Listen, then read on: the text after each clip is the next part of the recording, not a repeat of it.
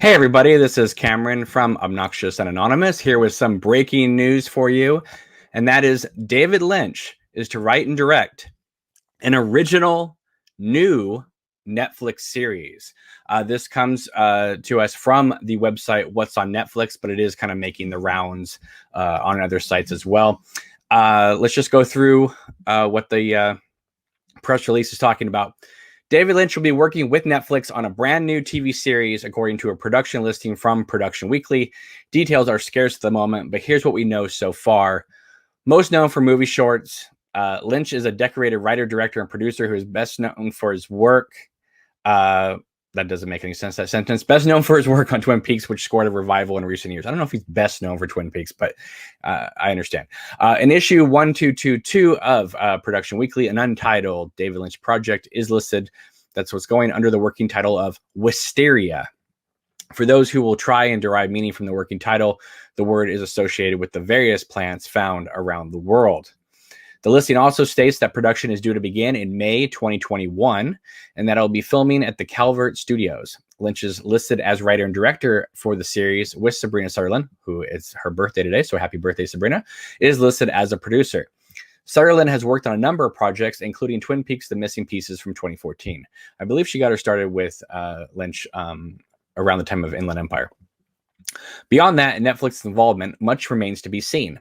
We technically aren't the first to report on a new show from David Lynch heading to Netflix. Back in April 2020, Lynch spoke about the possibility in an interview with The Hollywood Reporter, which was then picked up by Collider, that there were rumors surrounding him working on a Netflix show, but confined them to just rumors. He answered to the question of working on a secret TV project. There's all kinds of rumors. I've got a show called What Did Jack Do on Netflix right now. Not quite sure that's a show. It seemed like more of a short film, but it's a great show about a monkey. It's something you've got to see, and it will really help you in quarantine. As he alludes to, the famed creator has worked with Netflix in the past. 3 years ago, Netflix released Lynch's project, What Did Jack Do to the World? I thought we just discussed that.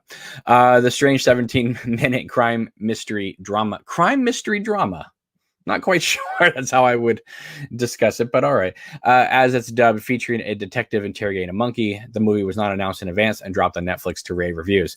Well, because that short was made 3 years prior to it even being shown on Netflix. That's why there wasn't any announcement. That's all we know for now. And suffice to say that none of this has been yet confirmed by Netflix themselves or David Lynch. Will keep you posted. Although, like I said, in the in Production Weekly, there is a notice saying that this is a production about to occur. So May 2021 is when they're going to start filming it, which obviously gives them plenty of time to work through whatever issues are going to come up with the current pandemic situation. And also, because they're going to be filming it in a studio, which is a controlled environment, they'll be able to social distance and all that kind of stuff. So that's good. Sabrina Sutherland, of course, is coming back as a producer, which makes sense. She's been working closely with him for over a decade now. So that's good news. Wisteria, of course, a lot of jokes out there about Desperate Housewives and all that because, they lived on Wisteria Lane. So this is exciting. I mean, does this bode well for another thing at Twin Peaks? Who knows? We don't even know what this thing's about. So this could be just, it says original Netflix series, but it could be a spinoff. It could just be another thing altogether. Who knows? Nobody knows what this thing's about, except that David Lynch is getting ready to not only write and direct it, but it's not a movie. It's a series. So we're looking at what do you think? 8-10 episodes, maybe?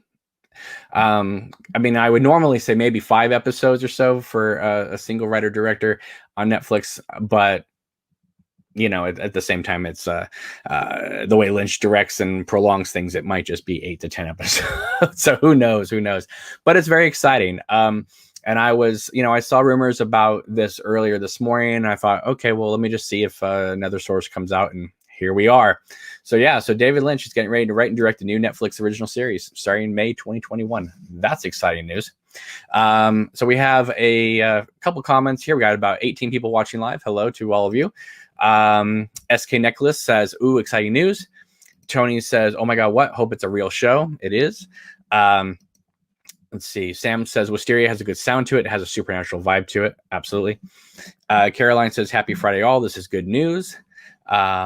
Yes, it's definitely great news. I'm really excited too because, even though the world is seemingly coming to an end every day, it appears, if you read, Twitter and news break, CNN and those kind of news outlets, there is good news happening out there in the world. David Lynch is getting ready to write and direct a new series. I'm in post-production on Queen of Hearts. Just personally, in this space, things are going as well as they can be right now. So that's fantastic. Carl says, will this be a story about the grown-up girl who lives down the Wisteria lane? It's very possible that this could be an Audrey Horne spinoff. It's possible. Who knows? I mean, nobody knows what this is about.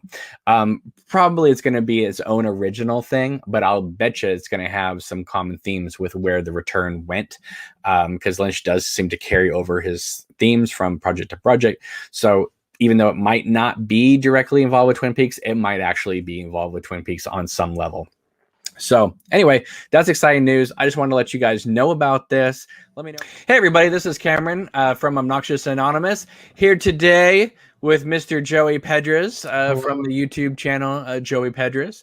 And we are here to discuss what all this news could be about in regards to this sort of announcement that David Lynch is making a new series for Netflix, that he's writing and directing a new series for Netflix, tentatively titled Wisteria, which of course makes everyone remember Wisteria Lane from Desperate Housewives, a show that Kyle MacLachlan started for a couple seasons. Joey, okay, the moment I heard this news, I sent it your way. Yep. And you responded right away with like a capital W, capital H, a capital A, and a capital T. What? We had heard things for a while, right? That Lynch was going to be working on something. We assumed it was going to be for Netflix because of we thought, well, that monkey movie can't be the only thing he's doing for them. We had heard things earlier this year that he was asking Laura Dern to shave her head for something. That both Laura Dern and Naomi Watts were seen together at the Netflix building. So that leads you to think, what exactly? Something's happening at Netflix. But I'm saying, like, you seem to be in the camp before we start recording. You kind of let on. You seem to be in the camp that you think that this isn't going to be necessarily an original series. You think this could very well be a Twin Peaks spinoff, because how do you get around CBS and Showtime? Well, Lynch and Frost do own the characters, but by not calling it Twin Peaks, they don't have to use that IP.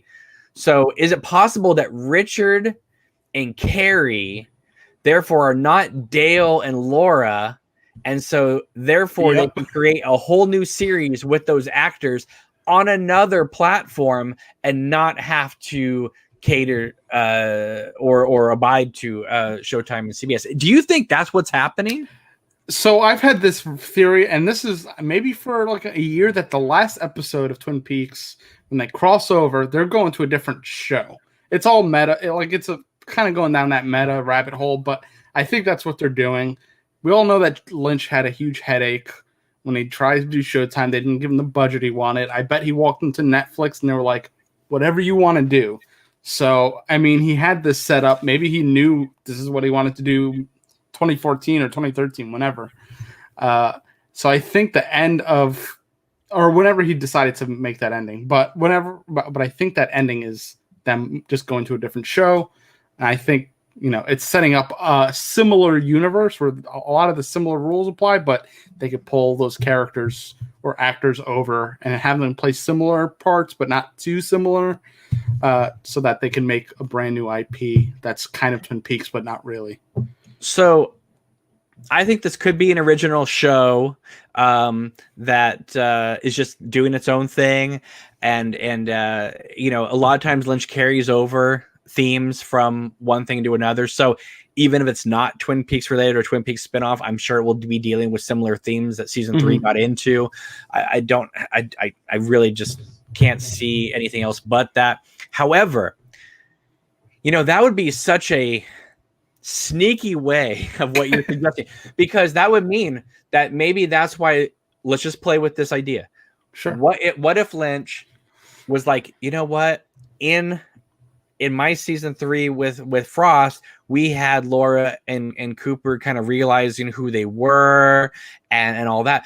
What if I just kind of take that away? What if Lynch purposely left them stranded in that environment so that he can literally, what you said, do his own thing with new names with those because Showtime, CBS, do they own the names Richard and Carrie Page? Carrie Page is the only one that might be like, I don't know, that might be Twin Peaks IP, but Richard and Linda, like, that's so vague that those are just names, popular names. And let's be honest here, Mike and Bobby have made lots of appearances in Lynch properties, right? Exactly. So you know what? Right now, I think that, okay, let me ask you this. Do you think Wisteria is the name, or do you think that it is sort of like a Blue Harvest kind of just filming title? I think it's a code name. Yeah, like a filming title. I find it hard to believe that Lynch would name his show after a street that was on an ABC TV show back in the day. Is it that hard to believe? Like, he's poking fun at it. ABC, Kyle's on Desperate Housewives, Wisteria Lane. It's a purple flower. I mean, you could say like Blue Rose. It's not that far of a walk. It's purple, but like, I will say this is the typical like overthinking when it comes to Lynch stuff. But I think they may even play a trick on us too, because if they cast Kyle, Naomi Watts, Laura Dern, and Cheryl Lee, and we hear that they're in it, I think the Twin Peaks fans are obviously going to go really excited. And then what if we find out that, no, he just brought everyone back to do something entirely different that's not even Twin Peaks related? That's a possibility too. Yeah. I mean, yeah, this is just my theory is just the theory. That's all it is. Probably wrong. Been wrong plenty of times. I'm not married to it. But it is interesting that I mean, it's like if he was going to do something with like Cooper and Laura, I would be like, well, how is Showtime and CBS going to be a part of this? Are they making a deal with Netflix? But yeah, if you're talking Richard, Carrie, Linda, you could pretty much do whatever you want because it's just, those are such random names. A whole new world. Yeah. It is literally a whole new world. So yeah, I mean, obviously this has not been officially said by Netflix, but it has come from so many reputable sources at this point that it's just a matter of time before it's said. And the time frame makes sense too, right? I mean, to May 2021 to start filming, that gives them plenty of time. Obviously, there's the pandemic, but the vaccine should be out by then. Hopefully, also, to be shooting in the same warehouses that they shot the Black Lodge stuff in season 3. That's a controlled environment where they can control the airflow, also keep people socially distanced. Lynch could be directing theoretically in another room while the actors are in the studio. It's at least Lynch is not like, it didn't say Lynch is going on location, did it? It said that he's going to be filming it in the studio. So this could be completely studio bound. And one thing that I thought of, and we haven't seen this yet, but what sparked in my mind, because the name Wisteria and Desperate Housewives and, like you said, new show and that type of thing, I was thinking, could this be, again, I haven't seen it, so I don't know, I'm just saying, just theoretically speaking, this could be to Twin Peaks what WandaVision is to Marvel. Like, this could be like a whole like 50 spin-off show that exists in the world, but it's something entirely different. I could totally see that. I mean, with the return, they gave themselves that sandbox, so they could go off, make any other show. It could be tangentially related, even just sort of with ideas, like you said. There's through lines and all the stuff with the same concepts and ideas and kind of metaphors and whatever. But yeah, I could see it being that kind of spin-off. So the most important question, of course, is: are you excited? Oh, I mean, I would be excited no matter what he was doing. The fact that he's doing something at all, especially with Netflix, which I feel like is going to give him all the room he wants, because Netflix does that with their directors, the people they really like. I mean, they just took Chappelle's show off of Netflix after Chappelle said, I'm not comfortable with that being on there. So I feel like when they pick their people, and they like really double down on it. So they seem to be, if they like you, they do what they can to appease you. If they don't like you, they just start canceling your shows. Yeah, it feels very old Hollywood with Netflix. Like, we like you, we're going to put you in everything, we're going to give you whatever you want. Like, it feels like that. I mean, look what they did with Scorsese and The Irishman. I mean, they gave him close to $160 million to make that film. So if they're giving Scorsese that much to make The Irishman, Lynch could probably command quite a bit of a budget for whatever he wants to do. And I sure hope he asks for it so that he doesn't have to. I want him to have the budget, but I also want him to have the time so he doesn't feel rushed. I think they probably learned, him and Sabrina probably learned a lot after this whole thing with Showtime, trying to get money for The Return. They're probably like, we're never doing that again. We want somebody that says, we're going to give you what you want, and that's it. And I think Netflix in 2020 is the place to do that. Do you think that, I mean, I know ABC and then Paramount and CBS and Showtime, I know they, Lynch Ross Productions owns Twin Peaks, but at the same time they had to, go through the networks and stuff that still was involved with Twin Peaks. Mm-hmm. Do you think there was a possibility before season 3 that they could have shopped it to Netflix to begin with? Because one of the things that I had heard was that Lynch and Frost weren't too keen on Netflix because Netflix wanted to drop it all the same day, and Lynch and Frost really wanted to have that weekly thing. Now, that doesn't seem to be the case anymore. Mandalorian's dropping an episode a week, right? Mm-hmm. So they don't have to drop this whole thing in one weekend. I mean, if season 3 had dropped in one weekend on Netflix, I don't know if we would have had the summer of 2017 like we did, because people would have just. It was a good year. It was, but I'm saying, like, people would have blown through it real quick and not really dissected it in the way that we all did, because we wouldn't have had that time. We would have just sat there for like a day and a half and just watched the whole thing straight through. Yeah, I think the temperament has actually changed. I think because of Mandalorian, people are realizing, oh, we like this gap. The binging and all that stuff is not. That's fun for some things, but that's not. I think people are getting over the binging of new shows. They like those conversations in between. I think we're just getting back to that. So I think the timing is pretty good for like timed releases, weekly releases, or however they want to do it. I think people really love it with The Mandalorian. I think they've done it with a couple other shows too. So I think, if that's the way they want to release the new stuff, I think Netflix is going to be like, yeah, sure. We know it works. The proof is there. So yeah, why not? Whatever you guys want, I think it ends up being. I'm actually for like any I think it depends on the series. Like whether you should binge it or whether. Sorry, my son is banging on the door. My wife should be getting him at any second. But okay, he's like. Mr. Oh my goodness. Okay. Anyway, he has a lot to say. I don't know. But my son always has a lot to say. I do think it depends on the show. Like some shows, Stranger Things, probably is a good thing to binge. And then there's other shows, like the kind of stuff that Lynch wants to do, maybe better week by week. I'm sure that is a stipulation in the Netflix contract. Let's do week by week, or maybe Lynch wants to just release it, maybe 2-hour episodes. I mean, we don't even know how many episodes this is all. I mean, chances are, if he's writing and directing the whole thing, a Netflix series is typically 10 episodes, 10 maybe 13-ish. Really, they go all the way to 13. I've seen 12. I think 10 is the standard, but right. So yeah, between 8 and 13, I guess. So that, I mean, it's exciting, and again, this idea that he wants to write and direct it all himself, which might explain this idea when he said he wasn't going to do anything for 3 years, because he's like, well, I want to write this whole thing. And it does take a while to write 13 hours of television, folks. Sure. It definitely does. He's doing it all by himself. Yeah.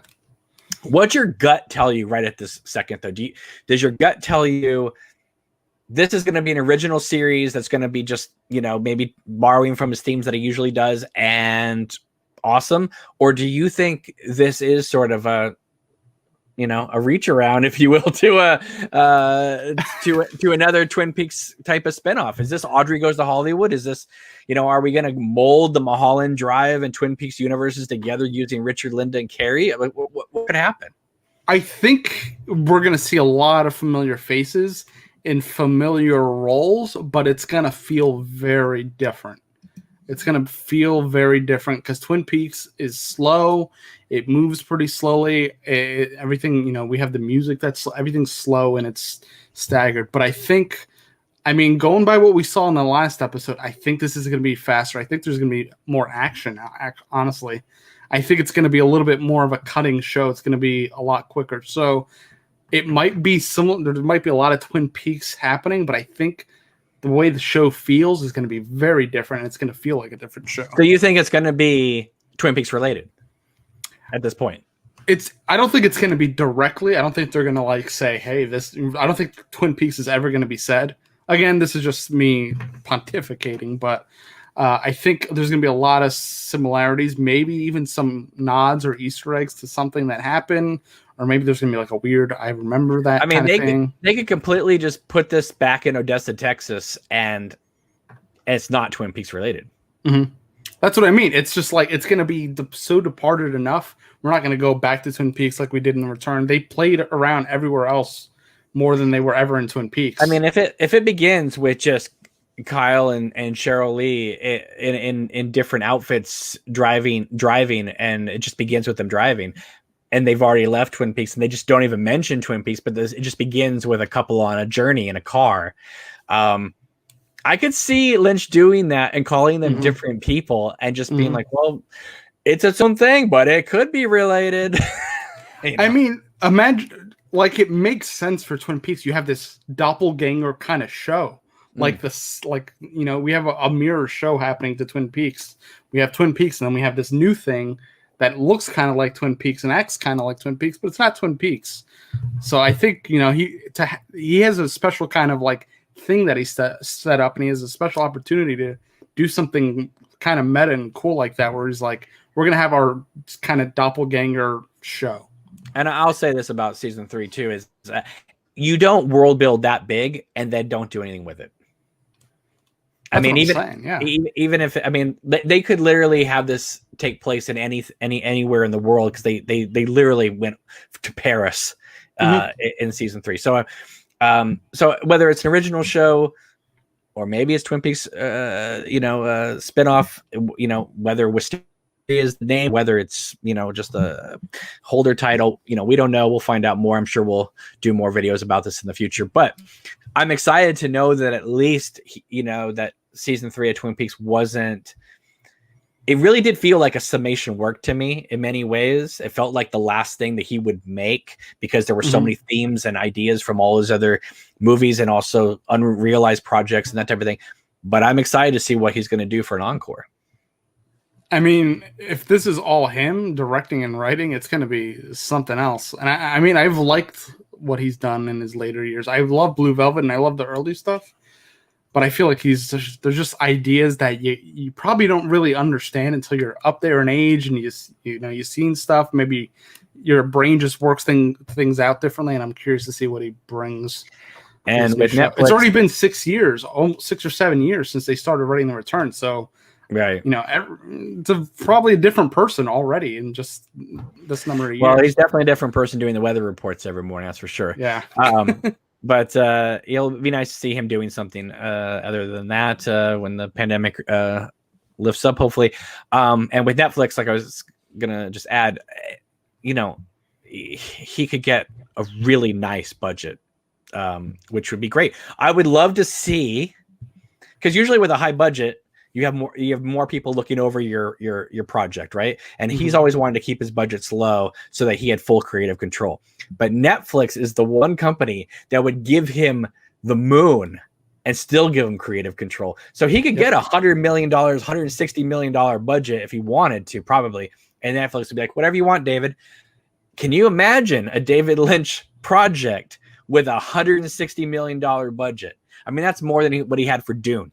And a full Netflix team at his disposal, editing team, VFX, sound, whatever he wants. Incredible. The sky is the limit, that's for sure. I'm really excited about that. So, Joey, thank you so much for hopping on here real quick. Hey, everybody, this is Cameron from Obnoxious Anonymous, and I am joined by Mr. James from the Twin Peaks Coffee Time Facebook, YouTube channel. How's it going, James? I'm all right, thanks. I'm up at a late hour due to just spending my time a bit strangely. But I don't have time to inquire, unfortunately. But let's get to the topic of discussion, which is yesterday it came out that it hasn't been officially confirmed by Netflix, but it looks like it's pretty much a sure thing that David Lynch is going to be writing and directing a series for them starting in May 2021. They're going to start filming. Right now, the rumor says 25 episodes budgeted at $85 million, which is surprising to me. Not the budget, but the amount of episodes, because I've never seen Netflix greenlight anything for 25 episodes, nor can I see David Lynch, even though he is a workaholic, going in and directing 25 straight episodes. I mean, what do you think? Do you think that's just a little rumor, or do you think that's a probability? well, I assume that comes from somebody on Reddit or something, because I don't really understand how anyone would have access to that level of stuff. And there are definitely people out there who relish the opportunity to just spin a yarn about anything related to Lynch. And, people will do this for whoever else out there. But, I don't believe that. That just how can anybody know the potential budget or even the potential number of episodes when, for instance, The Return just went from 9 to 18 unpredictably, and so it just seems, I don't believe it. Maybe this will go 25 to 50 episodes. Yeah, I would extremely. I find that it would be just totally implausible. I mean, if it was a collaborative effort, then I would say that's great. But otherwise, it's just. Now, someone did reach out to Mark Frost and said, "Are you involved?" And he said, "No, I'm not involved at all." So people started contacting me saying, "Well, there goes, dispels the whole, Twin Peaks spinoff, Twin Peaks season 4 idea," which I would say, well, you know what? You never know, because Mark Frost did sit out on Fire Walk with me, so who knows? Joey last night, his idea was, if you have characters named Richard, Linda, and Carrie Page, and they're in some sort of alternate world, then theoretically that doesn't have to be Twin Peaks anyway, but it could be just like spinning it off, just like Audrey Goes to Hollywood became Mulholland Drive and that type of thing. Do you think that Wisteria is just a code name for what it is, or do you think that's what it is? And if so, do you think it's just another Lynch idea, like that Antelope movie he was wanting to do, or do you think it is in the Twin Peaks universe? What does your gut tell you right now? I would say more likely going to be a series extension on the Antelope script, but also, it's been mentioned that the episodes are going to be standalone, so that would make that even more plausible. As in, it's just basically a series of different stories that Lynch has got. And it could, you never know, it might be as successful as Hotel Room. So someone did mention Hotel Room earlier today. And do you remember before season 3 came out? And I have no idea where this even came from. Maybe, maybe it was Showtime, maybe it was on Reddit, who knows? But remember there was that story that went out before season 3 that you could theoretically watch any episode of season 3 in any order, and it didn't matter. And that made us think, well, wait a minute, is each one going to be a closed off kind of story? I don't see how you can do that with season 3. I don't think you can really watch episode 7 and then 14 and then 3 and that type of thing. But well, you could probably still enjoy them just as much doing that, because there's no real through story throughout them all, really. I mean, so to say that this could be somehow inspired or a spin-off from Twin Peaks, this Wisteria project, I think that is just as plausible as somebody suggesting that Twin Peaks: The Return was a spin-off of Twin Peaks, which essentially it is. I mean, I don't classify Twin Peaks: The Return as full-on the real Twin Peaks, which is why I've put up a new, picture and renamed the channel as Comeback Twin Peaks. So, but that, I think that this was very much a genuine effort on Lynch's part to steer Twin Peaks away from its,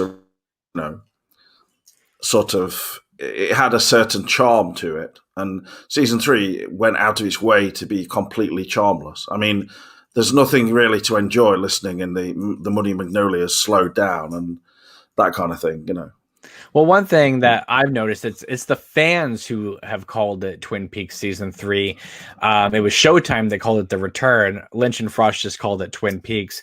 But the fact is that they never, even when you get the ZDA box set or anything like that, it never says Twin Peaks season 3. It always says Twin Peaks The Return or Twin Peaks, which lends you to believe that even they look at it as part of the world, but its own thing. It's a limited event series, but I mean, if you just look at it, just as a matter of fact, I mean, it quite clearly is not. It's not a continuation of where season 2 ended, is it? In terms of its 25 overall approach, and I know, but even if it's 25 years later, you still would accept that it would pick up things that were left hanging or carry on a same mood, but it's just a complete departure. So I see it as being sort of like it's like a severed limb or something. Well, aptly enough. Well, I think that Wisteria, even if it's not affiliated with Twin Peaks, I think it will continue the themes that season 3 delved in, because if you look at the themes of season 3, they're the themes of Lost Highway, Mulholland Drive, Inland Empire. I mean, they've just and Twin Peaks. I mean, he's just been carrying these themes and these doppelgangers with them for 25 years. So even if Wisteria is part of the Antelope story or whatever it is, I think the themes of Lynch will continue. More specifically, the themes of Inland Empire, I hope. And when you say themes, I think that's giving Lynch like a bit too much credit, like it as if he's Hitchcock or something. I mean, and one thing that worries me about Wisteria is the fact that it's only Lynch writing it. So I do feel worried and also excited about the prospect of this. In some ways, I will say, he did write Blue Velvet and Mulholland Drive by himself, and those are great scripts, don't you think? Blue Velvet, yes. Mulholland Drive, no. I think Mulholland Drive is basically just a series of it's all shoved together, the same as Twin Peaks: The Return. I think Mulholland Drive. I don't feel like Lynch's heart was in it. Honestly, I feel like his heart was in Blue Velvet.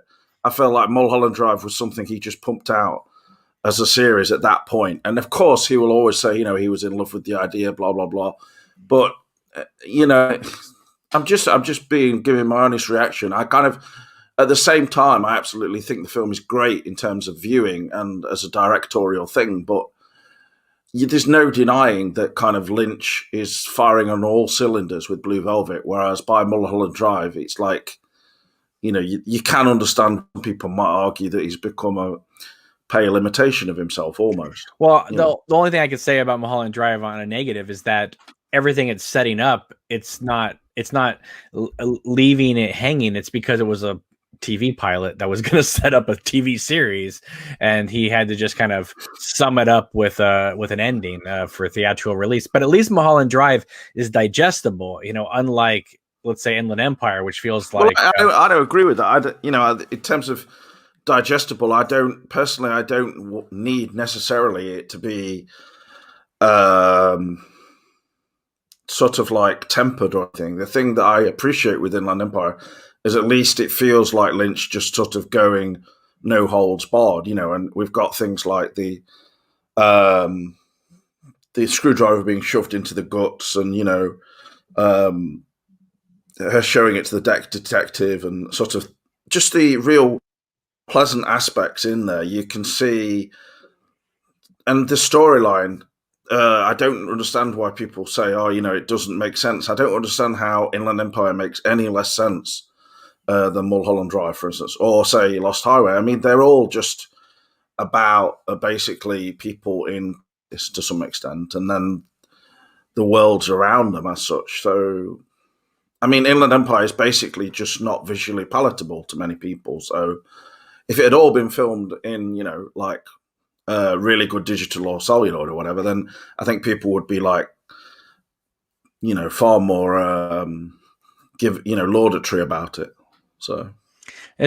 Perhaps, I mean, the visual aesthetic does kind of pull people out. And it's very repetitive. I mean, it showcases when Lynch is sort of like basically just, there is an element of him just spinning his wheels. And I mean, I don't come down on the Jennifer Lynch saying it's his worst film. I consider she's saying that due to various personal reasons, especially like, she said about his, wife or wife-to-be at that time, his bimbo, she described her as one time I read online somewhere. And, she was very much a part of that film. So I think she saw it as just being self-indulgent, probably. And I just hope that, say, with Wisteria, it's completely not self-indulgent. But do you think Wisteria has a nod to, let's say, Wisteria Lane and Desperate Housewives, where Kyle MacLachlan did star in that show for a couple seasons? I mean, do you think he's going to try and do sort of a Desperate Housewives type of show where it is sort of, the beauty of the surface and then the darkness underneath again? Is he going to try and do that kind of neighborhood type of thing? That would be basically him trying to just remake Twin Peaks for Netflix, right? Well, what's wrong with that? I'm sure they'd be all. Well, if he did it on his own, writing on his own, I would be worried because it would essentially end up being,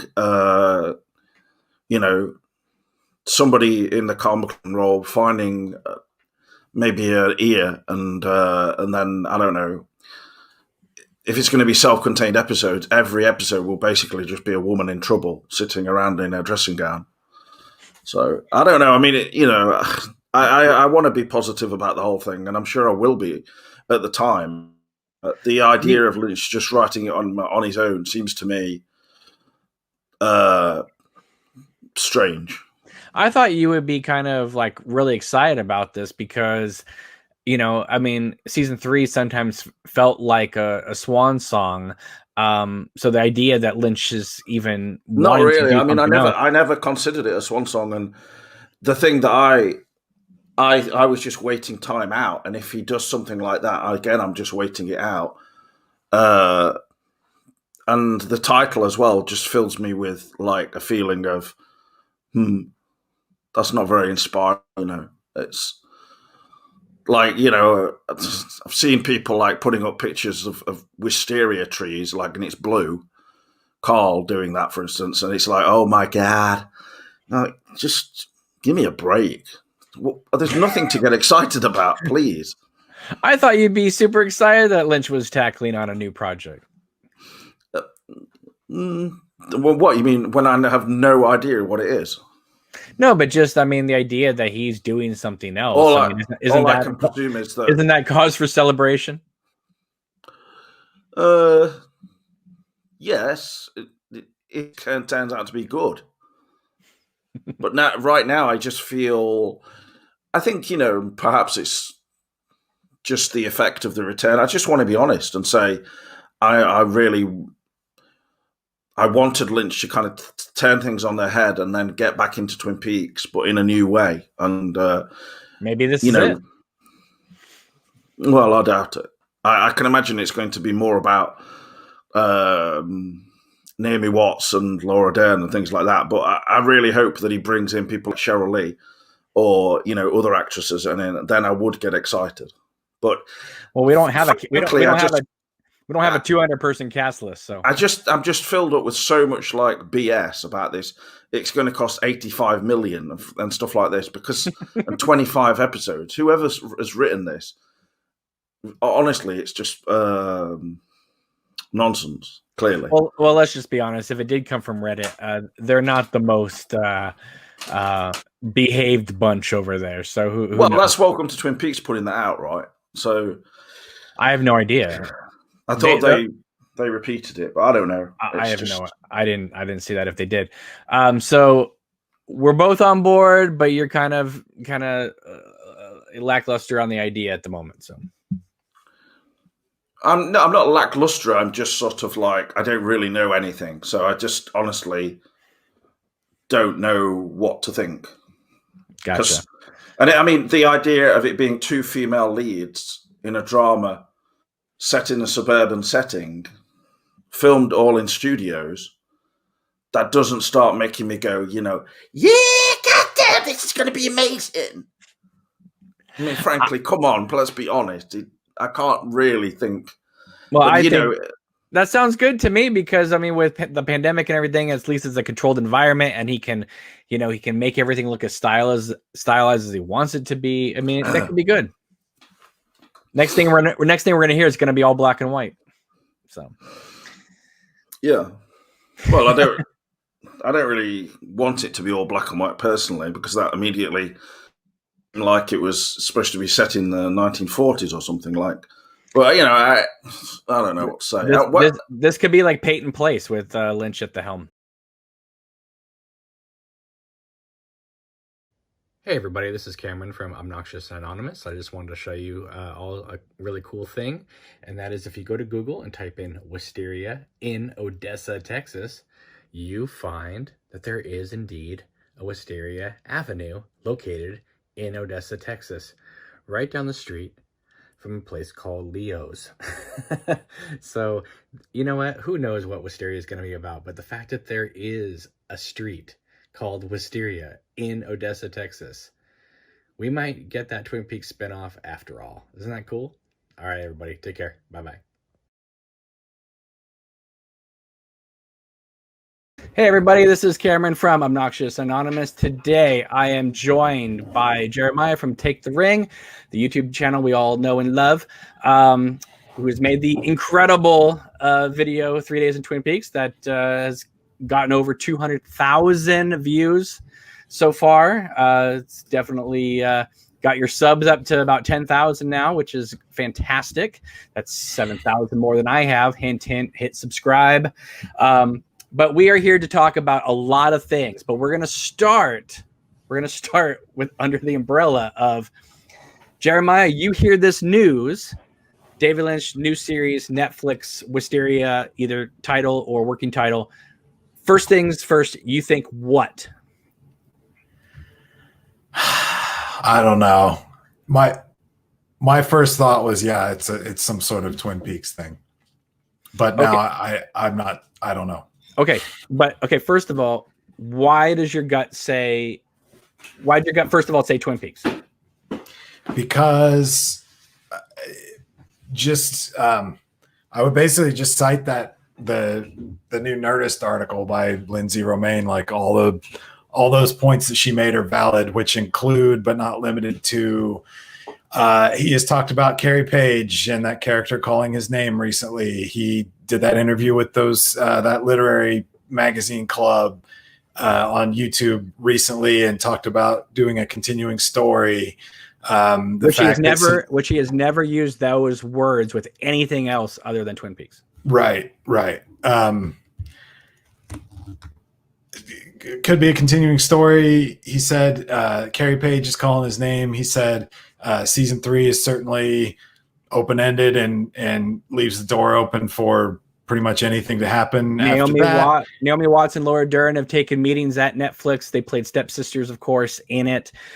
Joey and I, of course, have speculated that if you don't name them Cooper, Laura, and Diane, but Richard, Carrie, and Linda, that opens up more doors. It doesn't have to take place in Twin Peaks. They spent so much time in season 3 world building. It could happen anywhere. This could be anything. Kyle MacLachlan's constantly promoting himself as Agent Cooper almost every day on Twitter and Instagram. Him and Laura Dern constantly meeting with David Lynch for these like pictures of them hanging out at each other's houses and things like that. Right? And but here's where, and I'm with you. I think that this does take place in the Twin Peaks universe when this is all said and done, even if it's just a casual reference. Here's some things that some people have said.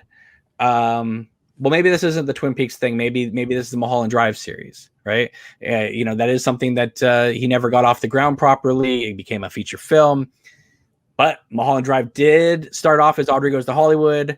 So that is still one foot in the Twin Peaks universe. Theoretically, it could interlink. In fact, a lot of people did think when they saw season 3 that he was going to bring in Mulholland Drive at some point and have almost Janie E and Diane kind of cross or something like that. That's certainly a possibility. Then there's the other people out there saying, well, Mark Frost has said twice he's not involved. He's confirmed he's not involved. So that right there makes it not Twin Peaks. But I would push back and say, then what was Fire Walk with Me? Because Mark Frost is not involved in that either. And if it's dealing with Richard, Carrie, and Linda or something like that, Frost doesn't have to be involved because that could be Lynch's own thing, which is something they really brought up about when the Mark Frost books were coming out, where Sabrina would say, well, that's Mark Frost's version of Twin Peaks, not David Lynch's version of Twin Peaks. So maybe Frost kind of wrapped it up a little bit with the final dossier and all that. And Lynch is like, no, I'm going this way with Carrie, Richard, and Linda. I mean, anything's possible. This doesn't have to be Twin Peaks related. It could be a totally original idea. However, someone did bring up the fact of that would Netflix give David Lynch a blank check basically to make whatever he wanted just because they want to be in the business of David Lynch? Or would it have to come with the, hey, it's affiliated with Twin Peaks, Mulholland Drive or something like that, just so that they can, help market it a little bit? And then Showtime, who's already made deals with Netflix because they're airing seasons 1 and 2 of Twin Peaks always, that maybe Showtime says, you know what, go to Netflix, get your money. We'll do the marketing. We'll get the store going. We'll get we'll take care of the merch. But you found something online having to do with David Lynch and Mark Frost, and I want you to bring that up to everyone's attention. Yeah, my buddy, friend, acquaintance, Fake Colossal on Twitter, right before we went live, found this, and I'll just read it to you. It's says, this is not my area of expertise, but it appears that as of a California state filing made earlier this year, David Lynch has been made the sole corporate officer of Twin Peaks Productions Incorporated. Previously, the officer positions had been split between Mark Frost and Lynch, and then he's got the actual filings, and it does show that he's the basically he's every officer pretty much, like president, secretary, that kind of thing. So when Mark Frost says he's not involved, it might just be he's not legally involved anymore, right? Well, yeah. And and then this is a thread. He said, I'd caution reading too much into this, in part because another Lynch Frost TP production company, Rancho Rosa Partnership, made its own California state filing just a couple weeks after the Twin Peaks Productions one in March of this year, and it still has Frost and Lynch sharing an officer position. So Rancho Rosa is still a thing, right? And they are both officers in that position. All right. And then, so he says,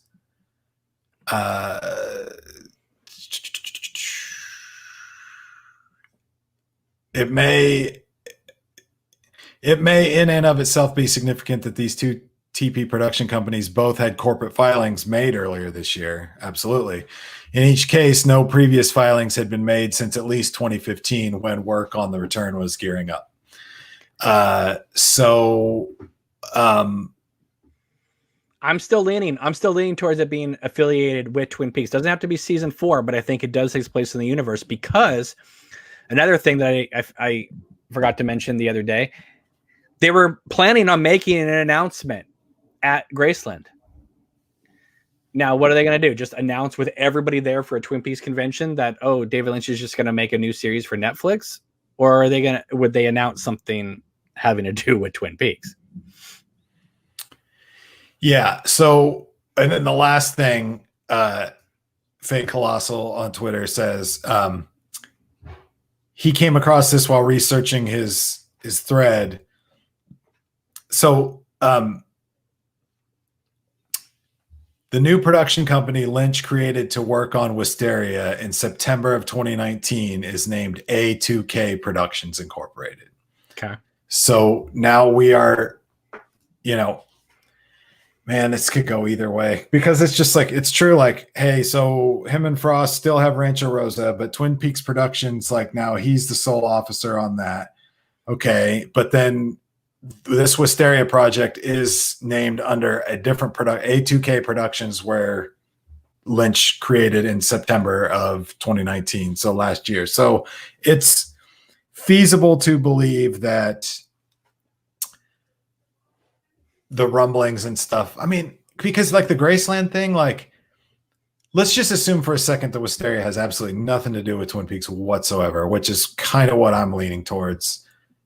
Just because I can't imagine a Twin Peaks thing and Mark Frost not being involved. But what about Fire Walk with Me?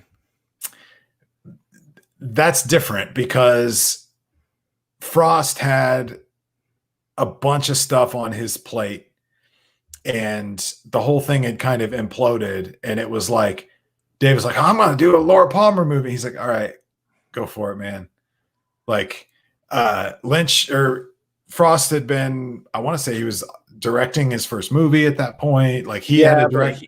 But he didn't want to go backwards. That was his whole thing. I don't want to go back. Well, there's that too. It's like, one, I don't want to go back. Two, you know, like, I mean, according to his book and lots of other places, lots of other people, you know, Lynch really wasn't around too much. Like he'd show up and direct an episode and it would blow everyone's minds or whatever. But the actual people running the show day to day was not David Lynch. It was Frost and Harley Payton and Bob Ingalls and stuff. Right. So like, and basically like it, I mean, I could be totally wrong. Obviously Lynch had to okay it, but it's my understanding that Frost is the one that initiated the return.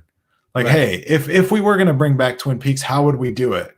And like, he did a lot of the heavy lifting at the very beginning to convince David to start writing it with him.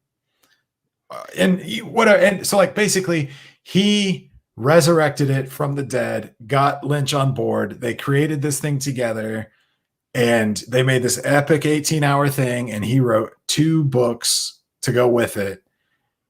And so what, like 2 years later, he's not going to be involved with it.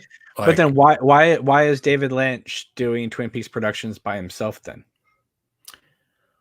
Well, that's weird. Yeah, I don't know why. I mean, I could be like, I'm wrong about everything, so it doesn't really matter what I say. But yeah. I part of but it is intriguing. I'm literally I'm 50-50 on the whole thing. I mean, on one hand, it makes total sense that this is a Odessa, Wisteria, Carrie Page, and I've been saying, you know, you and I have been talking for a couple of years now. If any new Twin Peaks happens, in my idea would be a Carrie Page centric Odessa world kind of like alternate universe spinoff. I was thinking more of like a movie, but this is like 25 episodes. Are we really gonna have 25 hours with Laura Dern and Naomi Watts walking around the desert? Hey, they never crossed back over. They just drove to Twin Peaks. Right? Yeah. So they could still literally be in that world, and but like I said, it doesn't have to take place in Twin Peaks. They already stopped at the Palmer house. Well, they can go somewhere else now, and then Lynch isn't followed around by people. You know, like, oh, you're filming in Twin Peaks. They could be anywhere. He could, you know, they could go to Europe and shoot, and or what it seems like they're going to do this entirely in-house in a studio, so they can be socially distanced and that type of thing. And also, it's the same studio he shot all the season 3 stuff in, the Black Lodge and that type of thing. So it's like he knows that studio. He knows it's secure. He knows there's no leaks coming out. And if you shoot all in studio, you can keep everything, you know, top secret, and which is what he obviously likes to do. Now, you mentioned the Nerdist article, which I found quite amusing because it seemed like that Nerdist article had like watched your video, or at least a few of them. But right. A mutual viewer of ours, Ryan Camp, who has a YouTube channel with 25,000 subs, by the way, so good for him. He's an independent filmmaker. Check out his. He has wonderful tutorials about how to do films and stuff. But anyway, he retweeted the Nerdist article saying, when this kind of fire starts, it's very hard to put out, right? This classic line from the Log Lady and Fire Walk with Me. But it really got me thinking, and this is something I brought up to you. Okay. We all know this is going to go into different filmmakers for a second. We all know George Lucas and Coppola, right? And Lucas had made THX 1138, and then Coppola dared him to make American Graffiti, like, hey, make a nice movie. So he did. And then George Lucas made Star Wars, and Coppola thought, well, that's awesome. He made this movie Star Wars. It's great. But Coppola has gone on record saying that he always felt that Star Wars was like the tomb that happened to George Lucas, that once he created it, he didn't go on to do other things. I mean, he did Howard the Duck and Radioland Murders and that type of stuff. But Star Wars became the thing that Lucas is involved with. And Lucas has even said it never meant for it to become his life. It just did. So, you have Twin Peaks, Lynch is involved, then he's not involved, but then he comes back in a big bad way for the finale. And then, of course, Fire Walk With Me. Fire Walk With Me doesn't do well. So then he goes off, makes Lost Highways, Straight Story, Mulholland Drive, that, Inland Empire. But around 2000, he says, Twin Peaks is dead's door now, right? So he completely writes it off, says, forget it, I'm walking away. Like you said, Frost comes back and says, hey, let's get this thing going. I've been to the USC screenings. They seem to be a big hit. The Gold Box is doing well. It's on Netflix. The streaming numbers are through the roof. Let's get this going, There were all these rumors on Ain't It Cool News that they were going to bring it back on NBC, which kind of was like ridiculous. And then maybe they'll bring it back to ABC, but no, Nevins is now over at Showtime, so that made sense. The dude's Showtime instead of Netflix, blah, blah, blah. Okay, that being said, when we saw season 3, whether you liked it, didn't like it, whatever, it did feel like Twin Peaks, but it also felt like Lynch and Frost were able to squeeze in a lot of stories and things that they were thinking about for other films that they both wanted to do either collectively or individually, and we're able to work them in. There's a lot of Ronnie Rocket in there. There's a lot of, Goddess, and there's a lot of stuff in there from all their stuff. So I always thought that was a great vehicle of like, hey, let's do Twin Peaks, but also let's kind of throw in a bunch of other stuff. And it also felt like, to me, I know other people disagree, it did kind of feel like a Lynch retrospective, like a summation work, like I don't know if I'm going to make something else again. Here's like everything I do well all in one thing. Okay. So Ryan's comment, when this fire starts, is very hard to put out, made me think, is Lynch in a position now? No, don't get me wrong. We love Lynch. So this isn't a knock against him. I'm just asking. Is Netflix like you can do what you want because we want to be in the business with great filmmakers, but we need to make sure that people are definitely going to watch it. So is Lynch out of necessity being forced to do Twin Peaks because that's a marketable thing? That's what his name is at this moment. But he also knows it's so big, it's so vast that he can tell whatever story within it and doesn't have to be stuck with Agent Cooper solving mysteries in Twin Peaks, right? He's opened it up so big. So I guess my question to you is Lynch now in a position where he's now stuck having to do Twin Peaks like Lucas got stuck having to do Star Wars because that's what's marketable and brandable for him? But unlike Star Wars, even though I don't mind the prequels, but unlike Star Wars, Lynch has opened it up so wide that he doesn't even have to call it Twin Peaks, but have it still take place in the Twin Peaks world. So I guess my question is Lynch forever stuck now in the Twin Peaks universe in order to get proper financing? But has he also kind of been sly about it where he can basically just tell whatever story he wants and it's just, doesn't have to be Twin Peaks in Twin Peaks? Do you think Lynch is, let's just start with there. Do you think Lynch is stuck? And I say stuck because we all want to be stuck in this kind of position. Do you think Lynch is stuck in a situation where he has to do something in a Twin Peaks or Mulholland Drive type of universe to get the financiers, ready to write those big checks? That's a good question. 85 million is a big amount if that's what is true. And so you've heard that? I've heard 85 million, 25 episodes. Yeah. Yeah, that's a lot of money. That's probably the most money he's ever seen. Well, adjusted for inflation, I don't know what Dune would be. Well, yeah. Sorry. Yeah. But I mean, certainly within the last 20 years. It certainly is more than Inland Empire. Yeah. I don't know. On one hand, I don't think so, because like he is the universe. Like it doesn't matter if it makes sense in Twin Peaks' universe. Like all of his work is arguably connected anyway. Sure. Like, is that maybe that's just like the fan in me that like sees it all that way. But it's like all there. But like you and I always talk about, or you at least bring up a lot, like we don't know any of the Showtime numbers. Like is Twin Peaks this thing that's so huge? Like I don't, no one at my job, I work at a company with 400 people and there's like maybe 2 that even know the show, right? I mean, not 400, like a lot of people, lots and lots of people. Right, and like, I can tell you, I'm probably the only guy that watches the show, like religiously. Maybe a couple other people have seen it, but like, like we always talk about, like it's a super, super, super, super niche thing, niche thing. And he is too. The difference is like, it's, Lynch is kind of like a lot of bands that I like, or a lot of whatever, you know. I mean, Kubrick, like he's seen as a Kubrick or a Scorsese, but like Scorsese's had like huge movies, like huge, and Lynch has had decent movies that like he's respected as an artist, not by his commercial success. I don't think. I mean, we've talked about it's like what 25% of his movies have actually made money. Yeah, it's because like initially made money, but he has a brand. He has everyone, film students to hipsters to major film critics to actors, producers, people that actually make the stuff like him. You know, like enough of a lot of different people respect his work that it doesn't necessarily matter how much, but maybe like that Jack, what did Jack do? Right. Maybe that was big. I'm sure it was. It was on the front of everybody's Netflix when they signed up, or you know. Well, yeah. So it's like, well, we had X amount of people, and Netflix, and again, like you always say, you want to see the Showtime numbers, and Netflix, like, I mean,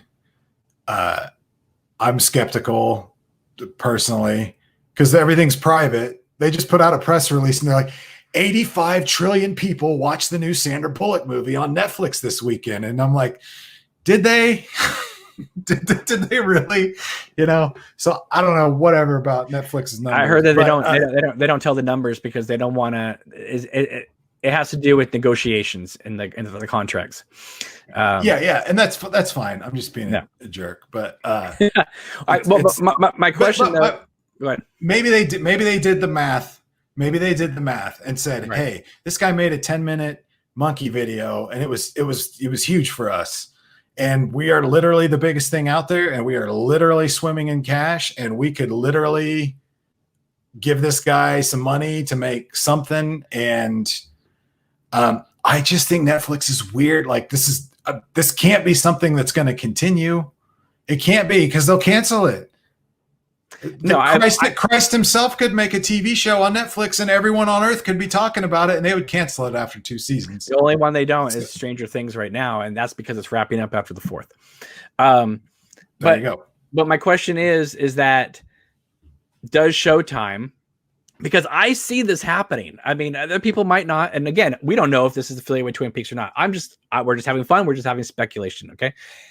I can totally see Showtime saying, you know what? We're not doing great, but we're not doing terrible with the store. Twin Peaks is actually doing better for us with merch than it does with playing on our site. Okay. Because now with the Blu-rays out, everyone's got it. No one's subscribed to Showtime.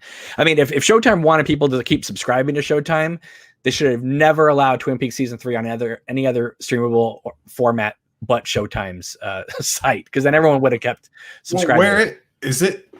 Can you watch it on Amazon and stuff now? You can watch it on Vudu, which is okay. You can buy. You can watch it on Amazon, Prime, that type of thing. You can obviously you can own the Blu-rays like 5 times over by now. And Criterion apparently is going to put out season 3 again. You know what? Yeah. They put out a little tease about it. So it's like, oh my god, do I have to buy this thing again?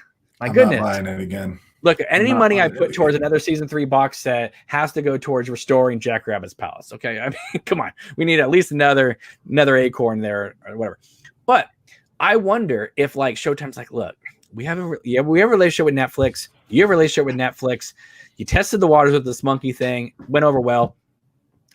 Look, Netflix. Scorsese walked into Netflix, got $165 million, probably $200 million to do Irishman. Okay. Yeah. I mean, without even really showing them a script, they went Scorsese, De Niro, Pesci. Oh, okay, here we go. You know, Right. But if Lynch walks in there and says, "Listen, I got Colin McLaughlin, Naomi Watts, Laura Dern, we're all going to come back," and Showtime says, "You know what?" Because like when James Cameron made Titanic, Paramount was like, "Oh no, we don't want to." Or no, it was like I think it was 20th Century Fox. Or one of them. I think Fox did Titanic. No, it was both of them. It was both of them though. But whatever one he went to first, they brought in another studio because they didn't want to be stuck with that with the bill. With the bill. They said, "Listen, we'll bring in another studio, and you can handle it that way." So I think Showtime is like, look, Lynch made such a stink about low money, no schedule, the tight schedule. I'm never doing this again. I mean, they shouldn't have put that stuff on the Blu-rays, but they did. Why did they put that on the Blu-ray? Because they wanted to make Showtime look kind of bad. You know what I mean? Like, you don't include that stuff. There's a lot of stuff they shoot behind the scenes for makings of it. They don't include it all, but they purposely made like 5 or 6 clips of Lynch complain about that on that first Blu-ray set. So I'm thinking Netflix like, look, you go Netflix, you get your money. They'll let you take your time. They'll either let you drop it as a binge or do it as a 1 episode thing, but we're getting the merch. And I think that's probably the deal they did. So they're going to do Wisteria merch or just because it's going to tie into Twin Peaks. It's going to tie into Twin Peaks. Yeah. That's just my feeling. Because if Lynch walks in and says, "Look, I want to just do this original thing," Netflix is crazy that way. They would just write him a blank check. That is possible. Yeah. But if he walked in and said, "I want to do something that takes place in the Twin Peaks universe," or "I want to do something that takes place in the Mulholland Drive universe," that's going to make them write that check even quicker. Yeah, that's true. I don't know, man. I mean, who knows? Who knows? I'm just saying, from Netflix's point of view, because of their tie-in with Showtime already, because they're already streaming seasons 1 and 2 of Twin Peaks, they already have contracts with CBS, Showtime, and Lynch Frost Productions, or now Lynch Productions. So I mean, anything's possible. But the thing is, though, there's nothing right now anyone could tell me for sure that it's not Twin Peaks. Yeah, I agree. I've been going back and forth. That's why I haven't done a video about it. And like I've decided if it, whatever it is for my channel, since my channel is, I mean, other than the short films and the monkey film, like I'm going to do episode breakdowns or something when it comes out. Like I'll do something, right? But I've literally been just back and forth every day. It's like, well, maybe this is Twin Peaks. Maybe it's not. Well, maybe it is. And then but again, I say it all the time. And, I love David Lynch. Biggest film cinematic influence on my life, probably for sure. Favorite director, probably for sure. But man, dude, like who would get, we always complain about people complain about season 3 being too long and like 18 episodes, and it should have been 9, and it could have trimmed the fat and it could have been shorter, or maybe 18 episodes, but they should have been a half an hour long, or whatever. Like Netflix just signed David Lynch like 25 episodes, man. This is like this is like some crazy like artist that puts out like the best album ever, and then the record company says, "All right, you got to give us another record." And he's like, "I'm going to do a 2.5 hour, a double disc album that's like 3 hours long. And it's going to be dense and weird. And like, no one's going to like it, but that's okay, because it's going to be genius." And that's what the return was. And now another record company is going to give this, "Hey, so you want to do another record?" And he's like, "Triple album, dude. 3 disc, 5 vinyls, 3 discs, and I'm gonna do soundscapes. It's like Netflix either has so much money that they don't know what to do with. Like, who would give David Lynch that much money, 25 episodes? I was like, hey man, like let the guy do like a Carrie Page spin-off movie. That'll be cool or whatever. But it's like, if this is another Twin Peaks or Twin Peaks related, this is going to like double the you know what I mean? Like, this is as much content as like the entire original series. Almost. Like, so like, when I can't, like, what story has he cooked up in 2.5 years? What is this going to be about that necessitates, like, is he writing it all too? Do we know that? Yeah. That's right. That's what I thought. He's writing and directing the entire thing. But remember, he also this is going to be nuts. This is going to be nuts, no matter what it is. But remember, he said at the end of season 3, he said, if there is more Twin Peaks, it would take me 3 years to get it together. Right? Yeah, and it's been about 3. It's 3 years, and we're not even counting the pandemic at this moment. But remember, at the beginning of episode 17, there's that funny throwaway joke in there about Gordon Cole still being able to, I can't believe it, I'm not I still got it where it counts, that type of thing, right? Yeah. That to me is like, when I hear 25 episodes, I'm like, Lynch, what are you doing? Right? I get it if you want to do like 8 episodes, 10 episodes or whatever, like that's even a lot right now. I thought maybe a 2-hour, 3-hour movie or something like that, that'd be cool.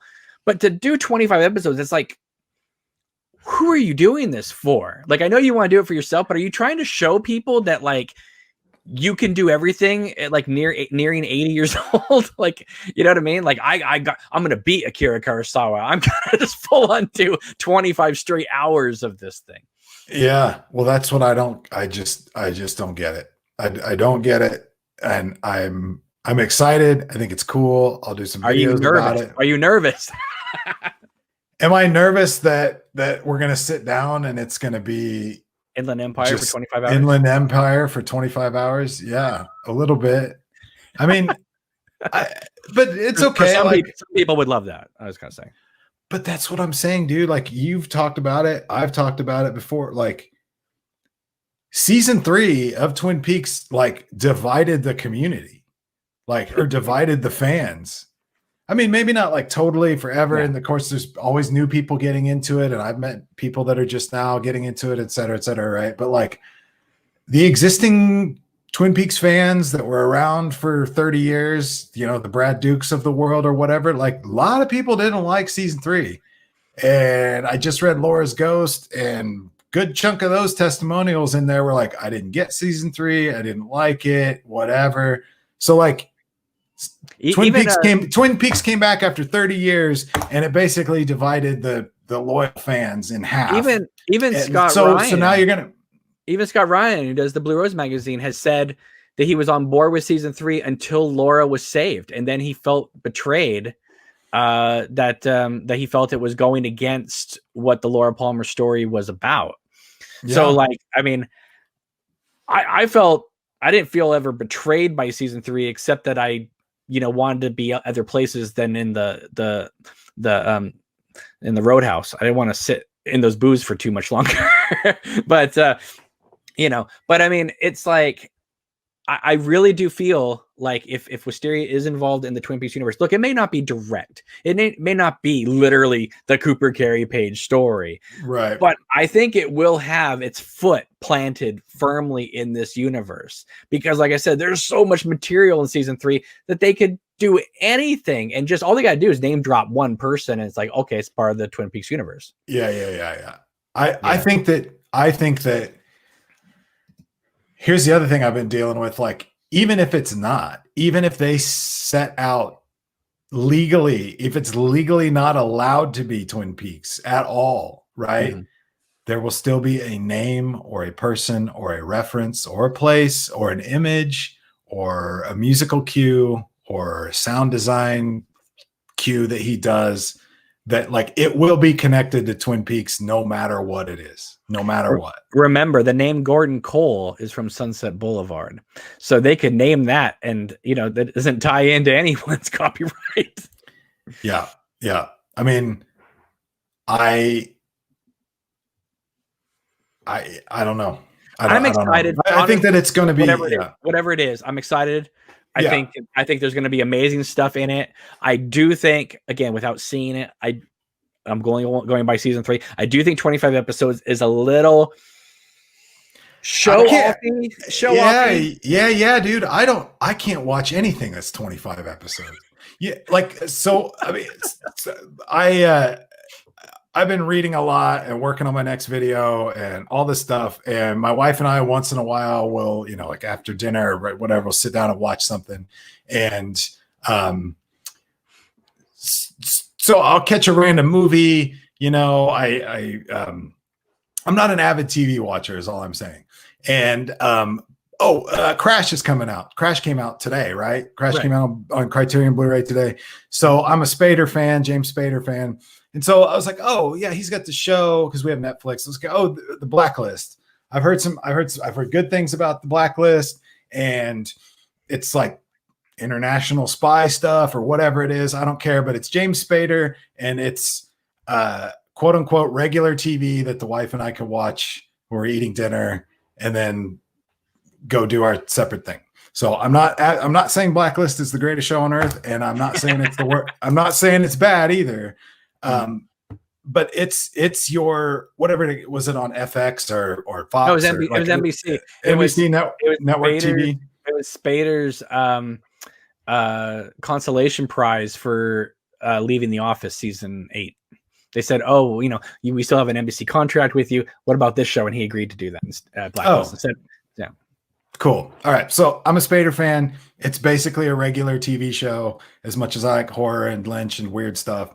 So I'm watching this regular TV show, and I was like, we're watching like this really cool episode happens like around like episode 10. And I'm thinking, oh, well, this must be like season finale or something, because there's like some serious money and whatever going on in this episode. This must be a season finale.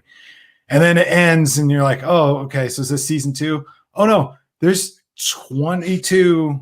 Like, this is a standard network TV show. That's 22 episodes. And I instantly was like, oh my God, there's 7 seasons of this. Right. 7 seasons of the Blacklist at 22 episodes a pop. Like, we're going to finish this first season, then we're going to see, like even stuff that I'm into it. I like Spader, and it doesn't insult my intelligence. The show doesn't much, a little bit.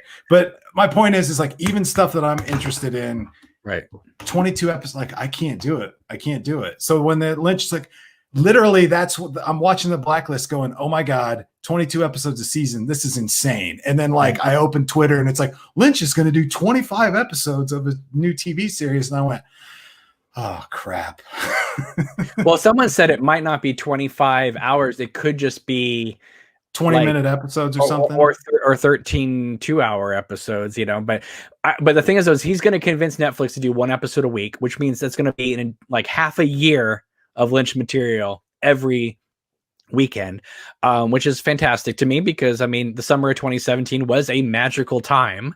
Yeah, absolutely. And I kept thinking like, what if season 3, I know some people would have loved it, but like, what if season 3 had been, made for Netflix and just been dropped in one day?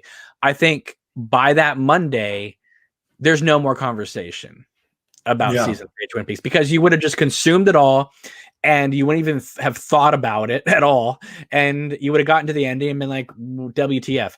Whereas by spacing it out once a week, it brought back the conversation. Yeah, and you can see that with The Mandalorian, with Disney Plus.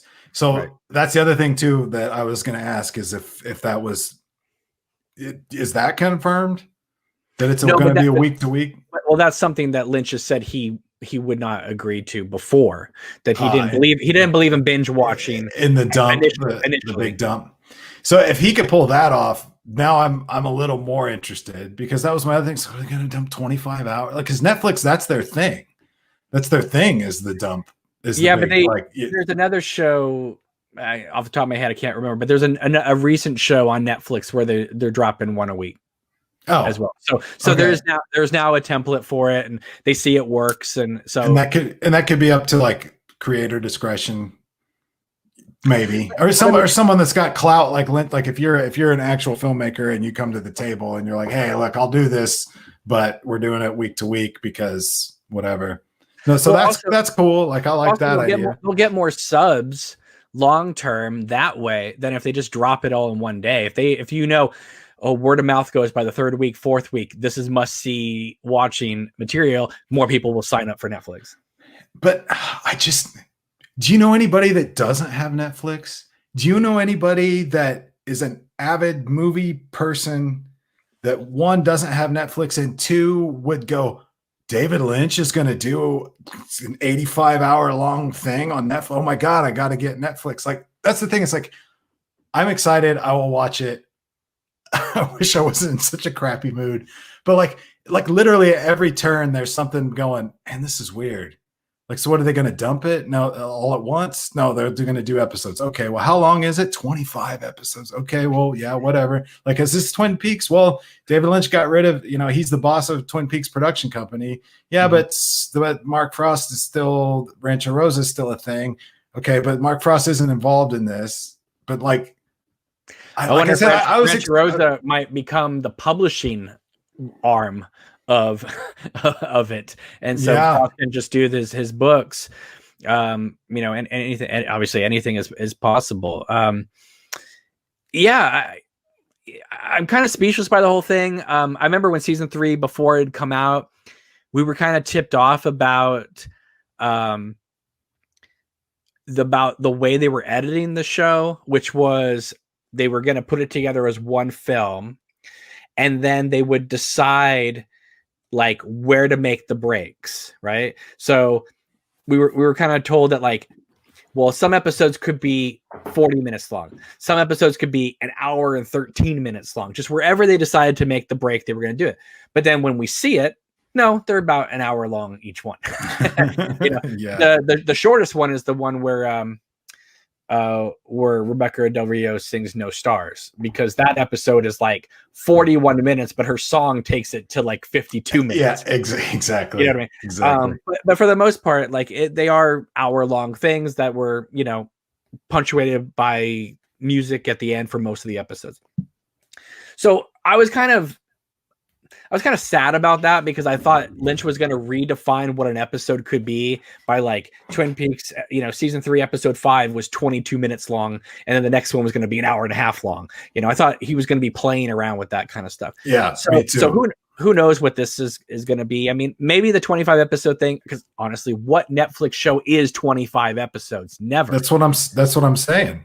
It's the weirdest thing I've probably heard. Like, I don't know, but, yeah, it's super weird. It is weird. So, I mean, who knows? I mean, I'm sure there's going to be more news coming down the pike, but Lynch has said that he would be making a movie, continuing a story. So he used that word movie, continuing a story, which is how he referred to season 3. And there's just, him saying to Laura Dern, "Do you mind shaving your head?" back in March. And then, like, the fact that Diane's wearing all these wigs, the fact that she and Naomi Watts are sisters in season 3, or stepsisters, and they're both seen together at Netflix, and then Lynch it's at Netflix, and then there's this short film being tested there, and it seems like if this is Twin Peaks, it's not going to be season 4. It's going to be Wisteria or something of that. It'll be something else in that world. Yeah, like, for instance, like Blue Velvet, to me, okay, is a standalone film. It's Blue Velvet. But whenever I watch Blue Velvet, especially after Twin Peaks when I was growing up, Blue Velvet always seemed like the prequel to Twin Peaks. I know Jeffrey Beaumont's not Dale Cooper, but whenever I saw him and Laura Dern hanging out at the diner, I thought to myself going, well, that's Cooper and Diane taking lunch in between a case. And not the fact that, Isabella Rossellini is singing in front of the red drapes, and, it's just... Yeah. There's so many things that connect them all. And again, it's not so much that they take place in the same world. It's the fact that the common denominator is that there's a creator, David Lynch, and making this stuff, and he likes similar things. But it's funny you mentioned we did a video talking about Tweed's Cafe. It's funny if you look at the diner in the pilot and in Fire Walk with Me, and then you look at the floor in the series, it's like didn't even try to match the floor of the diner. Like this whole other thing. But anyway, I don't know what's going to happen. Obviously, none of us happen, but I am really excited to see what's going to happen. Because personally, and I'm glad to be proven wrong, I did think that season 3 was going to be his last big thing he did, just because of the size of it, and also like it did feel like a Lynch retrospective summation work. The fact that they were playing it in museums and stuff for that like 24-hour thing, and there's there's still conferences that like one even submitted to recently, still talking about season 3. They did Comic-Con twice in a row, 2 years in a row talking about season 3.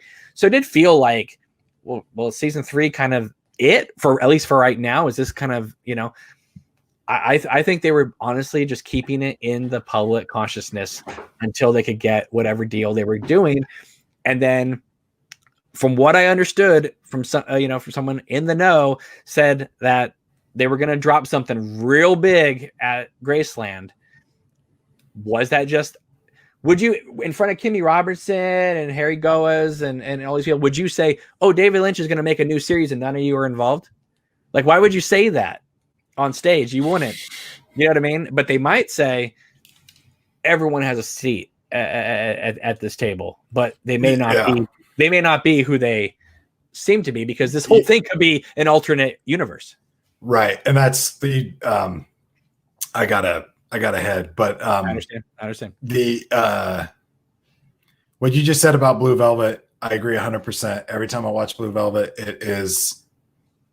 it's like it exists in the Twin Peaks world. It's like Jeffrey Beaumont is a younger Dale Cooper or not, or whatever. Like you said, it could literally be everything but the words Twin Peaks. It could be another town like Lumberton. It'll be Odessa, Texas, with the diner, as someone did remind me, Odessa, Texas does have the largest bunny. There's a giant 8-foot statue of a bunny in Odessa, Texas. And the fact that Wisteria is a street not only in Odessa, Texas, but there's 2 dead ends, which is really awkward and weird, but it's kind of perfect for David. Yeah. So, anyway, I know you need to go, so let's wrap this up. Hey, everybody, this is Cameron from Obnoxious and Anonymous, here with some breaking news from our friends Fate Colossal over on Twitter, having to do with possible details with David Lynch's upcoming Netflix series, Wisteria. All right, so let's take a quick look at some of these juicy details that are coming out. All right, first up says, as Warm Quiet Night just tipped me off in June of this year, David Lynch registered copyrights in the category Dramatic Works for 13 episodes of something titled Unrecorded Night. Could this be the actual title of his new Netflix project?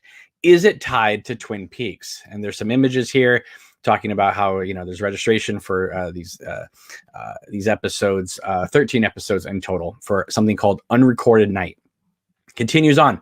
Curiously, the number of episodes of Unrecorded Night, copyrighted 13, matches the report by Reddit user YouCanTheVite back in February that Lynch would be making a project for Netflix tentatively titled or codenamed Wisteria that would be comprised of 13 mini movies. All right. Equally curious, the date that user posted their Wisteria report, February 23rd, 2020, happens to be the exact same date that Lynch made an updated California corporate filing of Twin Peaks Productions Incorporated, listing him rather than Mark Frost as the CEO. We talked about that yesterday.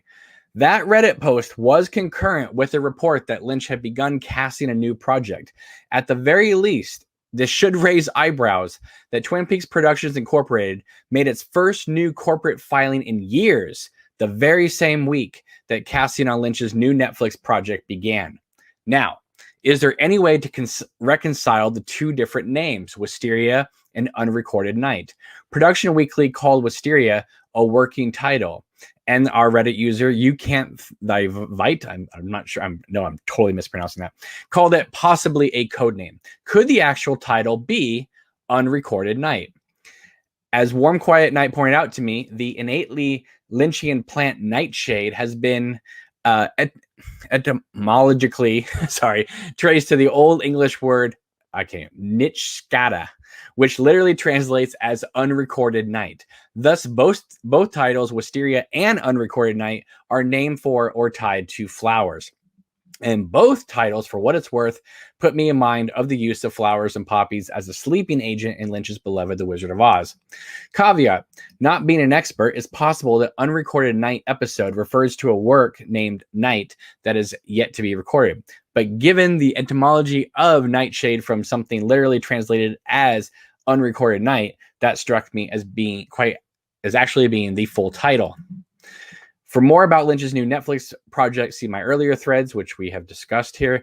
One of the things, too, is that saying in a 1999 New Yorker piece about Mulholland Drive, Mary Sweeney, Lynch's then a co-worker and girlfriend, described him as nostalgic for Los Angeles, in her words, about the bygone smells and the wisteria and the dreaminess. One more small detail about Lynch and copyrights. In May of this year, he copyrighted a poem named In the Dream. So there it is. Could Wisteria just be a working title, which we've theorized about, but could it be a working title for something called Unrecorded Night? Or is there going to be something, is it half of it going to be called Wisteria, half of it going to be called Unrecorded Night? I have no idea, but I do think that, again, this is continuing the idea that this is going to be connected to Twin Peaks in some way. You just don't have this many connections. I mean, Agent Cooper talks about two things happening simultaneously. When you have several happening simultaneously, it's a pretty good bet that if this is not a actual next season of Twin Peaks, it is definitely going to be tied to the world of Twin Peaks. At least that's just the way I see it. I'm doing my best not to look at it through blue rose colored glasses, but there's just a lot of evidence being thrown our way to say, yeah, something is definitely happening, and it could be happening in the Twin Peaks world. So let me know in the comments below.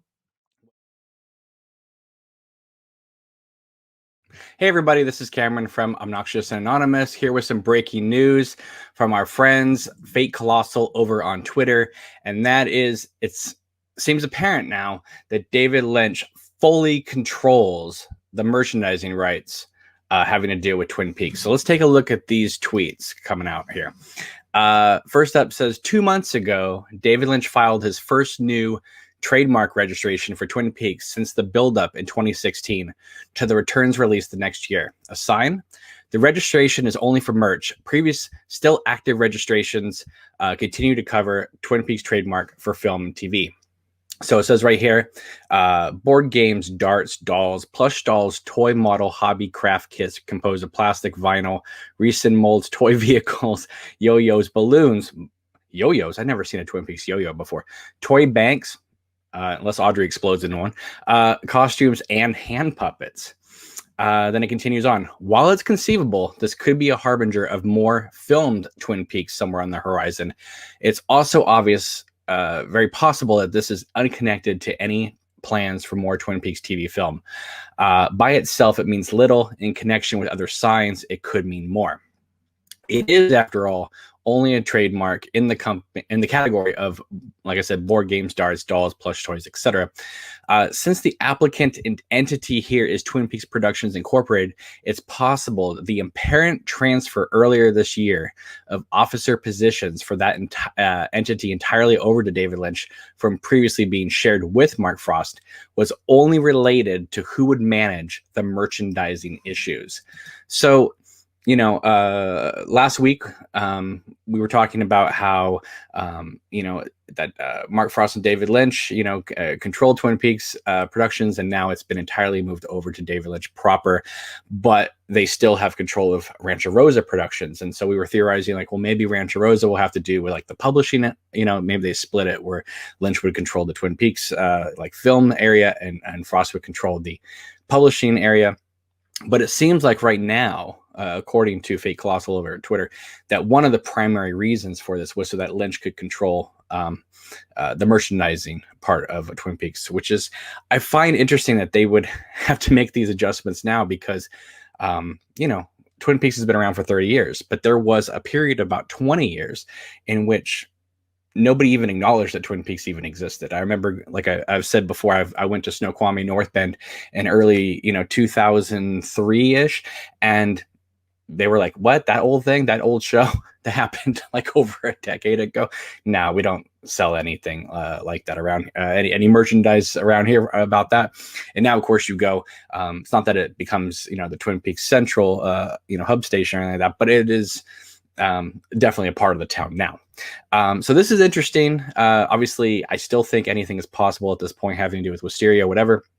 But, nothing has been dealt with in terms of like paperwork having to do with Twin Peaks production since before 2016, and now all of a sudden there's all this movement, which of course happened on February 23rd of this year, the night that Laura died.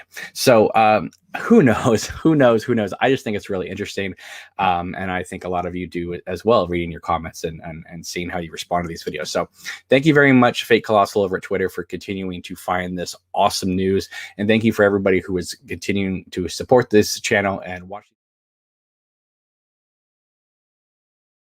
Hey everybody, this is Cameron from Obnoxious Anonymous, here with a quick video, this coming once again from our friends Fate Colossal over on Twitter, saying that the latest version of Production Weekly has come out, and it has indicated that David Lynch's latest project, presumably for Netflix, will be titled Unrecorded Night, but in parentheses it says Wisteria. So one of them has to be the working title. Now, we've talked about Wisteria for a long time now, or at least it seems like a long time now. It's probably only been like a week and a half. And then all of a sudden there was this bombshell news that it might be called Unrecorded Night. Well, according to Production Weekly, it is probably going to be called Unrecorded Night, and Wisteria, I don't know what that's going to be, a subtitle or what. But as of right now, we may have to stop thinking about Wisteria as being the main title and more Unrecorded Night. So I don't have much more else to tell you except that. So interesting developments continue. I will keep you posted. So thanks. Hey everybody, this is Cameron from Obnoxious and Anonymous. And according to breaking news from What's New on Netflix, which is, of course, the site that broke this initial news about David Lynch's upcoming Netflix series, Wisteria, now known as Unrecorded Night, they have come out to say that Peter Deming has officially signed on to be the cinematographer for the entire series, which, it makes sense at this point. I mean, he's worked on various Lynch projects going all the way back to On the Air and Hotel Room, and of course Lost Highway, Mulholland Drive, and Twin Peaks: The Return. So that's exciting. Obviously Lynch likes to work with the same people. I kind of always wish that Lynch would go back to Frederick Elms, who of course did the cinematography on Eraserhead and Blue Velvet and Wild at Heart. But I guess that's just not going to happen. However, Peter Deming is a solid choice, and that's great. And, while he's worked on so many other Lynch projects, obviously that could mean that this upcoming series is about anything.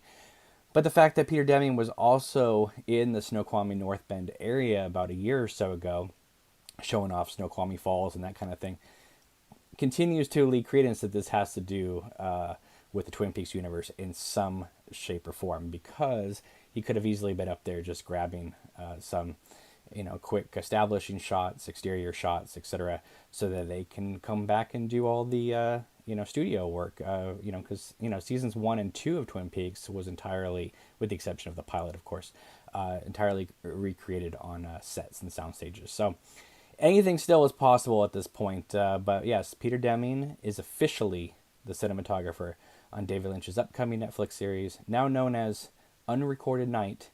Working title is still Wisteria, though. All right, everybody. Thanks so much for watching. Really appreciate it. Hey, everybody. This is Cameron from Obnoxious and Anonymous, here with some breaking news, courtesy of our friends on Twitter, Fate Colossal. The new David Lynch Netflix project Unrecorded Night is now listed as being co-produced by Twin Peaks Productions Incorporated, which, as far as I can tell, has previously only been used on Twin Peaks films and TV programs. Film singular, I mean. Is Unrecorded Night really part of Twin Peaks? The answer is, what do you think? Of course it is. If it's not a season 4, it will be tied into the world of Twin Peaks. I've been saying this from the beginning. All the signs have been there. And if it's not, they really need to come in. They really, at this point, need to come out and tell us that it is not affiliated with Twin Peaks. But I have been saying from the very start that all roads have been leading towards this. It may not be a season 4, but it is definitely taking place in the world of Twin Peaks. So get ready. This is going to be quite a ride. We're going to be bringing it to you here on Obnoxious and Anonymous. So make sure you like and subscribe to this channel and like these videos and all that. Make sure also to follow us on Facebook, Instagram, Twitter, and on Patreon. For $1 a month, you can really help this channel grow. This is amazing, exciting news. I have no idea where this is going to lead us, but I guarantee you it's going to be a place that is both wonderful and strange. Sorry to go with the generic pun there, but I'm on fire at this moment. This is exciting. Let me know in the comments what you think, and I will talk to you soon. Take it easy. Hey, everybody. This is Cameron from Obnoxious and Anonymous. Today is Friday, December 11th, 2020. And I have to say that when I woke up this morning, I had no idea that I would be so happy when the evening rolled up. That's because something that we have been discussing for a while now on this channel has been, I'm going to say, 95% validated today. We've known for a while this was only a matter of time before it got announced. And while it's not quite official yet, because nothing's really been announced, it looks pretty obvious of where this thing is going. And that is, I was editing today. I was having, kind of had a rough morning. And then this afternoon, I was able to work on Queen of Hearts, and I was editing, and I figured I would take a 5-minute break. And right when that happened, right when I took my break, this popped up on my feed. And this is from our friends Fate Colossal over on Twitter, who's been following the announcements or the backstage intrigue, if you will, for David Lynch's upcoming Netflix series. Started out as Wisteria. Now that's the working title. Now it's known as Unrecorded Night. Writes, the new David Lynch Netflix project, Unrecorded Night, is now listed as being co-produced by Twin Peaks Productions Incorporated, which, as far as I can tell, has previously only been used on Twin Peaks film and TV programs. Absolutely. This photo comes from the latest Production Weekly, the trade pub that typically gets its info straight from the productions themselves. As you can see, Twin Peaks Productions only has credits on Twin Peaks, Fire Walk With Me, and The Return. Recall that earlier this year, supposedly the same week, the casting process opened on this project. The first new corporate filing since 2016 was made for Twin Peaks Productions Incorporated that seemed to shift all officer positions in it to Lynch. And this was done on February 23rd, 2020, the exact day, minus the year, of course, the exact day that Agent Cooper went back in time and saved Laura Palmer. And then earlier today, we discussed how Peter Deming has been brought back on to do the cinematography. He has worked with Lynch, On the Air, Hotel Room, of course, Lost Highway, Mulholland Drive, and Twin Peaks: The Return. He's been a regular Lynch collaborator for almost 20 years now, or practically 20 years now, or maybe 25 years. Oh my goodness, that's crazy. But we know that Peter Deming was up in the Snoqualmie North Bend area about a year and a half ago, and he was taking videos by the falls. Now, of course, he could have been there on vacation, but aren't you tired of making excuses for this thing? There are so many things that we could say that you could throw at me and be like, well, it could be this, it could be that. Yes, I agree. It could be many things, However, let's look at the facts here. David Lynch says in 2017 that if he was going to work on Twin Peaks again, it would be about 3 years. Well, it's 2020. Then he tells that literary magazine with his high schoolers, I think they were high schoolers, saying that if it wasn't for the pandemic, he would be continuing a story. Making a movie and continuing a story. He's only used continuing the story with one entity, and that is Twin Peaks. And that's not something that he started recently saying. He's been using that continuing the story since 1990. Okay. Bringing back Peter Deming. Yes, of course, if he, I don't even know if Ron Garcia is even still making films as a cinematographer. But, bringing back Peter Deming, getting the gang back together. We're always seeing pictures of Kyle and Laura Dern together with David Lynch, like having breakfast. That's kind of odd. I know they're friends, but come on. Kyle and David Lynch weren't seen together for over 20 years, at least in, any like behind the scenes stills of anything, even as just friends. So that's interesting. The fact that Naomi Watts and Laura Dern both took meetings at Netflix. I don't know if they did them separately or together, but they did. They took meetings at Netflix. And of course, we know they're playing stepsisters in Twin Peaks: The Return. So again, it could be a completely different, just original David Lynch project that kind of has its, toes dipped here and there, and, is, going to be treading into the similar themes that Lynch gets into all the time. But I'm telling you, the fact that it's called Unrecorded Night, the fact that they kept insisting at the end of season 3 that there is an unofficial version. Now, we thought that maybe the unofficial version is the fact that Laura Palmer was saved, and I believe that's true. And Tammy, of course, in the Final Dossier book, is realizing that the things are becoming a little bit screwy with time because things have been changed.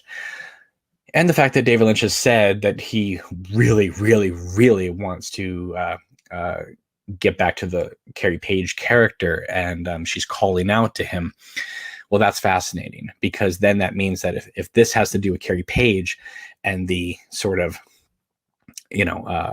alternate history, if you will, of Twin Peaks, then it'll be the perfect bookend with Fire Walk with Me and Laura Palmer.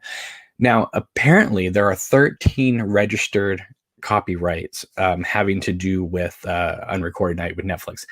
That could be 13 episodes. I keep hearing mini movies. I don't know what that means. What's a mini movie? What's a mini movie? Either you're a movie or you're an episode. I don't know what a mini movie is, but cool.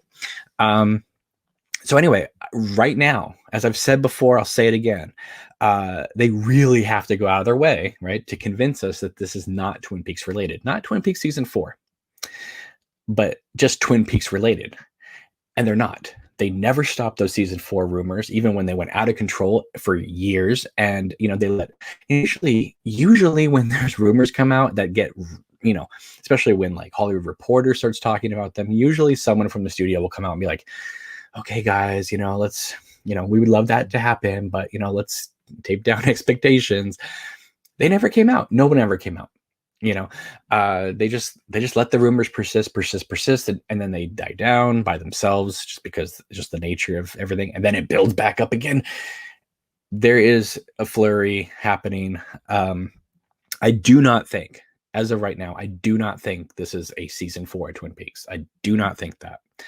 I do think, though, however, that this is a complete spinoff that is going to be dealing with everything having to do with what we saw in the final 2 episodes of Twin Peaks season 3, and off they go. So why is it not Twin Peaks? Why is it called Unrecorded Night?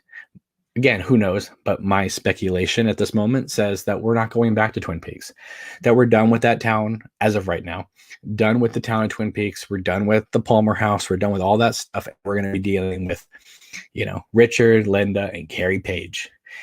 Off in another world or another alternate dimension or something. You don't world build. You do not world build the size of what season 3 did and then do nothing with that material. You just don't do that. I mean, it was pointless to go that broad, that big, and then stop it. Okay. I mean, I guess you can make the case of like, well, Lynch is showing you that, that that Mr. CB now is called the Black Lodge to kind of like, just kind of put a dark cloud over the whole world and all that kind of, yeah, of course you could make that argument. But I could also make the argument of like, well, yeah, but they've just opened up the floodgates and opened up every door where anything is possible at this point. Anything is possible at this point. And since we have so many people watching right now, I know that you all feel the exact same way. I mean, we'd all be happy. We'd all be happy with whatever David Lynch gives us. Let's be honest here. Doesn't mean we'll like it. Doesn't mean we'll hate it, but we'll be thrilled with whatever he gives us. However, again, just looking at all the evidence here, I'm telling you right now that we're looking at 99.9% that this is Twin Peaks related. You do not have something Twin Peaks Productions involved with this, producing this thing, and have it not be in the world of Twin Peaks. Why is Lynch putting everything into his name? I don't know. Some people thought it had to do with like merchandising and stuff like that. And, someone theorized, well, Lynch is kind of getting up there in age. So maybe he wants to make sure that, he's dotting the I's and crossing the T's. And so that, people will, make sure to reap the rewards of Twin Peaks for years to come. I get that. And that's maybe part of this. But this is kind of the best of both worlds, because David Lynch gets to give us a little bit more of that Twin Peaks magic. And at the same time, he gets to do an original work in another world. And when I say another world, I just mean like, it's just like, it can be its own thing. It doesn't have to be explicitly tied into lodges and that kind of stuff. It can just kind of do its own thing, and we'll be thrilled with it, right? I mean, he's always said that Lost Highway takes place in the same world as Twin Peaks, and that makes sense considering that the James and Evelyn story was turned into the second half of Lost Highway. So, if it wasn't for Lynch taking Mulholland Drive into a different way, I don't mean a feature film, I mean with Naomi Watts' character, it was supposed to be Audrey Horne Goes to Hollywood. So even Mulholland Drive started out as a Twin Peaks affiliated thing for ABC. So anyway, I've invited a few people to come on. I don't know when they're going to show up or if they're going to show up. So let me go through some of these questions and we'll go from there. I really like Sam's here saying, I knew something was special was going to happen last night when I had spaghetti. It probably was that second plate of spaghetti you had. That probably did it. And I want to thank you, Sam, for eating so much spaghetti so we can have so much happiness at this moment in time. We have a lot of people watching right now. Nick's here, says, let's all hang out at the Calvert Studios. Let's not. How about that? Let's let Lynch and them have their peace and quiet and make their thing, as quietly as possible, especially with COVID and everything happening. We want them to be as safe and as calm as possible. That's another thing I really love about this idea of them doing it in the studio, because I do think that, they shot so much footage of season 3. Look, they shot a lot of footage in season 3. We didn't get to see it all. And they shot a lot of exteriors and things like that probably were not even used. So, they can go back and use those establishing shots, those exterior shots, and then do the rest of it in studio. I know Fire Walk With Me in season 3, one of the cool things about them is because they shot it like, on their real location with in the real diner and at the house and, all this stuff. And that's great. And I love it. Don't get me wrong. Don't get me wrong. But there is something kind of otherworldly about how they made seasons 1 and season 2, not counting the pilot, where it was filmed exteriors and the rest of it was stage bound. I could, I watched that show and I feel so at home, even though I know their stages, they were so well done, so well made. I mean, the great Benjamin Horne's office in the Great Northern as a stage, even though like they did shoot on a stage, I guess, in season 3, but they built it so small compared to the grandeur it was in seasons 1 and 2. But I loved that feeling of season 1 and 2 on the stages. And I really like this idea of them going back to the stages, because then they don't have to worry about, I know Periscope's not a thing anymore, but maybe it is, I don't know, but when they shot the ending of season 3, it was live streamed on Twitter. Like there were people out there periscoping the whole thing on Twitter, and then they got to TMZ, and that ticked off, Twin Peaks Productions and Sabrina and David Lynch and all them, and they were scheduled to shoot more stuff up in the Washington area, and they said, nope, we're done. And they came back to LA, and they, put everything under lock and key and filmed the rest of it in peace. And I think that's one of the things that they are looking to do with this, is be able to shoot it in peace and quiet without having people out there watching, the promise of potential leaks happening. And I'm going to say this, I know this is probably going to rub some people the wrong way, and I'm sorry, but when seasons 1 and season 2 were being made, the internet really wasn't a thing. I know there were message boards and that kind of thing, but I wasn't aware of it. But the internet as we know now was not a thing. There weren't Twin Peaks gatekeepers then. Okay. But with season 3, the making of season 3, and then after season 3, and you look at social media and the way Facebook pages and things like that are being run, there's a lot of gatekeepers out there. And I think that by taking Twin Peaks and making it its own thing, and taking it away from, that kind of, ownership, if you will, by some people, and throwing it back into a studio and just letting Lynch do his thing with his actors and having a good time, and not have to worry about, people out there going, well, I know this location, I know the people who own this location. And it's like, enough of that nonsense. Let's get back to the basics. Let's get back to what Twin Peaks was what it always was, a direct expression of, storytelling and surrealism, and, the mixture of comedy and mystery and horror and everything together through the lens of David Lynch and the writings of Mark Frost. Now, apparently Mark Frost is not involved with this, which has caused some people to go ballistic and say, well, wait a minute, if it's not Mark Frost, it's not Twin Peaks, which I would love it if they work together. That's like my dream, of course. But to all the people who say, oh my goodness, without Mark Frost, it's not Twin Peaks. And then those same people come out and they say, Fire Walk with Me is the best thing that Lynch ever made. Okay, well, that's Twin Peaks without Mark Frost. So I don't understand. People are so funny sometimes. But anyway, so, I don't know what's going on there. I don't know if Lynch is writing it by himself or writing it with someone else that we don't know about yet. I don't know. We don't know a lot of details about this thing.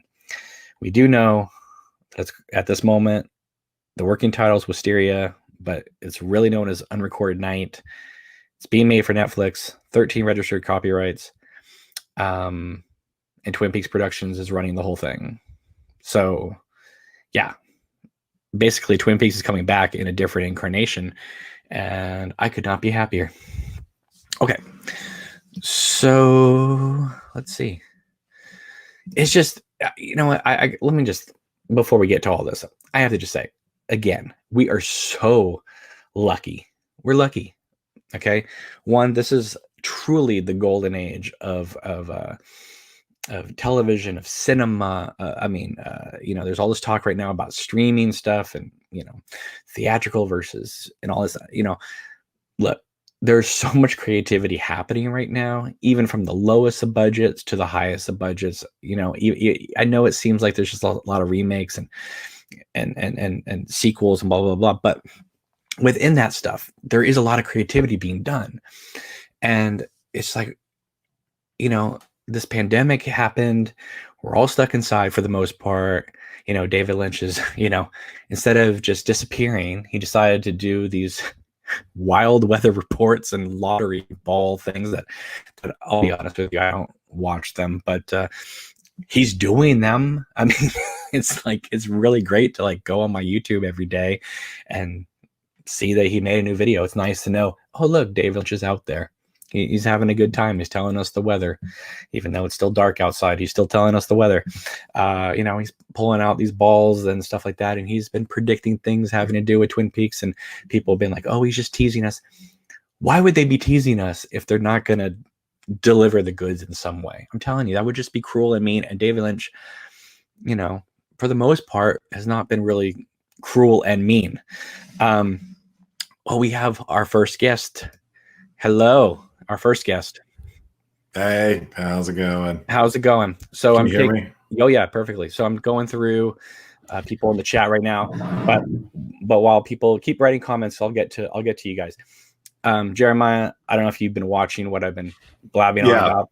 So that's the thing. I was just going to tell you real quick. I basically think I missed the first couple minutes, but everything up to this point I heard, and that is almost like word for word where I'm at. Like, I still don't think this is Twin Peaks season 4. This is a alternate dimension / continuation / like, and like I've been saying since day one, like it may not, even if Twin Peaks has nothing to do with it, by nature of his universe, like the way he works, like there is going to be crossover, like the same way that, you know, Blue Velvet and Twin Peaks and Lost Highway and Mulholland Drive and maybe Inland Empire, like even Eraserhead, especially with season 3, The Return, like he kind of has created his own universe that has crossover anyway. I mean, it's like just like the Orb, right? Like there's the woman in the Orb and or in the Moon in Eraserhead. There's Glenda the Witch, the Orb in Wild at Heart, and Twin Peaks: The Return has all kinds of orbs. So like if Wisteria has, or you know, Unrecorded Night has an orb in it, like is it Twin Peaks? Is it just David Lynch? Is it whatever? You know what I mean? So like, well, even the lady in the radiator, right? Someone showed that like it could be the atomic bomb was her cheeks. Right. Yeah. But I agree. But Jeremy, I'm gonna push back. I'm push back real quick. I'm gonna push back real quick. The fact that Twin Peaks Productions is producing this thing, that right there, I'm sorry, that cements it. The only thing, speaking of kind of what you were just talking about, like as far as clean slating the whole thing, which I never thought about that. That's actually kind of a brilliant take. Like that would be like the ultimate clean slate thing. Like no leaking footage. No one's going to spend 2021 in a tent outside of Mary Reber's house, right?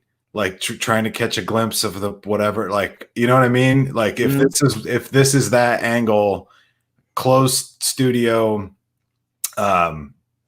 you know, anyway, I think that's pretty brilliant. I think they so I was going to say, no, this is a completely new thing, non-Twin Peaks related, but they're going to sell plush dolls through the Twin Peaks merch shop.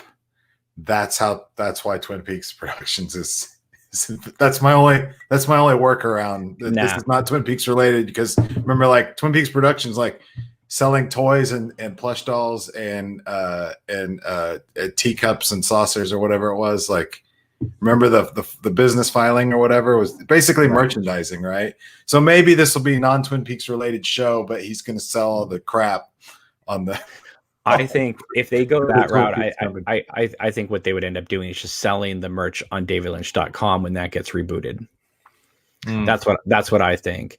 Yeah, and they'll be able to do exclusive, probably behind the scenes stuff for davidlynch.com, which would be great, because Netflix doesn't really air behind the scenes stuff, right? So that could be an outlet for them. And of course, by, you know, probably a membership with davidlynch.com, you get access to seeing these exclusive videos and stuff like that. You can already see the business model being formed, and I'm totally there for it. I'm really excited about this, obviously. And again, I've said it before, I'll say it again. If this is something entirely new and just David Lynch, great. But the evidence is so there that it is going to be somehow connected. Somehow. I don't even care if it's just one sentence about Carrie Page. That's all it takes. It's connected. But I do think that this is going to, if they are talking Naomi Watts, Laura Dern, if they're talking about sisters, half sisters, right? Well, that's something we never saw in season 3. So that's unrecorded. Carrie Page, that's definitely unrecorded. right? And I just think that we assumed they crossed over, but we never saw them cross back over, as we keep saying, you know, after Cooper or Rich or whatever you want us to call him, you know, gets Carrie Page. So we could be in a completely different world. And this could just start up after they've left the Palmer house and we're somewhere else. And look, they shot seasons 1 and 2 minus the pilot and stuff like that completely in warehouses. You know what I mean? They shot and you know, as because you've done a lot of videos yourself, you're telling me that when they made season 3 that they don't have an excess of exterior shots that they didn't end up using, you know what I mean, while they were up there. They probably had Peter Deming and his crew just get, you know, probably 5 more hours of exterior shots of woods, of waterfalls, of, you know, whatever. Doesn't mean they have to go back there, but they can use that footage. Yeah. I mean, I'm more apt to think that it's what you were like. I think it's going to be, and again, like how some people think, including me, that the return is kind of like a loop or like a Mobius strip, and it just keeps they keep Cooper has tried to save Laura multiple times. You know, they've crossed over, and the time travel thing and all that stuff has happened more than once. And like, okay, so they cross over, and like this could open with them waking up in the motel and Diane is still there. Sure. You know what I mean? And like, and offer no explanation, no nothing. It's Richard and Linda, and now they've got to go find Carrie Page, and they don't know why they are going to look for her. Again, kind of like a Mulholland Drive thing. And now that I could think about it more, like this could be kind of like Fire Walk with Me. Like, you know what? Like Frost is probably told the story. I mean, maybe, I don't know, probably told the story that he wanted to tell. He put a ton of time and energy and the backstory and the lore and the books and writing with David and seeing the whole thing. I mean, but you know what? He's a writer. He's writing a book on the Theosophic prophet Krishnamurti. You know, like he's doing stuff. And David Lynch is probably like, okay, I'm ready to do whatever. He's probably like, just like Fire Walk with Me. Just go do it, man. Well, you also, I don't think the whole Richard, Carrie, Linda thing. I mean, I could be wrong. I'm not Mark Frost. I don't, you know. Since it came right at the very end, it just kind of felt like that was more David Lynch's thing, not Mark Frost's thing. I think it is more to a certain extent. However, conversations with Mark Frost, read the book. Carrie Page is like, he knew about all that stuff, how it was framed. Maybe how it actually, like what shot it ended on, whatever. But Richard, Linda crossing over, Carrie Page going to the Palmer house. Frost was co-wrote all that stuff. That's not what I'm arguing. I'm saying that the way it's played out, it feels more in David Lynch's wheelhouse than Mark Frost's wheelhouse. Yeah, because it's so abstract. And then again, it's funny because Unrecorded Night, that whole Carrie Page thing is, well, besides picking her up at the house, but like, you know, most of that takes place at night. You know, they're driving into the abyss. They're in this alternate dimension. Like, is this even like or arguably our reality or whatever you want to think it is? Like, or it's all in the dark, you know. But there's another aspect to it. Who else disappeared in the nighttime? Diane. Right. So this could, I mean, what if this didn't even follow Cooper at all? What if it just followed, you know, Laura Dern into the abyss, and then you know, and then we catch back up with Carrie Page later and all that? I'm telling you, I think this is where it's going, because there is such a gap there with Cooper waking up in another motel. Do you know what I mean? Like, yeah. there is so much open room to play within that material. And you know how I've always liked Fire Walk with Me, but I think that a lot of the missing pieces I really, really like. So I really like that fan cut that came out, and with the script and all that. And I've always said that like season 3, one of the aspects of season 3, not the main one, but one of them was to kind of bring Fire Walk with Me really into the canon. Lynch always felt bad that Fire Walk with Me didn't get the respect it deserves. So season 3 kind of works it in. Frost didn't work on Fire Walk with Me, so he was able to like weave it in, you know, his kind of thing. Well, I could say the same thing about the last 2 episodes of season 3. I could say people really liked them, but I think that some people were kind of lukewarm about the kind of switcheroo at the end. So maybe this whole thing will put the last 2 episodes of season 3 into more context, and people will go along with it more. Yeah, I mean, it's possible. Yeah, I mean, it's kind of brilliant though, huh? To like do a Twin Peaks story under a different name because it's different, but it's still affiliated. I love it. If that's where we're going, I'm so on board. Yeah, me too. And we've been talking. You and I have been talking for almost 2 years now. I've been advocating, like, if something is going to happen, it will be a Lynch helmed Carrie Page. I was saying a movie because Fire Walk with Me is like a movie, and that would kind of make more like sense or whatever. Okay. But yeah, like an actual epilogue or whatever, however you want to look at it. But I don't know. I in a lot of ways, I hope that he keeps it real loose. Like if it is Twin Peaks related, just keep, like, I hope it's super loose. I hope it's not really,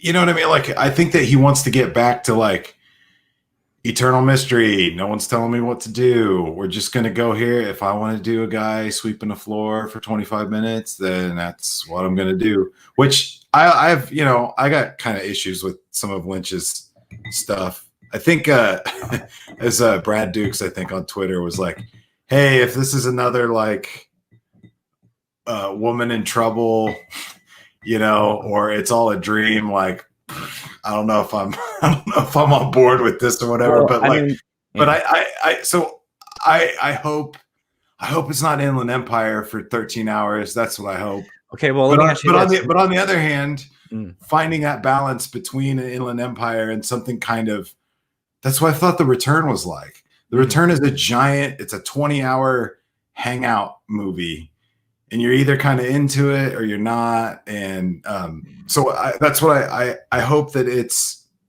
I hope it's not Inland Empire for 20 hours. It can't be because they don't even have that kind of equipment anymore. So equipment, it's a freaking camcorder. That's what I'm saying, though. That, like, even your basic, he can't. Oh yeah, no, he'll get Lynch is gonna. He's on eBay right now, going, where is that Sony DV cam? Oh my god, there was this like troll part of me, because I know some people out there like to paint me as some sort of troll. There was a troll part of me that was like, what if I shot Queen of Hearts with a Sony PD 150? Wouldn't that be funny?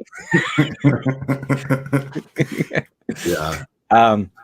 No, I'm really just like, I'm thrilled with this idea of like them doing it under lock and key, whatever it is. I mean, because that was, I shortly before she filmed, I interviewed Catherine E. Coulson before they did season 3. Mm-hmm. One of the things I asked her was like, how is Lynch going to get around the fact that everyone's got a cell phone now, everybody can record, and she's like, Cameron, you got to just trust David. He'll figure it out, that type of thing. Well, I think they figured it out. And they said the moment they found out the ending of season 3 was being Periscope live on Twitter, and then it was up on TMZ the next day. It was like, okay, so they found, so that like that whole supermarket scene with Grace Zabriskie, that was supposed to be filmed in Washington. They yanked that out of Washington and put it down in Los Angeles. And luckily the actors could work in both states. So like, like the cashier girl and stuff like that, she's a Washington based actress that also has ties to LA. So she was able to come down and shoot that scene anyway. So she didn't lose that job. So I thought that was really cool. But yeah, so let's just get to a few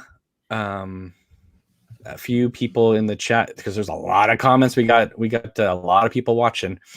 Good. Oh, but Peter Deming filming it. Oh yeah. I look, obviously he's been around for a long time. I think, guys, like I said, it's been 25 years or so.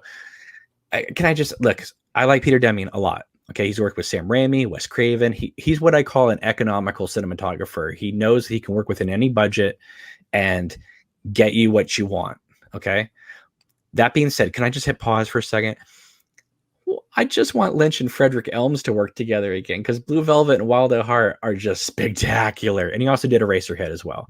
And I felt that Frederick Elms really brought that Lynch aesthetic to life in those films. I mean, Wild at Heart, the opening credits of Wild at Heart is probably one of the most epic things I've ever seen filmed, even though it's just flames.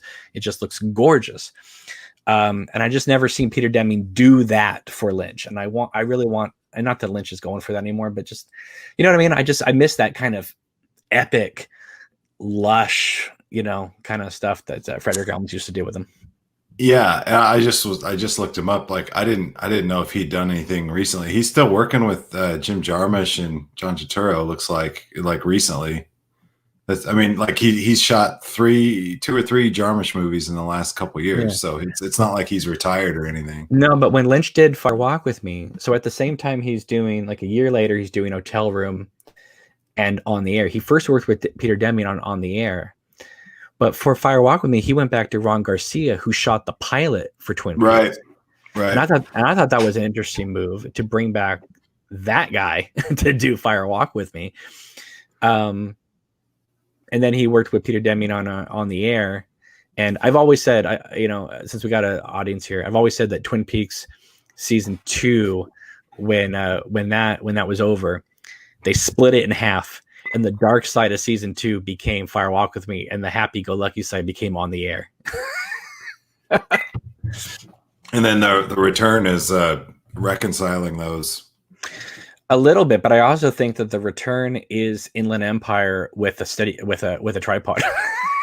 Yeah, well, that too. It's all of that, right? I mean, it's absolutely the split Cooper. Again, there's like dual. There's 2 sides there. There's David Lynch and Mark Frost. There's 2 Coopers reconciling, Frost and Lynch reconciling. Their funny stuff, the stuff they never got to do, Hotel Room, On the Air, Ronnie Rocket, merging back with the Lost Highway type, No, but I agree. It's Inland Empire. Like, Inland Empire is brilliant. I don't know how much I like it, but I just need to watch it more. I've seen it a couple times and I get something new out of it every time. And however, it's daunting. It's a dirge. Some of my favorite albums, some of my favorite movies are kind of big slogs, and they have to kind of like get through it. And like, but even when Perry Farrell made Gift, he made it 82 minutes. He didn't make it 3 hours and 10 minutes long. Right. But okay, so obviously we have no official announcement from anybody yet. But look, we know that Kyle's involved. We don't have to think about it. We know he's involved. Why do we know he's involved? Because he's always hanging around with Lynch. He's been saying he's promoting himself as Agent Cooper. You know what I mean? So yeah. Now, hang on. We have a special guest. I talked about the Grace Zabriskie scene in the grocery store. So let's bring back someone who has not been on the channel for over 3 years. We have Miss Zoe from Twin Peaks season 3, who was the cashier girl. How are you? Awesome. I'm good. How are you? Good. I'm so happy to have you here. She's here to give us all the inside, behind the scenes knowledge of Unrecorded Night. Then I guess we can safely say that the entire 13 episode saga will revolve around your character. Oh yeah, definitely. Definitely. I mean, there was just so much left unsaid. I mean, what happened to, I don't remember his character's name. The beef jerky boy? Oscar?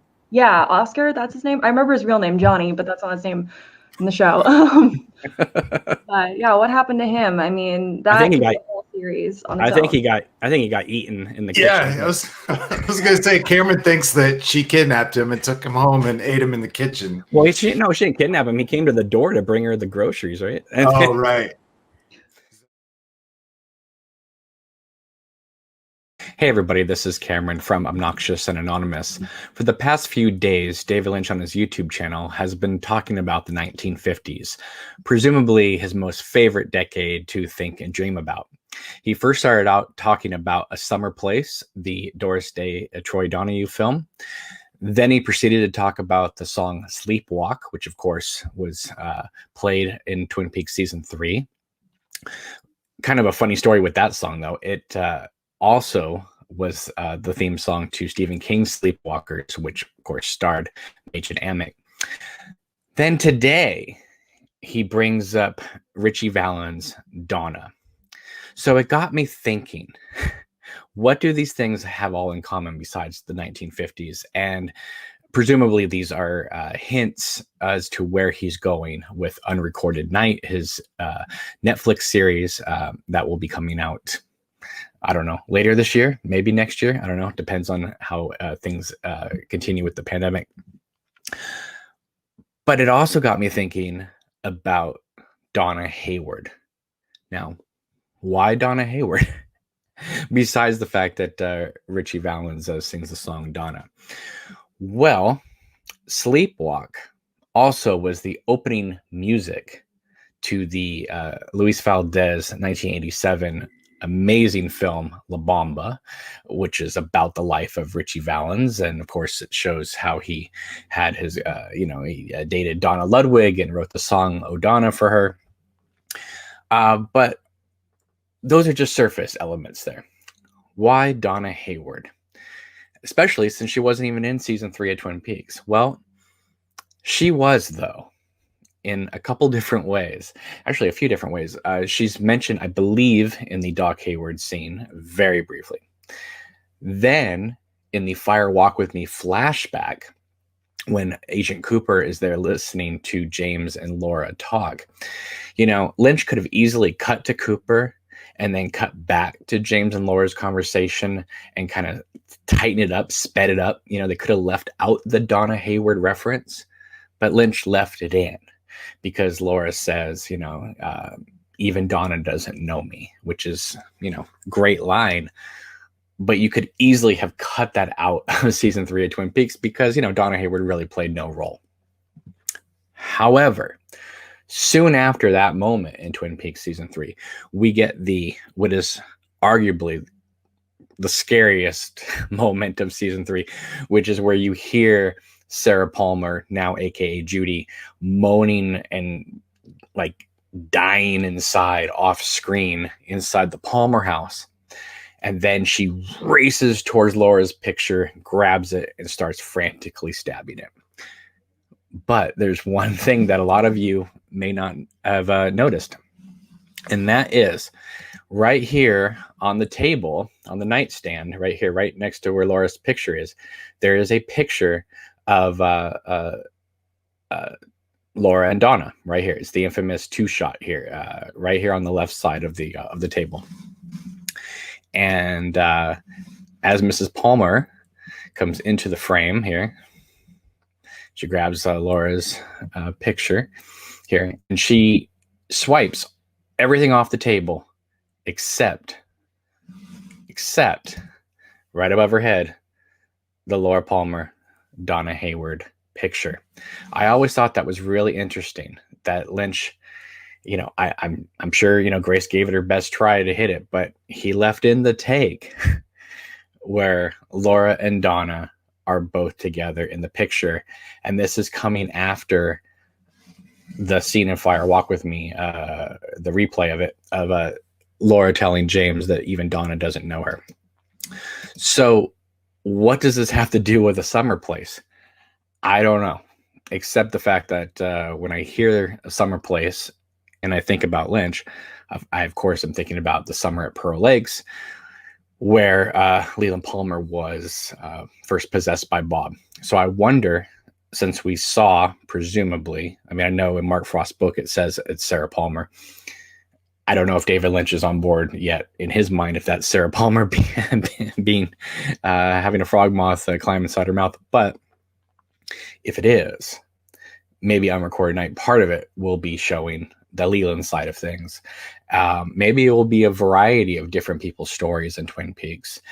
Maybe that's why there's 13 mini movies, because maybe each one will be representative of a different character's, outlook on everything, and how the future or the past has now been rewritten. So even I'm getting confused, right? The future and the past. It's sometimes confusing. But while Donna Hayward is not in season 3, she lingers over the last couple episodes of season 3.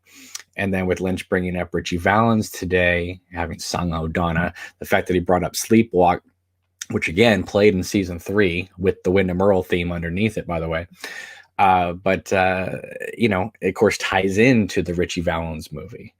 So I don't know where we're heading with this, but this is a lot of fun. I love speculating about this kind of stuff. So thank you so much for watching. I really appreciate it. I have to talk to someone about this because no one else around me would care 2 bits about this. But anyway, really appreciate you watching.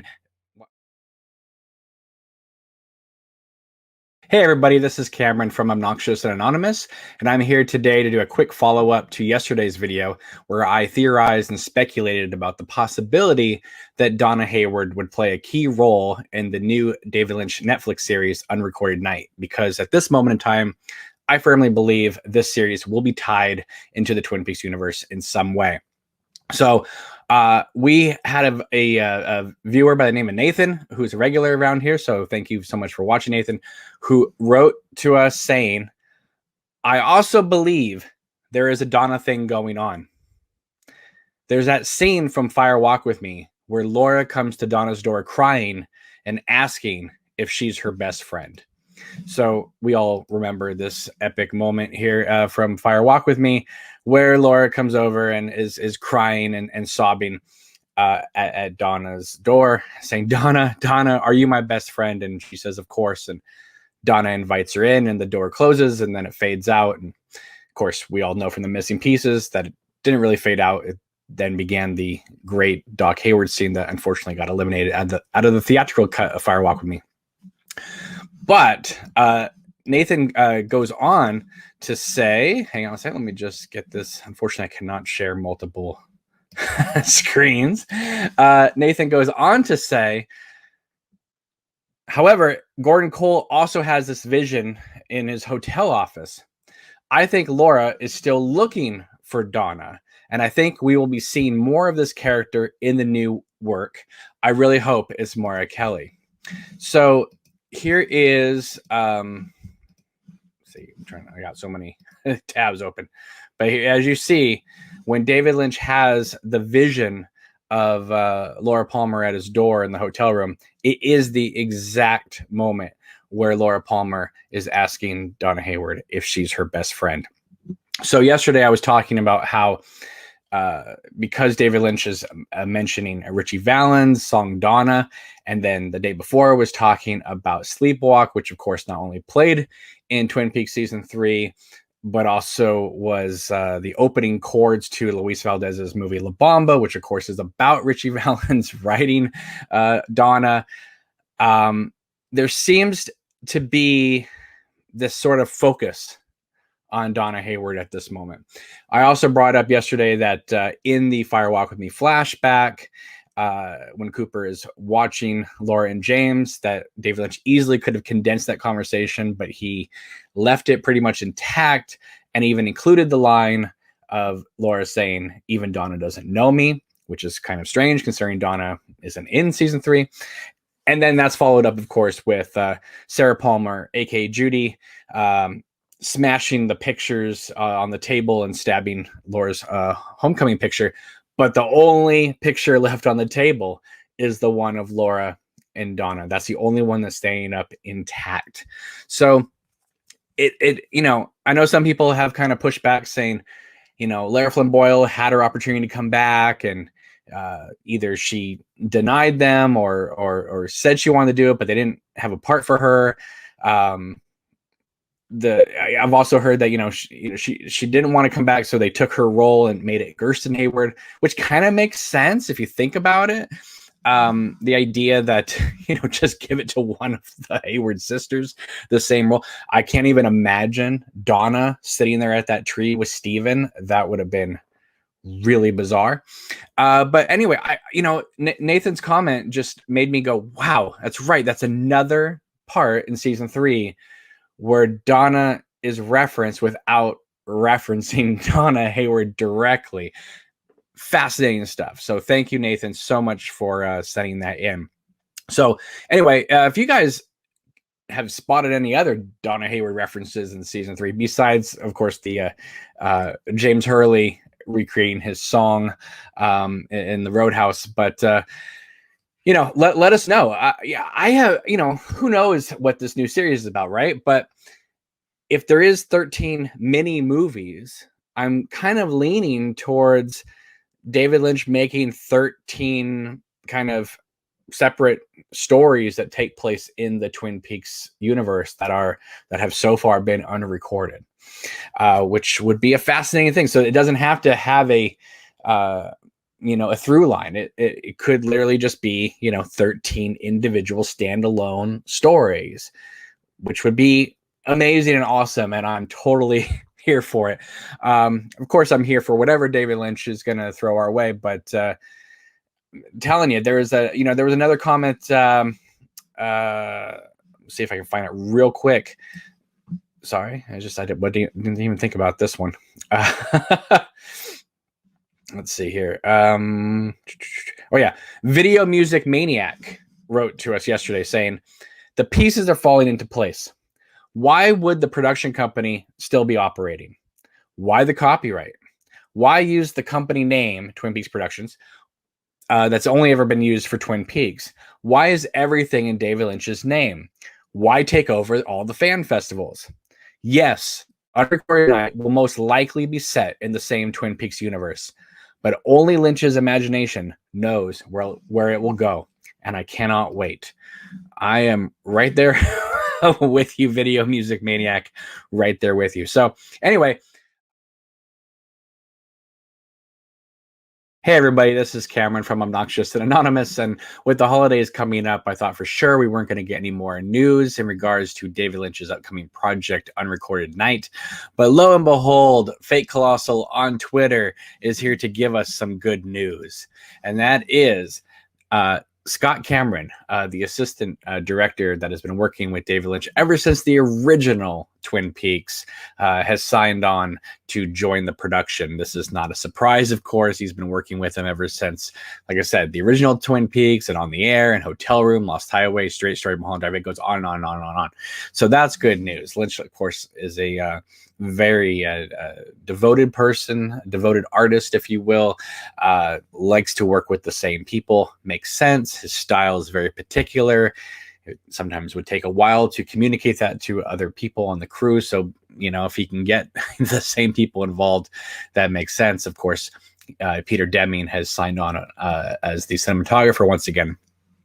Fake Colossal does go on to say, this is a weird one, though. Production Weekly, source of the above update, no longer lists Unrecorded Night as a Netflix project. That may be a meaningless omission, or it may mean the show won't be on Netflix after all. We'll see if we can find out any more information on this. That would be an interesting development if it's, maybe it's going to be a co-production between Netflix and Showtime, and they haven't decided which network to air it on. Goes on. If Unrecorded Night were to turn out to air on Showtime, it would answer the questions that many people have been wondering about if the show may or may not be a part of Twin Peaks and how that could air on a different network, given the links between CBS, Showtime, and Twin Peaks.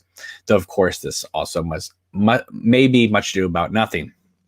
As for Scott Cameron, his inclusion raises hope, this is in jest, by the way, that the questions every fan had on their mind at the end of Twin Peaks The Return may finally be answered. How are Monique and her husband doing? Of course, Scott Cameron played that role where he yells out in the Roadhouse, "Monique, that's my wife, a-hole," and disrupted Audrey's dance. So, great news, right? That David Lynch is going to be, of course, having the same crew members coming back. That's wonderful.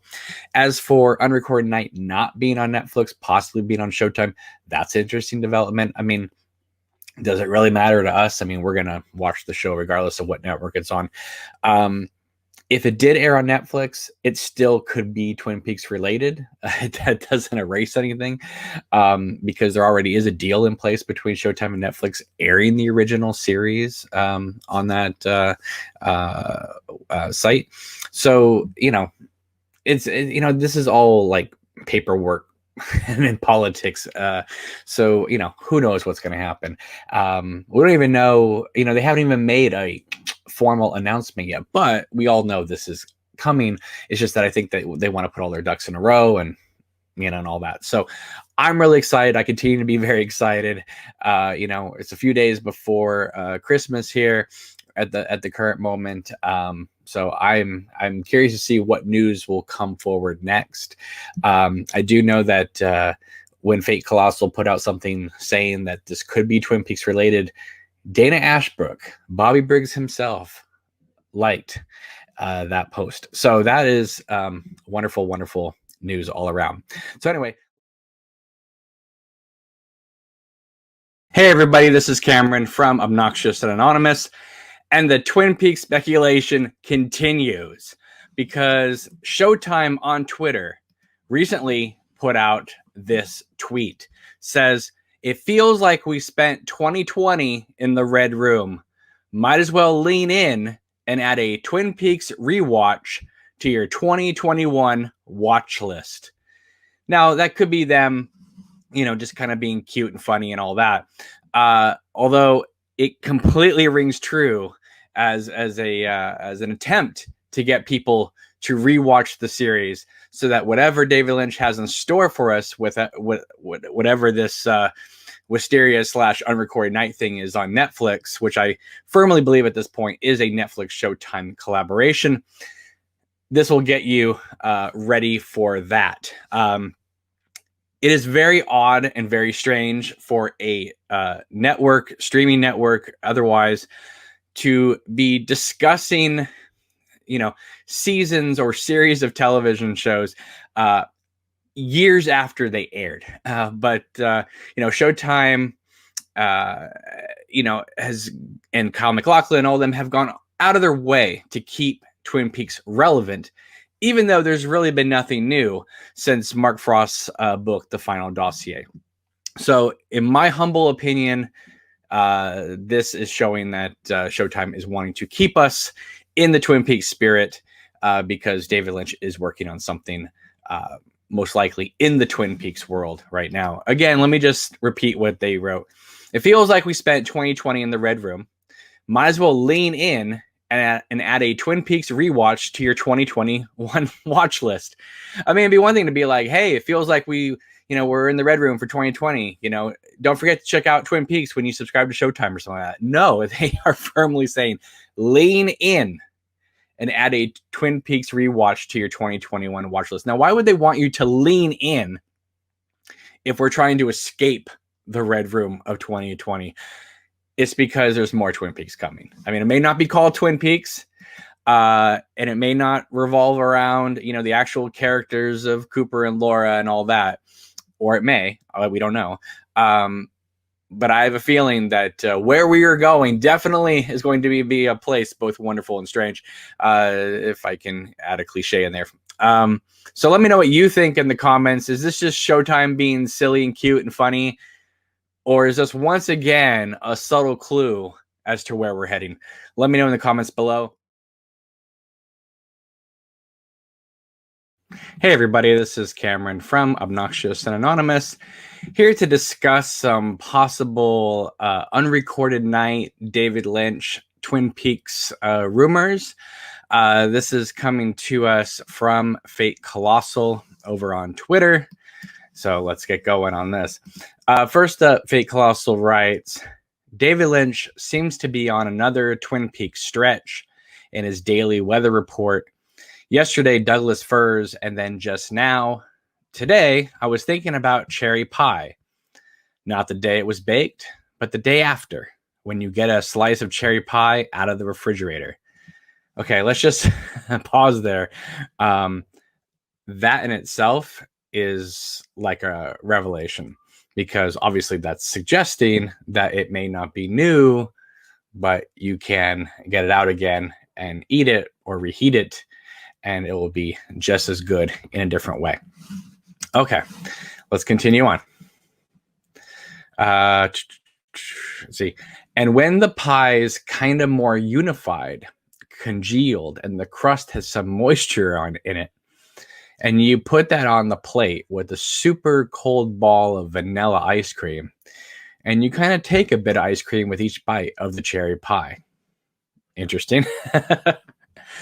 Fate Colossal continues. Note, as of this week, David Lynch is eligible for the vaccine in California. So seemingly the pandemic should very soon no longer be a major impediment to full production starting up on his new, possibly Netflix production, Unrecorded Night. I'm sure a few more people would have to be vaccinated for production to completely, gear up and get ready to go. But obviously that's a great first step. And it's wonderful that he's been able to occupy himself I'm sure in so many ways that we don't even know about because he doesn't live his entire life on camera. But creatively, he did start up the YouTube channel. So that's been fun. Fate Colossal continues on. Also in the department of reading way too much into things. Oh, go ahead, please. As if this entire thread isn't in it. When he talks about cherry pie, he has to know the pie photo used in his Instagram account today comes from a diner in Washington, 40 miles from Snoqualmie Falls. It's an interesting, weird predicament development there. And then Fate Colossal's ends with, and Kyle tweeted just now, Portlandia wrapped its final season in 2018. So here's wondering what in particular Kyle is eager to get filming on in 2021, considering, I'm adding this part, considering that his schedule as of right now seems to be quite open. So Kyle posted a picture from Portlandia where you played the mayor saying, fingers crossed for the ability to spend more times on sets in 2021 so we can get back to serious business. Hashtag Portlandia. I'm certain he would love to hashtag Twin Peaks, but he knows that would tilt his hand a bit. However, everything he's been posting for the last 3 years or more, but definitely in the last 3 years has been less Portlandia and more Twin Peaks. So I think he is continuing to tease us in the way that Kyle knows how to do. So anyway, I thought that was really kind of fun and cool. Little tidbits there. David Lynch is always there for the tease. Talking about Douglas firs and cherry pie and reheated cherry pie, or second day cherry pie, or it's just we're definitely heading down that lost highway towards some sort of continuation in the Twin Peaks world. I completely feel it. Jesse's here. Thumbs up. Hello, Jesse. Wilton, thumbs up. Adoring Sharon says, I immediately look forward to your live streams whenever there's even a tidbit of info on Unrecorded Night, Wisteria. Well, thank you so much. I appreciate that. There's not a lot of news here, but again, I love this kind of stuff because it makes me think and dream about what on earth could David Lynch and company be conjuring up for us.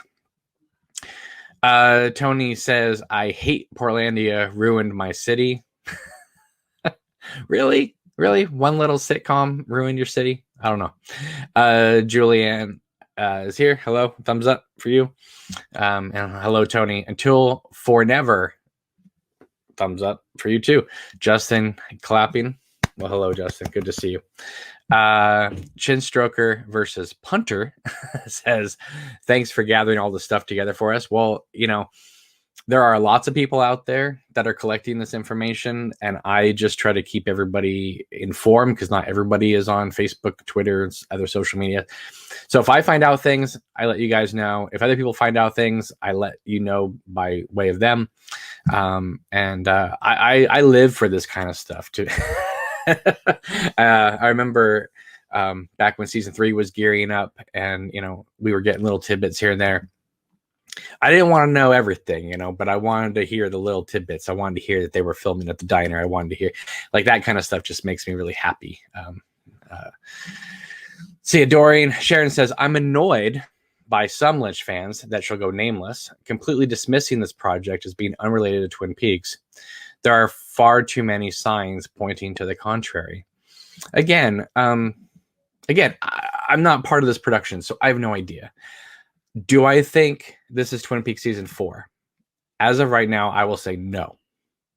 Do I think it's related to Twin Peaks in some way, shape, or form? I will say yes.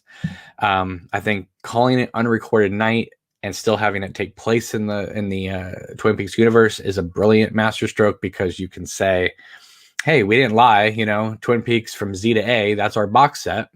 So that's complete, but now we're gonna spin off now. And a lot of shows do that. A lot of shows spin off. And again, even if they name drop one thing, then it's connected.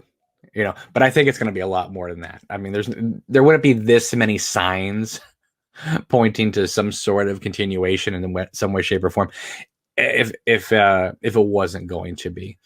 And people keep asking me all the time. I get emails all the time saying, "Well, what if it's not?" Well, okay, well then it's not. But it will still be connected, because the common denominator will be David Lynch. I mean, even when you watch Wild at Heart, besides just familiar cast members being in that movie, Willem Dafoe drops One-Eyed Jacks, things like that. Might be a different reference, but they're still dropping One-Eyed Jacks. So that's always exciting. Danielle is here. Hi, Danielle. Great to see you. Tony says, yes, there was a pun from David Lynch about Douglas firs. Absolutely. Stu says, my Wisteria hysteria is rising. That sounds like a great song.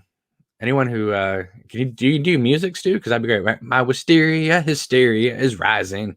It sounds like something you could do, like a rock metal version of something. That sounds like it would be like a song that would be in like Rocky Horror, but you could like punk rock it up.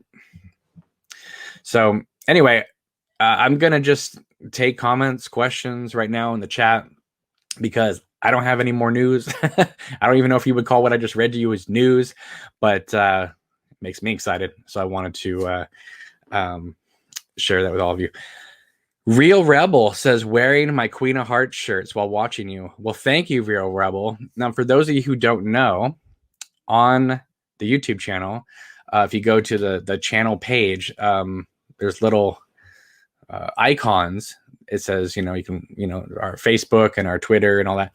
But we also now have a TeePublic store, and we're going to be adding things and products as we go along. But right now there is some like Queen of Hearts merchandise, if you will. So there's some really cool stuff on there. So be sure to check it out. Stu says, yeah, I do music. Awesome. Check us all out at Us Frail Gods on YouTube and Spotify. Us Frail Gods. It's a good name. I like that. Real Rebel says, so does Wisteria equal Unrecorded Night or different? Well, I don't know. I do know that the rumors started as Wisteria, and then somehow overnight they kind of translated into Unrecorded Night. So maybe, is it possible that the show is called Unrecorded Night, but the first episode, the pilot, is called Wisteria?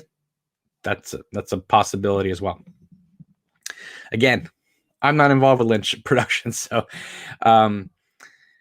but I do maintain that until I see otherwise, until they literally say otherwise, make a press statement saying otherwise, I will believe that this is in the Twin Peaks universe. Now, if they have Kyle and Cheryl and Fenn or whoever show up and it says in the press release they're playing different characters, who knows? But it is, anything's possible at this point. So that's what makes me excited. And yeah, I'm also really excited too that the vaccine is being made available to people, because maybe we can kind of get back to some semblance of the way things used to be, hopefully, because I still have a lot of work to do on the film that I'm working on, and I can't do it with nearly 500,000 people dying. That's terrible. So keep your fingers crossed that everything continues well for everybody's Productions, David Lynch's, mine, Stu's band, and anything you guys are doing out there creatively. I wish you all the best, sincerely. Raised from Perdition 2 times plus. That is one amazing YouTube name. Says, I got my Queen of Hearts t-shirt last week. It's really nice quality. I love the artwork. I got the Annie with the branch crown. I forget the official name you were calling it, but great quality. Awesome.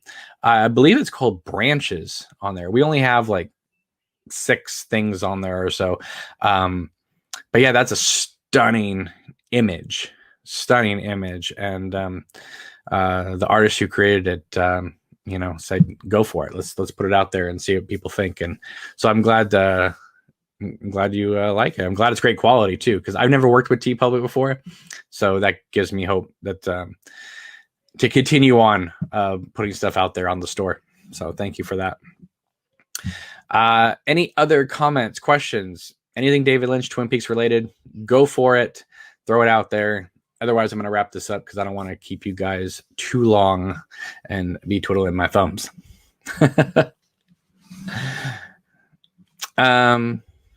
Let's see here. Real Rebel says, Unrecorded Night, how many episodes do you think we'll get and how long each episode? How many weeks do you think? Oh my God. Real Rebel, I don't know. We've heard limited, and we've also heard like 25 episodes. So I don't, they haven't even made the thing yet. So I don't even know if they know how many episodes it's going to be. Bob says, I like pie with ice cream. Is good, isn't it? Adoring Sharon says, recalling your video on Donna potentially being Unrecorded Night. I love to see Richard taking Carrie Page to meet Donna to try to jog her memory of who she truly is. Just me. That's actually a brilliant idea. Yeah, I mean, the thing is with like episode 18 of Twin Peaks is every single one of us could come up with something equally as amazing as what Lynch gave us, and it would still be just as good, right? So like if they had Donna in the final episode, yeah, that would have been great too. You know what I mean? Like I've come up with like a dozen possible things that it could have happened in episode 18 that would have blown my mind even more, but obviously I'm not involved in the writing with that. So, but I was, I liked what I saw at the ending, but there's multiple ways that thing could have ended and we would have been just as like, wow, that's incredible. So, yeah, anything's possible. I do hope that Donna does make a return. I mean, they mentioned her twice in episode 17. So I thought we were definitely heading that way. Maybe not in that finale, but it seemed like they were bringing, sometimes where like people make like a surprise entrance. You don't quite expect it. Sort of like Giles at the end of season 6 of Buffy, where you're like, whoa.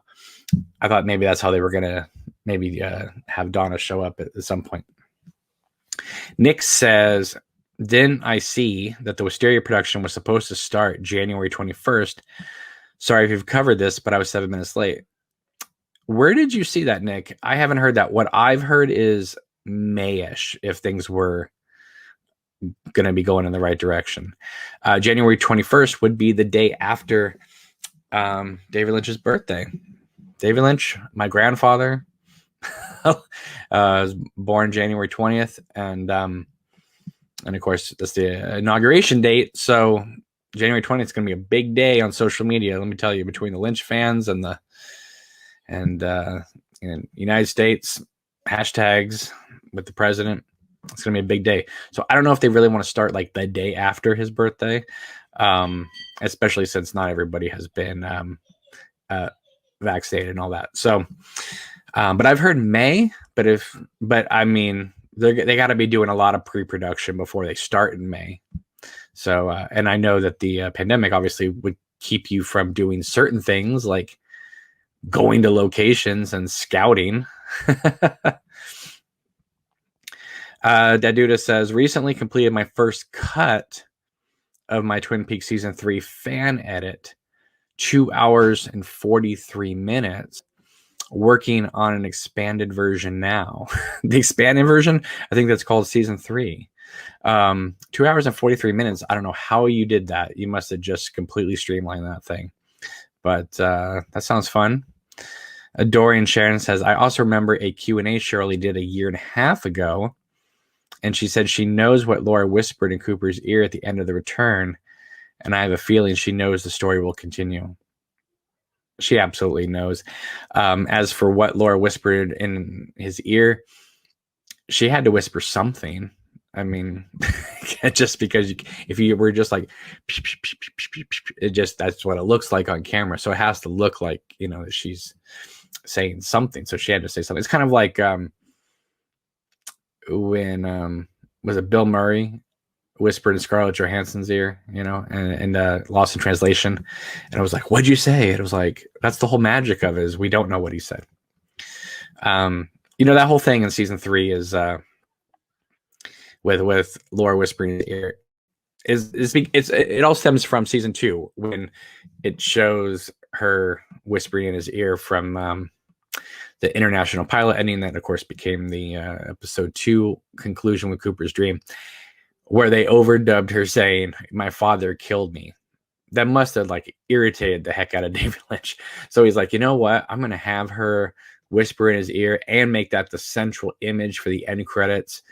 And I'm never going to tell you.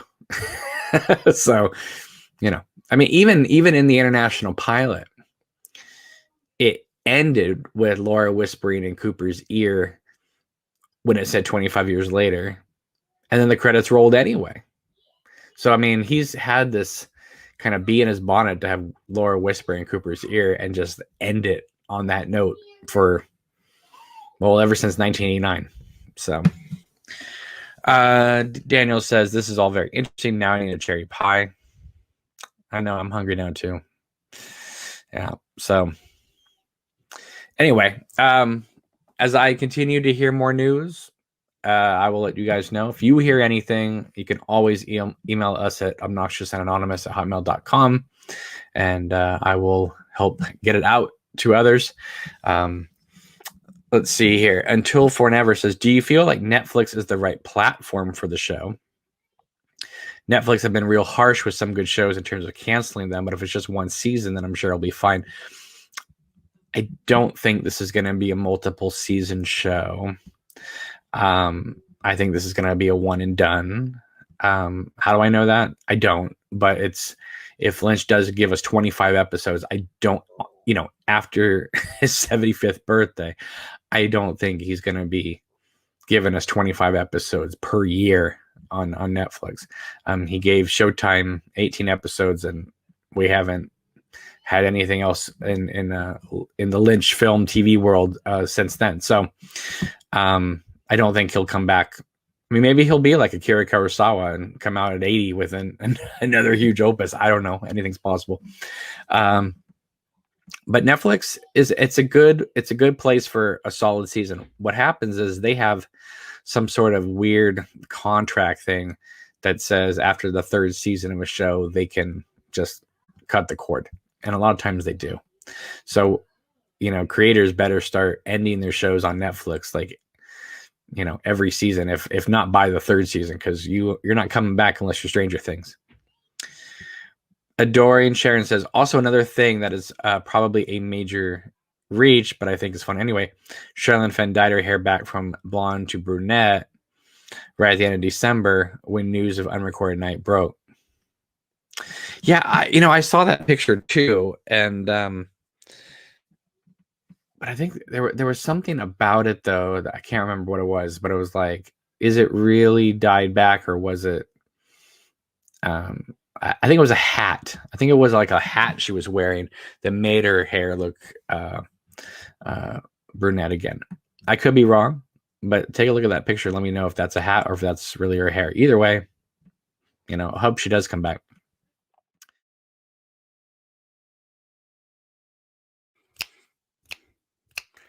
And the Twin Peaks train is about to leave the station.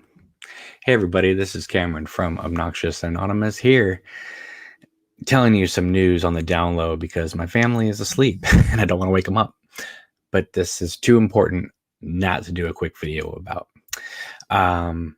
So Grace Zabriskie just did an interview with IndieWire, and because she's in a new movie playing right now at Sundance called Crypt-to-Zoo. And so let's go over some of the things she says in this awesome article by writer Kristen Lopez. Crypt-to-Zoo is a film that defies description, which creators Dash Shaw and Jane Samboski totally get. The story follows Lauren, played by Leek Bell, a woman who searches for mythical cryptids for her animal sanctuary. The problem is a competing hunter for the government is searching for the same creatures, leading to a brutal confrontation. And it continues on, saying, considering Shaw's weird, dreamy landscape, the name David Lynch immediately comes to mind.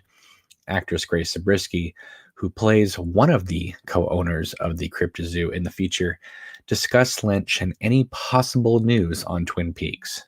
Grace says, "No one in the world could probably get him to say there would be another season, and you wouldn't have been able to 3 years ago either. But the last time I talked to him, he said, well, I hope we get to work together soon," as if that was partly up to me. I don't know the answer to that, if he's going to do it. So again, 1 foot in, 1 foot out. But again, it says, no one in the world could probably get him to say there would be another season, and you wouldn't have been able to 3 years ago either. Again, acknowledging the fact that David Lynch, 3 years ago was saying, I don't know if I'm going to do it, but if I did, it wouldn't be until, 2020 or 2021. So right there, I mean, she's just saying the same thing, the same talking points that we have been hearing for 3 years, and then concludes with, but the last time I talked to him, he said, well, I hope we get to work together soon.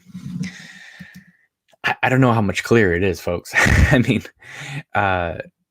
Lynch has worked with her a couple times, obviously Inland Empire and Wild at Heart, as well as Twin Peaks. But for him to want to work with her again with all these other Twin Peaks rumors coming out, it could be for another role in Unrecorded Night or Wisteria, etc. Again, this just goes to show that he's collecting his favorite people to work with. And yes, it could still be anything, but I still maintain that this is going to have more to do with Twin Peaks than not. So I feel it in the air. Don't you?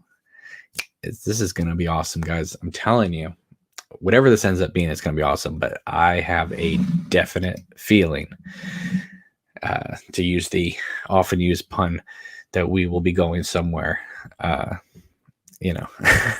wonderful and strange again. So anyway, let me know in the comments what you think. Is this just another thing?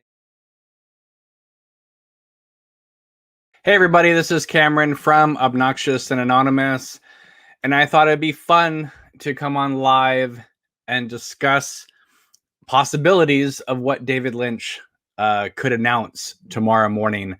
I believe he's going to announce it on his daily weather report, but that in itself could be wrong. It may just be its own individual video as well. So let's kind of discuss some of the things we know. Last night, I reported that Grace Zabriskie was interviewed by IndieWire magazine, and she said that David Lynch made contact with her and said, I really hope to work with you soon. We do know from his interview that he did with that literary magazine's YouTube channel, they asked him if it wasn't for the pandemic, what would you be doing right now? And he said, I would be continuing a story. Okay. Then we know there was going to be a big Graceland Twin Peaks event, which seemed really strange, especially with the all-you-can-eat spaghetti part. But apparently there was supposed to be a huge announcement being made. I do not think they would be announcing Inland Empire 2 with all those people from Twin Peaks there on stage. Then Sabrina Sutherland and David Lynch did another interview with the Daily Beast saying they were going to be taking time away from their YouTube channel and focusing on another potential project. So that itself could be the announcement that they're going to pull back from the YouTube channel for a while. But I think tomorrow, and again, I'm probably going to be entirely wrong, okay? Because I don't know anything. I'm just using all the clues and trying to piece together what I think is happening. So if you go to davidlynch.com right now, it redirects you to his YouTube channel. And earlier, I reported that there is the real possibility that davidlynch.com is going to finally go back online. I know that's something that the people in David Lynch's camp have been wanting to do, and that makes perfect sense, right? Like, he should have his own website.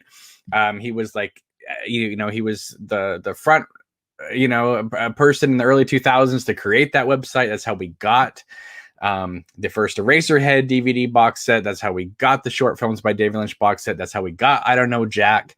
And he used to play around the message boards, and it was a lot of fun like that. So personally, I think this is what it is. I think he's going to announce that he's going to be working on a new project. I don't know if he's going to confirm whether it's a movie or a TV series. I think he's probably going to announce like the network or the cables, the streaming service, probably Netflix. I think it is going to be set in the Twin Peaks universe, but it will not be called Twin Peaks. That's just based off all the clues I've seen, both in public and some things that I've seen behind the scenes as well. And I feel like he's going to say, we're going to take time away from our YouTube channel, but if you want to follow the film's progress, head on over to davidlynch.com. I think that's I think it's going to be a multi announcement, not just, hey, by the way, I'm working on a TV project. I think it's going to be more than that. I think it's going to be like kind of a pitch to everybody. Hey, I'm doing this. I don't know if he's going to confirm if it's in the Twin Peaks universe or not. Maybe, maybe not. Of course, if he does, the internet's going to explode. I mean, the internet's going to do what the internet does anyway, but if it's anything related to Twin Peaks, it's going to explode, which would be great, especially in this time of the pandemic and everything. People, need hopeful things. And I think he's going to say, hey, davidlynch.com is being rebooted or is going to be live at noon today or something like that. And you can catch up on all the films that way. I don't think it's going to be Inland Empires coming out via Criterion. I don't think that would be such a letdown if that is the announcement. But I do believe that it's going to be the announcement of a project, and I think he's going to announce that davidlynch.com is now or about to become live again. So that's just kind of like where I'm at. Kimmy Robertson has just tweeted out winky faces and hmms having to do with the project. That makes sense considering she was going to be at the Graceland event when the announcement was going to be made. So I think Kimmy Robertson's definitely on board for whatever it is. Looks like Grace Zabrisky's probably going to be involved. Watch for Kyle's Instagram and Twitter account tomorrow. He may be dropping some clues tomorrow. Laura Dern as well, but definitely Kyle. I just checked Cheryl Lee's IMDb has not been updated. And I don't think that's probably going to be updated for a while because I think that if it does revolve around Carrie Page or something like that, they're going to want to keep that as top secret as possible. I know there's probably a million other things that I have not brought up, and that's cool because I'm sure you guys will remind me in the chat. But there has been a tremendous amount of clues heading towards not just David Lynch making another project, but David Lynch again working in the Twin Peaks universe. Now, again, I could be totally wrong, but I do not think this is going to be Twin Peaks season 4. I really don't. I think it is going to be not necessarily is somewhat of a spinoff, but more of like the fact that they brought up the idea that Gordon will remember the official version. I think that, and the fact that it's hinting to be called Unrecorded Night and then official version, I think there's going to be something there. I think it's going to be very much a, this is the truth of what we think is happening, but Gordon knows the real story, and how are we going to merge the fake story with the real story again? That definitely could be a theme there. David Lynch always being topical, taking on fake news, real news. That could be something that could be really exciting as well. I also think that when they dropped Twin Peaks: The Complete Mystery, and then very soon they announced season 3, people were like, wait a minute, The Complete Mystery, and then season 3, that doesn't make any sense. Well, now we got a box set that is called itself Zeta A. I don't think they're going to be like, hey, by the way, you've now bought this complete version of Zeta A, and now season 4. I think that Twin Peaks for right now is probably going to be closed off, and whatever this new incarnation of Twin Peaks will be its own thing, Unrecorded Night or Wisteria, whatever it ends up being called. I would be shocked if it was called Twin Peaks, but you never know. As for Mark Frost's involvement, people are saying, oh, is he playing coy, saying he's not involved? At this moment, I'm going to take him for what he's saying. I don't think he's involved. I think David Lynch is going to take this material either alone or with some other, writers and develop this thing, or they've already developed it. I'm sure they already developed it. I mean, because remember back in 2017, they said, Lynch Frost Productions said, if we ever go back to Twin Peaks, it won't be for 3 years. Well, 3 years would have been 2020, which we know that wasn't going to happen with the pandemic. So now we're 2021. So it is all matching. Personally, I think this is what's happening. I think Lynch is going to be involved with the TV or film aspect of Twin Peaks, and I think Mark Frost is going to be more of the book and literature side of Twin Peaks. Again, could be wrong, but that's just, I feel like that's where we're heading, especially with those comments that Sabrina was making back when the final dossier came out, that this is Mark Frost's version of Twin Peaks and David Lynch's show is his version of Twin Peaks, even though the show is supposed to be both of their versions of Twin Peaks, because that's what season 3 was kind of pitched to us as. So yeah, that's just kind of like where I'm at mentally right now. Of course, this could be just blow up in our face like the Comic-Con announcement that occurred a couple years ago. I think we're going to get an announcement of whatever the project is. He probably won't go into too much depth, of course, of what it is. Probably just name drop. Maybe he'll say it's involved with the Twin Peaks universe, whereupon everybody will go crazy. And I think he's going to announce that davidlynch.com is going to be live again soon, and to get all the information from there, because they're going to back off from the YouTube channel. That's where I'm at right now. I'm probably wrong. Sometimes I am, sometimes I'm not. But I just want to give that as a warning. But I'm developing this not from just, making it all up. Like, I've been like everybody else watching the clues and piecing the whole thing together. So like Agent Cooper says, piecing it together, Harry. All right. So we have a few people in the chat. Wilton's here. Jesse is here. Happy Cynic is here. Theresius is here. I'm not sure if I'm saying that correctly. Says, hi from Paris. Can we imagine a spin-off about Audrey Horne? It's absolutely possible, considering that Mulholland Drive was conceived as the Audrey Horne Goes to Hollywood spin-off. I'm not quite sure how that would have worked, but hey. So yes, I think absolutely. I can't see Lynch just leaving Audrey Horne forever staring at herself in other dimension in a mirror or wherever she is. I would like to believe that Lynch isn't that cruel to just leave his character like that, but you never know.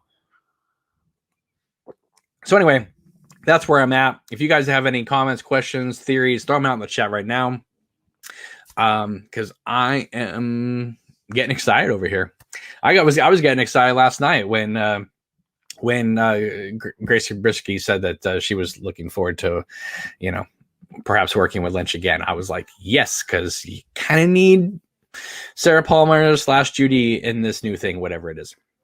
Now, again, if this is nothing having to do with Twin Peaks, I would just be happy with anything Lynch gives us. I don't know if I'll like it or not, but I'll be happy and open-minded to whatever he gives us. But I really do think that right now I'm still at 95%. This is in the world of Twin Peaks. Again, not season 4, but I do think it is going to be in the world of Twin Peaks. Just all the signs are pointing that way, folks. All the signs are pointing that way. And we're getting people from the Twin Peaks cast and tweeting out stuff. And I think tomorrow's announcement, I don't want to get ahead of myself, but if it's nothing, it's gonna be, think a lot of people are going to be very upset, like they just pulled the rug out from under us again. So I think they're setting us up for something potentially really, really exciting here. Happy Cynic says Twin Peaks Unrecorded Night. I don't think they're going to call it Twin Peaks because I think it's going to probably air on Netflix.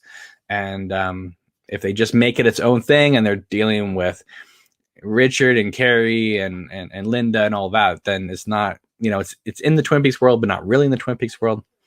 Elle says, what time will the announcement be? Okay, now this is, if we're going by his weather reports, it's probably going to be around 6:45 a.m. Pacific time. If it's his own video, it might be later in the day. It could be earlier in the day. Who knows? But if he makes it with the, he used to drop the weather reports around 5:30 in the morning, but now it's roughly about 6:45 now Pacific time. Evan says the Dumbland Netflix series. Oh, absolutely. Let's do that. Live action Dumbland. That would be amazing. Maybe he'll announce On the Air is getting a 4K Blu-ray. Who knows? I'm hoping one day that On the Air does come out on Blu-ray at least. And maybe if they couple it together with Hotel Room and American Chronicles and all the other Lynch projects that didn't really go anywhere, that would be an awesome set to get. I've seen a lot of people say, oh, it's going to be Inland Empire, the series. If anything else, if it's not Twin Peaks, I would really be on board for Mulholland Drive, a TV series. But I also think that the fact that, Naomi Watts is rumored for this and Laura Dern's, rumored for this, they really could get into the whole Janie E and Diane being related. That could be something that opens up, more possibilities here as well. So, but I mean, just the way Janie E's story was closed out in season 3 leads me to believe that her story's over, but you never know. But I've seen a lot of people just joking around online, just saying like, well, it could be anything, yes, but it's probably him announcing a new coffee brand or something like that. You don't understand how much that would destroy people's perception of David Lynch. I mean, I know that he's known to be a troll in some ways, by teasing people and all that. And I say that affectionately, like a troll, but he does like to play the audience like a piano. I think that, it's not like, I mean, Amy Shields got pushed back for saying that there was going to be a big announcement at Comic-Con. I mean, so big that, Sabrina had to go to Facebook pages and say, folks, it's nothing. And in fact, they didn't even allow her to make the announcement during the panel itself. You had to find out after the fact. So that ended up just blowing up in all their faces. I don't think we're being set up for that. At least I hope not. I do hope it is a major announcement for something. And I do hope it's not just like, I'm working on this thing called Unrecorded Night, because that would be like, wah, wah, wah. Like, we already knew that. We need to have not necessarily a plot synopsis, but I would like to hear, I'm working on the show Unrecorded Night. It revolves around, hopefully more than just, it revolves around a woman in trouble played by Cheryl Lee. Happy Sitting says, but Mulholland Drive had a closed ending, right? Only if you go by the theatrical version. What if he continued on from the pilot version, not necessarily the theatrical movie? So that's where I'm getting at. That's doable as well. Or you could, just have it take place in the world of Mulholland Drive. But it seems like Mulholland Drive and Twin Peaks kind of exist very, very similar grounds here. Theresa says, do you remember the way Twin Peaks The Return was announced initially? Yes, by simultaneous tweets between Mark Frost and David Lynch. Absolutely. But another thing that I feel like this is heading towards Twin Peaks is because there's been so many times, countless times it seems like, where the rumors just went out of control that like there's going to be a Twin Peaks something, season 4, a movie, something, 2 seasons, then a movie. It was building up to a fever pitch so many times. And Lynch and Frost and Showtime and CBS and, never came out and squashed the rumors. They just kept letting it die down.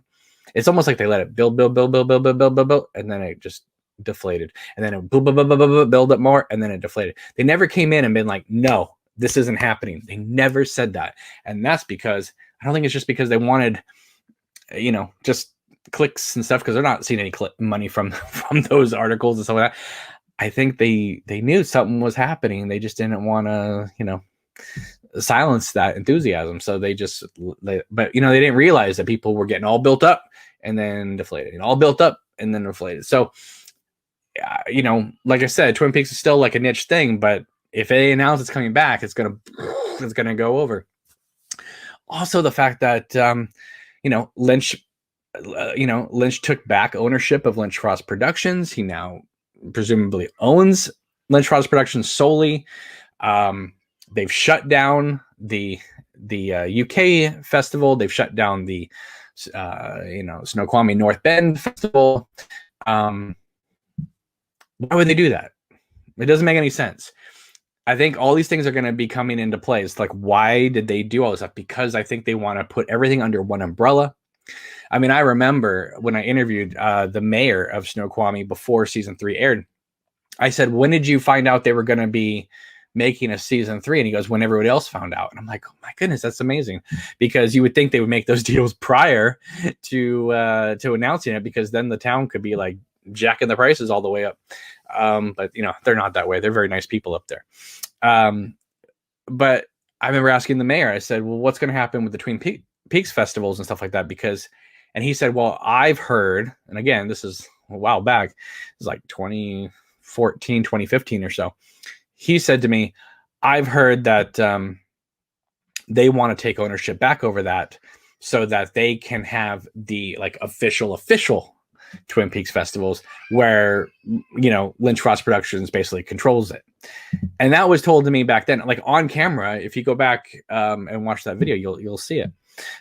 So I've known for a while this kind of stuff has been kind of happening behind the scenes. So, well, I guess we'll find out how this is all going to fit together eventually, but looks like things are fitting together here. Anyway, and there seems to be a problem with the chat. I don't know if there is, let me know. But anyway, I do want to invite all of you tomorrow morning around 6:30 in the morning. I'm going to be live for the announcement so we can experience the announcement together, see what exactly David Lynch has in store for us next. Hopefully it's something awesome. But whatever it is, I do hope that you will at least join this channel, join in on the fun. Whatever it is, we're going to have a good time with it. And whatever Lynch ends up doing next, we're going to have a great time with it, regardless of whatever it is. But I do hope for more Twin Peaks. And it looks like right now, to me, that's where we're heading. But who knows? Who knows? So looks like the chat may be down, which is unfortunate because I'm out of things to say. So, all right, everybody, I'm going to let you go. Hey, everybody, this is Cameron from Obnoxious Anonymous. Here kind of doing part 2, if you will, to the last video, because for whatever reason, the chat went down and people weren't able to write in any comments or questions. And right after I got done, I got sent this exchange on Twitter from the summer of 2020. I want to share this with you all as well. This is Kyle McLaughlin writing June 30th, 2020. Anyone else finding themselves getting one with nature now that it's summertime? We'd love to see how your personal greens are growing. Share your plantastic buds below. And Kimmy Robertson sent him a wisteria plant. Yeah, 9:53 a.m. June 30th, 2020. But a wisteria plant. So it's quite apparent, folks, that this has been going on for a while. I don't think this is some sort of new thing that David Lynch has been thinking up. I do believe that this has been in the works for probably several years. And maybe the main cast was starting to get notified around this time. We do know that Kimmy Robertson was going to be at the Graceland event when the announcement was going to be made for whatever this new project is going to be. All right. Well, now that that's out of the way, there's something to address here, because I get this question all the time. Like I have the answers to everything, but people ask me all the time. They say, well, if this was going to be a new Twin Peaks, don't you think that we would have gotten notice about, filming permits and things of that nature up in the Pacific Northwest? How about Tweed's, Cafe Bean, filmed at, or the Palmer House, or anything like that. So there's a lot of people out there in the online Twin Peaks community saying that this isn't going to be anything having to do with Twin Peaks, because they would have heard through the grapevine that these things were in motion, because they're affiliated with people involved with not only maybe those locations but other locations, and that everybody's in the know up there. Well, so that comes to the question that I always get asked: do you think that they will return to the Pacific Northwest if this is a new incarnation of Twin Peaks? If Wisteria or Unrecorded Night, or whatever the heck they call this thing, if this is affiliated with the world of Twin Peaks, do I think that they will go back to the Pacific Northwest right now? And the answer that just keeps coming back in my head again and again is no. I don't believe they're going to go to the Pacific Northwest to shoot this thing. Now, I could be wrong. I could be completely wrong. I just don't think it's going to happen. Why? Well, there's a few things. One, we're in a pandemic. So they're going to want to keep things as safe as possible. And the way to keep things as safe as possible is to shoot it entirely in studio.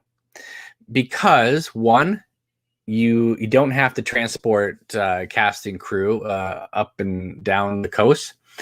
Also, you can create what is known as a COVID bubble at this moment, where you just basically the main cast and crew that are reporting every day are tested daily, and you keep that bubble.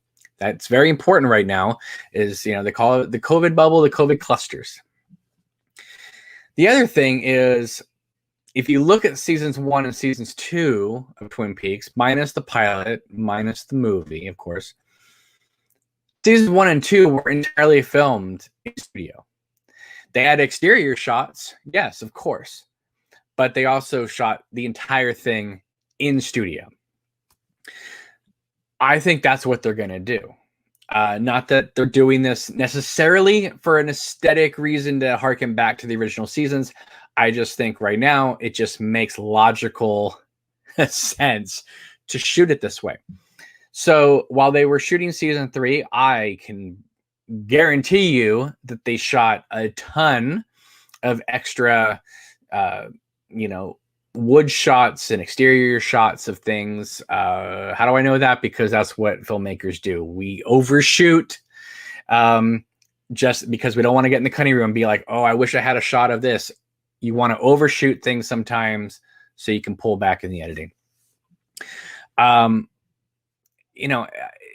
also we've seen Peter Deming up there in the Snoqualmie North Bend area getting footage and saying he's visiting the area. Now, of course, he could just be up there vacationing, and why wouldn't you? It's a beautiful area, and I would love to live up there if I could.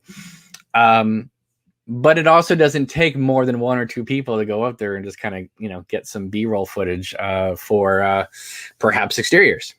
It's not unheard of, folks. They do it all the time.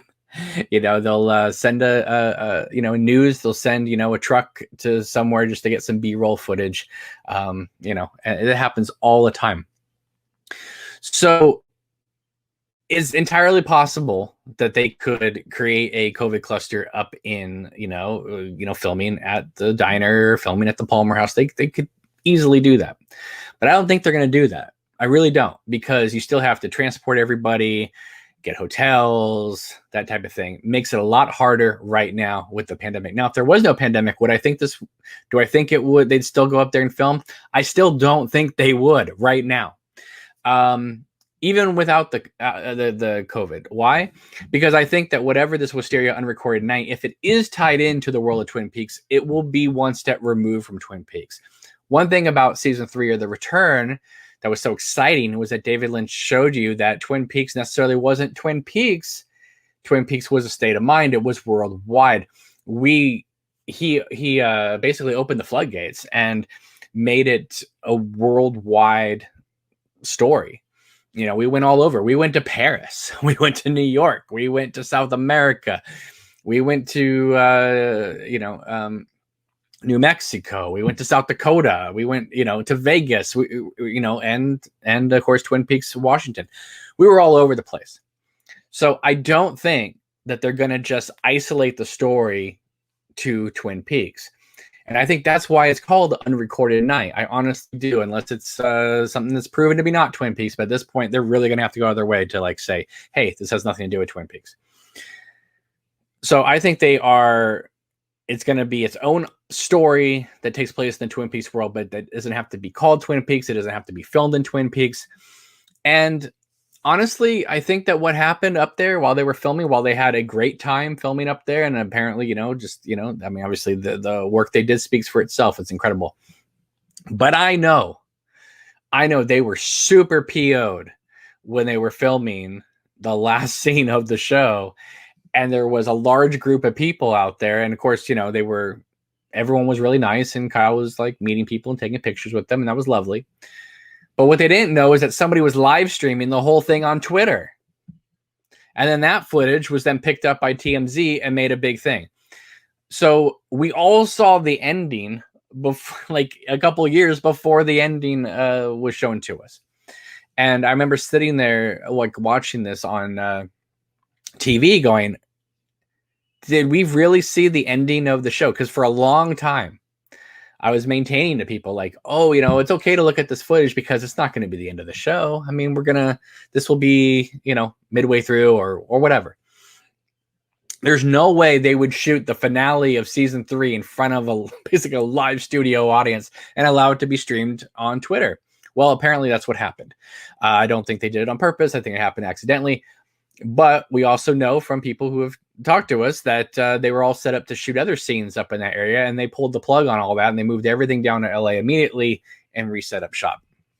So, so the idea of going back up to that area, if they absolutely needed to, I can assure you they would. They're not going to cut corners on that. But one thing I did feel that was missing in season 3 was the studio feeling. I think,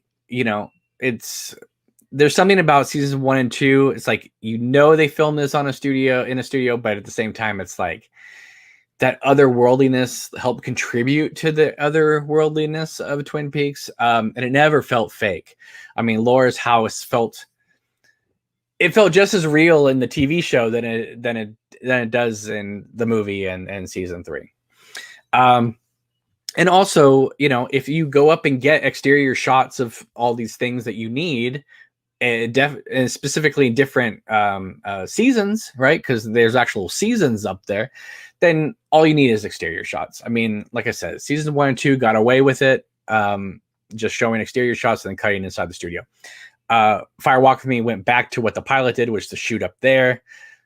The big issue I have with Fire Walk With Me, little quibbles aside, the big issue I have is that they went back in the fall and shot in 1991. They probably should have shot closer to Christmas, January, so they could have matched the pilot better. Because if you watch the pilot, there is ice and snow all over that place. And when they shot Fire Walk With Me in the late summer, early fall, it looks very different. Then I remember a friend of mine even saying when they saw Fire Walk With Me, said, did they even shoot that in the same town? Because it does feel different. Because it's a different season. Because remember, Laura's supposed to die in February. So that's why it feels a little off. But so I feel like they shot a ton of footage up there, got a ton of exterior shots, establishing shots, wood shots, etc. Maybe Peter Deming and other people have gone up subsequently there to get extra shots. Now, the reason why I even suggest that is because this channel was told, and again, I can't verify this because no one will say yay or nay on this, but I was told by a reputable source that David Lynch has never stopped filming. I have no idea what that means. What does that mean? He's never stopped filming. I mean, never stopped filming scenes? Or, you know, again, was just going out there getting pickup shots and things like that. We don't know. I mean, time will tell. We'll find out everything eventually, I'm sure. But yeah, this is very cool. This is very exciting. And the fact that, you know, Kimmy Robertson is like tweeting out Wisteria pictures to Kyle MacLachlan. Or I just heard also today that Jennifer Lynch on Instagram reposted something having to do with Wisteria being the new series by David Lynch. So, you know, I mean, something's going to be announced soon. I've been saying that for a while. I do think we are going to get more Twin Peaks sooner than later. It may not be called Twin Peaks, but I will be personally shocked. I mean, shocked if whatever David Lynch is working on right now has nothing to do with Twin Peaks. Personally shocked. Will I be disappointed if it's not? You know, the man's a genius. We'll give him benefit of the doubt. Check out what he's got to do. But I really do feel like this is going to be tied in. I really, really do. Now, whether or not we get that confirmation tomorrow remains to be seen. Again, I want to remind you that davidlynch.com at the moment redirects you to his YouTube channel. So I do feel like this is going to be like I was saying in the previous video, it's going to be multiple mini announcements altogether. I think that he's going to say what he's working on for what streaming service or cable station. And he's going to say, we're going to back off from YouTube for a little bit, maybe, to concentrate on this, because that's something that David Lynch and Sabrina Sutherland both told the Daily Beast a few months ago, that they were going to back off from YouTube to concentrate on whatever they were making. And I feel like they're going to say all this new information that we're going to be dropping can be found over at davidlynch.com. So I have a feeling that's where we're heading. Now, again, I could be totally wrong, okay? And tomorrow could just be a total bust, like some of the other announcement times that we thought we're going to get something. But it looks pretty obvious we are. If Jennifer Lynch is posting on Instagram and Kimmy Robertson is tweeting out, winks, and it's the same. I mean, I know emojis are emojis, but Sabrina Sutherland, it was pointed out today that that's the same winks that she was giving out when people were suggesting more Twin Peaks right before the pandemic hit. And we also know, of course, that the Graceland event was to have a huge announcement. And you're not going to announce Inland Empire Part 2 at the Graceland event with, Harry Goaz and Kimmy Robertson and James Marshall there, whoever, You're not going to announce something like that with those people on stage. And they're going to be like, yay, Inland Empire 2, yay. And they're not going to do that. But they will say is we're getting ready to get started on whatever it's called, Wisteria, Unrecorded Night, whatever. And it takes place in the Twin Peaks world. They may not go into detail. Like, I will be shocked. I will be shocked if Lynch says anything more than it's in the world of Twin Peaks. Like, if he says it's about Carrie Page, I will literally pass out on camera. If he says it's about Annie Blackburn, I will jump out my window, but that's another story. But if he goes into more detail about what it could be, I will be shocked. I will be happy, but I will be shocked. But if he says it's, deal with Carrie Page and Cooper and all that, and being lost in a world, and all that, that's it. I will just pass out in my chair, and someone will have to resuscitate me. I don't know how you're going to do that with any smelling salts, whatever, through the internet, but please try if that happens. So anyway, we do have a few people watching right now. Thank you. Really appreciate it. Wilton's here. Ryan says he didn't get notifications for the last videos. Welcome to my world, my friend. They're not being sent out. And last video we did, the chat didn't work. And the 2 videos we did that's on the channel right now, the trolls discovered it. And for me just saying, hey, David Lynch is going to make an announcement. I don't know what it could be, but fingers crossed, 27 thumbs down. Yeah, way to go, trolls. Ryan says, I think you're 100% spot on. They have plenty of exterior shots and B-roll to pull this off on sound stages. Personally, that's what I want. I really, really want this on sound stages. Why? Don't get me wrong. I'm not trying to knock anybody, anything. I do like the real locations. Don't get me wrong. I love them. I love them. I love them. But, you know, you have more freedom in a studio sometimes. And I love when they shoot in tweeds. I really, really do. And the new owners are wonderful and awesome. Okay. But tweeds always look smaller when they shoot in tweeds. And I like the season 2 Double R Diner where it looks basically like a giant Bob's Big Boy. Again, I'm not disappointed if they go back there, that because it honestly deserves it. They're, you know, the new owners are wonderful. Double R Diner deserves to be put on the map, but it will always be put on the map anyway, even if they just use the exterior shots. Because remember, with the exception of the pilot scenes, they didn't shoot in the Double R Diner once for seasons 1 and 2. So, and we all still idolize the Double R Diner anyway. So it doesn't really matter. And also, you know, it looks good enough interior wise that people will be happy going to that establishment anyway. And by the way, I just found out today that the Double R Diner or Tweeds will be reopened for dining, eating tomorrow, starting at 9 o'clock in the morning. So that's awesome. Congratulations to them in their area for getting COVID down so much that they are able to do that. But all I'm saying is you guys better be safe out there so they can stay open, because a lot of business out there need to stay open. And so you can't go, you know, parade in there without your mask. I'll be very ticked off if I hear about that kind of stuff. Take the Rings here. Hello, Take the Rings says excited. How can you not be excited? Come on. Gary Norris says, I'm not getting excited. We've been burnt in the past. I agree with you. Okay.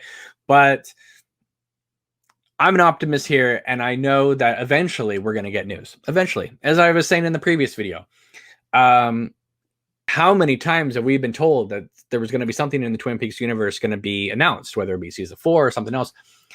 And again, expectations would rise, and then they would deflate because nobody at Showtime, CBS, Lynch Frost Productions, whatever, Sabrina, anybody would come out and say, no, it's not true.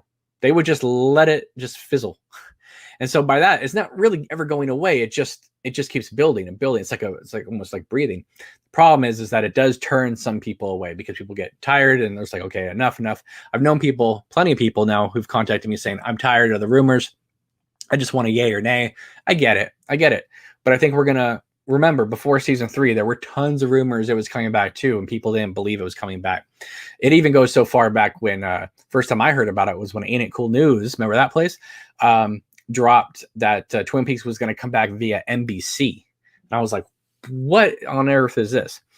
And of course that didn't happen, but that was the initial kind of thing that kind of triggered it. So I get it, man. I get it. You don't want to get overexcited. And again, look, if David Lynch comes out tomorrow and says, I'm bringing back the angriest dog in the world, it'll be like, wah, wah, wah, wah, wah, right? I mean, it'll be devastating. I don't think they really want to hit their brand like that. But remember, why are they doing all this new Twin Peaks merchandise where he was like looking at everyone's artwork? Why did they take over the festivals? Why did David Lynch take Lynch Frost Productions under his control fully? You know, they're getting everything. They're getting all their ducks in a row. Why were they going to make a big announcement at Graceland? You know, then, you know, we heard from Hollywood Horror Museum, right? All those tweets about like something big's going to happen. We don't know, you know, what the budget for this thing is going to be. We don't know what streaming service, what cable station, what it's about, whatever, how many episodes. But, you know, if it is, I mean, people are talking 23 episodes or something. I mean, I don't know. I mean, it could be small, it could be big. I don't know. But if it is like 20 something episodes, well, then that confirms my 2 seasons that I had been hearing about.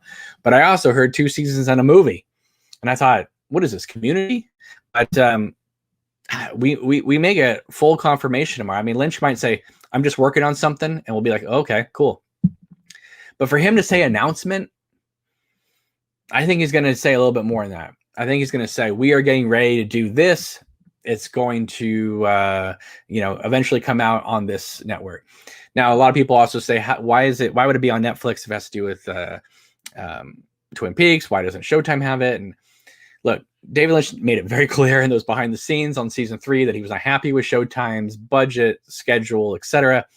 So I think the way I kind of am looking at it, I think they're kind of going to split it off. I think Netflix is going to carry it. Showtime's going to, I think they're both going to share the budget so that Showtime doesn't get, have to be dependent on Lynch making it by a certain time or finishing it by a certain time. I think that they already have, contracts in place because the original series is on Netflix. So they already have a relationship there. So that's cool. I think Showtime's really going to ratchet up the marketing for whatever this thing is. And they're probably, because Netflix does streaming, Showtime and CBS will probably be in charge of the physical media aspect of it. There's probably more details than that, but I think they are kind of splitting it up, just like I feel like Lynch and Frost have split it up, with Lynch taking over the film and TV aspect and Frost taking over the book and literature part. That's just what I feel. That's where I'm seeing things right now. I could be totally wrong, could be totally off, but it's all we have to go on. Just bunches of little clues everywhere. Evan says it'd be really cool to see them film some more stuff in Buenos Aires, Argentina. I don't know about right now, folks. I don't know. I don't know right now is the best time to go down to South America, but you never know. They might send the new interns down there to take care of that stuff. Ryan says sound stages might allow more relaxed time for Lynch to get dreamy. Oh, absolutely. I mean, I keep seeing that footage going around about how he's all upset that they only had a couple days in the fireman's, the Giant's Lair, as opposed to, or the White Lodge, whatever you want to call it. And then, he wished he could be there at least a week. I think they're going to make it so that he can take as much time as he wants. And if they own the sound stages, that's something they make very, very clear in the behind the scenes of season 3. We own the sound stages.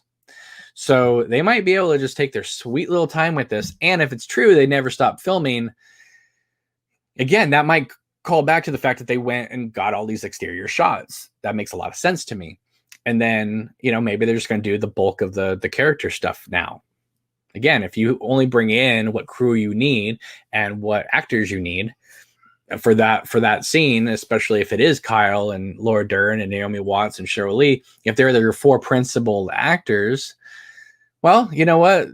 They would do that for Lynch. They would, cluster themselves in a little hotel and not come out until it was time to film, and then take their COVID test, and on the stage we go. I'm sure there's a lot of other actors who would do that as well, but those 4 are pretty dependable. They're not going to do anything to hurt Lynch's vision. So anyway, so I keep getting asked all the time, do I think that they would go up to the Pacific Northwest to shoot this incarnation of Twin Peaks if that's what this is? And my answer to that right now is I don't think so. I'm going to go with no. COVID is terrible. It's ravaging all over the country. Even if Lynch and them get their vaccines, it's still not really safe to go up and do all this stuff. So I don't think that's going to happen. I could be wrong, but you never know. And I also think even if COVID wasn't an issue, I don't think they'd go back, because I think even though they had a great time and everything was great, I do think that there were some aspects of it that they felt a little burned. So I think they would kind of pull back from that. And also, would you rather go on location and shoot stuff if you didn't have to, or you could just, look how well some of these locations looked in seasons 1 and 2. They look stunning and they didn't look fake at all. And they even reused some of those sets for Fire Walk with Me, and those look fine too. Remember, Laura's bedroom in Fire Walk with Me is not the real bedroom. That is a soundstage. That's a studio. Now, Laura's bedroom in the pilot, that's the real bedroom. It looks completely different. There's no, hutch area. There is Laura's bedroom in the pilot looks nothing like her room in the movie. So I think right now, especially, and they can use this as an excuse, keep everyone tight in a studio. They don't have to travel very far, probably, from their houses or their hotels. Keep it real close. They'll probably have the hotel right next to the studio or within like a mile or 2 of it. So it'll be really cool. And like I said, Kyle MacLachlan's schedule is apparently free for so far this year because it's COVID time. So why not? So I don't know. I just think we're going to have whatever this thing is going to be. It's going to be really cool. All right. As long as it's not Inland Empire Part 2. And if it is, I'm going to mentally check out. But I can't. I'll suffer for the art, I guess. But I'm really excited. I know I've been excited before, but I can't let that part of me die, folks. I can't. I have to be a true David Lynch fan, a true Twin Peaks fan, and believe it. Now, again, if there were none of these clues, and I was like, oh, I think it's gonna be Twin Peaks, that's wishful thinking. That's I'd be like mad to be thinking things like that. There's just too many. There's too many clues, folks. There's too many clues. We've gone over them time and time again on these videos to say, if it's not Twin Peaks, this will be one of the biggest letdowns ever. Now, again, we might be happy with what he presents us. Maybe he'll say, I'm doing Mulholland Drive as a series. I'll be like, yay, cool. But at the same time, I'll be like, well, then what was all these Twin Peaks cherry pie references? Why were you telling literary magazines on YouTube that you were going to be continuing a story? Why would you not tamper down the season 4 rumors if you weren't going to do that? I'm telling you, we're gonna get something big soon. It may not be tomorrow. I really hope it is tomorrow, because you don't say you're gonna make an announcement and then just say we're relaunching davidlynch.com. I mean, maybe you do, but this is what I think. And again, I'm gonna be totally wrong. I think they're gonna say we're working on this new movie or series. It's gonna be based in the Twin Peaks world. We're going to be pulling back from YouTube, catch all the latest updates on davidlynch.com, dropping live today at noon or something like that. That's what I think it's going to be. I could be wrong, but I'm going to be live tomorrow at 6:30 in the morning, because Lynch typically drops his weather reports around 6:45 my time now. He used to be 5:30 in the morning, but now it's 6:45-ish. So I'm hoping I at least go live before it drops so we can experience the joy or the letdown together. So, Tony says Mulholland Drive not going to be a serious story, is closed. Again, like I said in the previous video, that's only if you go with the theatrical cut. If David Lynch goes off the pilot, it's not closed at all. Tony says the announcement, Firewalk with Me director's cut. That's a possibility. That's a possibility. But I don't think that would be the announcement. But I mean, it was announced a while ago that he was working on it, so we'll see. Ryan says, hearing that he never stopped filming gets me pretty excited. Not going to lie, I hope that's true. I just want to know what that means. I mean, just going up and getting random little shots here and there, or around, or what? Because I mean, I don't think, was he really shooting this secretly, like Inland Empire, and bringing Kyle and Laura Dern to his house? Because we've seen them together at breakfast many times. Were they shooting scenes on the sly for a while now? Who knows? GT says, I don't think he said continuing a story. He said working on a continuing story. Subtle difference. Okay. He's only said the words continuing and story in regards to one other property in his entire oeuvre, and that's Twin Peaks.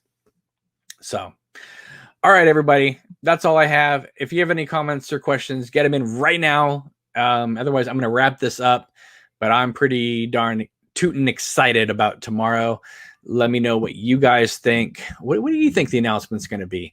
I see a lot of people being silly online, saying things like, oh, it's just going to be him, announcing it's February 1st. If that happens, I will scream very, very loud. I will scream louder than Frank Silva does in Firewalk with Me. And right into the camera, you'll be able to see the back of my throat and everything. It won't be pretty. So hopefully that's not it. But anyway, all right, I'm going to let you guys go. Thank you.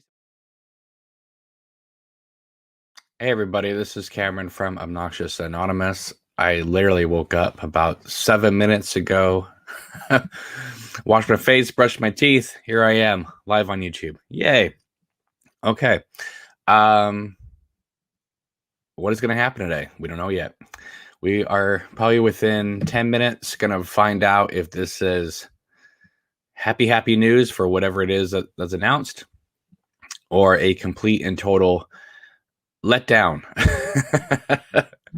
We have had many, many letdowns in the last few years. Hopefully today will be different. And I'm looking forward to seeing whatever it is.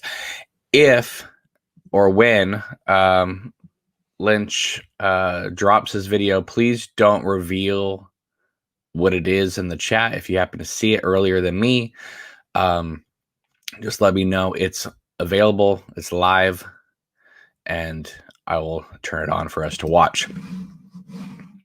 We have a lot of people watching. Ooh, we have like over 50 people here. My goodness. Thank you for tuning in and watching me half asleep talk on the internet. I appreciate that.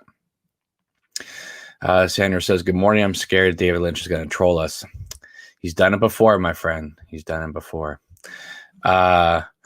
Mary says, Donna Hayward, Warriors Unite. Thank you for making me laugh. That is really funny stuff here. Mark says, crazy clown time too. Here we come. All right. You guys are waking me up now. Daily Ghost says, my guess is foundation related virtual festival disruption, maybe. Yeah. If that will dictate me throwing myself down the stairs if that's the case. Carl says, Lamplighter Inn.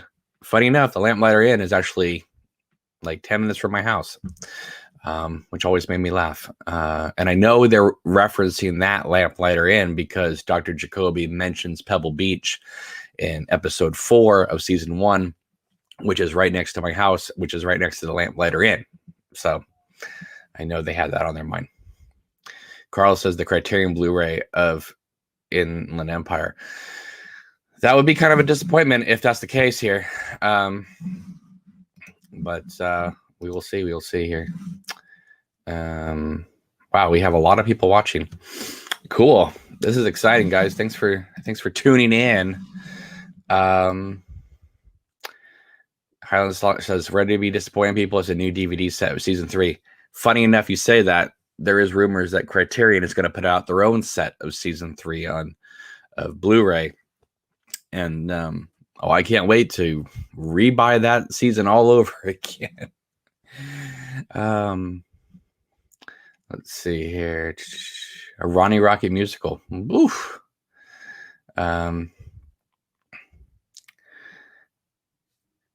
Welton says, could it be about retirement? I don't think he would really do that to us. Do you? I think JR says it won't be a Blu-ray announcement. I don't think so. I don't think. Radio friendly, straight story 2 to the moon. That'd be exciting. But who is he going to meet along the way? Let's see. Sanders says, man, you are already fit. I couldn't say one word before I had coffee. I haven't had anything to eat. I haven't had anything to drink. I literally woke up at 6:25, 6:38 right now. Raphael says the weather report is always at the same time. He used to drop it at 5:45 in the morning. Now it's roughly around 6:40, 6:45 in the morning.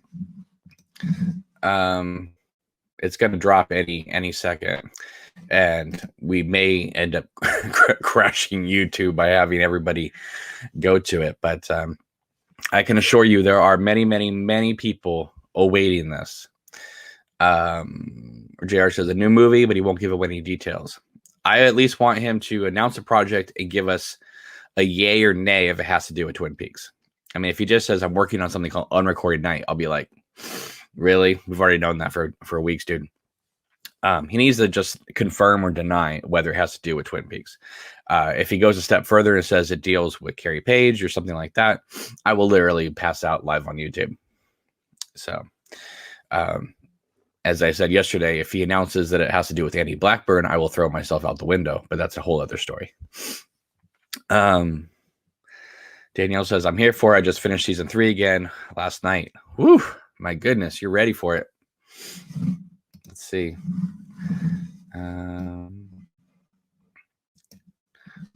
This on here, and we are. All right, let's see here.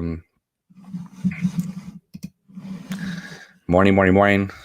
Norman says a WandaVision variation of Twin Peaks. Maybe David Lynch will go into the Marvel universe and be directing for Disney Disney Plus. I almost says Disney.com. That's how tired I am, folks. JR says he won't give us Twin Peaks details. You're probably right. But they need to quell it somehow. Okay, we've heard these rumors about Twin Peaks spin-offs or a continuation, sequel or season or whatever for a couple of years now, and he always said that he was going to announce whether he was going to make a new Twin Peaks in 2020. And with the pandemic happening, we're at 2021. So, I guess we'll find out. Let's see here. All right, so I'm going to be put myself in jeopardy here and show you some of my subscriptions, because I'm gonna just be refreshing right now. We have apparently a Hellraiser watch along that happened last night, a Halo movie that got canceled, but we have 115 people watching this right now. Wow, dang.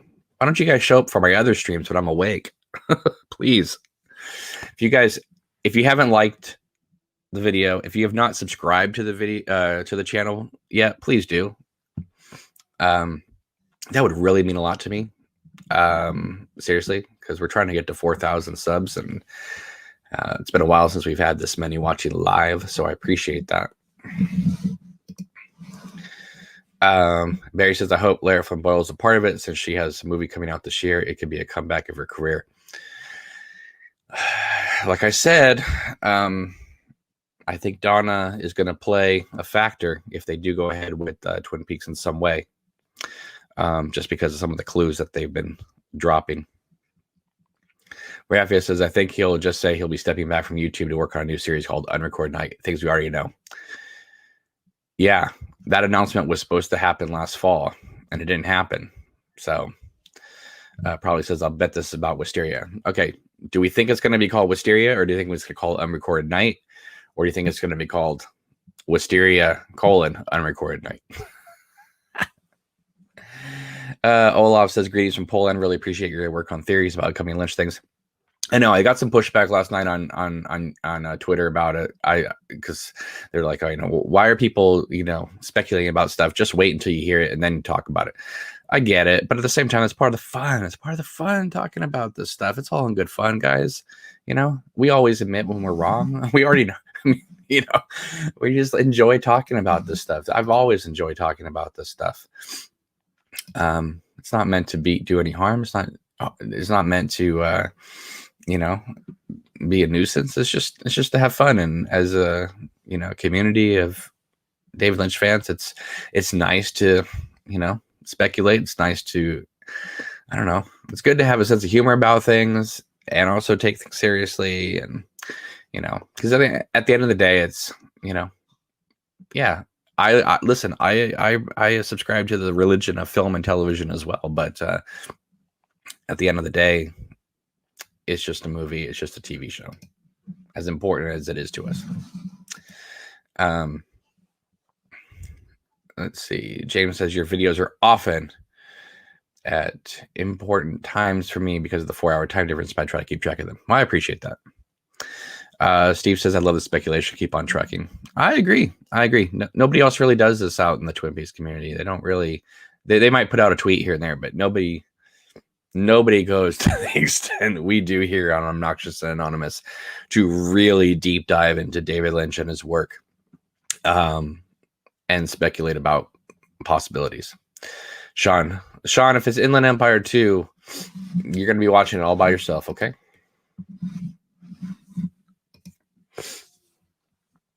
Refresh. Philip says Wisteria sounds perfect for a Netflix show. You're probably right. But we'll see. I mean, all this Wisteria, Unrecorded Night registration makes me curious. Then what the heck could it be?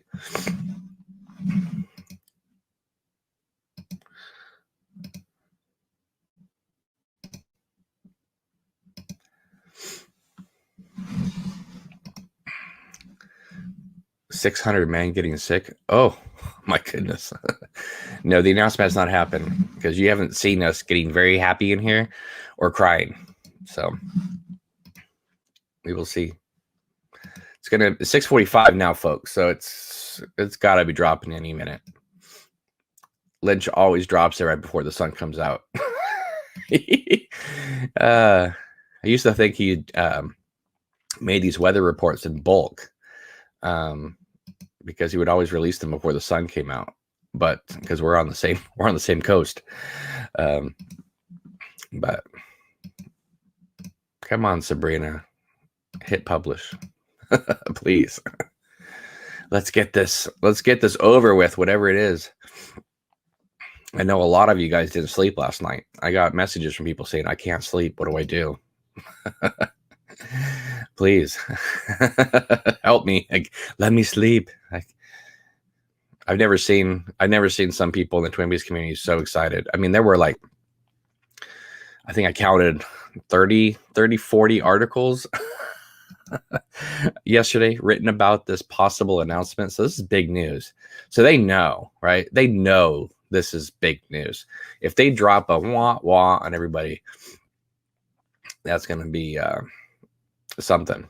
I do think that this will also have to do with davidlynch.com, because if you go to davidlynch.com right now, it redirects itself to the YouTube channel.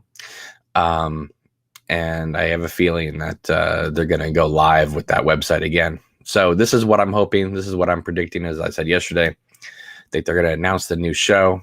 I think they're going to announce that they're stepping away from YouTube. But if you want to keep up with the progress of everything, please go to davidlynch.com, which is going to probably drop live today or tomorrow. That's my prediction. I hope I'm wrong. I hope they say we're doing Unrecorded Night about the life of Carrie Page or whatever. And then I'll be like, thank you very much for making my entire year.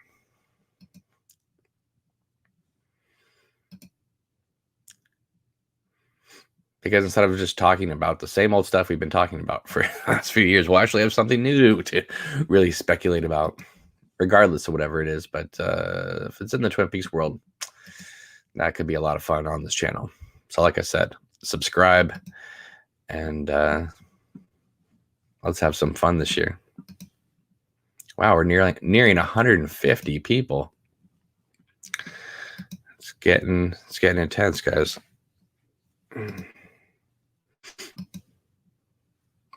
All right, 6:48. Sabrina's got to be ready to hit that publish button.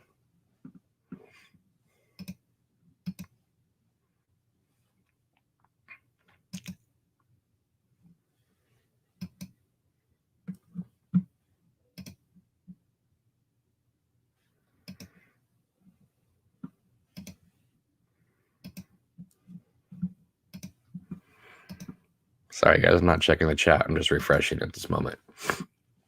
I will get to you guys in shortly.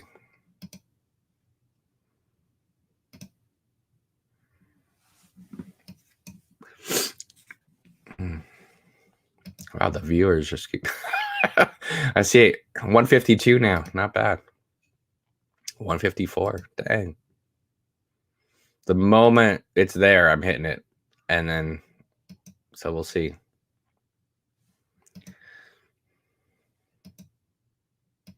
Oh, dang. I think we're going to hit 200 viewers. We may, especially if Twin Peaks, if this has to do with Twin Peaks. I got a message last night. It was very nice. They said, if they announce more Twin Peaks, Queen of Hearts, which is the film I'm working on, is going to explode.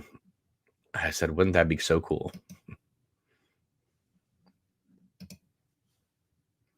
I busted my ass on that thing for the last couple of years. I think it deserves to explode.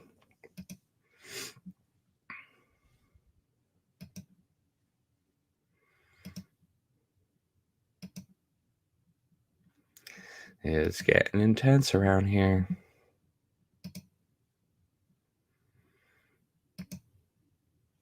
Oh, they must be really Okay, David, you want to do another take? Because 6:50. Whew, we're getting late here, folks. We're getting late here for his weather reports.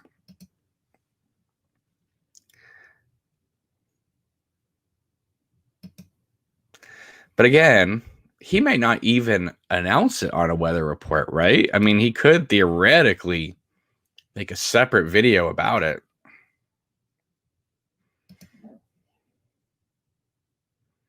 So, I mean, anything's possible. As long as he announces it before 8 o'clock in the morning, we're good. I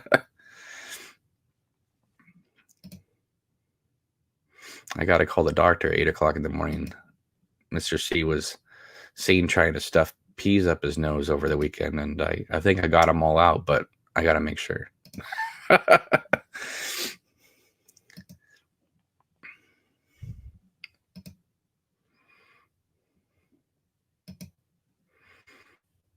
172. My goodness, guys. Sorry if I'm not checking the chat. I think you can forgive me, though, right, for refreshing this thing over and over again.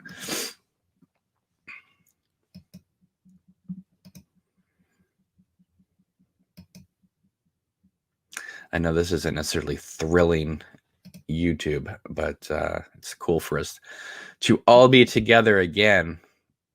Oh, wow. We're dropping people, though. I'm refreshing, too. Random says, was it the one day he doesn't do a weather report? Oh, it's gotta be coming. He's a creature of habit. This is the guy who went to Bob's Big Boy every day at 2:30 in the afternoon for like 7 years. Believe me, he's gonna drop it.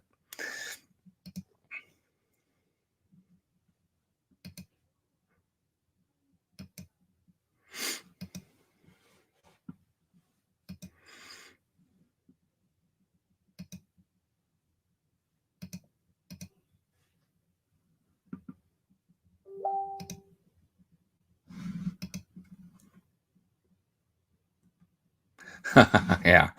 Okay. Let's see here.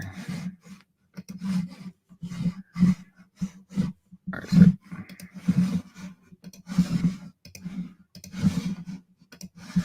Oh, goody. My friend Benjamin is gonna, or Ben, as we call him, is gonna come on the video for a few minutes. Cool.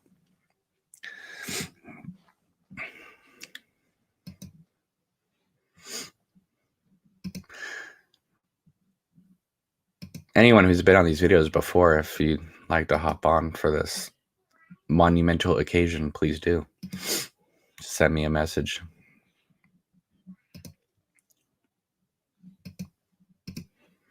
Because like I said, I'm still waking up, folks.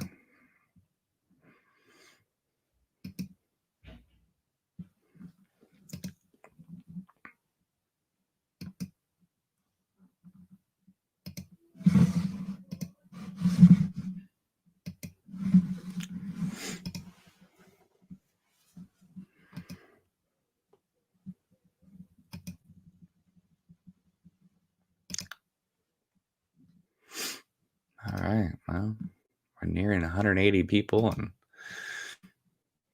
they're taking their sweet little time today. They know it. They know it. They know it's a big day. They got to make sure. They got to make sure they drop this correctly.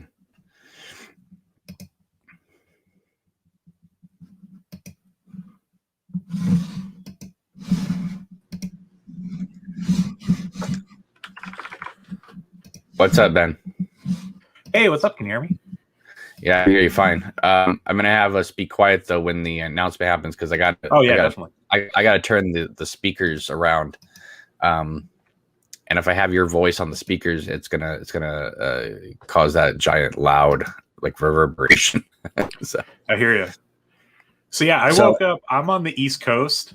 Yeah, I know, you're lucky, man. Well, I woke up and the first thing I did was like start refreshing his page Already? Like this morning at I was like, oh, because I know he probably wakes up early, right? Right, but he usually drops them at the same time every day. So True.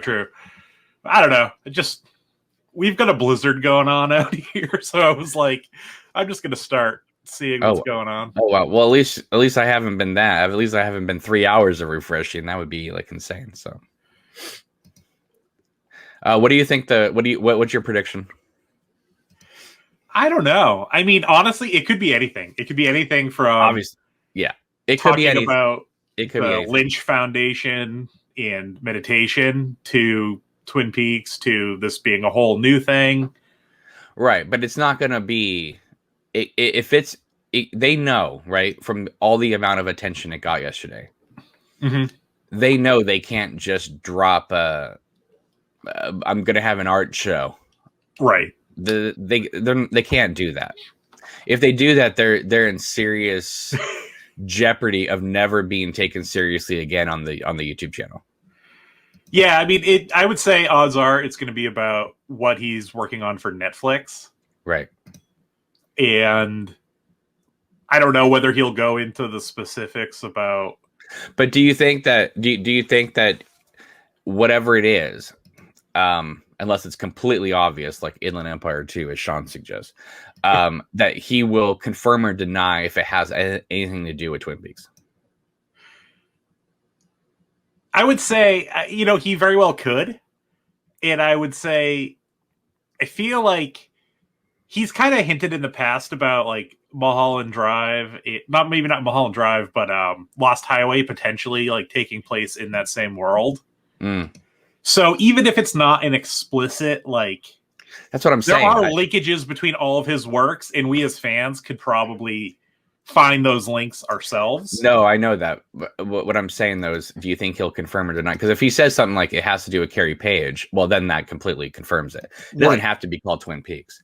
I mean, yeah. I mean, most of his work do all exist in like one universe because the common denominator is David Lynch. Right. I mean, that's why Eraserhead has the Red Room floor, etc. So, it's all there. But I think that with all the rumors that have been going around for the last couple of years, I think they do need to come out and just say, this will be, a new story in a continuing universe, or this will be a, something. I would be surprised if he talks about any specifics to any of his previous works. I would almost anticipate him saying it's a continuing work of, from the past, perhaps. But he wouldn't. Here's the thing. Again, when he was at the Emmys or Emmy presentation, he said he was thinking about Carrie Page, right? Then he explicitly said, if we're going to continue Twin Peaks, it wouldn't be for 3 years, right? Which is 2020. And then in 2020, he said that if it wasn't for the pandemic, he would be continuing the story. Right. So. Well, there it is, right? So 2021. I mean, I just want. That's all I want. Is like I don't want Twin Peaks season 4. If he's going to announce that, fantastic, great. But I really do think that right now it's going to be this Unrecorded Night thing, because when they explicitly say at the end of season 3, Gordon's going to remember the official version. Yep. Well, then you're saying there's an unofficial version, which is technically Unrecorded Night. Well, I feel like, yes. But I also feel like I feel like Twin Peaks season 3 should have almost been named something like Rancho Rosa, or like It Happened in Las Vegas, or, because it is. So I feel like he might be kind of going down that road where like Twin Peaks is bigger than the story is bigger than the town of Twin Peaks. And we got that in the 90s. And then had he called,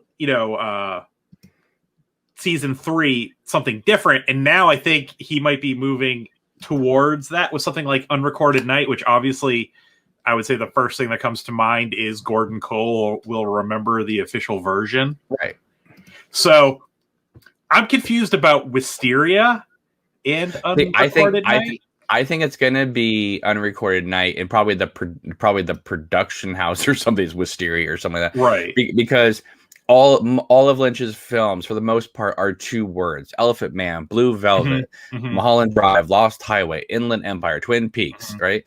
Yeah. So I think that's, that's just, I've been wrong many, many times, but because what I do is I try to apply a logic to well, this. And I think that, at the end of the day, we've kind of talked about this, like Lynch is a movie producer, like he and a director, like he understands how all of those things work. He's not some clueless, aloof person. No, you know what I mean. Like I know he is.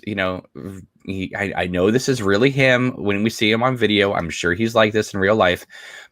But if anything shows, which I've always known, if you see those behind the scenes in season 3 when he's behind closed doors with his crew, oh wow, he's amazingly articulate about what he wants. Right? Yeah. He's not this like G Willie lost in the clouds kind of person, and Sabrina has to bring him down to reality. No. Because I've not worked at that level of stuff in the film industry, but I've been around people who, when they get there, they just turn into these strange, like out there wannabe kind of artistes. And Lynch at the end of the day can say like, okay, Mr. PA number 3, I need a can of gold paint, 3 dozen eggs, 5 husks of corn without the husks on them anymore. And I need that here in 20 minutes in order to finish the scene. Like, go do it. You know what I mean? And it's just like, trust me, I know what I'm doing here. And even if they're not able to do it, he can do it because he doesn't drive a limo. He doesn't ride in a limo. He drives a truck, like literally like Pete Martell's truck is like my Lynch's favorite car. moment in any of the behind the scenes stuff is, I think it's on the bonus discs to Inland Empire, which I almost enjoyed more than Inland Empire. But when he's on the phone with William H. Macy and he's like, Bill, I need you to come. Are you free on Tuesday? Right. I need you to come and shoot a scene with me on Tuesday. But even in like the season 3 stuff, it's like, he's not asking, an intern to like, pour this stuff in the woods. Hey, he's doing it. He's very hands-on. Yeah.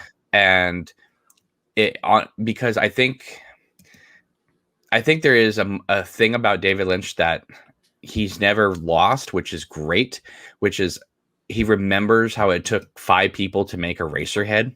Right. And I think that he's always been wanting to recreate that close experience, and he's never been able to do it because film productions don't run like Eraserhead's 5-year production. And probably the closest was Inland Empire, where he had this like army of people and very little equipment and could really focus on what he wanted to. But that wasn't the same as when everyone's also kind of learning at the same time and experimenting. Right. I feel like the crew there was kind of looking to him for that like leadership. Right. Whereas like when you had him, Jack Nance, Catherine E. Coulson, and and Frederick Elms, and just like 6 people on the set of Eraserhead over the course of 5 years making this film. I really do think there's a part of him that just you see that in behind the scenes of season 3 where he's like, we could have spent a week in this location and we couldn't. Right. I wanted to stay in there and think up all kinds of things. So like when the internet goes wild about part 8, right? Right. And talks about how genius it is and how visually stunning it is. And don't get me wrong, it totally is. But when David Lynch watches that scene, he's disappointed. Right. Because he knows it could have been even better. And I feel like, you had mentioned something a while ago, I think about, if you lock Lynch in a soundstage with some people that can build sets in the lumber and paint, and then you bring in some actors, especially actors he's very comfortable and familiar with. I mean, that's where you can, being on location is really hard, obviously nowadays, but it becomes harder to control, where you can say like, oh, we have 12 hours of being on the street and I want this guy to show up with this little machine gun and start shooting at, Tim Roth and right. That the clock is ticking, as opposed to kind of like, oh, we have this studio because there's daylight. You have to worry about daylight. Yeah. Well, and like these people are going to come home and park their cars because it's, we're doing this at 10 a.m. Everyone's at work, maybe. You can't just buy the street for 2 weeks and be like, oh, what I actually want to have happen maybe is, this dream sequence that we need to film over here, in the moment. Right. Because with Eraserhead, I mean, they had that location. They control it. And they built a studio inside the horse stables. Yeah. And so, like, yeah, I mean, so you go out for a day and you shoot Jack Nance just walking around, that type of thing. And what I find so amazing about Eraserhead is entirely filmed in downtown Los Angeles, and yet it completely feels like Philadelphia. Right. Yeah. Which I feel like, if you build up, it's obviously with like Lynch and his sound design. Mm-hmm. If you building the world is what is not in the image necessarily. No. And like, he's so good with sound design that whatever world or ideas he's trying to convey, he can find a way with very minimal. That's the one thing that they never go into. I mean, yes, we've only seen limited amounts of stuff of him behind the camera directing, and we've seen a lot of that. We've never seen him for hours showing him editing and doing sound design. Mm-hmm. And I'm really interested in, like, before he hooked up with Dean Hurley and all that. Yeah. How the heck did him and Alan Splett do Eraserhead with no money? Right. Right. I mean, it sounds like, gears shifting and, I mean, you can hear the soundtrack like move, literally move through time and space. Mm-hmm. And I think that kind of thing is what made Eraserhead for at least a while become Stanley Kubrick's favorite film. Because and I feel I remember going to see Mulholland Drive. I grew up on Cape Cod, and there was this tiny little art house theater. It was the only place playing it, like, in Massachusetts the week it came out. Maybe a couple theaters up in Boston or something. And there weren't many people there. And I remember that, the projectionist had left a piece of paper like on the floor, and it had instructions from David Lynch he wanted like the audio pushed like in the room, a certain amount of decibels, which is something it was kind of like, hey, I know this isn't the way you would normally project, but this is what we mixed it for. Right. But especially the older material, where especially sound design, like, technically was a lot harder than just loading everything up on a computer. Right. You had to splice all those reels together and then mix them and do it all linearly. Right.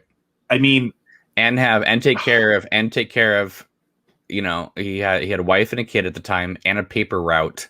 You know what I mean? Like, that's a lot to juggle, and then stay in that Eraserhead world in his head. Right. Right.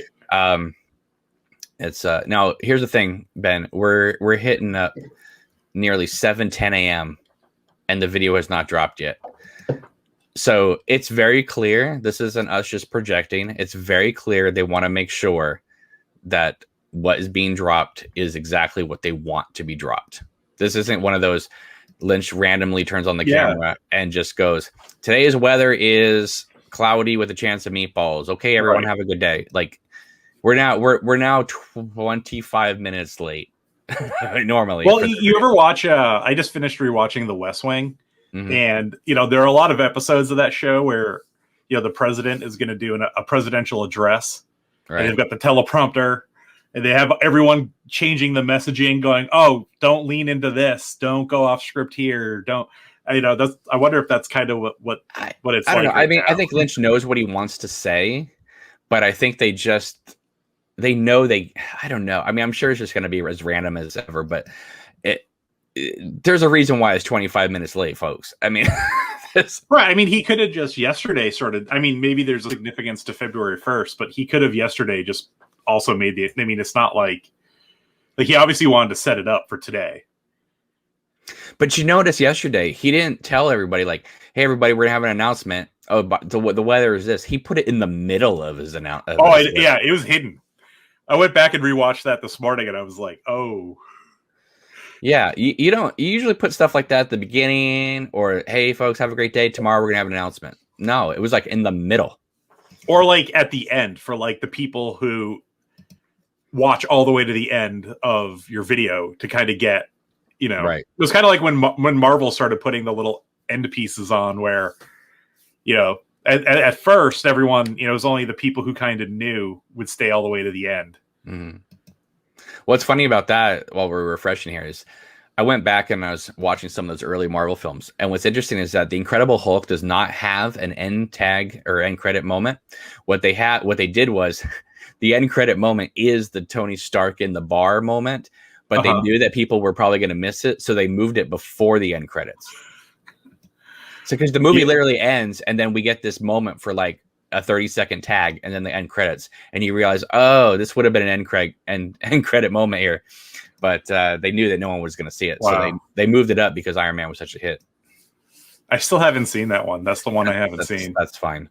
But yeah, I mean, but Disney Plus is bringing back Tim Roth as the villain, so that's good. I mean, yeah, is they for a long time they ignored that villain. They totally forgot about him. Yeah. But we have 220 people watching right now, so we're not the only ones excited about this. And as I said, if you haven't already subscribed to this channel, please do, because whatever Lynch talks about, we're going to be deep diving into.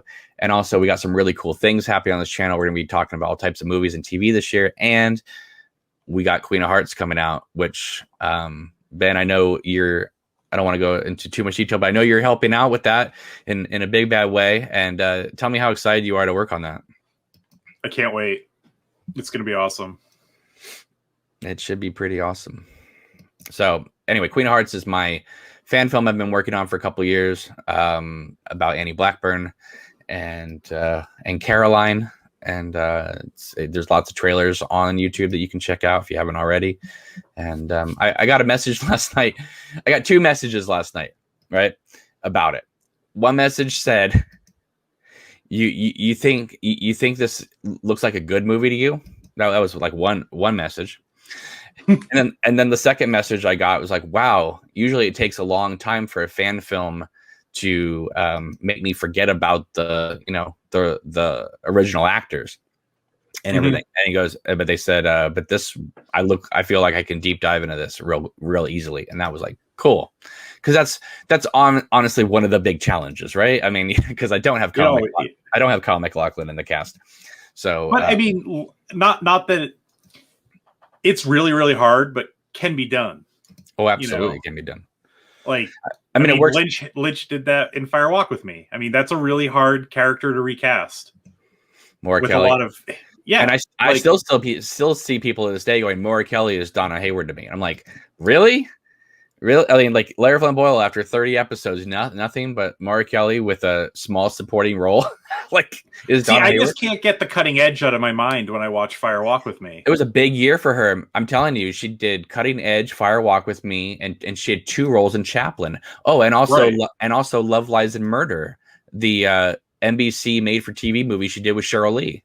Yeah, yeah. So, I mean, and then all of a sudden, Moira Kelly disappeared until what? One Tree Hill. I mean, it was like, what on earth? Oh, West Wing season 1, Mandyville. But she's only in it for like an episode, right? No, she's in pretty much the whole first season, and then she just so in TV world, I guess they call it Mandyville when they just like forget about a character and never.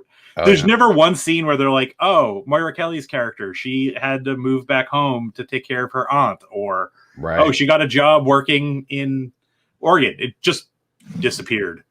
But yeah, I mean, it's just one of those, sometimes the preconceived ideas of, obviously the Cutting Edge and Fire Walk with Me are very different films, but we do have Hal here. We do have Richard here and probably a few others I'm not seeing. If you guys want to jump on the video, by all means, you are welcome to come on here. Just send me a message. I'll send you the link. But we got 225 watching. My goodness. Everybody, I think this is like some sort of meta thing. Everybody's watching me watching YouTube. Yeah.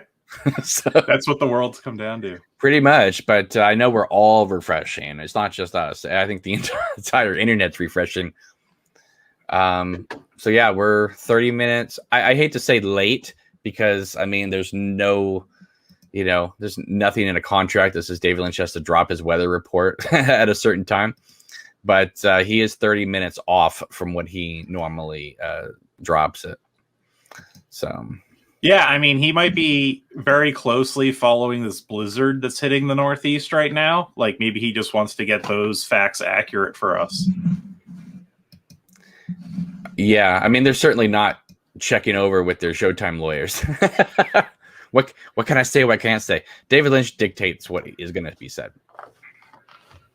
But here's my. So when people say to me, "Oh, well, how can it be Twin Peaks if it's on Netflix?" And again, I've always maintained that. Well, Netflix has the relationship already with Showtime by streaming some of their shows. Also, they made it very clear. I mean, Ben. I mean, you work in the entertainment industry. You know that if you're going, you have to sign off on what the behind the scenes footage is. You can't just go, okay, you just film whatever you want and then off it goes. You have to show it to the producers. You have to show it to people, get the clearances because everyone's going to be in it. Yep. You're not going to just allow like 5 or 6 like moments where the behind the scenes literally stops so that David Lynch can complain about the budget. And I would say, as far as like lawyers being worried about stuff, it's not the content of the main like work. It's probably stuff said on the commentaries and on the behind the scenes type materials that they're actually going to pay more attention to, because that's the stuff that can get people in hot water. Absolutely. That's why you sometimes, well, I mean, they started in the late 90s where you'll see the things going, the following views are not are not part of 20th Century Fox, right? Right. Yeah. And especially then, you have people sometimes mentioning or talking about things from other companies, So like you might have a director on one commentary making comments about a movie that inspired him that was made by a completely different company. So now you're kind of promoting another film, within your own content, and there can be a lot of there's a lot of area for people to go, what, it might just be better to cut that stuff out. So we just don't go there. But I mean, to include so much footage of him complaining about Showtime's budget, that is a knock against them in a big way, right? Yeah. I mean, they went out. We don't have the schedule. We don't have the budget. We don't have, we have to make sure that we have to, in order to pay this actor more money, we have to lower the role of this other person, blah, blah, blah. And yeah, that's filmmaking. But at the same time, it's like, wow. But do you feel like that's one of his tactics to maybe get because like, I don't remember which Blu-ray or DVD set, but remember he like sat down with all the members of the cast at times, and in times like the Palmer family was like in character, but he was still David Lynch. Right. And obviously that was to maybe drum up some ideas or to get people thinking about what things could be. No, I think they already knew. I think because it was like only a few months later after that set dropped that season 3 got announced. Right. So, yeah. And I remember not even watching that featurette.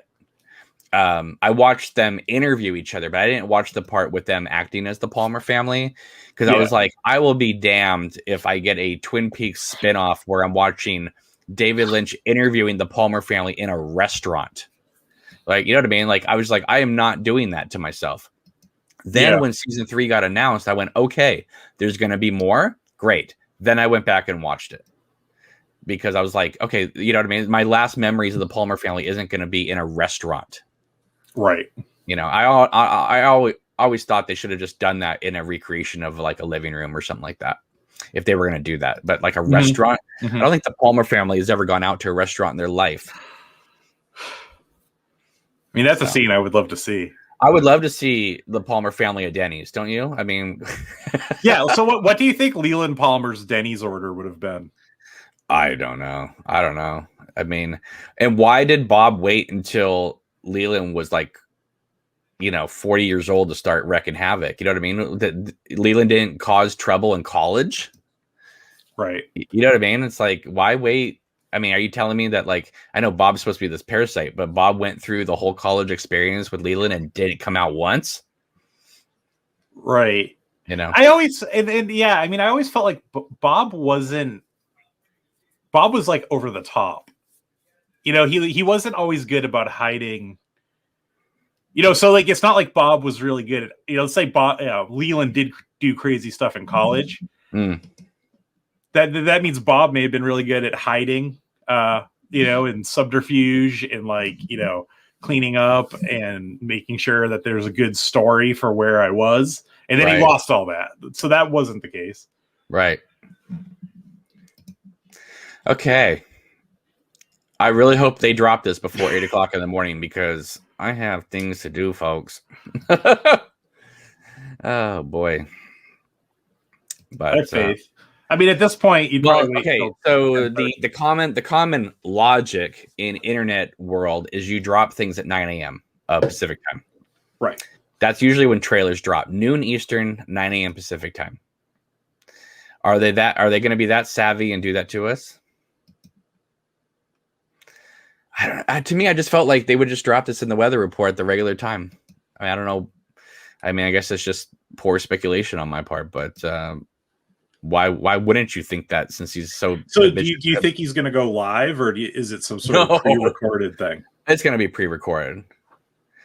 I remember when they first came out with the YouTube channel, I threw out to them. I said, "Listen, all you got to do is have David Lynch go live for 30 minutes once a week. You'll crash YouTube." Yeah,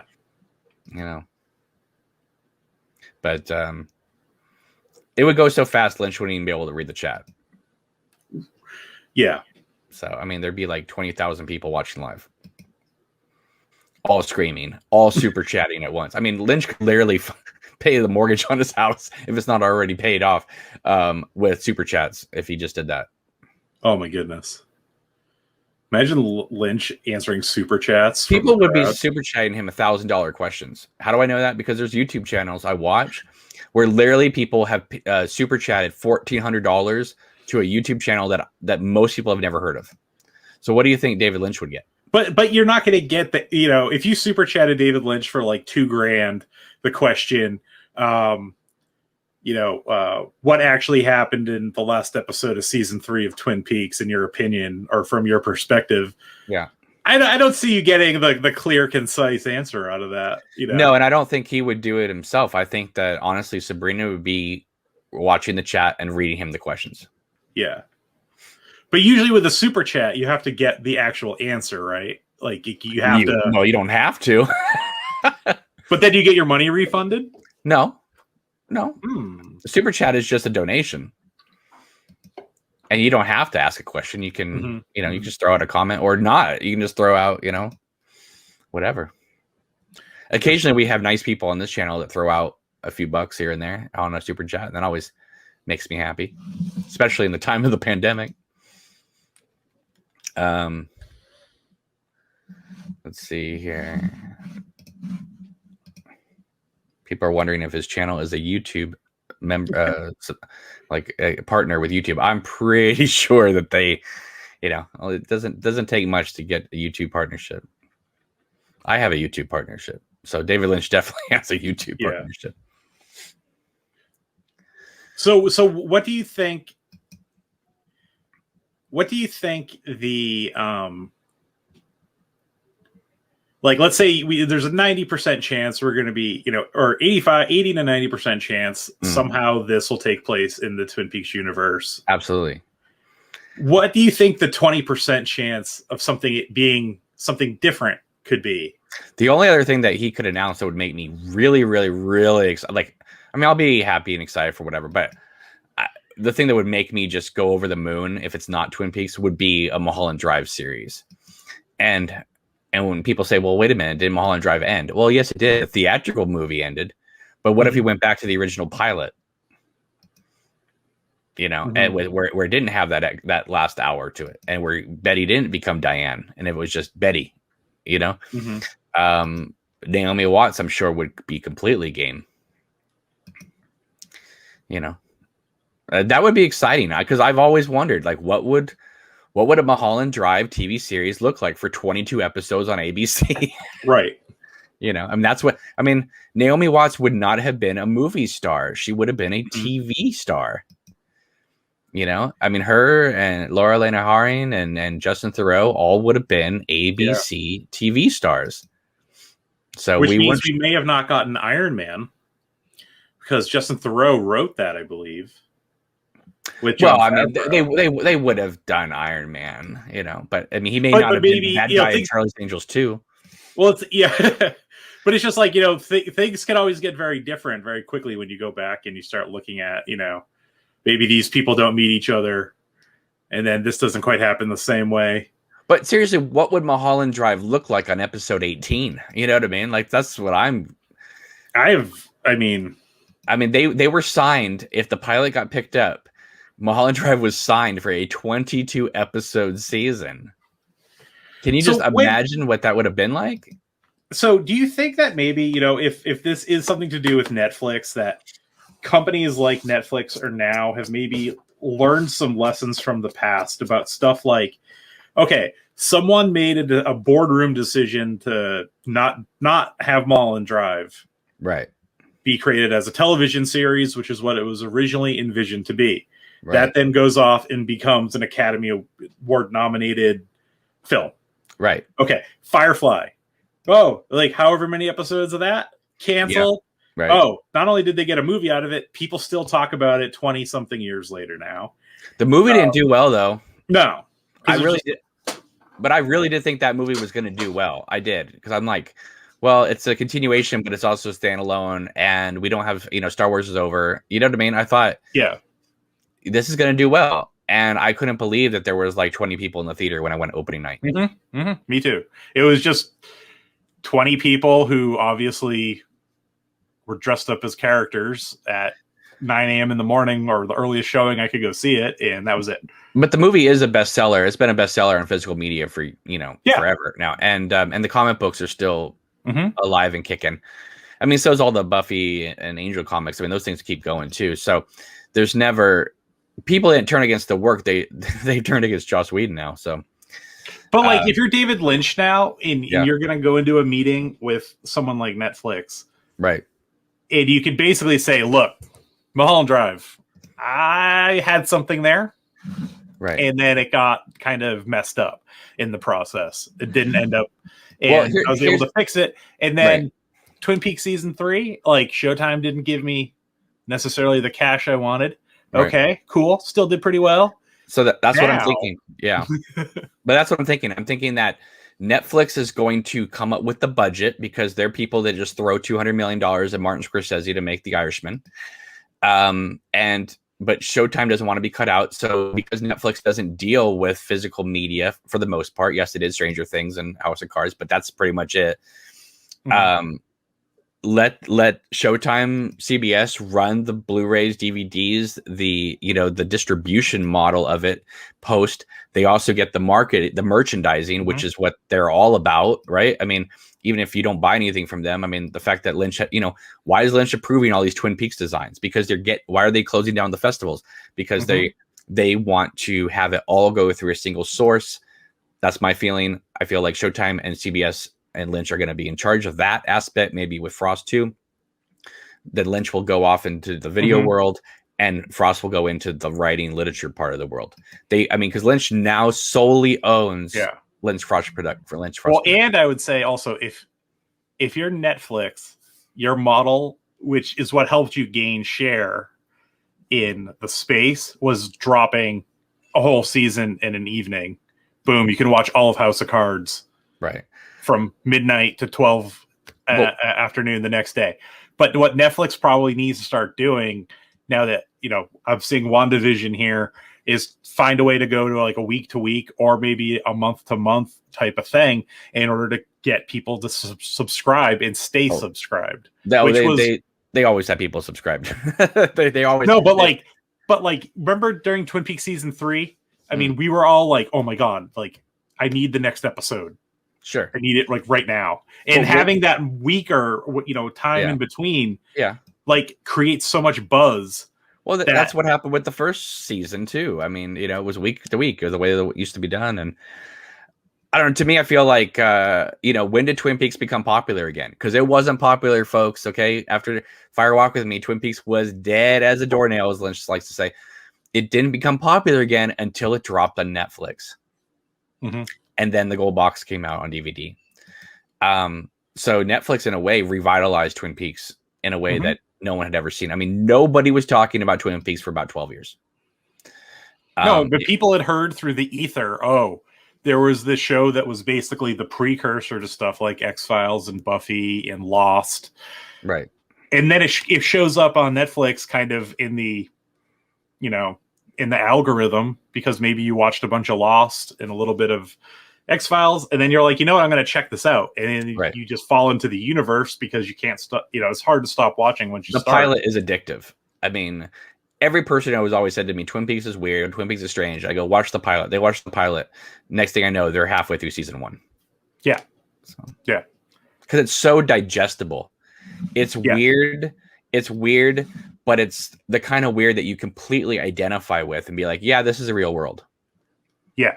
Mm-hmm. You know, it's not Inland Empire. Now, I know a lot of people who get to the beginning of season 2 and then either keep going or drop off. Sure. But that initial bulk of episodes are so enticing to just keep going that, like, well, there's just some problems with the season 2 premiere. I mean, I know a lot of people like that episode now in retrospect, but you have to remember, folks, there was a tremendous amount of hate for the season 2 premiere.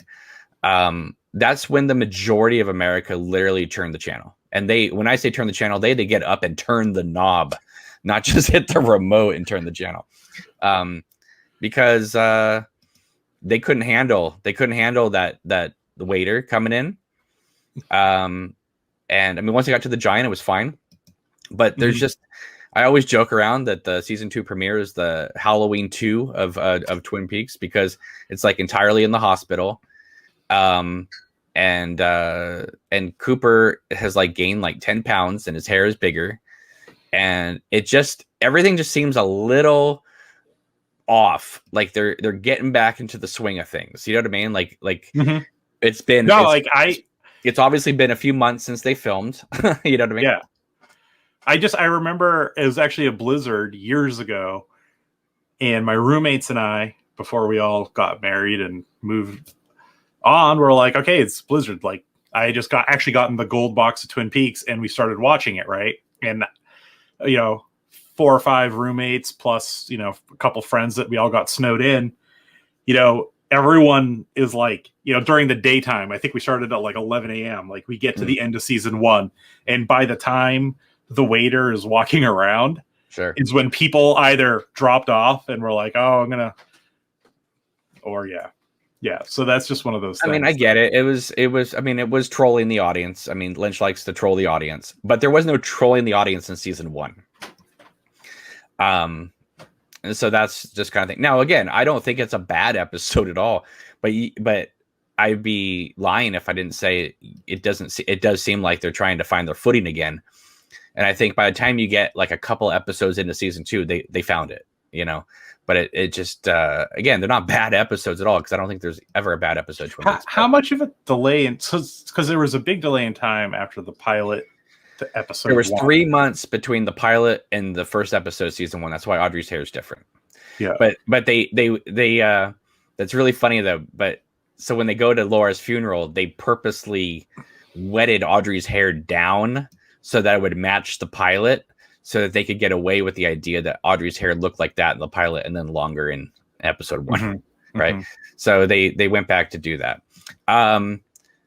So season 1, but it had been a year since they shot the pilot. Yes, because season 1 aired in the spring, right? April. Yeah. Of 1990, and it had already all been filmed. Yeah. By the time the pilot aired. So there was probably about 6 or 7 months that went by before they shot season 2 premiere. That's a big gap. Yeah. No. And it's hard. Well, because Mark Frost wrote the script by himself, but remember, Steven Spielberg was set to direct it. And of course, Lynch said, no, I'm going to take it over. And because Lynch wasn't sure how much time he was going to be able to devote to the series because he just won the Palme d'Or, blah, blah, blah, you know? Right. And a lot of people, again, since we have like nearly 300 people watching right now, I want to make it very clear. Lynch did not leave season 2 of Twin Peaks to go make Wild at Heart. Okay. That's something I read all the time in articles, and it literally makes me want to scream. And again, I don't know, put myself in a blender, because Lynch shot the pilot of Twin Peaks, and then he went and made Wild at Heart. And then he came back and worked on season 1 because they were mixing and editing Wild at Heart while they were mixing and editing Twin Peaks next door to each other. He won the Palme d'Or when season 1 was airing for Wild at Heart. So he's not leaving season 2 to go make Wild at Heart, folks. You know, he obviously just got really peeved at what ABC was doing and said, I'm going to take a break. So, and that's what happened. He didn't go make Wild at Heart out of anger. So anyway, are you refreshing too? Oh yeah. Okay. I'm going to just check the chat here. Let's see.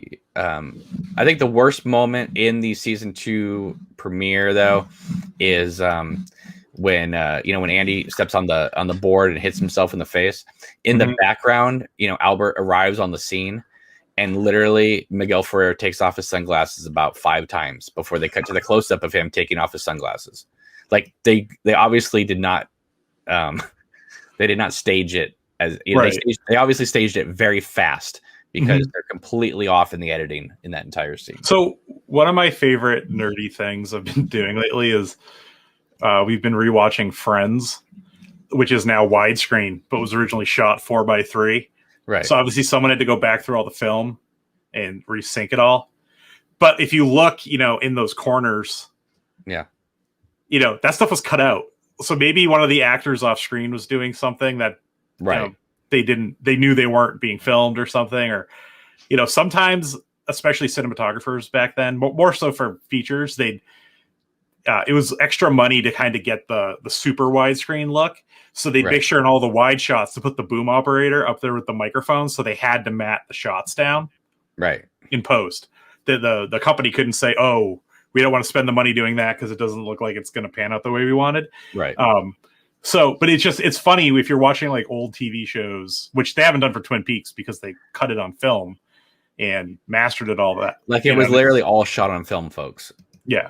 And because like a lot of TV shows back in the day were shot on film, but then transferred to tape and then edited on tape. 3/4 inch.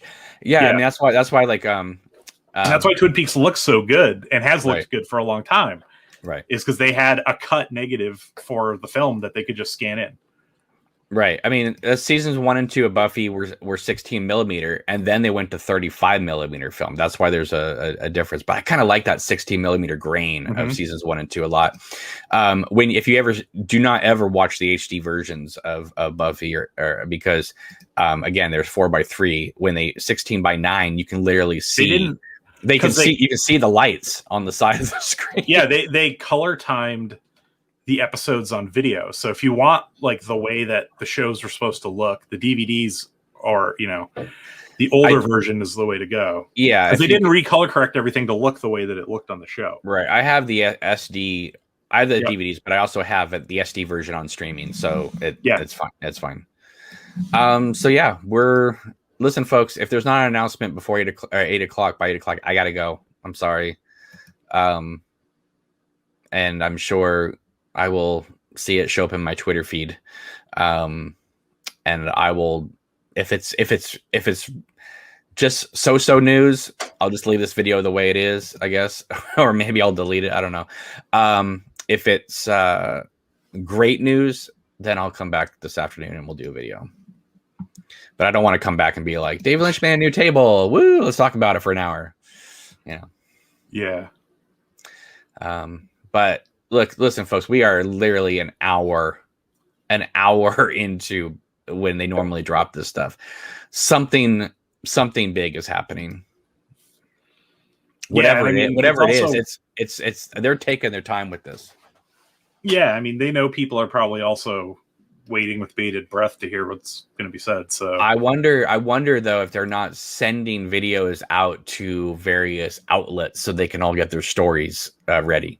Yeah, that's a good point. You know what I mean? Because normally in Hollywood, big news drops at 9 a.m. Pacific time, which means that everyone got it in their email in the morning.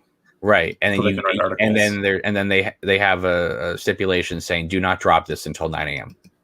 Mm-hmm. Because if it hits 9 a.m. and Twin Peaks is coming back, boom, You know what I mean? Like this, it's gonna. It's just gonna explode, and people are gonna be like, "Give me the vaccine." You know, if you want to see a whole bunch of millennials get the vaccine, it will be with David Lynch announcing more Twin Peaks.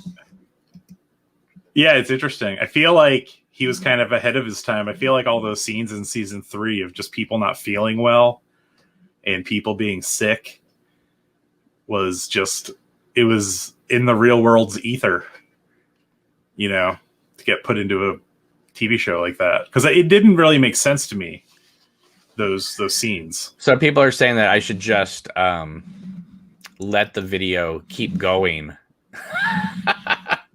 Let the video keep going, even if I have to leave. Well, that's not going to be fun because how are you guys going to watch it? Because I wanted to like stream it to you guys.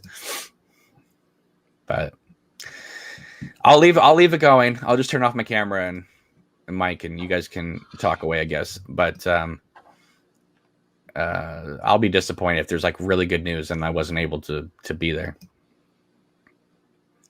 Some people are saying that Lynch is trolling me, that he's waiting for me to go off air for him to make his announcement. Do you want to pretend to go off air and then wait 10 seconds? Yeah. All right, Lynch, bring out your rabbits. Let's do this. You know what I'd like to. I'd like. I mean, he's not going to announce this, but I do hope one day Criterion or some reputable company that Lynch likes so much, because he obviously doesn't like Kino Lorber. Even though I don't mind Kino Lorber, I like Kino Lorber a lot, but he really had it out for them when they released Lost Highway. I'm hoping that like Rabbits, American Chronicles, On the Air, other the Cowboy and the Frenchman, that I hope like all his like other shorts and stuff like that, or other shows all get a Blu-ray release. I mean, do you think this could be an announcement about his website being revamped? No, I think it is, but I think it's also, I'm hoping that if that is, then it will be a part of it. Like I said, we're working on this show or working on this new movie. It's gonna, hopefully confirm yay or nay or about its relationship to Twin Peaks in any way, shape, or form, and then say we're going to be stepping away from YouTube because that's what they were set to make that announcement last year. There's an article with the Daily Beast where him and Sabrina say that they're going to get ready to start working on a new project, and they're going to be stepping away from YouTube. And they were getting ready. They were just waiting to get the good news in the fall that the virus had toned down, right? And obviously it didn't. So, but if you go to davidlynch.com right now, it redirects you to his YouTube channel. So I think that they're going to say, we're going to back away from YouTube, and to get further, news and videos and developments, follow us over here at davidlynch.com, which I think will probably go live either today or tomorrow. Mm-hmm. That's my spec. I don't think that's asking for too much, right? I know in Lynch world, that's probably asking for the world and the universe, but to me, that's like, that would be a real acceptable amount of information to just make me start dancing in the street. Mm-hmm. Right? Because davidlynch.com, he was, at the forefront of the internet when it first came out. And then, there it is. Okay. February 1, 2021, and it's a Monday. This is a day I was going to announce that I was going to take a break from doing the weather report and picking the number of the day. But then I read the comments yesterday, and it hit me once again, what a great group you all are who subscribe or visit, the David Lynch Theater. So thoughtful and so kind you are. And I'm so thankful there are people like you in this world. So we're going to continue on, and I wish, no matter what the weather is, I wish for all of you blue skies and golden sunshine internally all along the way. Everyone, have a great day. Wow. Trolled us. Completely trolled us. Completely trolled us. Hello? Your mic's off.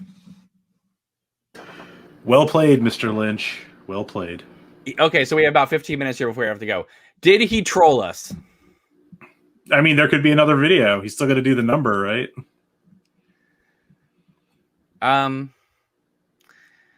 Here's the thing, though. Do I like the message very much? Obviously, I enjoy a blue sky.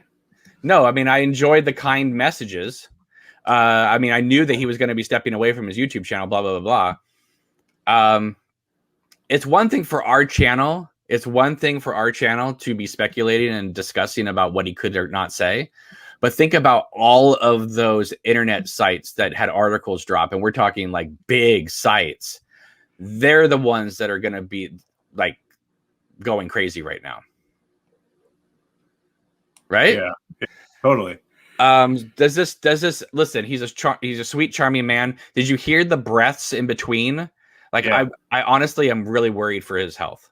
Yeah. Because he seems like he's not, either he's completely overwhelmed that he can't control himself, or he just seems like he's, you know what I mean? Like, he seems like my grandfather looked at, at 7, yeah. And he's older. He's 75 now. So I'm going to take a screenshot and try to zoom in on his computer screen. Oh, I think he's just watching stuff. Somebody did look into his sunglasses once and found out that he, in the reflection, was a hard drive. Yes, that's exactly what I was going to say. Yeah. He's got his computer up on a hard drive box. Yeah. Which looks to me, oh, you know what? That's a G-RAID. David Lynch uses G-RAID hard drives. Okay. So people are saying he does seem breathless. And again, I mean, this is just a 1-minute video.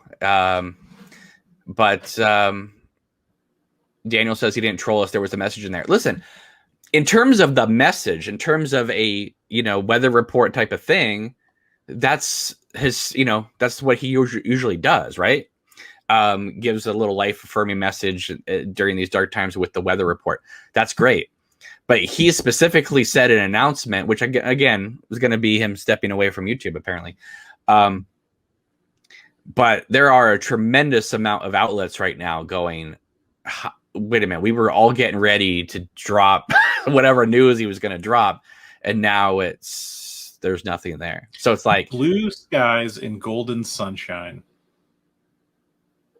Well, that's like Inland Empire on a high and blue tomorrow, or whatever, blue skies tomorrow, whatever the thing was, mm-hmm. Right? Norman says the main message I get is he's not discontinuing the weather report after all. Why postpone this for an hour? Who knows? JR says 75 years old, a big smoker all his life. Davern says, I think it's time to bid well to any future David Lynch projects. I don't know about that. Listen, I could be totally wrong, and I'm only speculating based off the 1 minute of footage we saw. But the guy I see in the video right now, who I love with all my heart as an artist, how is this guy going to do 23 episodes of Unrecorded Night, apparently, for Netflix? You know what I mean? It's like, I know he's got stamina, but I do worry. I worry. You know what I mean? Because, like, here's the thing. You remember when Robert Altman made his last mm-hmm. film, right? Was a Country Home Companion. Yeah. They made sure for the insurance that Paul Thomas Anderson stood side by side with him in case something happened. PTA could take over the film. Mm-hmm. Who would they get for Lynch to be with him for that whole thing? You know what I mean? Yeah. That's a good question. I mean, maybe Kyle MacLachlan to direct it. No. I mean, he would have good insight into like what he was thinking based on conversations. No, they would never let Kyle MacLachlan finish it up. They would have to. No, he's not. No, I don't know. I don't know who they would have. But I mean, your best bet would be to get Alejandro Jodorowsky to be there, but he's older too. Let's see. So everyone's laughing in the chat saying we got trolled. And I don't know. Take the Ring says, "Oh my God, we got lynched." Take the Ring says, "Holy shit, man!" Everyone's like, "Wow." Twin Peaks Coffee Time says, "This is pathetic." I'm kind of just still coming down off like great message, but again, there's this whole thing that happens, Ben, where they get everybody all riled up and then it's nothing. Don't you think though, if it was all going to be just I'm going to step away from YouTube. Do you think it's the responsibility of, Netflix or his team or whatever to come out and say, hey, just so you know, whatever the announcement is, it will not have to do with this? Because there's so many people talking about it that I think that the people, it's an interesting way to play with your audience. I don't know if it's necessarily that, but it just really goes to show how people will listen and then continue to think, and given 24 hours or whatever, it's interesting. And I feel like it fits at the same time. Oh, hang on a second. Yeah. Ruben does say Jennifer Lynch would finish it. Probably. Yes. Good call. But here's the thing though. Why were we excited about this? It wasn't just because he just said announcement. We had Jennifer Lynch reposting on Instagram the announcement about Wisteria, right? There were other people out there promoting this idea that there was going to be a big announcement happening. Maybe they just weren't ready to make the actual announcement and pulled back after waiting an hour. Like they just didn't have all the ducks in a row, would be my guess. If they did in fact have a... Some people are saying that they worry that David Lynch wants to admit that he's been diagnosed with something, but he can't bring himself to do it. I don't know. I don't think so. I think there'd be. I don't know. I mean, I don't think that. I try to think positively, but I don't think. I don't know. I don't. I hope that because Sabrina has maintained online that he's never been healthier. And again, I know that's things you say to people to be nice, but at the same time, though, I want to believe that as being true. Simon says Jack Fisk could be a possibility to take it over. Absolutely. I think Jack Fisk and Jennifer Lynch together. I mean, let's be honest here. If David Lynch was in the middle of making a project and something happened, the amount of support from his inner circle that would come out. I mean, whether it be, Jack Fisk, Sissy Spacek, because they're married. Terrence Malick would come out. Jennifer Lynch would come out. I mean, it would be an amazing. And if Stanley Kubrick was alive, I'm sure Kubrick would help too. You know what I mean? Mm-hmm. There would be an amazing outpouring of. I mean, even other people. I mean, George Lucas, obviously. Lucas. I'm not saying he would have come out and directed it, but would have been supportive of like a lot of people. He has a lot of connections to people who are, who could help out, Right. Random says it's so weird we were right about Lynch leaving, but he isn't. Let's see. And then, because Kimmy Robertson was like putting little winkies out there and things like that. Let's see. Glitter Girl says if David Lynch does have a health ailment, I don't think he would announce it. He might pull a Chadwick Boseman and just, I mean, listen, when Chadwick Boseman died, we were all taken aback by that because it was like he was sick. because he was like such a powerful force on camera. You know what I mean? Mm-hmm. But Sean says, how old is Lynch? He just turned 75. JR says, it seemed like this wasn't the planned message, like a change of heart of what he was going to say. Definitely felt that way. I'm going to agree with you on that. Yeah. He says something didn't feel right about it. It was very emotional. This does feel like, doesn't this feel like they made the announcement video? Again, I'm just speculating here. Doesn't it feel like, though, he made the announcement video and they said, you know what, let's just not do it today. And then they changed it. That would be my guess. So what am I disappointed? Obviously. I mean, I'm not going to lie. I wanted some sort of an announcement. But now I'm really curious to see how all the media outlets spin this, because they have to do the follow-up articles. So, Glitter Girl says, seems like David Lynch changed his mind on the announcement. He seems stressed about it. I agree. Nightman Coma says, it's our fault for having high expectations. Is it really? is it really? When you see 40 articles being written about it, when you see people in David Lynch's circle tweeting about it, posting on Instagram about it, when you see Michael Horst doing the shh on Instagram, is it really getting high expectations? I think we're just following what they're giving us and going, oh, maybe we should start getting excited. Yeah.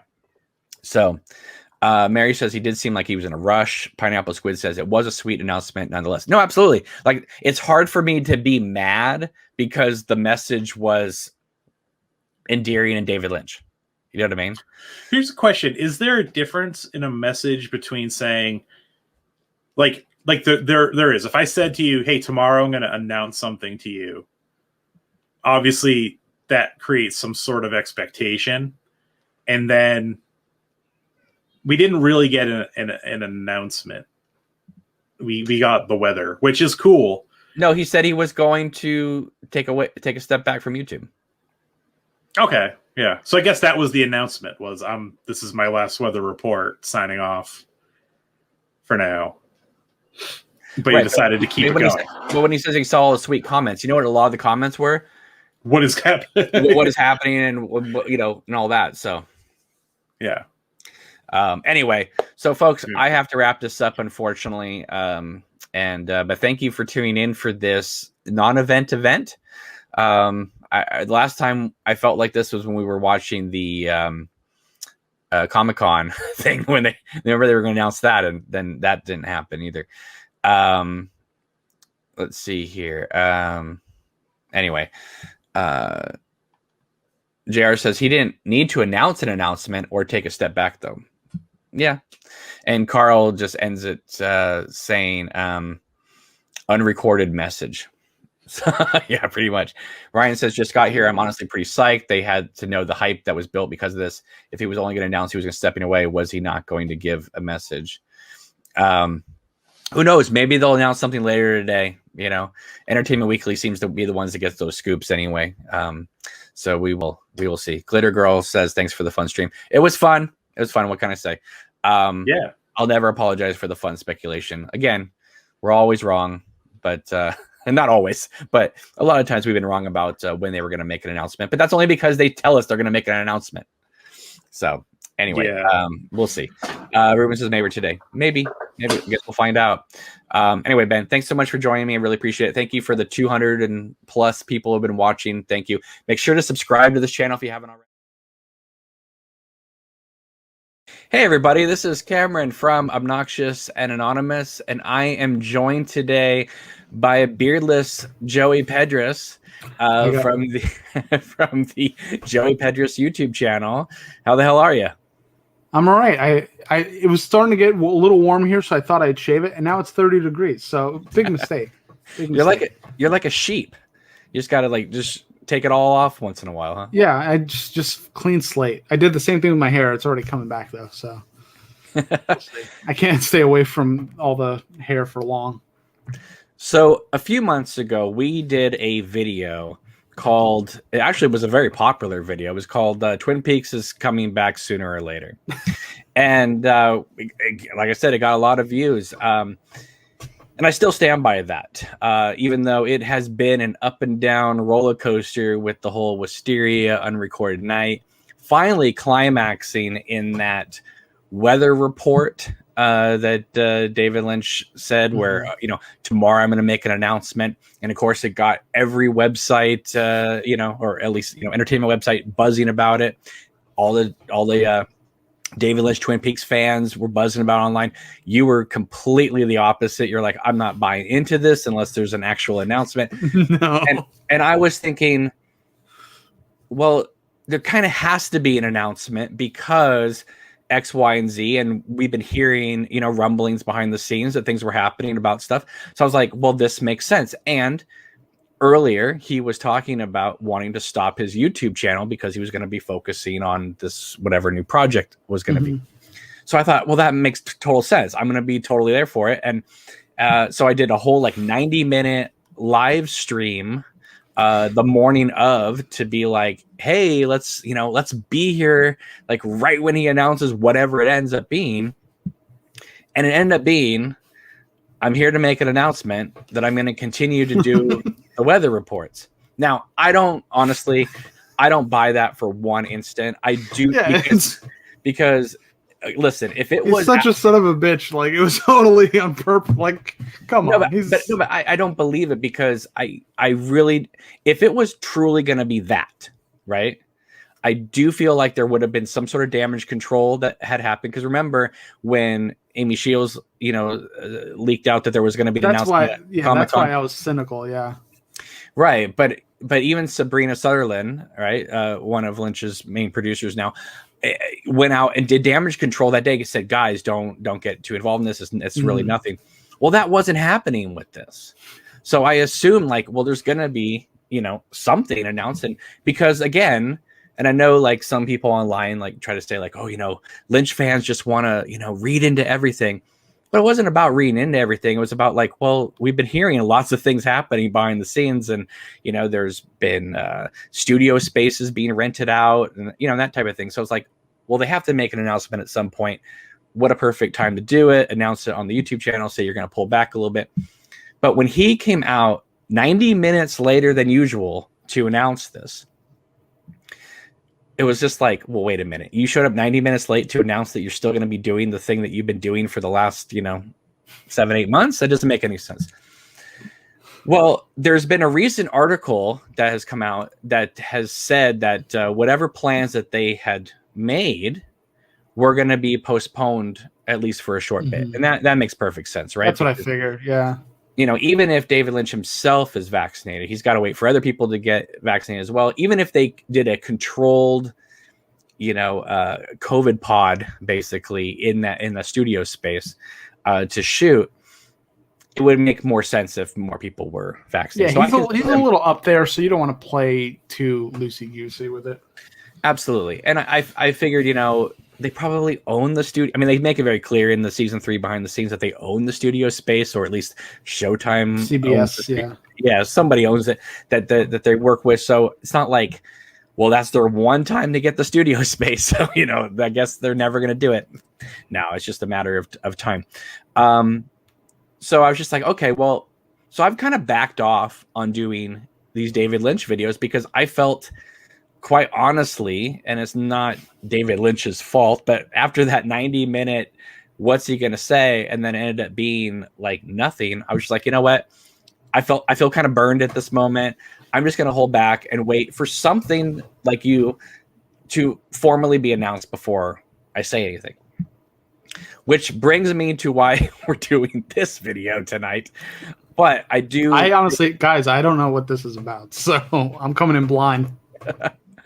Well, Sabrina Sutherland, like I said, David Lynch's producer. She infamously executive produced the Twin Peaks season 3 or The Return, however you want to describe it as. Put up this picture tonight on Facebook, and it's of a Zoom business call, if you will, and she says, "Getting the gang back together." And so I thought it would be interesting to discuss who this gang is. So, of course, we have the man himself, David Lynch, up here in the top left. Yep. Look at that beard. He's just growing that out. I dig this look. Yep. See, you shaved your hair, and then he grew his. He grew his. All right. So right below him is this is Eric Crary, and he is a producer on Inland Empire, and also went on to do Captain America: The Winter Soldier. Oh, right. Okay. So that's a big person on this call. Mm-hmm. Then down here we have Dean Hurley. Love Dean Hurley. Right. Who, of course, does music and sound effects with David Lynch. Up here, of course, we have Sabrina Sutherland. Right below her, we have Noriko Mayakawa, and she works with David Lynch's editorial department. She worked on Inland Empire and, of course, Twin Peaks season 3. Mm-hmm. All right. Down below her, so right here, we have Mindy Rawmaker. She runs Festival Disruption. Okay. Below her, we have Jay Ossing, who he worked in the production department, very close with David Lynch on Inland Empire. He, of course, played the infamous, I don't know what you want to call, homeless zombie or something in the police cell. With the monkey sounds. Right. And he's just, worked with Lynch very closely for nearly 2 decades now. All right. Up here, we have Michael Burrell. This is David Lynch's assistant, one of his main assistants. Mm-hmm. Okay. Down below him, we have the documentarian Jason S., who, of course, made all those behind-the-scenes segments for Twin Peaks season 3. And then finally, last but not least, we have Anna Scarbeck down here, and she is a visual stylist who is sort of mentoring with David Lynch at the moment. Awesome. Okay. So, is it me, or is this going above and beyond just a casual, hey, let's check in and see how everybody's doing production meeting? They're working on something. They're at least discussing something. They are discussing. Everybody looks very serious. Sabrina's smiling a little bit. Well, she's smiling because she knows she's going to be taking a screenshot in a second. But look, obviously, is this Twin Peaks? Who knows? Is this Wisteria and Unrecorded Night? Who knows? But we have people affiliated with Festival Disruption. So we have the concert scene, which, of course, right now is DOA. Mm-hmm. We have a documentarian here. So obviously, he's being told, get your cameras ready. We're going to be gearing up pretty soon. We obviously have producers from Inland Empire. You have Sabrina, right? And Jay Singh and Eric here. They all produced Inland Empire with Mary Sweeney as well. We have his assistants. We have Dean Hurley, of course, getting in on the music, which can be used obviously for film as well as the concert. And then we have, like I said, Anna here, who, like I said, she could be doing, I don't know, posters and things like that for whatever they're deciding to do. So I saw this picture and I'm just like, okay, it's safe to do a video. I don't know about what they're working on, but it's safe to say that something is definitely being worked on. This is not a, hey, let's just hang out and, break bread over Zoom. Gut reaction, Joey.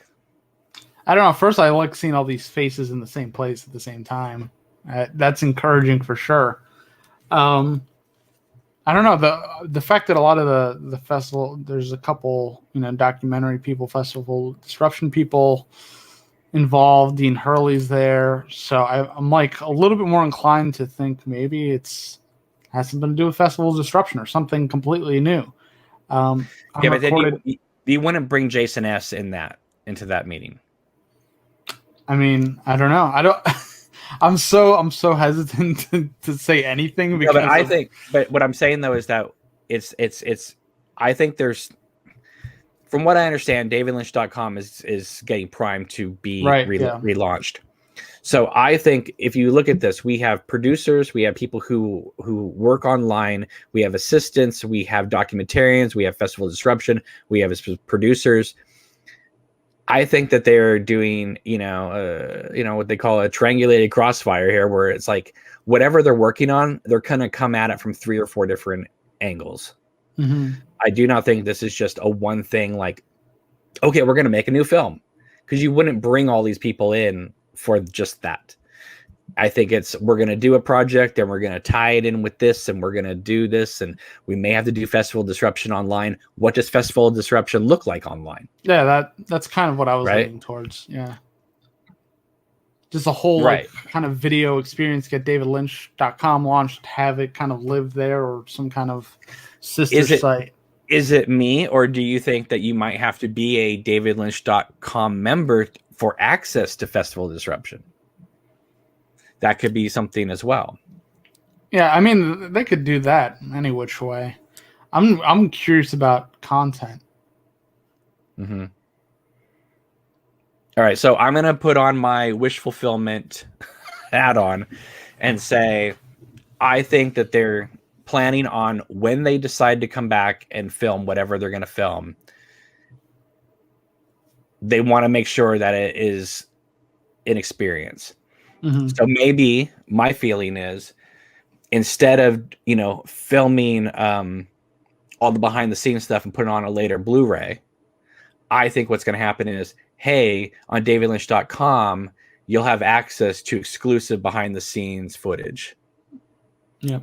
I think this is a davidlynch.com website meeting that is going to branch out into every area, because they're going to tackle it from the film angle, the concert angle, and the website angle. That's just my gut feeling. Of course, I've been wrong. I've been wrong many, many times. We probably are wrong, but like the fact that they've been trying to get all these digital channels, they launched like the merch store, they've done all these things. I think this is like prerequisites before you relaunch a website. So I think that website is coming. This could be related to that, and I'm sure it's not just going to be like pictures of his artwork and YouTube videos and a merch store. I think it's going to be a whole thing. So I could see even releasing like a brand new series on his own platform. Like I could totally see, like, if you want to watch it, you have to go davidlynch.com, subscribe to watch Unrecorded Night or Wisteria, whatever it is. Oh, I don't think they're going to go that far, my friend. I think Unrecorded Night Wisteria is going to be definitely a main thing on a Netflix channel. But but the thing is, though, is David Lynch is those not. are just examples. Like for like other content, like you have to be, Patreon, Right. Whatever. Well, do you remember davidlynch.com like way back in the day?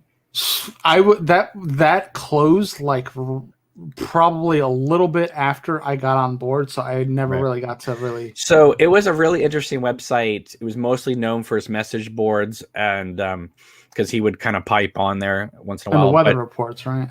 Yeah, they were very, very low quality. Because it would take a while to remember how long it used to be to watch. You had to download a trailer and all that was right. But that's where I bought the Eraserhead DVD and the short films DVD sets and stuff like that. What David Lynch wants to do, probably with a davidlynch.com, is more ready for 2021 than 2000, right? So, I don't think that. I think that he could put up all his old stuff. He could put Dumbland and whatever else on there. But David Lynch is not somebody who ever works on one project at once. I mean, yes, he did Twin Peaks season 3 for a long time, but he's always known. Creative does. I know, but like back in the day when he was doing Blue Velvet, he was making Blue Velvet. He was making Cowboy and the Frenchman, the short film. He was doing a comic strip every week. He was making commercials, right? I mean, I know that was like, many, many decades ago, but still what I'm saying though is this is the guy that keeps busy. And, the only reason why he even started that Weather Report YouTube channel was because he was in lockdown, he was bored, and he wanted to connect. Sure. And also David Lynch is a very habitual person. This is a guy who for 7 to 10 years went every day to Bob's Big Boy at 2:30 and had a milkshake. So that's why he's consistent every day with his weather reports, which is why I was a little surprised when he came out 90 minutes later than usual to say he was going to continue be doing what he was doing the day before. So this is very promising news for me, because like I said, if it was just a production meeting between him and Sabrina, I'd be like, okay, cool. They're thinking, they're talking, they're spitballing things back and forth. This parade of wonderful faces in front of me says they're hitting whatever they're doing. They're hitting it from all angles. And that makes me very excited. I honestly think we'll get the website before we even hear anything about the new show. I feel like that might be sooner than later. I could be, obviously, when it comes to Lynch, the wrong to right ratio is definitely leaning way more towards wrong. Well, but you're on the right track, because I mean, I was under the impression that davidlynch.com was already going to be launched by now. Yeah. It's not a question of if, it's just a question of when. When, yeah. So that's, I mean, they officially said this was coming back a couple months ago, like maybe summer last year, I think. Perhaps. I don't have the date off the top of my head. I do know, though, that this meeting has nothing to do with the Criterion release of Inland Empire. Despite everybody being involved. Yeah, no, it would be. I don't think. No, I don't think it's. I would love it. I would love one, but I don't think it's. Oh, that's coming. That's definitely coming. Yeah, I checked my email today for the upcoming releases, and not there yet.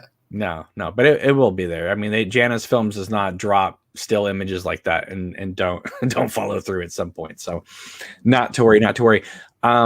But I guess, Joey, the most important thing is, what do our viewers think of this? Why do you think David and Sabrina are meeting with all these wonderful people to discuss about? Let us know in the comments below.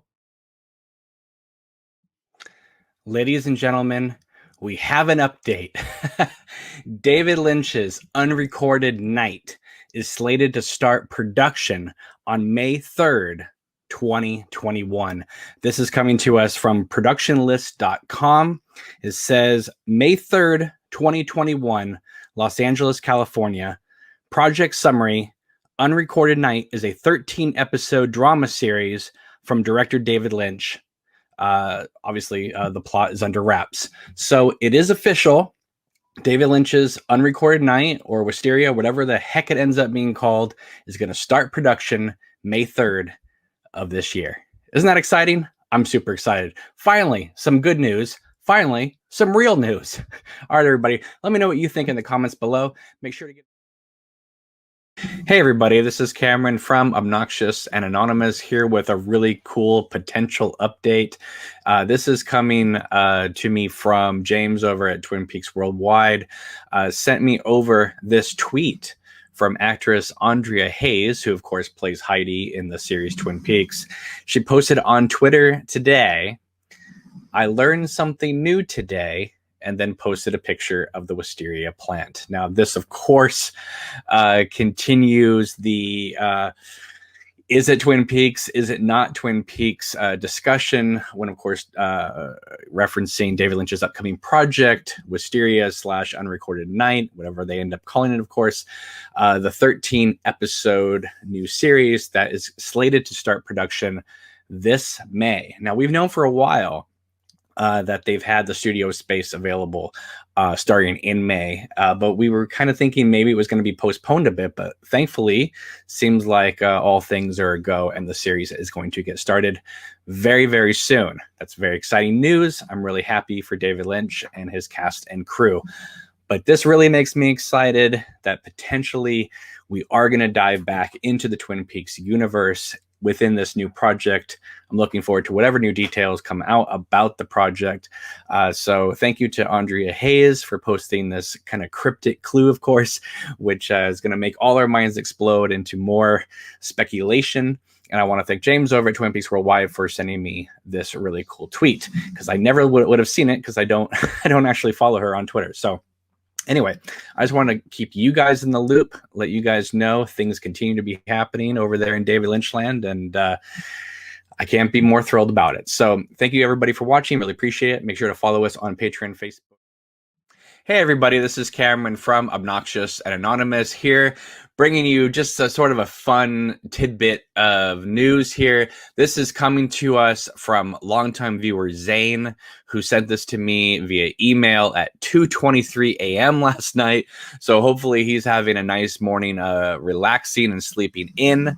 But he wanted to bring our attention to a new Instagram page called Unrecorded Nights. Now, this is not an official site, because it says your #1 fan news source for David Lynch's Unrecorded Night coming soon.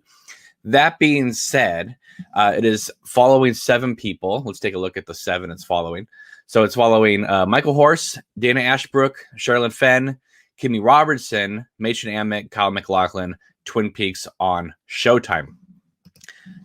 But just last night, the official Kimmy Robertson Instagram account is following back, as well as the Lara Flynn Boyle news site as well. Just, a bunch of the regular Instagram followers are on here as well. But the fact that Kimmy Robertson is following back, I don't know if that's a common courtesy on her part or not. But I do think it's interesting that she is anxious to hear about all David Lynch news as well, that she's going to follow the #1, the #1 fan news source for David Lynch's Unrecorded Night. I don't know what the criteria is to be called the #1 fan news source when there's only 3 posts on here, but that's cool though. So follow them on Instagram, and maybe they'll get some more people of note to follow them back. But anyway, I just wanted to let you know that Kimmy Robertson is continuing to be active on social media in relation to David Lynch and all subsequent news having to do with his upcoming projects. So that's exciting. So anyway, I just wanted to let you know about that as well. So follow them on Instagram, and hopefully we'll get some real Wisteria / Unrecorded Night news coming to us soon. So, all right. In the meantime, take it easy. Have a wonderful. Hey everybody, this is Cameron from Obnoxious and Anonymous. Forgive me for being like super quiet right now, but the entire house is asleep. And I just got sent a message about something that I could not just, rest on. Had to share it with you guys. And that is Kyle MacLachlan just posted to Instagram Wisteria. He writes, beautiful, #Wisteria. This just got posted less than an hour ago.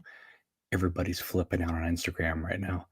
I wanted to let you guys know that whatever is happening, it's going to happen soon. And it looks like it's going to be big.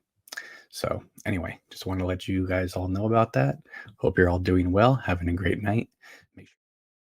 Hey everybody, this is Cameron from Obnoxious and Anonymous, and I am here this morning to do a short live stream just to kind of theorize and pontificate on what on earth is currently happening in David Lynch land. Now, this is coming off of last night's just wow moment when Kyle MacLachlan himself posted on Instagram the Wisteria plant.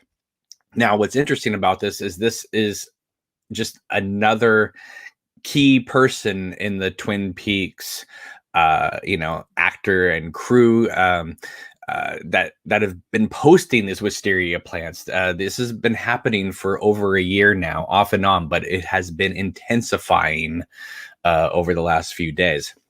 So having Kyle MacLachlan himself posting about it, especially since we're about a month or so before David Lynch starts production on his new project. I still don't know what it's called. I mean, we're seeing everybody hashtagging Wisteria all over the place, but then on the production sheets, according to Production Weekly, it says Unrecorded Night. IMDb says Unrecorded Night, but everybody else keeps hashtagging Wisteria. So who knows what it is? It might be Wisteria, it might be Unrecorded Night, it might be Twin Peaks, it might be something entirely else. Wisteria and Unrecorded Night just may be kind of production titles, or it could be an offshoot of something we already know, or it could be its own thing. I personally don't think it's its own thing, only because of all the coinky dinkies that have been happening with everybody currently affiliated with Twin Peaks. So we had Kyle posting on Instagram last night. Then we had Andrea Hayes, who plays Heidi the waitress. She posted the Wisteria plant about a little less than a week ago. I made a quick video about that. She commented to me saying that everything in the video was correct except my pronunciation of her name, because I said Andrea instead of Andrea. So I humbly apologize. Then we did a quick little fun video saying that Kimmy Robertson is now following an Unrecorded Night fan account, which is, silly and fun, but it just goes to show that there is interest within the people involved with the show as well, to be involved with the show or whatever it ends up being on social media. We do know that at Graceland, they were going to make an announcement of something. Obviously, that didn't happen because of the pandemic. But there were going to be big things announced last year that just ended up getting postponed. We know that David Lynch has told people that he would be shooting something or continuing a story if it wasn't for the pandemic. We do know that he's supposed to be, taking over the sound stages and studios that he used for Twin Peaks season 3, starting in, I think, May 3rd. And so who knows if they're going to shoot everything in studio and then just shoot peripheral stuff or establishing shots at other places, or whether they're waiting for everyone to get vaccinated to get out there and shoot out. We're going to know soon enough. I mean, we are literally a month away from knowing what is kind of happening. We may not know the plot, we may not know the details, but we will kind of have an idea of, their movement, if you will. Gary North is here. Hello. Wilton is here. Damon says, I really didn't think we'd get another David Lynch project. This is amazing. Meadowlane says, can only stay for a minute or two, but just wanted to say, if Unrecorded Night isn't Twin Peaks related, then it'll be the greatest plot twist in history. It just has to be Twin Peaks by now. Interesting comment also coming in from a viewer named Steven, who writes, the wisteria vine has these beautiful purple flowers, but as it grows, its vines suffocate the neighboring trees and everything around it. In fact, the largest single blossoming plant in the world is a wisteria in Sierra Madre, California, which literally destroyed a house. As plants go, it sure is a good one to use as a metaphor for Laura Palmer, who is alluring, yet leaves behind a trail of destruction. Speaking of Laura, I noticed in a recent rewatch that Carrie Page was wearing a shirt with purple flowers on it when she answered the door for Cooper. Unfortunately, I don't think they resemble the wisteria flowers, but yeah, how starved are we for information? I agree. So what are my predictions? Do I think that Unrecorded Night and Wisteria are just code names for Twin Peaks? Maybe. I really like this idea, though, of a Twin Peaks spinoff being called something else, because then, having the box set saying from Z to A would be its own thing. And then, the spinoff or the offshoot would be its own thing as well. But it would still take place in the same world. I remember when the first Blu-ray set came out, and it was called The Complete Mystery. And then all of a sudden they announced season 3 later that year. It was like, what? So it's not really The Complete Mystery, but it kind of was, because season 3, with all its, questions and things it posited, it wasn't the same thing as seasons 1 and 2 and Fire Walk With Me in terms of being like a full-blown mystery. It was more of a character study in a surrealistic universe. Tony is here, says, hi. Waste Yellow says, I'm convinced this is related now. Gary says, could be episode names. Jacob says, either it is Peaks related or Lynch is misdirecting people. Can't rule that out. Likely the former. I do think this is Twin Peaks related. I've been saying this for a long time. Of course, I could be wrong. Nobody knows. I'm not involved in the production. But you just, it's like that Agent Cooper quote, right? Of, when two things intersect, you you kind of have to pay attention. Well, we've had about 150 of those things intersect, so we're really paying attention. Damon says, post Twin Peaks universe continuing from the finale. I would like to think this is going to be Carrie Page centric. I'd like to think that obviously Cooper would play a role. Unrecorded Night, it's such a David Lynch title. Harks back to Lost Highway and, Bill Pullman's character, Fred, talking about how he doesn't like, video recorders because he likes to remember things his own way. There's also so much space and gaps to investigate the mystery of Carrie Page and get into all of that. It would make sense why Sabrina would have said when the Mark Frost books came out that this is Mark Frost's version of Twin Peaks, not David Lynch's. So this very well could spin off from those books as well, taking what it wants, ignoring the rest, and just kind of saying, okay, if Cooper saved Laura Palmer, what are the ramifications of that happening? That would be a very interesting thing to delve deep into.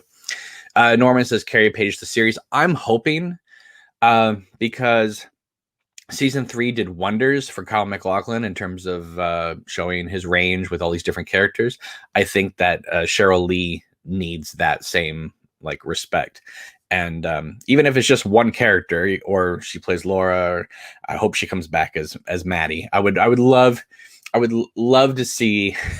I think Madeline Ferguson is one of her great characters and is oft forgotten. I mean, everyone always talks about Madeline's death scene as being the most violent thing they've ever saw on television, at least up until 1990. Definitely one of the scariest moments in the history of television. And yet people don't really remember that character. Whenever they think about Cheryl Lee, they always think about Laura Palmer and now Carrie Page. Nobody ever remembers Madeline Ferguson, and that's a shame because Maddie rocks. Damon says we can go throw rocks at bottles and divine the real plot. It's a possibility. It's it worked. That kind of thing can work, I assure you. Waste Yellow says the Wisteria being beautiful but at the same time invasive and destructive seems to fit with Lynch's love of dichotomy.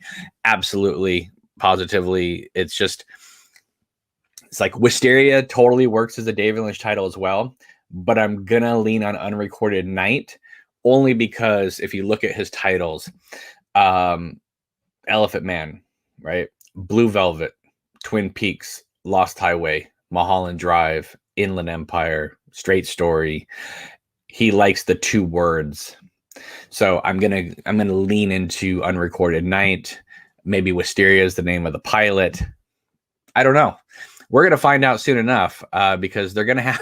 I know they want to probably keep everything secretive, but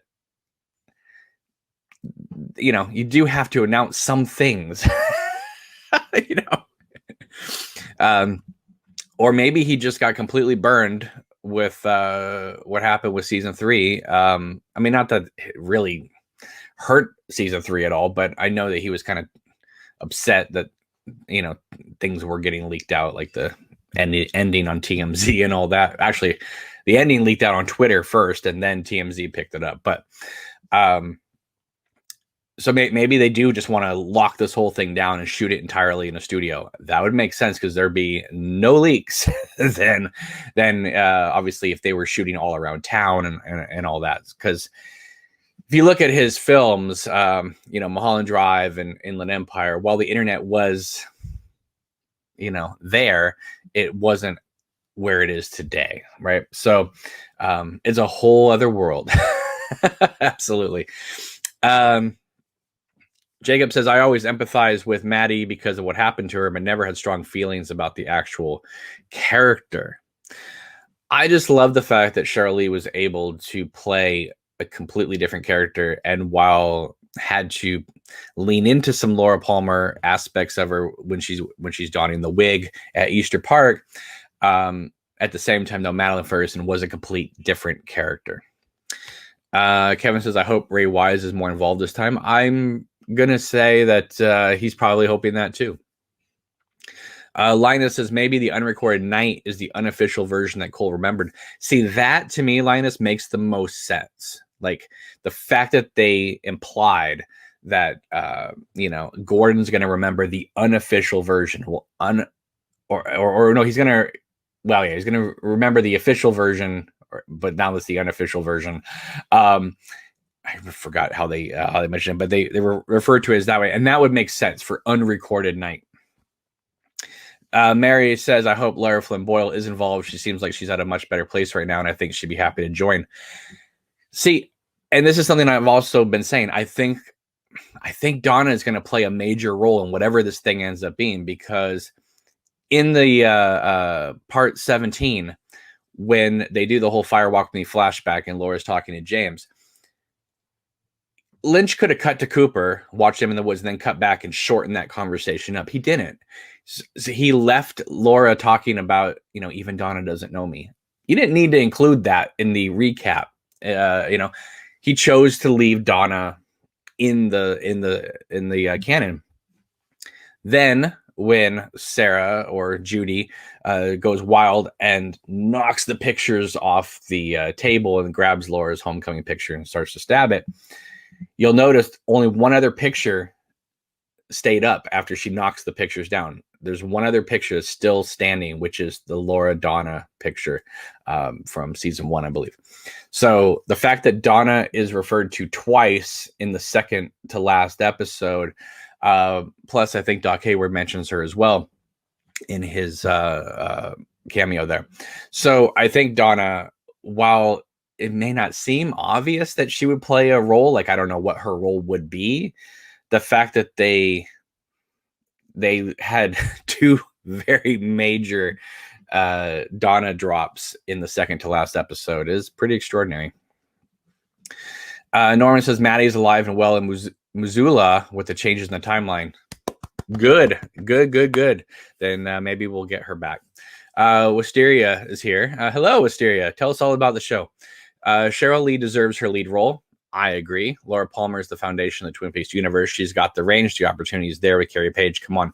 I also think that in a way, it would be a wonderful way for David Lynch to thank her for being, sort of, I know Kyle's the star and all that, but Cheryl Lee got tasked with a lot of stuff. And after Fire Walk With Me, her career, I know she did Backbeat and Vampires and all that, but let's just be honest, it wasn't what she was hoping it would be in the Hollywood industry. And I think it would be a wonderful way for Lynch to do for Kyle what do for Cheryl Lee what he did for Kyle, which was remind people of what an extraordinary talent she is. I know we all know she's talented, but I think the rest of the world needs to get on that train as well. Morton says, could Unrecorded Night be about the long drive from Odessa to Texas, or to Twin Peaks? Odessa to Texas.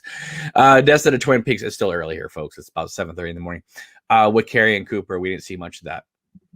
That would be incredible too. I don't think they could do a whole 13 episode series about that, but I'm hoping that each one of these episodes maybe is not necessarily standalone, but I'm hoping because we don't know how long these episodes are. Of course they're kind of touting the same thing they did with season 3, which was these are going to be 13 mini movies. I don't know what that means, if that's like 65 minutes, 70 minutes or whatever, but that would be really cool to just, kind of tell individual stories. Like if it's 13 individual stories of characters or things that, and we kind of see their lives similar but different because of the new timeline, that would be extraordinary. Mary says, completely agree, especially the picture thing I think is really significant. I think that they probably did a few takes of that scene, and it just, the one they chose happened to be the one where the Laura Donna picture was staying up. But I think there's a reason why they chose that take. In Lynch's world, there are no happy accidents, and I do think that it's going to play a role going forward. Jacob says Cheryl Lee definitely deserves another lead role. I agree. She's a fearless actor and was never properly utilized in the 90s. Absolutely. Carpenter wasted her again in Vampires.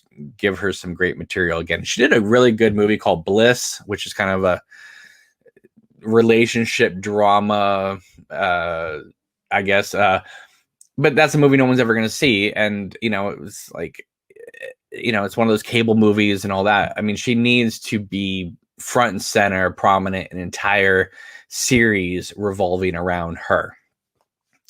Algerdon says, hi, everyone. Any ideas when they will officially announce something about the new project? I don't know. I don't know what is keeping them from announcing it now, since the buzz is all over the place about when they're starting, you know, and where they're filming, and, you know, and you have all these actors now. Kyle MacLachlan's tweeting or hashtagging Wisteria on Instagram. So we are living in extraordinary times, folks.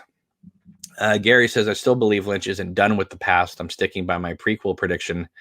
Maybe not every episode, but definitely something. Yeah, you might be right. They might. You think they'll go into the Philip Jeffries, Gordon Cole, starting up the Blue Rose Task Force? Possible. Alex says, would love to see some Onkeen or Joan Chen in Wisteria. We've lost so many of the original actors. The stable is getting pretty small. The thing is with Michael Onkeen's character, right, Sheriff Truman, they left him alive. They purposely left him alive. And I know it's probably David Lynch just showing goodwill to the actor, saying, hey, you know, I really like you. I really respect you. I'm not going to kill your character off screen. But it does allow him to come back. So that's great. Joan Chen, that would be an extraordinary thing as well. I know that she'd probably be game for it. I know Piper Laurie. I don't know about now, but I know back when I spoke with her in 2013, 2014. Yeah, no, it was 2014. She was so game, wanting to come back for season 3. So it was kind of a bummer that Piper Laurie wasn't able to play a role. But what's nice is that if you're telling 13 individual stories, or even telling, you know, a smaller tale, you can bring actors in and out, and you don't have to include the entire stable of Twin Peaks actors, because this doesn't have to be Twin Peaks. It just has to take place in the Twin Peaks universe, if that's indeed what this is. If this is not Twin Peaks related, or it's, you know, I don't know what to tell you about all these connections. It would be kind of cruel to have all these people. And I know Lynch likes to work with the same people over and over, but at the same time, though, when you have so many Twin Peaks people posting about Wisteria, then that kind of lends itself to that. It's not like Willem Dafoe is teasing it, and you know, Sissy Spacek is teasing it, where it's like, oh, there's people that Lynch has worked with in the past, and they're all kind of teasing this thing. No, it's specifically Twin Peaks people. Dethroner X says it would be both wonderful and strange. Absolutely. Wisteria says, I'm sure the cast is emailing David for answers as we speak, just like when rumors of season 3 happening started up a few years back. Well, remember, there were so many people saying, even Jennifer Lynch, that came out and made a public statement saying, guys, Twin Peaks season 3 is not happening. Now, does that mean that she was in the dark too? I don't know. But so many people were saying, like, it's not happening, it's not happening, it's not happening. And of course, there were, you know, people online and Facebook pages and forums and stuff saying, guys, Twin Peaks season 3 is never going to happen. It's not going to happen. And then, you know, if you listen to what Miguel Ferrer says, is that, you know, David Lynch says, you know, I hear you've been, I'm sure you've seen some stuff about Twin Peaks coming back. And Miguel Ferrer says, I actually have. And David Lynch told him, it's all true. So this is, you know, David Lynch is aware of what people are thinking and saying, I assure you.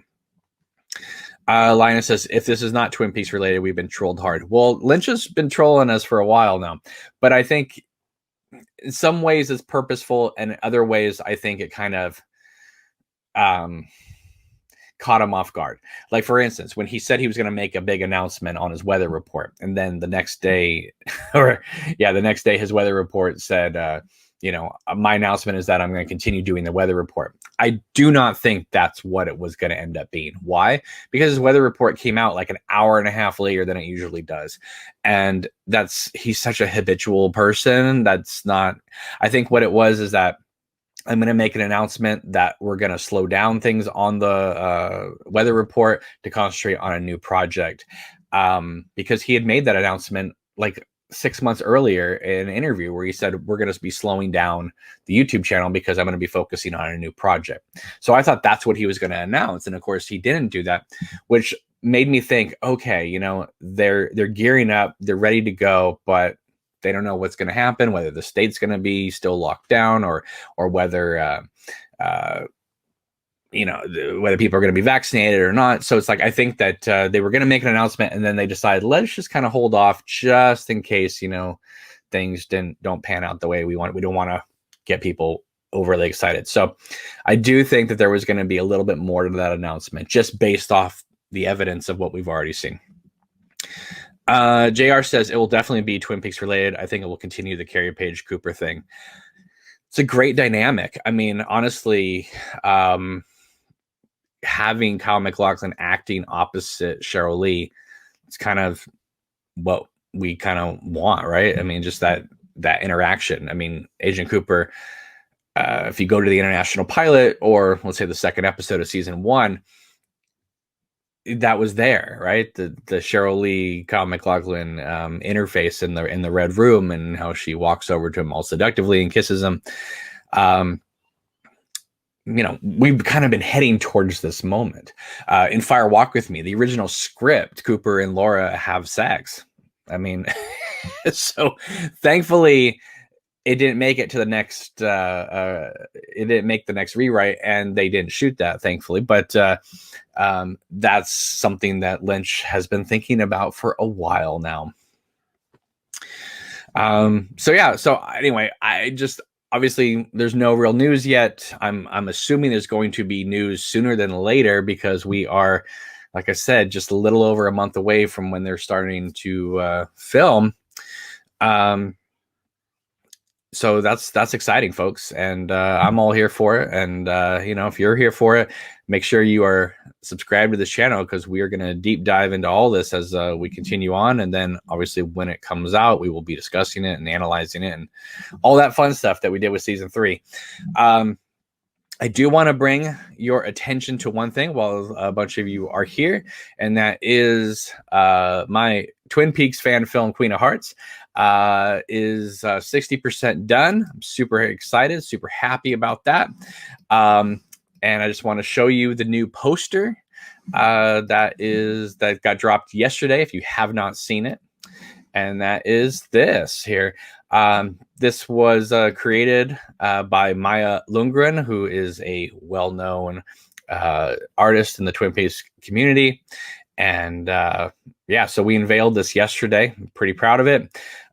Coming 2021. We don't have an actual date yet, but so no matter what happens with Wisteria and Unrecorded Night, there will be some sort of Twin Peaks content dropping this year. But I think this poster is stunning. So if you are interested in this project, make sure to follow Queen of Hearts on Facebook as well as Instagram. So yeah. So anyway, really excited. We're getting closer to the finish line here, and so I'm super stoked. Took forever to get the film cast, took forever to get film made, and then we had a global pandemic happen in the last stretch. So it has definitely been a big journey, but we are getting there. Okay, so let's take some last comments, because Mr. C is starting to bang on the door here. JR says, love the poster. Dethroner says, good news, man. Saw the poster on Facebook. Brilliant work. Thank you. Hang on a second. Hang on.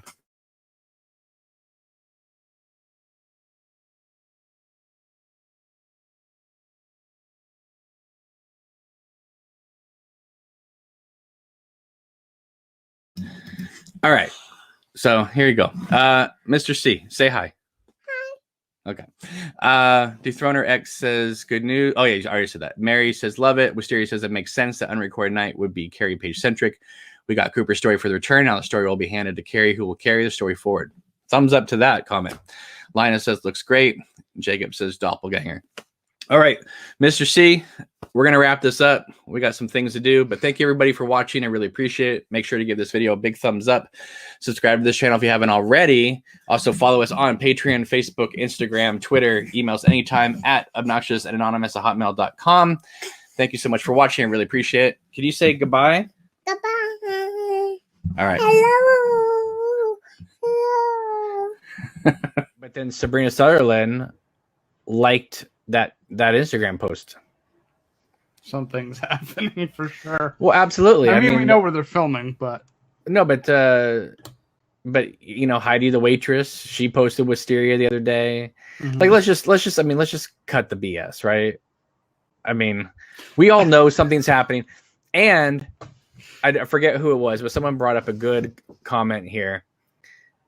I will bet you, I'm willing to put money on this now, that David Lynch will reprise Gordon Cole, but he will have a beard and he'll be the elderly version who remembers the alternate timeline. I think the beard is being grown for the role. yeah. If he continues to, I mean, he's probably going to stop probably in May whenever they decide to start shooting. But if he has that beard before they stop, I think it's so intentional. It's funny now that they're ramping up and we know they're ramping up to something. They're pretending to not be doing anything. And everybody knows they're doing something. Well, now it's like there's no denying it. No, there's no denying it. I mean, what are they? Why waste the time to fake everybody out? But what are they trying to do? Like, do like a big Kevin Feige Marvel rollout presentation or something like that? I mean, they're not. This is going to be their presentation. Drop an announcement. I wonder if like they had the plans and they only like really got the green light. Oh, absolutely. Late last year, but no, I think they didn't even have the full green light when he said he was going to make the announcement on the weather report. Oh, right. Yeah. I think it was like, well, we shouldn't make an announcement in case we have to, you know, if the vaccinations don't roll out or, you know, things like that. Wisteria is probably like Earth 2 Twin Peaks, I'm assuming. Right. But is it Wisteria? Is it Unrecorded Night? Or is this all just fake titles for Twin Peaks? I mean, I don't know. It's I'm like hoping... we talked about last time when the end of season 3 was a new show. So I think that's what this is going to be. I don't know if they're going to call it Twin Peaks or they're going to call it Unrecorded Night. They really shouldn't call it Twin Peaks if they're going to do alternate timelines in Odessa, Texas. I mean, I think it's going to be Unrecorded Night because Lynch loves the two name titles. Mm-hmm. And Wisteria does kind of pull it more into Desperate Housewives territory. But I could see the opening episode being called Wisteria. Maybe that's why people are equating the two names. Maybe they'll do. Yeah, maybe it'll be like a pilot kind of repilot kind of thing in the first episodes Wisteria. Yeah, because if there is truly a Wisteria in Odessa, Texas, which there seems to be, then what if we saw what if it begins with Carrie Page at home and we see how she killed the guy in the apartment? I think we go even further back. I think it's the story of Carrie Page until Cooper gets there, and then they continue on from there.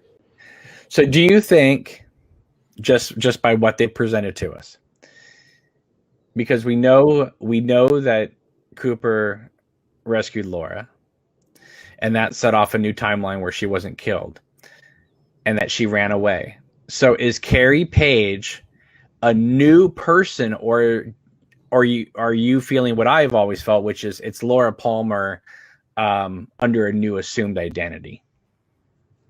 So I don't know.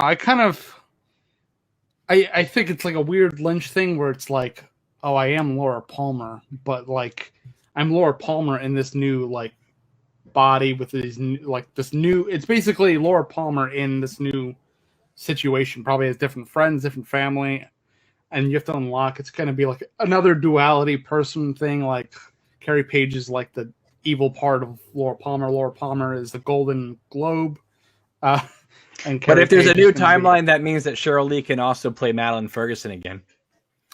I mean, I'm getting to a point where I think Wisteria and Unrecorded Night are two different things. And I think Wisteria is the Carrie Page story because we talked about maybe Carrie Page having a movie, and then Unrecorded Night is Twin Peaks. It's the Dale Cooper or Richard story. It might be two things. I don't know.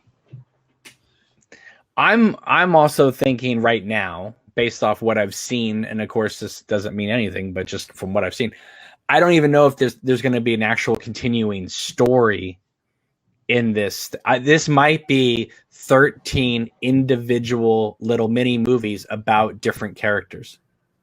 That would be cool, like a little anthology. Right. So Donna gets an episode, Cooper gets an episode, Carrie Page gets an episode, or maybe she's the tie-in through the whole thing. But you could theoretically dedicate an Audrey Horne episode, and just kind of, because then it's Twin Peaks, but it's not Twin Peaks, it's its own thing, and yeah, and you could play. Lynch will probably feel like he could play around a little bit more, maybe not be so confined to and again, like they've shot so much exterior footage that all they could shoot the entire thing probably in the studios.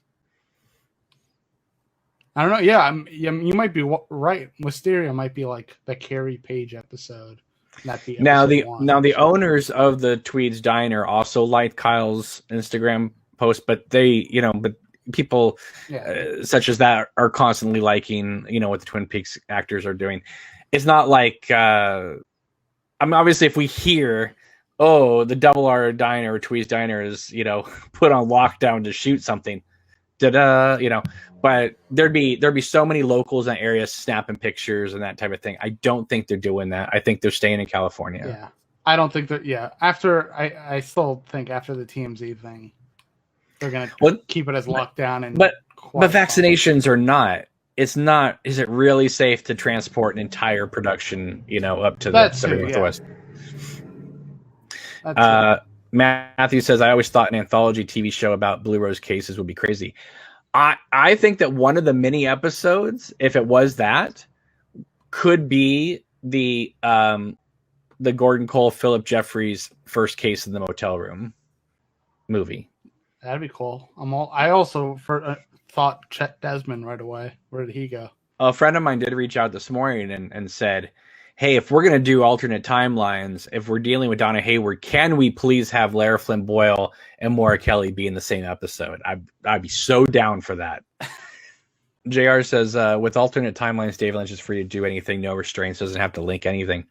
Yeah, so the argument then would be, then is it Twin Peaks? Exactly, right? Because then it can be Unrecorded Night. Yeah. I think that's smart.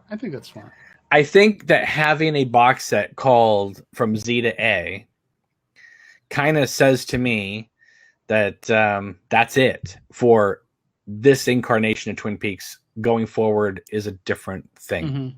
Mm-hmm. A big thing for me is the thing that always brought me into Twin Peaks was the music, and that was pretty much non-existent, not to be funny, in the return. If they had called just called it The Return, or if they'd called it Unrecorded Night or something like that, I think that for a lot of people who didn't like season 3 probably would have liked it because it's under a different umbrella. Mm-hmm. But I think you hear the name Twin Peaks, it comes with a certain thing. Yeah. But then again, coffee, cherry pie. Yeah, but even that, I mean, I don't know. It's like, I know there was always coffee and cherry pie jokes all through season 1 and 2, especially with the fans, but I never looked at the show as coffee and cherry pie. That seemed like it's the most takeaway. Yeah. The most superficial way of looking at it, because it's not like they sat down every episode and did a big thing about it. Well, if we go by the Philip Jeffries scenes, apparently Cooper has been doing this for an infinite amount of times. So I'm curious what Infinite Night is or Unrecorded Night is gonna be. I'm sorry, I failed to believe that Cooper is that much of a screw up. I mean, I think going by the theory, it's like you just kind of constantly keep Judy at bay by going through going around the track. This is a man who can put 4 bullets through 2 holes, right? And he can't figure out how to rescue a teenage girl from the woods. Come on. Jacob says, will we get more Judy? That is the question. We absolutely will, because that is now Judy is now the embodiment of what Lynch would consider just ultimate negative energy out in the world. So, it could be anything. Or she could be anything. Although right now she's Sarah Palmer. But remember, Grace Zabriskie came out a short time ago and said that David reached out and said, would you like to work together again? So she's getting set up too. Yeah, this whole thing is it's basically Tom and Jerry with Cooper, Laura, and Judy. So who's got the hammer? I don't know. That's a good question. Well, if they're starting production on May 3rd, I mean, that's 4 weeks. They're going to have to make an announcement soon. And if they don't, I'm pretty sure the LA fan community will be swarming that studio space to see who gets out of the car. They're just starting a podcast called Unrecorded Night. It's going to be a Twin Peaks podcast with David Lynch. That'd be amazing. His website. That'd be amazing. It's an audio drama. Well, we now know that Con McLaughlin is a part of this thing. I mean, listen, Con McLaughlin, I love him. He may be a goober, but he's not stupid. He's not going to post a Wisteria plant if he's not involved with this project. No, that I feel like that was probably the most convincing thing I've seen so far. At least that I was cynic that it was Twin Peaks related until he posted that last night. I don't know. I've just had these rumblings for a long time now that it's coming. It's not just a wish fulfillment either. It's just like there were just too many quinky dinkies happening. I mean, to be fair, you were part of the original crew that watched it and waited 25 years. So no, but you have the stamina. Well, you just start seeing that pieces are being moved. You know, Lynch is taking over Twin Peaks Productions. There was going to be an announcement at Graceland. Why would you make an announcement at Graceland about some random movie that's not going to be involving any of the other actors? Especially since Lynch wasn't even going to be there. It was going to be those other actors. So you think Kimmy Robinson's going to be up there and say, like, David Lynch is making Inland Empire 2 and none of us are involved? No, they're going to say, we're doing this new project and it's going to tie into the world of Twin Peaks. JR says, if Kyle's in it, it's Twin Peaks. Well, here's the thing. I could make the argument that it could be a progression of Blue Velvet, but I don't think so, because I think that Part 18 was sort of Lynch's Blue Velvet tie-in, even though it had to do, obviously it was Twin Peaks. The fact that he got Kyle and Laura Dern together, I think that was sort of his. If you put Kyle and Laura Dern together in this, and it's Blue Velvet oriented, it's gonna throw people off because we just saw them as Cooper and Diane. So I hope Laura Dern's coming back. She will. They absolutely. We got that double at the end of. That's what I'm saying. And they and what's it? Okay, so the unrecorded nights are what happened to Carrie Page prior to Cooper / Richard showing up, right? Then we have what happened to Diane when she disappeared from the motel room, and why is Cooper walking out of an alternate motel room at the after the fact? 3, the drive to Twin Peaks between Carrie and Richard. I think there's a lot of room to speculate about things that could have happened along the way. I do not think they made it in one night. Right? So he was at her house like in the afternoon, and then they left from there and made it by that night. Do you know how long it takes to get to Twin Peaks? A day, right? Well, especially where it takes place in the show, because Snoqualmie and North Bend are midway in the state, but according to the show, it's 5 miles from the Canadian border, which is even further north. Right? It takes almost a day to get out of Texas. So Jacob says, give Laura Dern better material this time. Hopefully she says more than just F you. I mean, yeah, I think they gave him his sandbox. He wanted his sandbox. Unrecorded Night seems like it's going to be that. JR says David Lynch is in love with Twin Peaks. If he's got the opportunity to do something financed by Netflix, for example, he'll do Twin Peaks related. He's a creature of habit. I think what it is too is it's like he wants to do something else, but something else is harder to finance than Twin Peaks. But if he can get that Twin Peaks money and still do something else, that's the best of both worlds, right? Yep, he totally set himself up for that with expanding a universe. 13 episodes. Who's to say they're coming out all in one block or weekly? That's what I was going to say. They might do 6 and 6. But what if they released an episode a month? So it was like a year. And we'll make 30 videos until the next one comes out.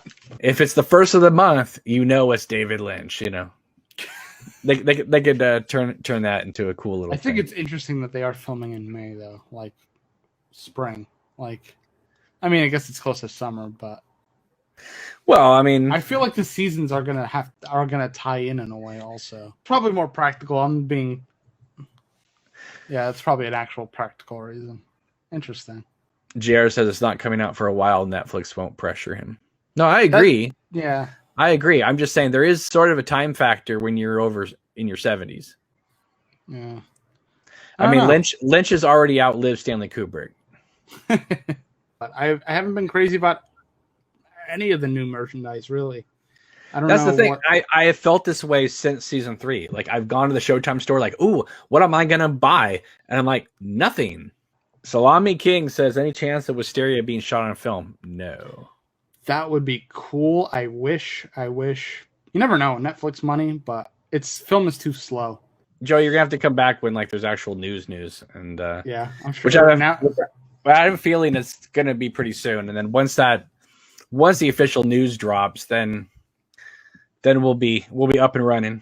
Yeah, we'll start the mill again. So before I was 99%. Now I'm 100% that it's Twin Peaks related. Yeah, I think I'm at 100% too at this point. I was at maybe 40. Really? Yeah, I was gonna tap out. There's just too many things left open in those last couple episodes that they could explore and build upon. Yeah, because what does he say in episode 18? He says they all leave together. Right. It's him, Laura Dern, and Cooper, and they say that Gordon's gonna but Gordon's gonna remember the official version. Yeah, that's right. Yeah. Okay. Yeah. Right. Why would you bring that up if you're not going to explore it in some way? Because when season 3 ended, it felt like a to be continued ending. It didn't feel like a conclusion. I mean, I could see how it could be a conclusion. The way Fire Walk with Me could be a conclusion, but yeah, it can be. But also, David Lynch has said time and time again that's a continuing story. So, but he also said, if I'm going to do more Twin Peaks, it won't be for 3 years. And that was 2020, and then there was a pandemic. So 2020. Yeah, absolutely. He's realized now that he can tell any story he wants under the Twin Peaks umbrella, which is honestly what any creator would love to do. Davern says, do you think Lynch had a falling out with Frost? Falling out about what? No, I think they just agreed to disagree and go their separate ways. Yeah, I mean, I don't think they're besties. They're good work partners, but I think it was sort of like we haven't worked together in a couple decades. Let's get the band back together.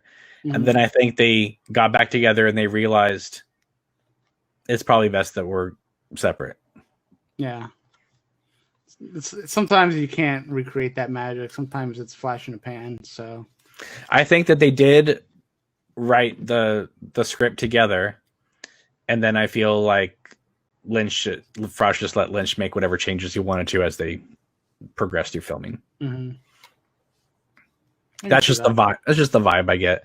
I mean, you don't see Frost in the background in any of those documentaries, like rewriting the script, or it's not. He's just kind of hanging out, if he's even there, So it seemed like he was there for a lot of the Black Lodge scene or Red Room scenes, whatever you want to call it. Well, wouldn't you want to be there too for those? Absolutely.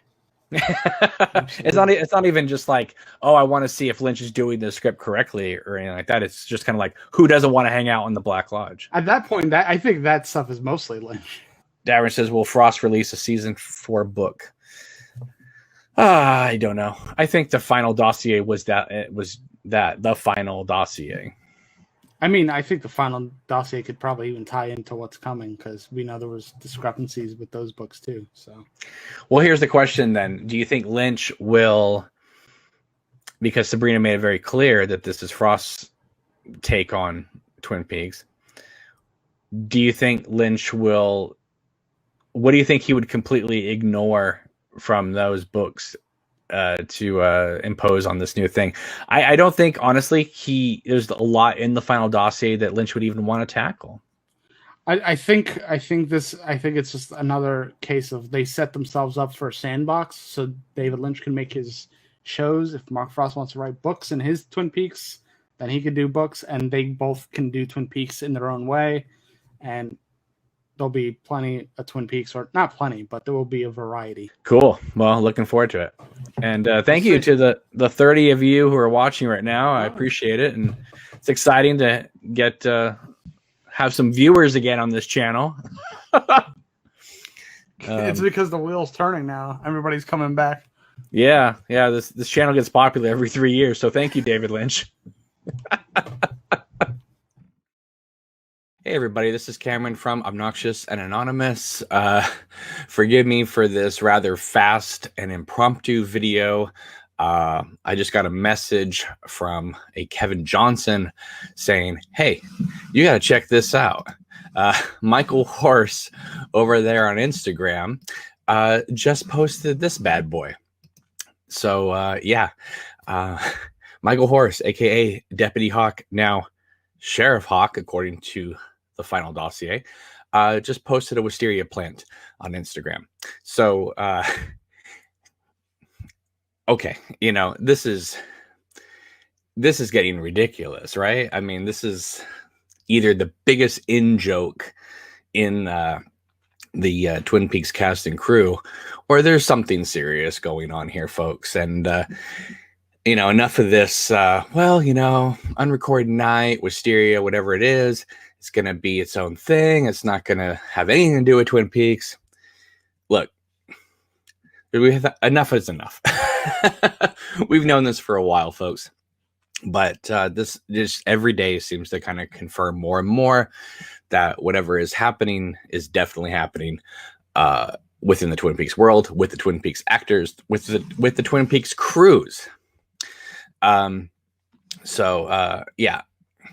don't know what else to say except something is definitely happening, isn't it, Margaret? So I'm only going to be on here for a couple minutes because I have to do a bunch of things, but I couldn't let this go. This is just too intriguing, too cool. And so that, there's so many actors now who have posted wisteria plants, even going back as far as Kimmy Robertson did this, I think, a year ago. And why was she doing that? Well, because she was getting ready for the Graceland event that was coming up.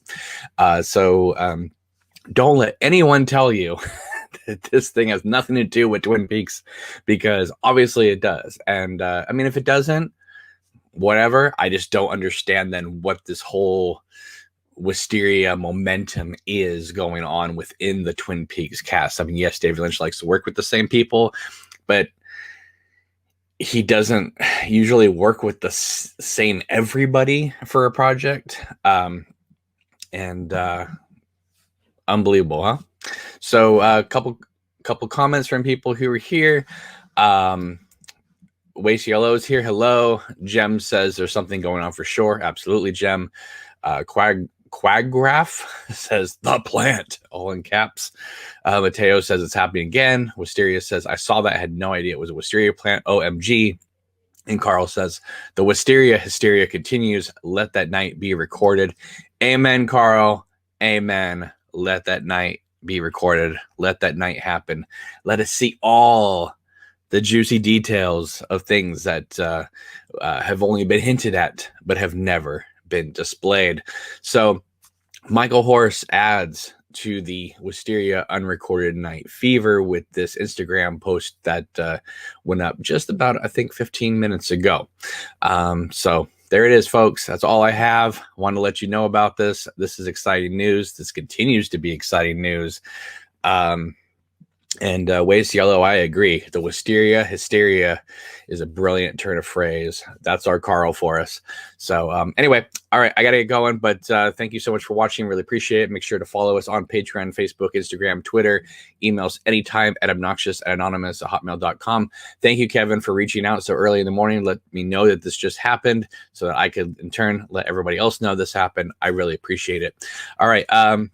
November 17th throws in the last comment. Historically, Wisteria symbolizes long life and immortality. In Japanese kabuki theater, the symbolism for the Wisteria is love, sensuality, support, sensitivity, bliss, and tenderness. All right. And Jem says, I love Wisteria hysteria. I'm going to steal that. Thanks, Carl. Well, thank you, Carl. And thank you to everybody else for watching these videos, supporting this channel. I really appreciate it. Hey everybody, this is Cameron from Obnoxious and Anonymous. I am once again joined by Anna from televisionlady.com. And today we are going to discuss what on earth is happening right now with Kyle MacLachlan and what on earth is he prepping for. Now, the other day on Instagram, he didn't post this in his pictures. He posted this in his stories. I ended up grabbing a still frame because it's no longer there. But here he is working out, and it says Kyle MacLachlan prepping for something big. Now, we know, Anna, that now they haven't formally announced this, but we know that starting May 5th, David Lynch has a studio rental ready to go for his next movie, limited series, season of TV, whatever he ends up doing, whatever it is, whether it's a Wisteria, Unrecorded Night, I don't know. But we know that is happening. And all these people having to do with Twin Peaks, whether it be Michael Horst, Kimmy Robertson, Kyle MacLachlan, Heidi from the Double R Diner, they're all posting purple flowers or wisteria plants.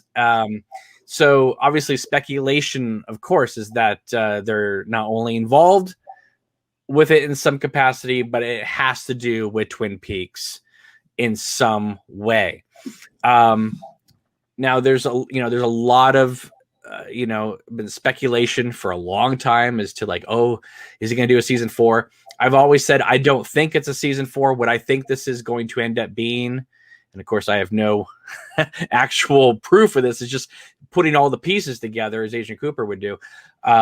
It seems like this is more of a spin-off, perhaps epilogue.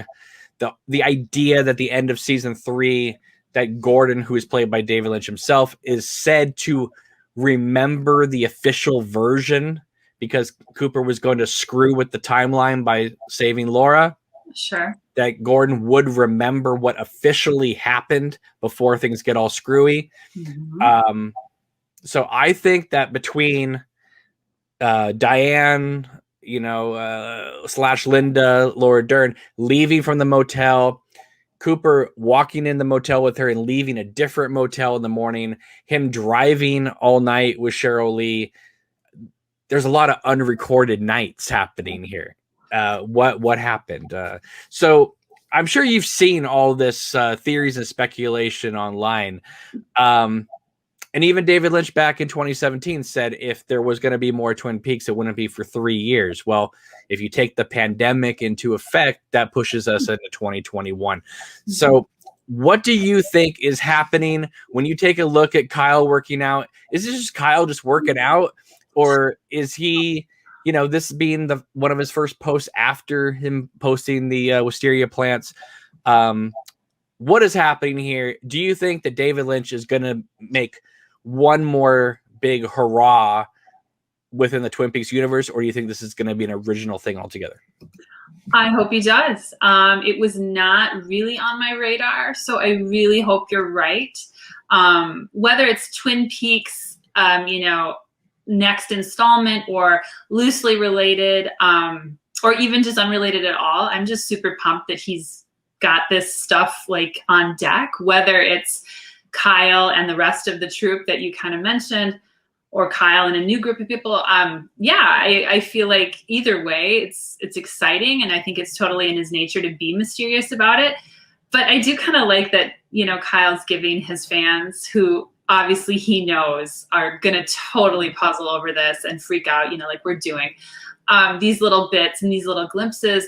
I love the Wisteria theme. I feel like that's really cool. Like, I hope they keep it going. And well, considering that Kyle was on Desperate Housewives and that was on Wisteria Lane, right, and you know, and then just the other tidbits of last March, David Lynch took full control over Twin Peaks Productions. Why would you do that unless, you know, obviously merchandising, blah, blah, blah, blah, but it also means that David Lynch gets to call the shots. He gets to do whatever he wants. And let's be honest here. I know companies would love to work with David Lynch, but if David Lynch came to Netflix or Showtime, whatever, and said, hey, I want to do something original, but it will take place in the Twin Peaks universe, guess what? He gets his budget. That's nice. If he walked in and said, I want to do Wisteria, and they go, what's Wisteria? And he goes, well, it's about a female in trouble. They'll be like, here's, you know, a little budget for you. But if he says it's in the Twin Peaks universe, it's like, you know what I mean? It's like they'll just write whatever checks he wants, because one of the things that I've always said is season 3, what he was able to do was take all these ideas and scripts and things that him and Mark Frost had been wanting to do for years, and they just called it Twin Peaks. but they were able to put so much, because I mean, season 3 is not the same as seasons 1 and 2. It's very different. Right. So it's like, yeah, they got to make something entirely new, but still call it Twin Peaks. And, you know, he should be able to do that. He should be allowed to do that. It's his vision. It's his world. It's his masterpiece. I'm going to say something now that I don't know, you're not going to like, but the first thing I thought of when I saw this, Kyle MacLachlan, you know, the Sex and the City hype that's happening right now. Right. I did for a nanosecond think, oh, what is if Trey McDougal comes back, you know, for the film, because they've already said they've got Aiden, John Corbett on deck. That was where my mind went. So who knows? But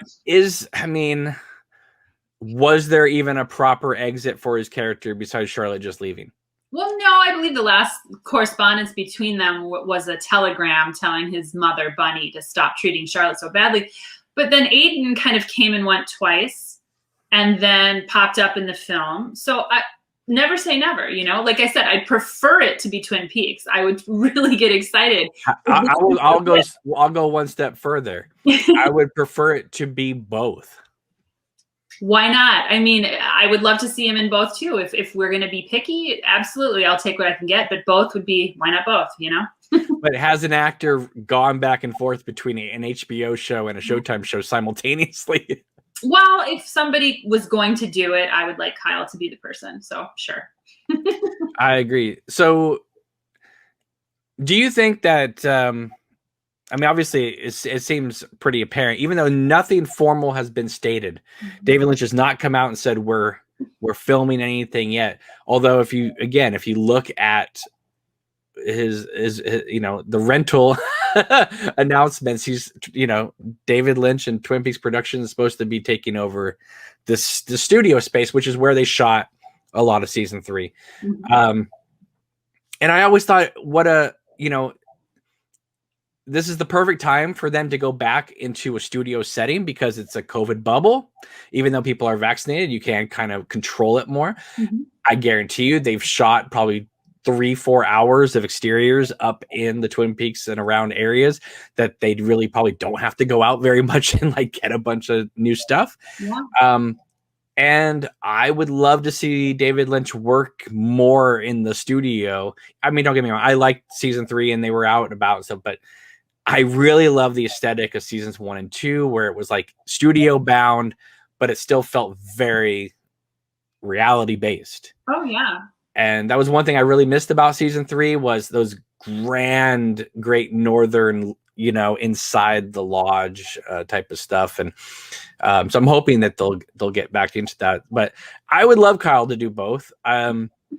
Why not? I mean, why can't Charlotte find out that, you know, Bunny passed away and she has to go to the funeral and see, even if it was just for, you know, 5 minutes, 10 minutes, it would be great to have some sort of a little bit more extra closure there. Absolutely. Well, and I think what you said too, just bringing up the COVID environment at large.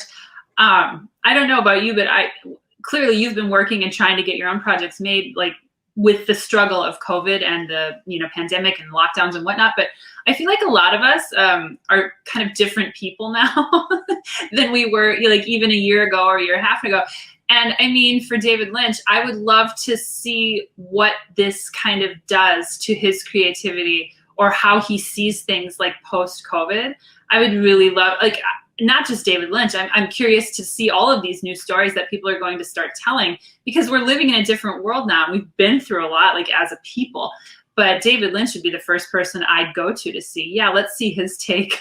Or how has he changed? Has he changed? And what does this mean for, if it is the Twin Peaks, continuation, what does that mean for it, Well, I think season 3 was already kind of tipping his hand in that direction with the idea of a great sickness being out there. And, I know it was the idea that the doppelganger was out and the Black Lodge was kind of leaking into our world more and all that. But I mean, we're talking, we're still in the pandemic, but we're getting closer to maybe a post-pandemic world. We're also in a post-insurrection world. So I'd love to I mean, it's a whole different environment out there. And I'm really interested to see people write me all the time saying, are you going to be disappointed if this is not Twin Peaks?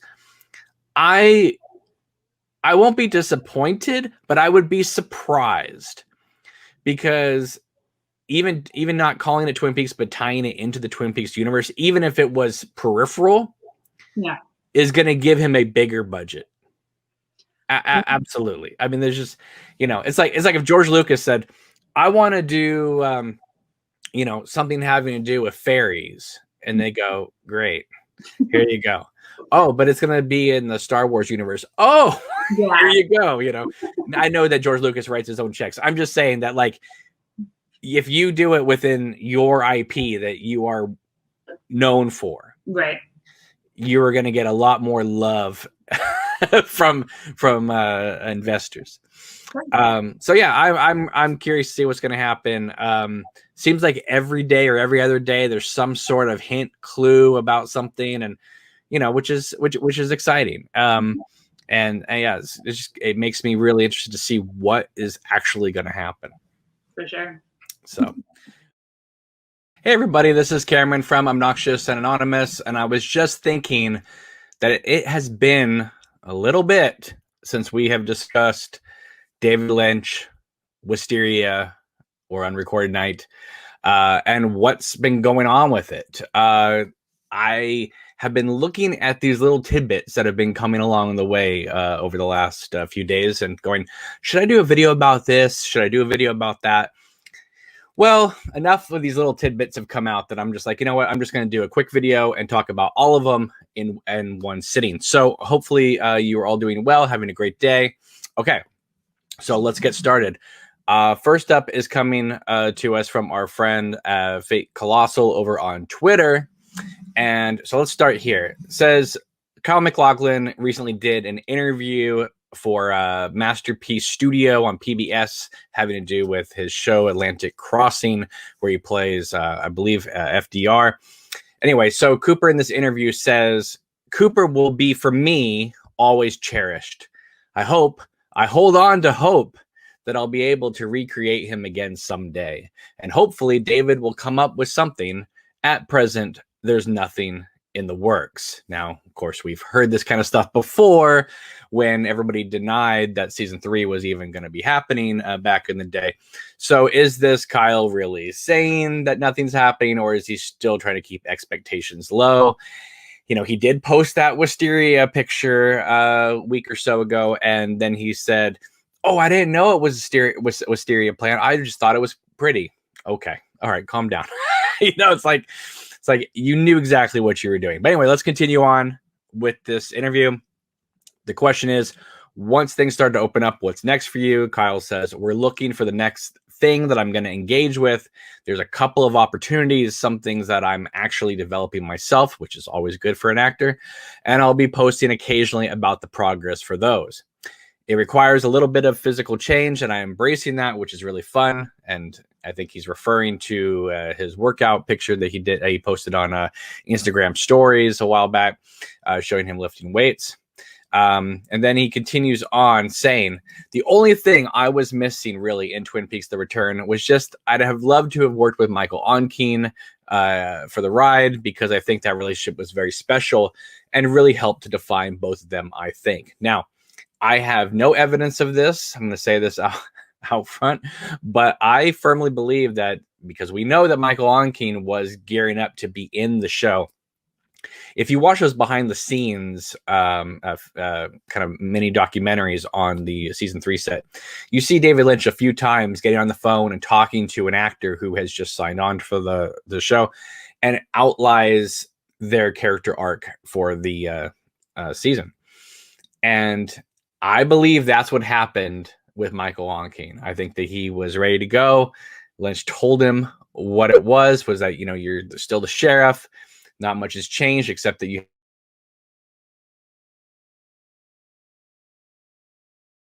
look around, you'd have, wife that rates you, because you had a son that died. And then Michael Onkeen probably said, well, where's Cooper and I together doing anything? And Lynch says, that's not in this season. And Michael Onkeen said, well, I'm staying in Hawaii. That's how I think it went down. Paraphrasing, of course, but I feel like that's what happened. I think that Michael Onkeen was getting ready to go on, and then realized that him and Kyle were going to share maybe 5 seconds of screen time together. He was out. Now, when they got Robert Forster in, at least they didn't cast Robert Forster as Harry Truman like he was supposed to play Harry Truman back when the original series was on. They did a very nice thing, a very tactful thing of letting, Robert Forster play the brother. And thankfully for all of us, they didn't kill Michael Onkeen's character, Harry S. Truman, off screen. That would have been terrible. So, all right. So we have that. Then, scrolling up on the timeline, says Peter Deming, the cinematographer that has worked with Lynch for a long time now, going back as far as Lost Highway, I believe, maybe a little bit earlier, said Peter Deming just finished working on a different film, the same one that Debbie Zoller was working on. Debbie Zoller, of course, did, I believe, hair and makeup on season 3, The Return. He said he had 4 weeks of prep time before filming, so seemingly, we shouldn't expect Lynch's new project to begin for at least a month, if not more. Now, my counter argument to that is, well, they've had a lot of downtime in this last year. I don't think he really would need 4 more weeks of prep. I'm pretty sure that they've been talking about this for a while. We have seen, courtesy of Sabrina Sutherland, pictures from the Zoom meetings and stuff like that. So, and while Peter Deming wasn't there, that doesn't mean that he wasn't there for some of the Zoom meetings, right? So there's that. Now, one of the biggest hilarious things that have come out is, I have to make a change here real quick. So Corey Glazer, who is David Lynch's assistant, we've seen her in a lot of the behind the scenes videos from season 3. She, of course, infamously played the woman with the big blue hair in Mulholland Drive, sitting in the theater saying Silencio. She just posted on Instagram saying that, let me pull it up here, that, that she's happy to be back on a set. There's this beautiful lake, looks very much like the lake outside the gazebo for Twin Peaks. Anyway, somebody posted here or asked her, Wisteria, ? And her reply was, stop dreaming with a heart with wings. Last time we saw something like that, it was The Angels with Laura Palmer. So do I think that this is Wisteria or Unrecorded Night? I don't know. I have no idea. I do know that this looks a lot like the lake over there where they shot the gazebo, which is unfortunately no longer there, and a lot of other places like One Eye Jack's and the Bookhouse Boy, the interior of the Bookhouse Boys club. So I thought that was really great, where she's like, stop dreaming. No, we are not going to stop dreaming. We're supposed to keep dreaming. Anyway, so that's what I've seen so far. We do know that we're coming up on 4 or 5 days until David Lynch is supposed to be taking over Calvert Studios in Hollywood. I don't know if that's confirmed or not, but that's just what we have been led to believe from Production Weekly magazine that they are taking over Calvert Studios starting May 3rd. I guess we'll find out sooner than later. They only got a few more days. So anyway, let me take some quick questions or comments from the chat, and we're going to wrap this up because I really don't have much else to say except I'm excited to see whatever they have coming up our way. Okay, so here we have Omar here, evening from the UK. Hello, Omar. Great to see you. Waste Yellow says, evening, people. Rob says, for the first time ever, I got an automatic pop-up notification on my phone about this live stream. Has never worked before. No idea why, but great. Yay for the live stream notifications. Fantastic. Waste Yellow says, I must have hit the bell. Rare thing. Omar says Twin Peaks is streaming on Netflix, so it's not out of the realm of possibility. Of course not. Rob says, I hit that bell 4 years ago. Yeah, I understand. Random Yeti says, stop dreaming with the heart and the and the angel wings. So yeah, I really don't know.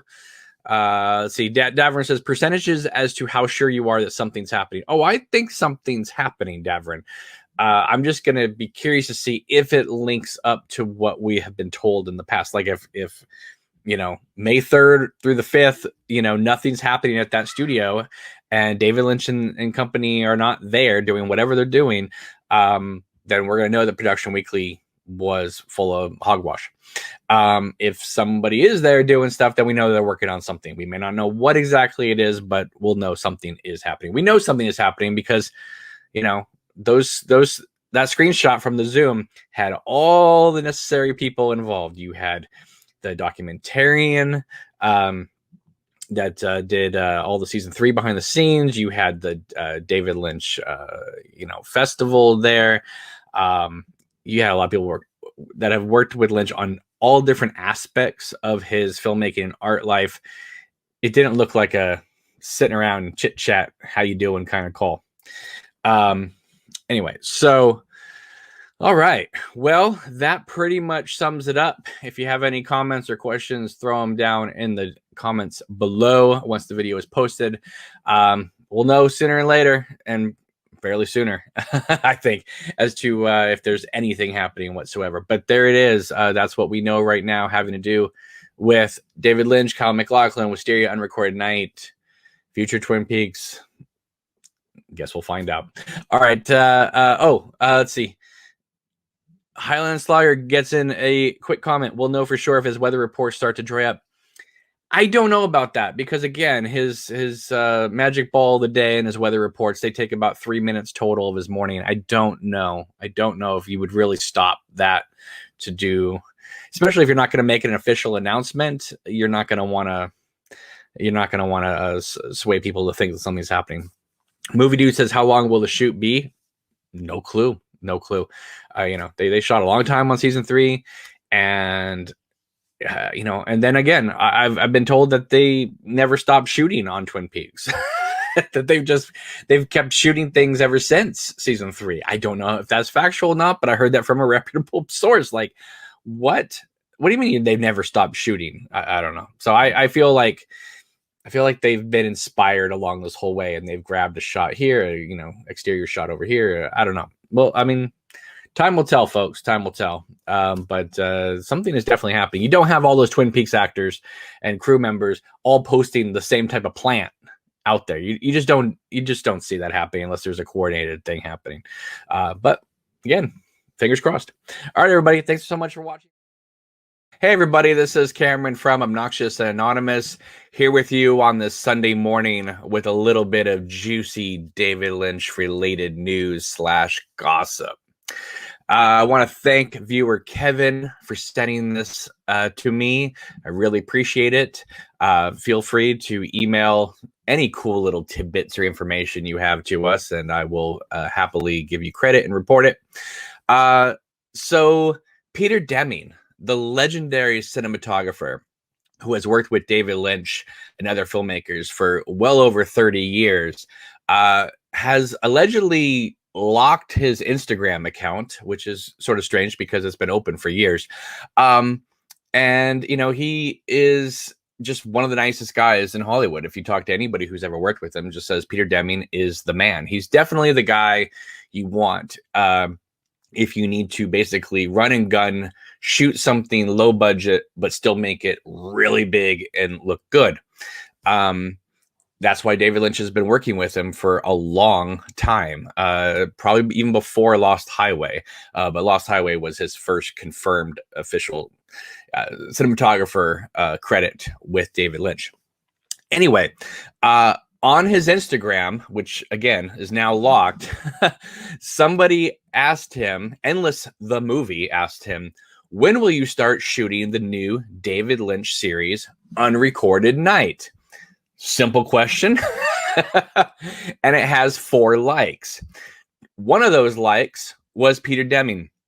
Another one of those likes was Debbie Zoller, who does the hair and makeup for Lynch's Twin Peaks Season 3, aka The Return. All right, so then you can see that Debbie and Peter liked that comment.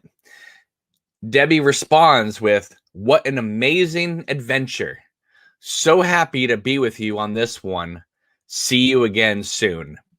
Now, we all know that people in the industry work with each other all the time, but to write that as a reply to the when are you going to start working on David Lynch's Unrecorded Night, that's a little suspicious and a whole lot of fun, in my opinion.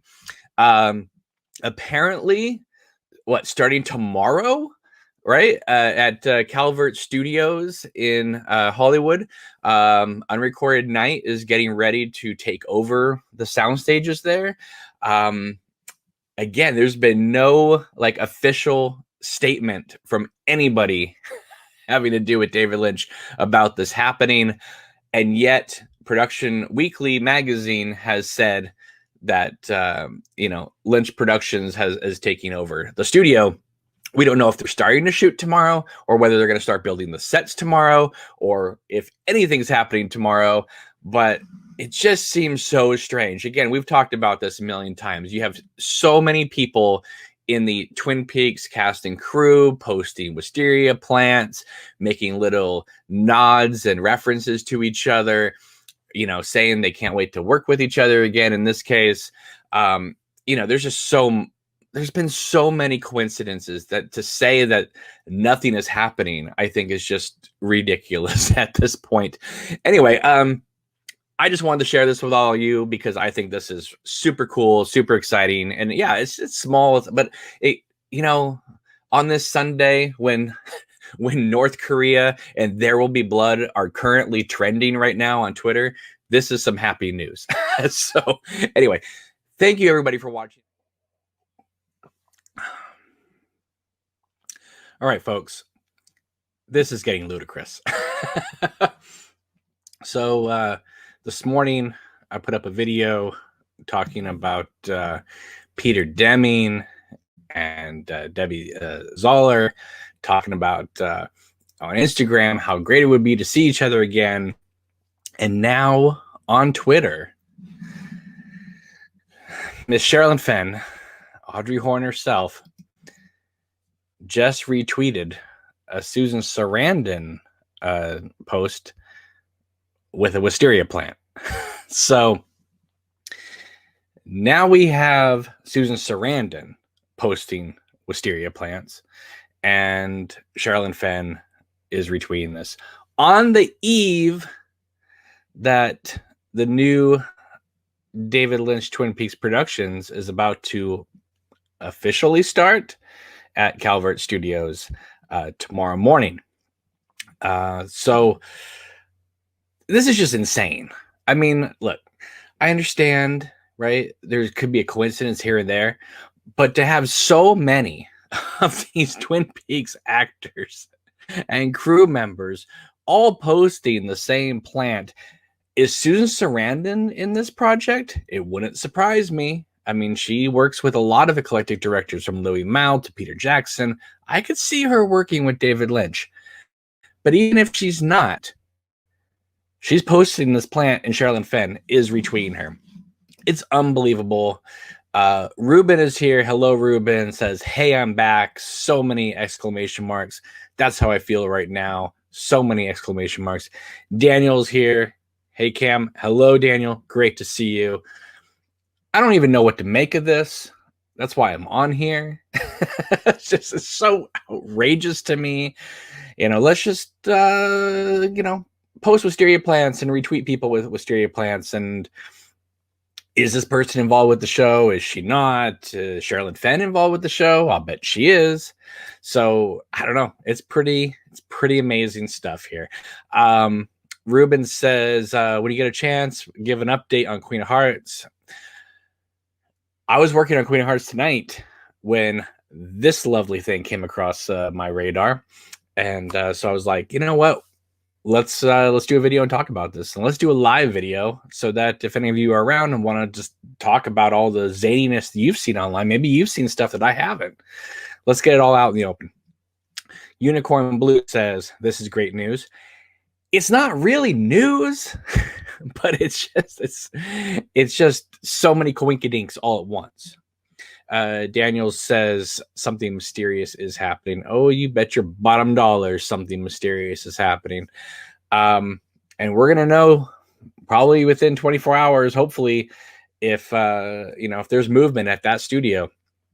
Of course, maybe we won't see Comic Con get out of the limo, but if we, hear rumblings of, a production underway in that studio,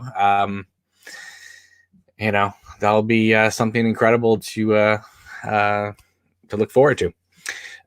We do have a number of people watching right now, so thank you very much. So feel free to write something in the chat.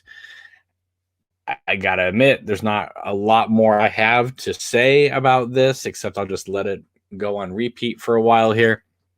But I think things are going to start amping up real quick. I mean, things have been amping up for a while, but now we got Sherilyn Fenn retweeting Susan Sarandon.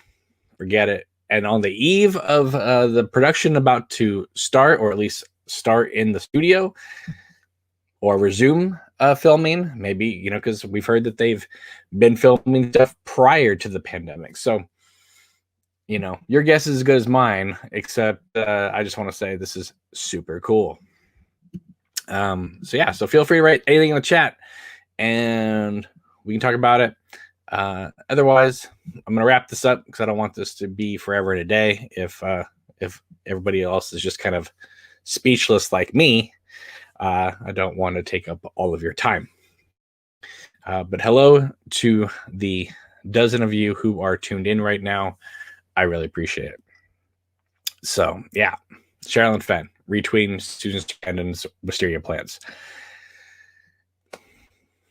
It's pretty awesome in my opinion. I don't know what it means, but I know it means something. It's not something that just happens to be random. I'll tell you that much. Never have an eclectic group of people who have all worked together, all retweeted and posted the same plant in the last, months. So, all right. Well, looks like the chat is a dead zone. So I'll wrap this up. But thank you so much for tuning in. I really appreciate it. Hey, everybody. This is Cameron from Obnoxious and Anonymous. And today is Monday, May 3rd, 2021. Today is the day that supposedly David Lynch was to begin studio work for his upcoming project, whether it be called Wisteria or Unrecorded Night. Now, this morning, his weather report was once again 30 minutes late. The last time he was late doing his weather report was the day that he was supposed to come out and make an announcement. And of course, he came out and made an announcement that he was going to continue the weather reports. So anyway, good news is that our reporter on the ground, Nick, has sent us some photos from Calvert Studios. This is a bunch of trees being brought in. Now, he did run a check on the production company. The production company that is currently there, at least at the sound stages he was at, is working on a show called, I believe, The 20s. So I don't think this is for Wisteria Unrecorded Night, but we don't know. But there is a production called The 20s also being filmed there. And they're doing, health checks and temperature checks and stuff like that before people even go into the building. Okay. So we have a bunch of trees being brought in. Let me just remove that. And then I'm gonna, unfortunately, I can't do multiple screens here. So just give me a second. And then the thumbnail pick here. Let's see here. Is this it? I believe this is it. No, that's the wrong one again. Hang on one second here. Sorry. I'm going to assume that's not it at all. Okay. This is ridiculous. They don't let me preview it, so I'm gonna close that up here, and then we're gonna do this one. Okay, now I have it. Sorry. Okay, here we go. So here is from the other side of the fence. And as you can see, the trees are being brought into the studio. Got a bunch of other pictures of like trucks coming in and out. Obviously they're not going to say Lynch Frost Productions, but there is movement happening at the studio. There are people there. There is food being prepped. There are, like I said, health checks being done. There's people coming in and out. The studio is alive and happening today. So, and again, remember they were filming season 3 under fake names, Rancho Rosa infamously as well. So I don't think the 20s is Twin Peaks because that is an official show, but there is movement now happening at the studio, the first time in a long time. So that's where we're at. That's what's happening at Calvert Studios today. Now, who knows? Maybe Lynch and Company will come in later. I'm sure there's multiple sound stages there. I don't know if soundstage number 2 is the biggest one or just one of the other studios spaces. I don't know. Maybe you guys know more about that kind of stuff than I do because I don't live in Los Angeles. But if you do know, let us know because I would be really, really curious. So anyway, that is kind of like where we're at. There is stuff happening at Calvert Studios. Right now, it doesn't look like it's David Lynch, but we don't know because they could be on the other side. They could just be starting to build sound stages in another studio across the way. I don't know, but there is movement. I felt like you should at least know that there is stuff happening there. Not necessarily Lynch involved, but there is stuff happening there. So anyway, we got a few people watching right now. Hello to the 22 of you here and a number of comments. Nick is in the chat right now, our ground reporter. Hello, Nick. Ryan's here. Hope you're feeling better, Ryan. Matthew's here. Hello. Tony says, I put my customer on hold to see this. Let him know that you just looked at a bunch of plants being brought in. Random Yeti says they could be told to lie about what they were filming. Maybe it's set in the 20s.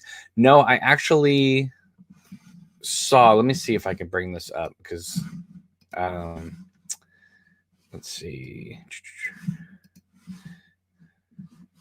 Yeah. So let's bring this up here. Yeah. So this is the 20s. I don't even know what this is. Hattie, a queer African-American woman, hangs out with her 2 straight best friends as they all try to make their dreams come true. There's an executive producer, 9 episodes, comedy. I'm assuming this is the second season. Says it was going to start in 2020, or maybe they postponed it. I don't know. Creator Lena Waithe. So that is a legit show. So it's not like a fake name that they're using to shoot this thing. But like I said, it's not just one soundstage. I mean, it's a studio, so there's multiple sound stages. So I guess we'll find out about who is and who isn't there as the week goes on. Okay. Random Unity says, and I mean trees. Twin Peaks trees. That is true. Like when they shot the sheriff station in the season 1 and season 2, they would put up fake trees outside the door to give that feeling that they were coming in and out of the Pacific Northwest. Nick says there was a paper on the vans bring crew to the sets that showed the logo from the TV show 20s. let's see. Nick says Daylight, DAE, Light and Media does the work for the 20s that I saw this morning. So right, that's one of the production houses that's there working on this at the studio. Random Yeti says, I think it's safe to say nothing is happening yet. Again, we don't know. I mean, we have some pictures from one. I mean, maybe Nick, maybe you can let me know in the chat here. Can you see most of the stages from the street, or is only one side is available to see? So, and Nick says there's also 3 Quixote set trailers. Yeah. So is there a show called Quixote as well? I don't know. But yeah, so right now it doesn't look like there's anything happening with David Lynch there. That doesn't mean that, they couldn't be, people there starting to build some sets there though. I mean, we just don't know. But like I said, there is movement at the studio, just not necessarily for Wisteria or Unrecorded Night, which makes me think if Production Weekly, they published saying that Lynch Frost Productions were going to be taking over the studios, or at least a portion of the studios, starting this date, maybe until I think it was I thought it was the 5th, but people kept reminding me it's the 3rd. So if they, I don't know. I mean, I guess we'll see, because I just don't see how a publication like that would just be so completely wrong to just say, oh, by the way, David Lynch is going to begin production on this new series. Like, who would come up with that and publish that in a legit magazine if there wasn't some semblance of truth there? Nick says, from the north side of the studio street, you can see right into the studio. You are able to drive on the street that looks right into the studios. So there it is. I've never been to Calvert Studios. I've been to a few little ones down there, but I don't believe Calvert is one I've ever been to. But that's all I got for you, folks. Not much going on, but at least we know that there is movement. And, if something does happen, if people are spotted in the whereabouts, people that, we're interested in spotting there, I will let you know as soon as I know. Highlands Logger Gaming says, has Lynch done a weather report today? Absolutely he did it. It came out 30 minutes late. Nick says it would be very easy to be David or Sabrina and pull up to the front or back.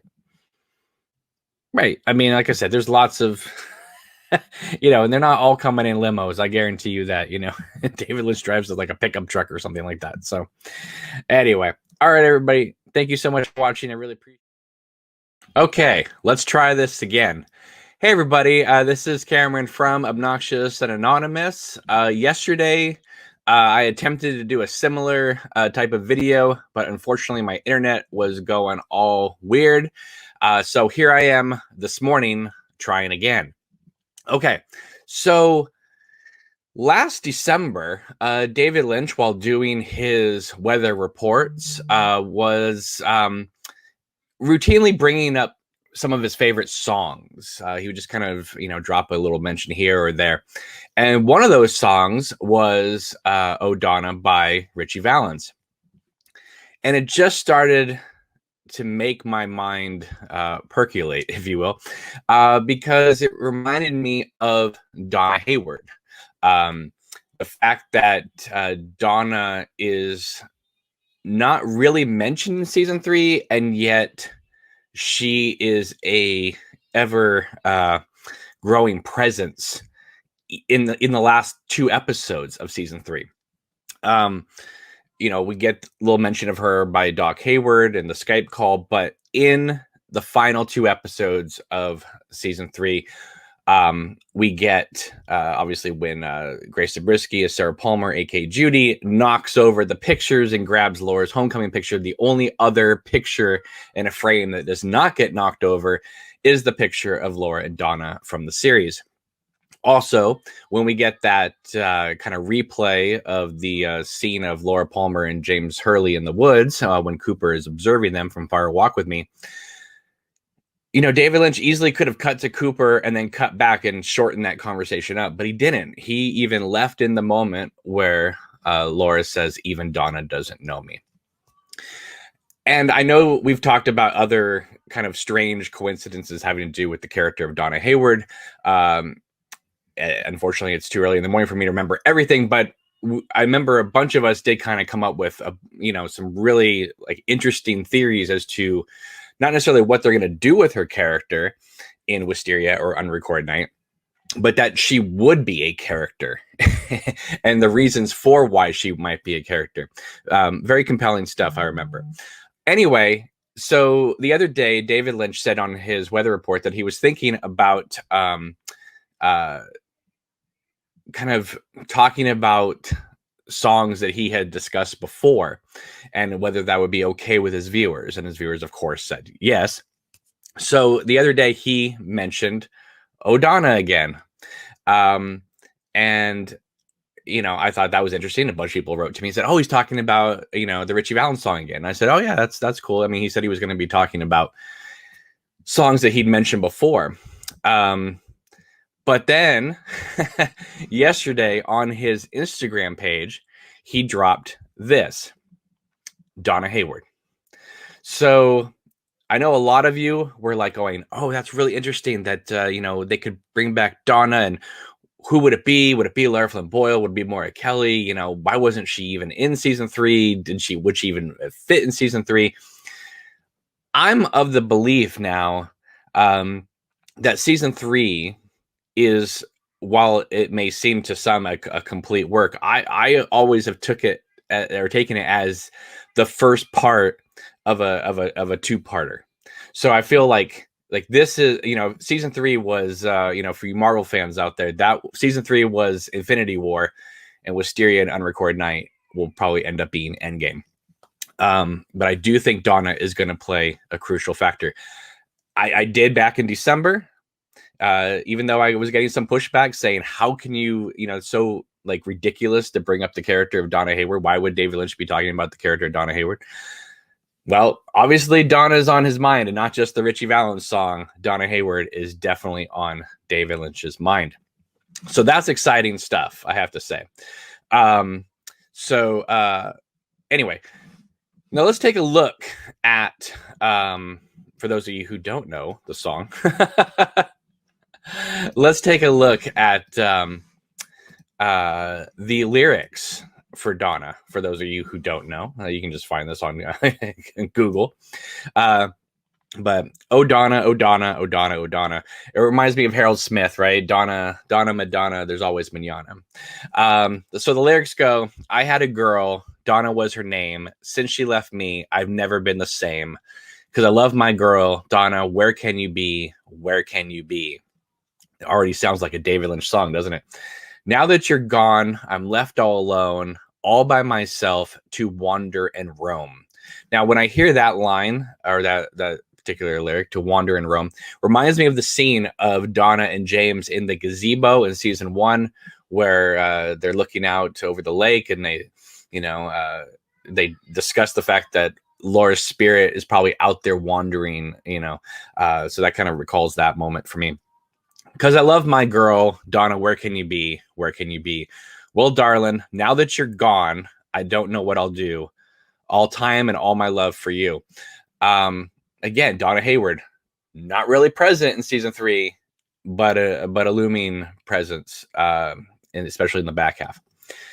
I had a girl, Donna was her name. Since she left me, I never been the same. Because I love my girl, Donna, where can you be? Where can you be? Oh, Donna, oh, Donna, oh, Donna. So those are the lyrics. And I think that really kind of brings it all home in many ways. Okay, so we have Mary in the chat here. Says Lara was asked to be in season 3, but rejected the offer, probably for personal reasons. But I think now she would accept honestly.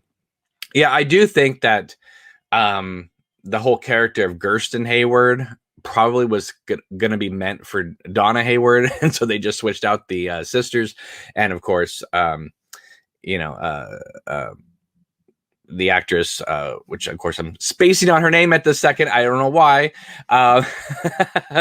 Let me just. I know she's been in so many other David Lynch films, and I'm going to Alicia Witt. Sorry. Again, it's only 7 o'clock in the morning here, folks. I do think they just called up Alicia Witt and switched out the role.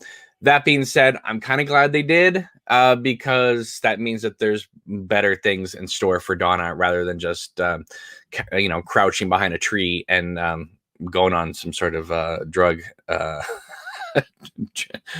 binge here. Let's see. Wisteria is here in the chat. Hello, says Sabrina Sutherland said they called Lara Flynn Boyle for the return, but she turned it down. Perhaps David has convinced her now.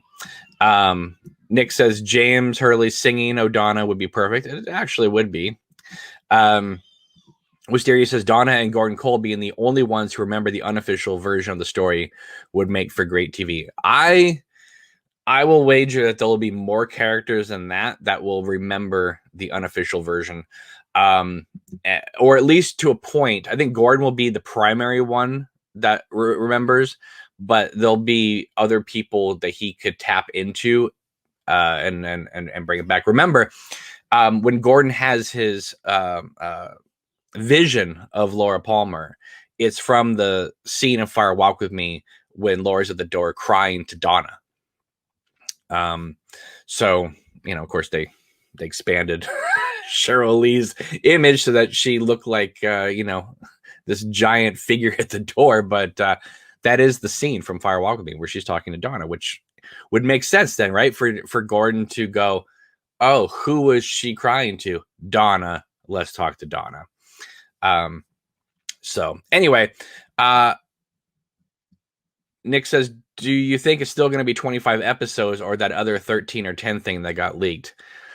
I don't know. I mean, I guess it's all on their call. I could see them splitting it up into 2 seasons. It'll make it easier, filming wise. But, I also understand the idea of just get it out there.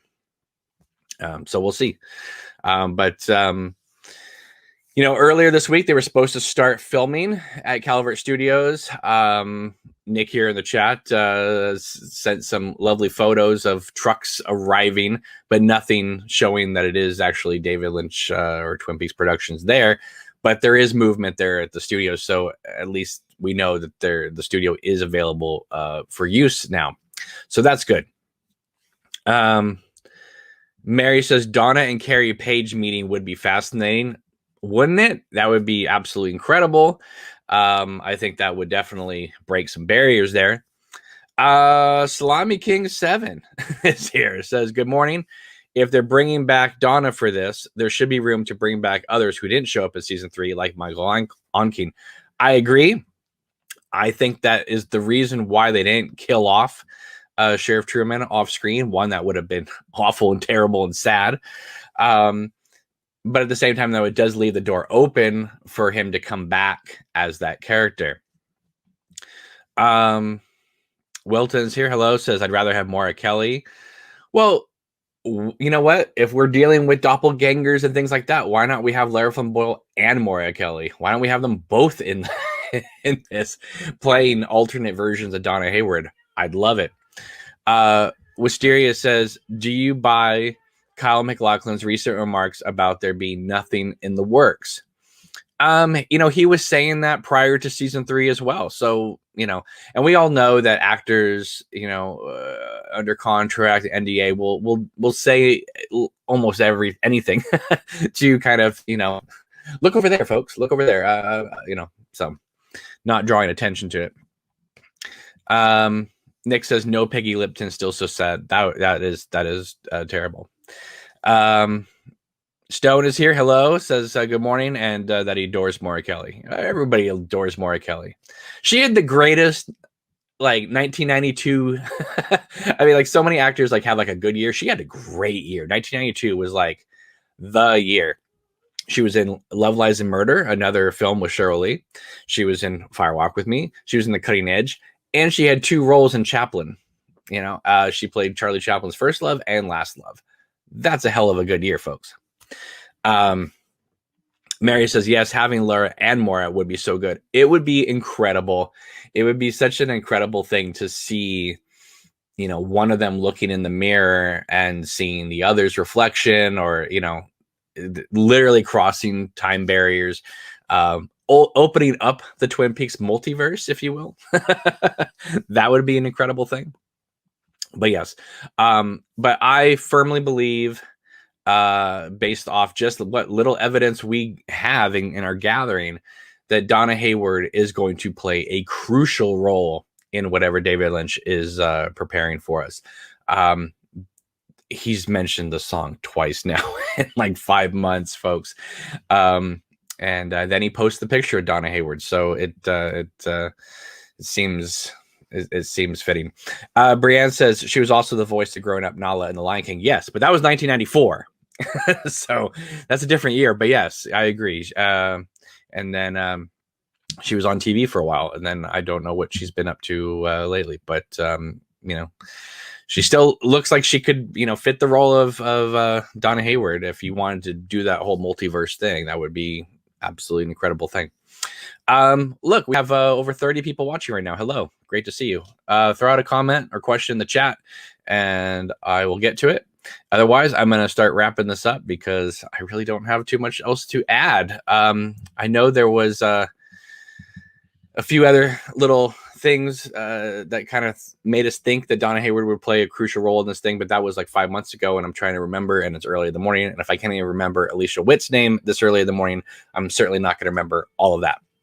But I did want you to know that David Lynch is posting about Donna Hayward on his Instagram, and that's the most important thing. Glitter Girl is here, says hello. Hello, Glitter Girl. Great to see you. Thanks for chiming in. Appreciate it. Yeah, so all right. If you have any last comments or questions, get them in the chat. Otherwise, I'm going to wrap it up. Make sure to follow us on Patreon, Facebook, Instagram, Twitter, emails anytime at obnoxiousandanonymous@hotmail.com.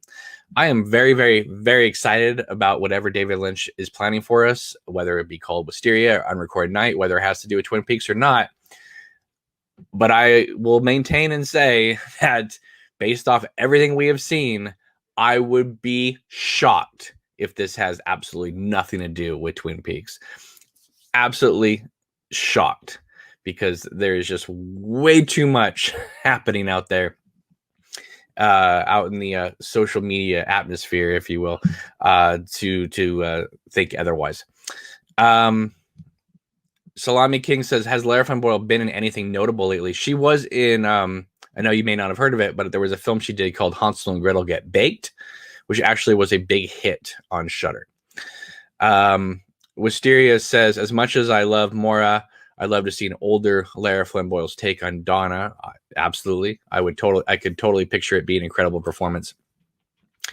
Rory says, is Mark Frost out now? I don't know that for sure. I do know that David Lynch personally owns now Twin Peaks Productions, and Frost appears to not be quite as involved with that anymore now that he's it appears that he got bought out. I'm not quite sure about all that stuff. It just seems like that Lynch kind of took over that whole aspect of the show. So we'll see. Mary says Lara has a movie, Death in Texas, coming out soon. Cool. That's exciting. That shows that she's getting ready to, get back on the saddle. That's always exciting stuff. So yeah, I mean, I hope Mark Frost is involved. I would love for him to be involved.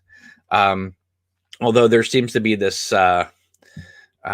feeling out there that, well, David Lynch made Fire Walk With Me without Mark Frost, and that came out great. So why does he need Mark Frost? Well, because Mark Frost was always like the balance. He was the yin to Lynch's yang. While Fire Walk With Me is very, very good, I will say that it doesn't have the quite so literate edge that the original series has, that Mark Frost and company brought to the series.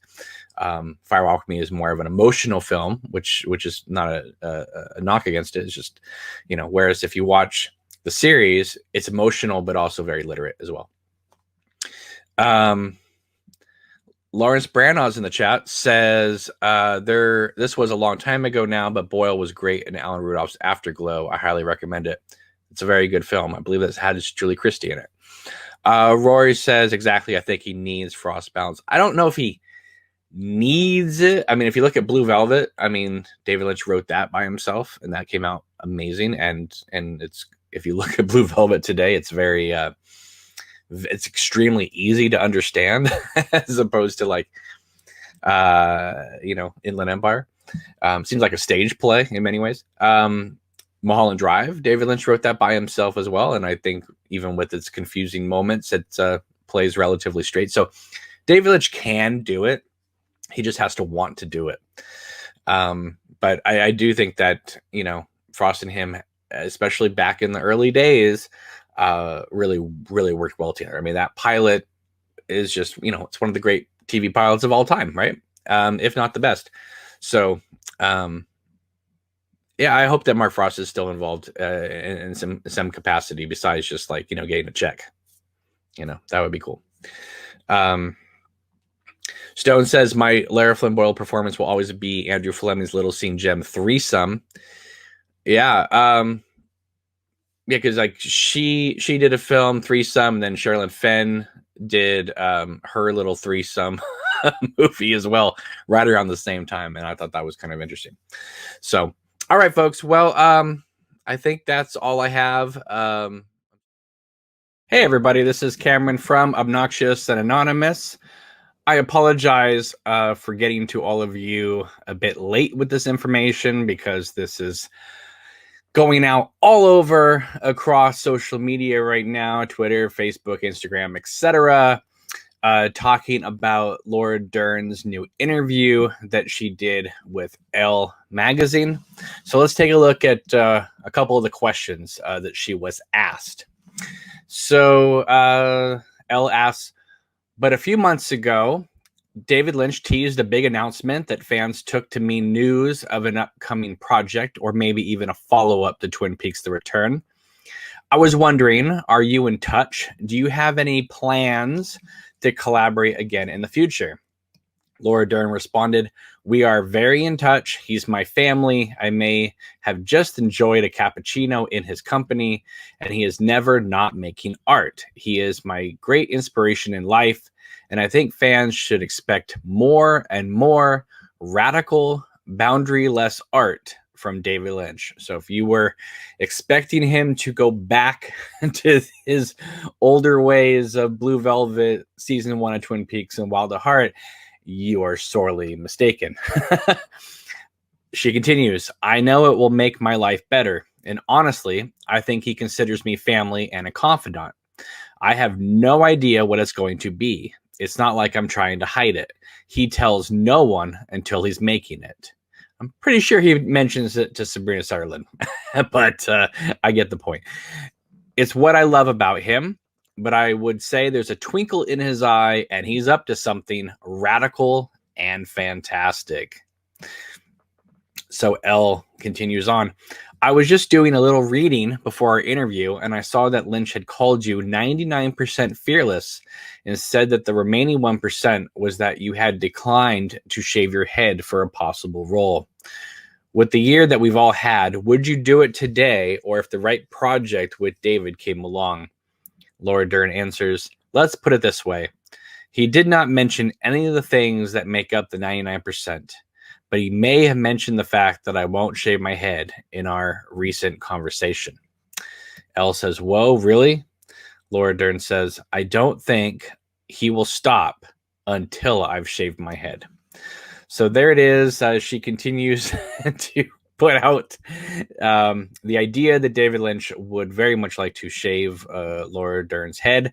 I'm not sure if it's for a role or for a fetish, but you know, David Lynch is very curious to see Laura Dern bald.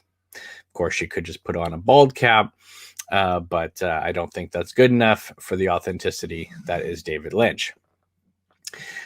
So there it is. Now, I don't know if it was a week ago or even a few days ago, because time just has a way of blending around here now. Laura Dern did do a previous interview in which she said that she has a group of friends that are all working on various projects. And because of the pandemic, they've had to shift their schedules a bit, and they're hoping to get them off the ground this summer. Now, we all know that David Lynch was supposedly, or maybe he has, and we just don't know about it, that he was supposedly going to start filming Wisteria or Unrecorded Night at Calvert Studios starting May 3rd. Now, while there seems to be movement at Calvert Studios, I've had a lot of wonderful pictures being sent to me of various productions getting set up there. It doesn't appear, unless they're on the backside and we can't see it, doesn't appear that they are currently there, that David Lynch Productions is currently there filming anything. So perhaps Laura Dern is referring to her friend David Lynch and his project being postponed from spring until summer. That would make the most logical sense.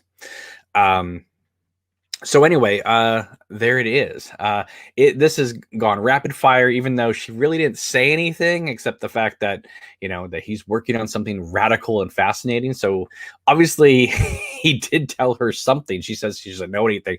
Obviously she knows enough to say radical and fascinating. So that's good news there. Yeah, so this is going everywhere right now. Sorry, I was out of the house. Otherwise, I would have reported on this earlier this morning. But all good things to those who wait.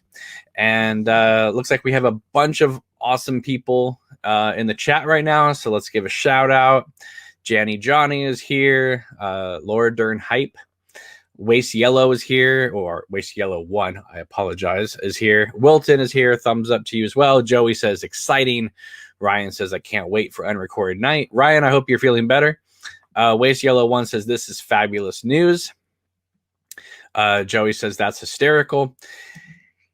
I think I have a speculation about why Lynch would want to shave her head, because if you look at Twin Peaks The Return, you can't tell me that even though that's the Tulpa Diane, that's her real hair. It seems like those are all wigs. And if we're dealing with doppelgangers and things like that, then obviously a shaved head would fit right in there. Anne says, hello, Anne says, what good vibes. Thanks for the news. Thank you for tuning in. News of the Above 33 says, awesome. Nick is here as well. Says Laura Dern is the best. Check out the email I sent you regarding the song I sent, Family of the Year, I'm the One. It sounds like Twin Peaks Part 18. All right, I'm going to check that out. Thank you very much. Waste Yellow 1 says, she said enough for now. Excited. Brianne is here. Hello, Brianne.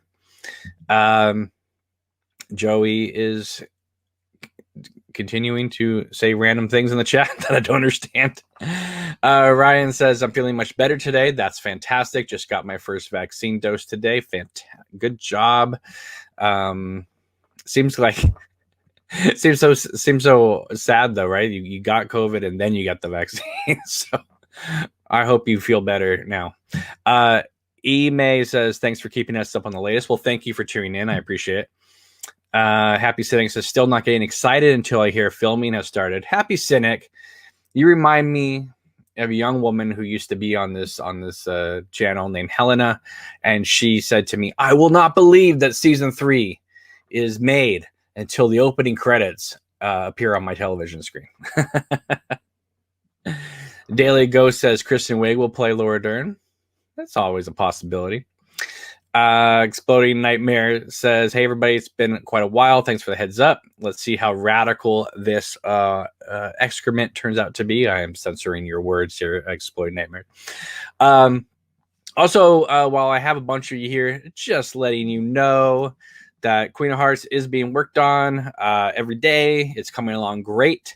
And we have a new Twitter account set up for the film. If you search out at Queen_Peaks, you will be able to find it. Also, we are on Instagram as well as Facebook, but the two ones that seem to be everybody's on is Twitter and Instagram. So come find Queen of Hearts on Twitter and Instagram.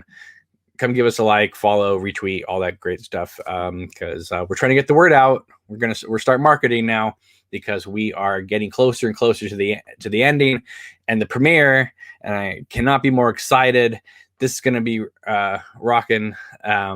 So any help you guys can do, it would be greatly appreciated. All right. Well, if there's any last comments or questions, I will address them. Otherwise, I am getting out of here. Ryan says Dern will probably be playing multiple characters for sure. Gordon Cole grows a beard.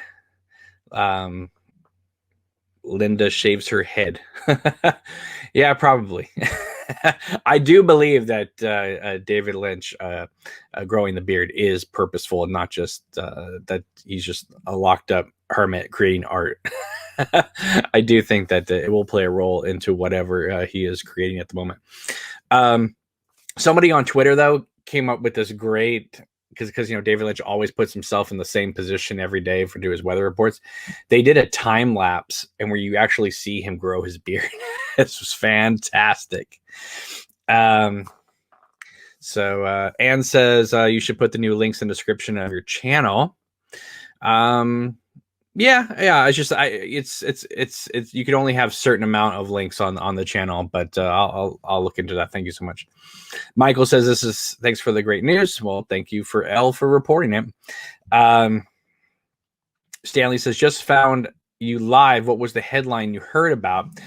It is currently on Elle magazine, although it is being republished on a variety of David Lynch pages. But you want to look up Elle, Laura Dern on Jurassic World, Coffee with David Lynch, and working with the American Lung Association. Just Google Laura Dern and check out the news for today. It should be probably the first thing that pops up. All right. Well, I appreciate you all tuning in. Thank you. Hey, everybody. This is Cameron from Obnoxious and Anonymous here with a quick video for you today regarding Sherilyn Fenn once again posting about Wisteria on Instagram. Now, I apologize for not putting out this video earlier today because this has gone across social media like wild. But unfortunately, I was busy this morning, so now I have a few minutes to myself. So here you go. So on Instagram earlier today, Sherilyn Fenn posted these plants saying, Japanese wisteria trees. They are some of the most beautiful trees I've ever seen. I am such a tree person. I love them so much. Now, I'm sure Sherilyn Fenn is wanting to be sort of this, light in the world and wanting to expose us to as much beauty as possible. But for her to keep posting about wisteria, plants, and trees, as well as other members of the Twin Peaks cast, they have to know what they're doing, right? I mean, this can't just be just a weird coinky-dinky joke that they're all kind of playing or not knowing they're playing.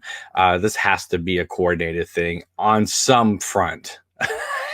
Because this would just be absurd if they're not coordinated in any way, shape, or form.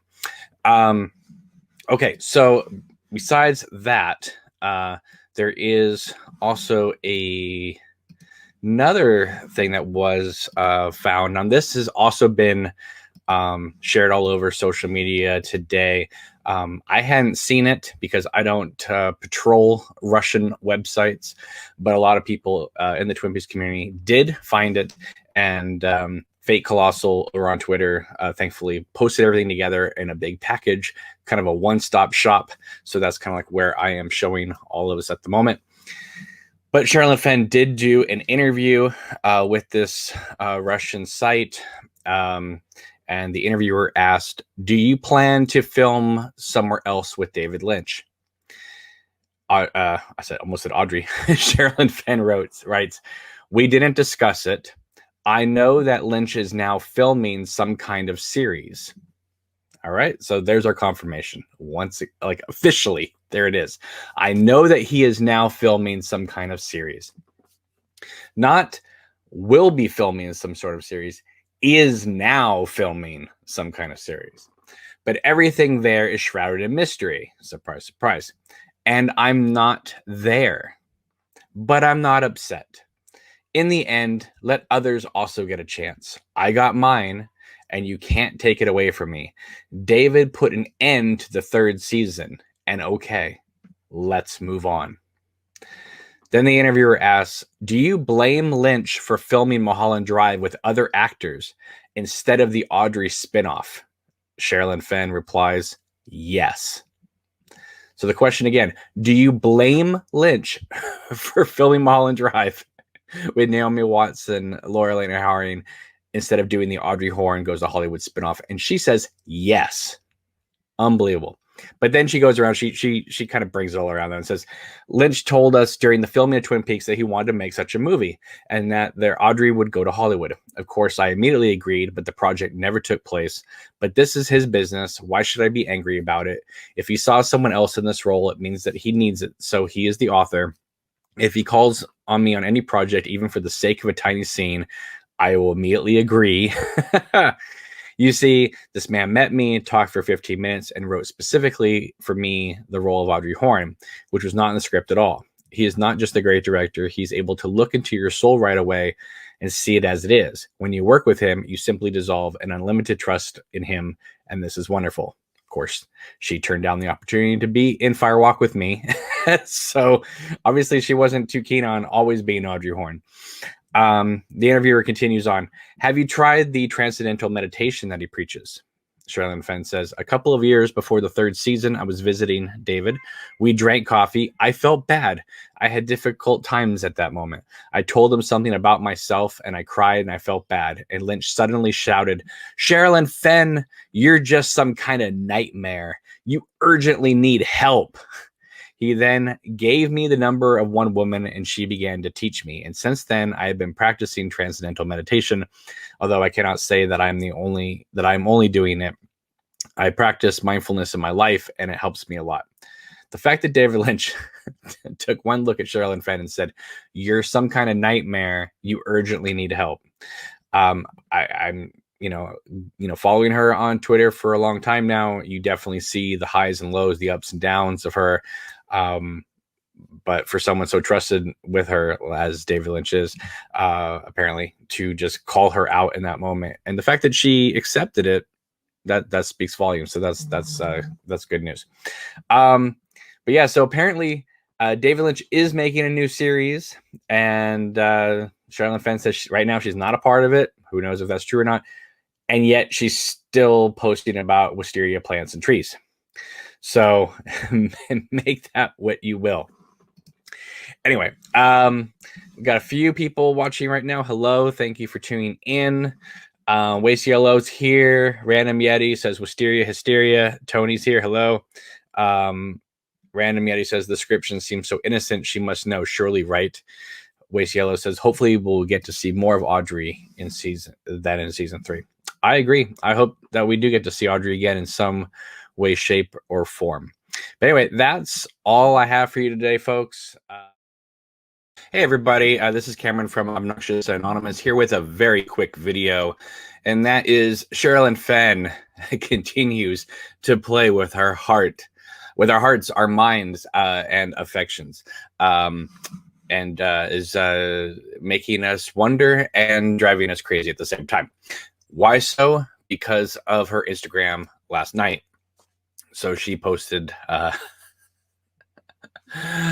oh, you know what she posted. And she writes, wow, just wow. So she's definitely channeling David Lynch mentality and teasing the heck out of us all the time now, apparently.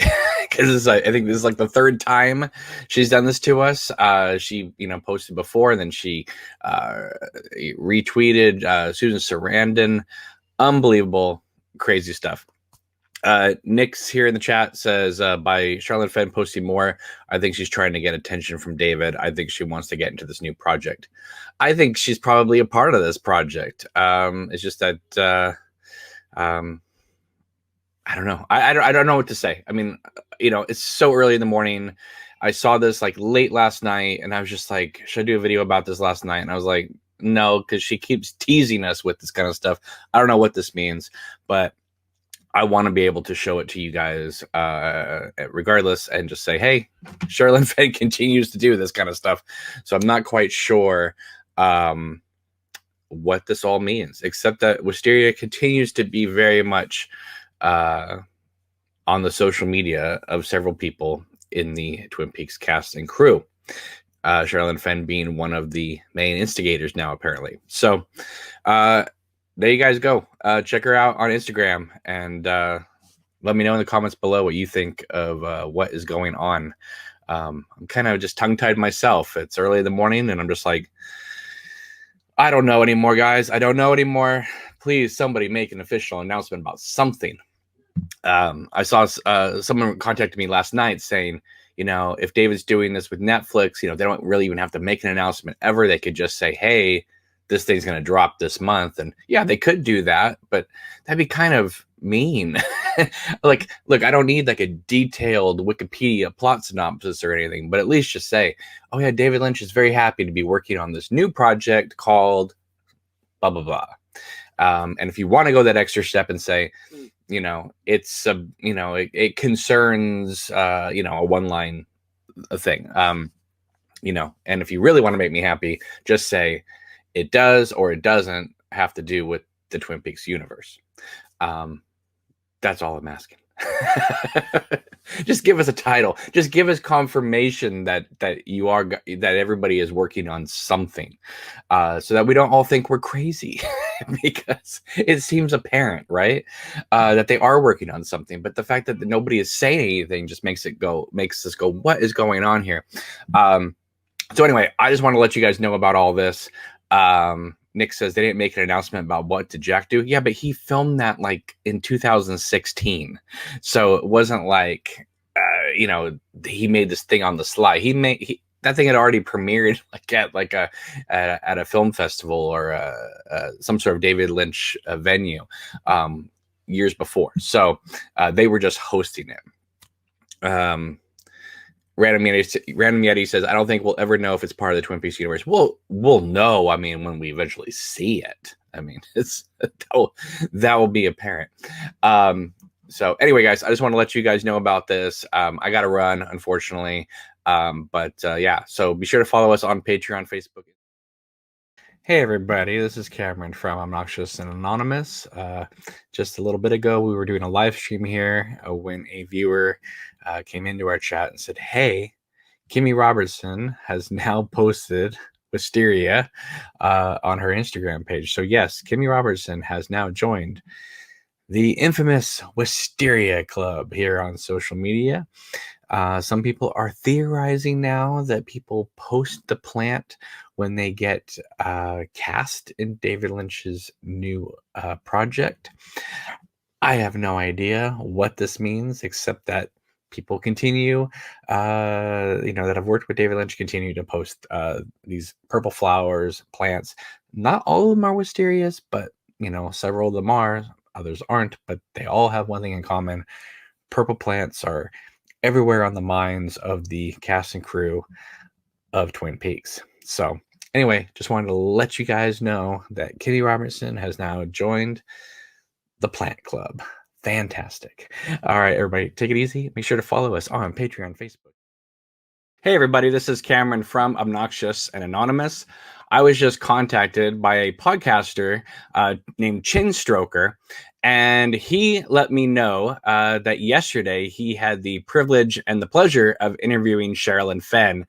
And they talk about, of course, Twin Peaks and a lot of her roles that she's done over the years.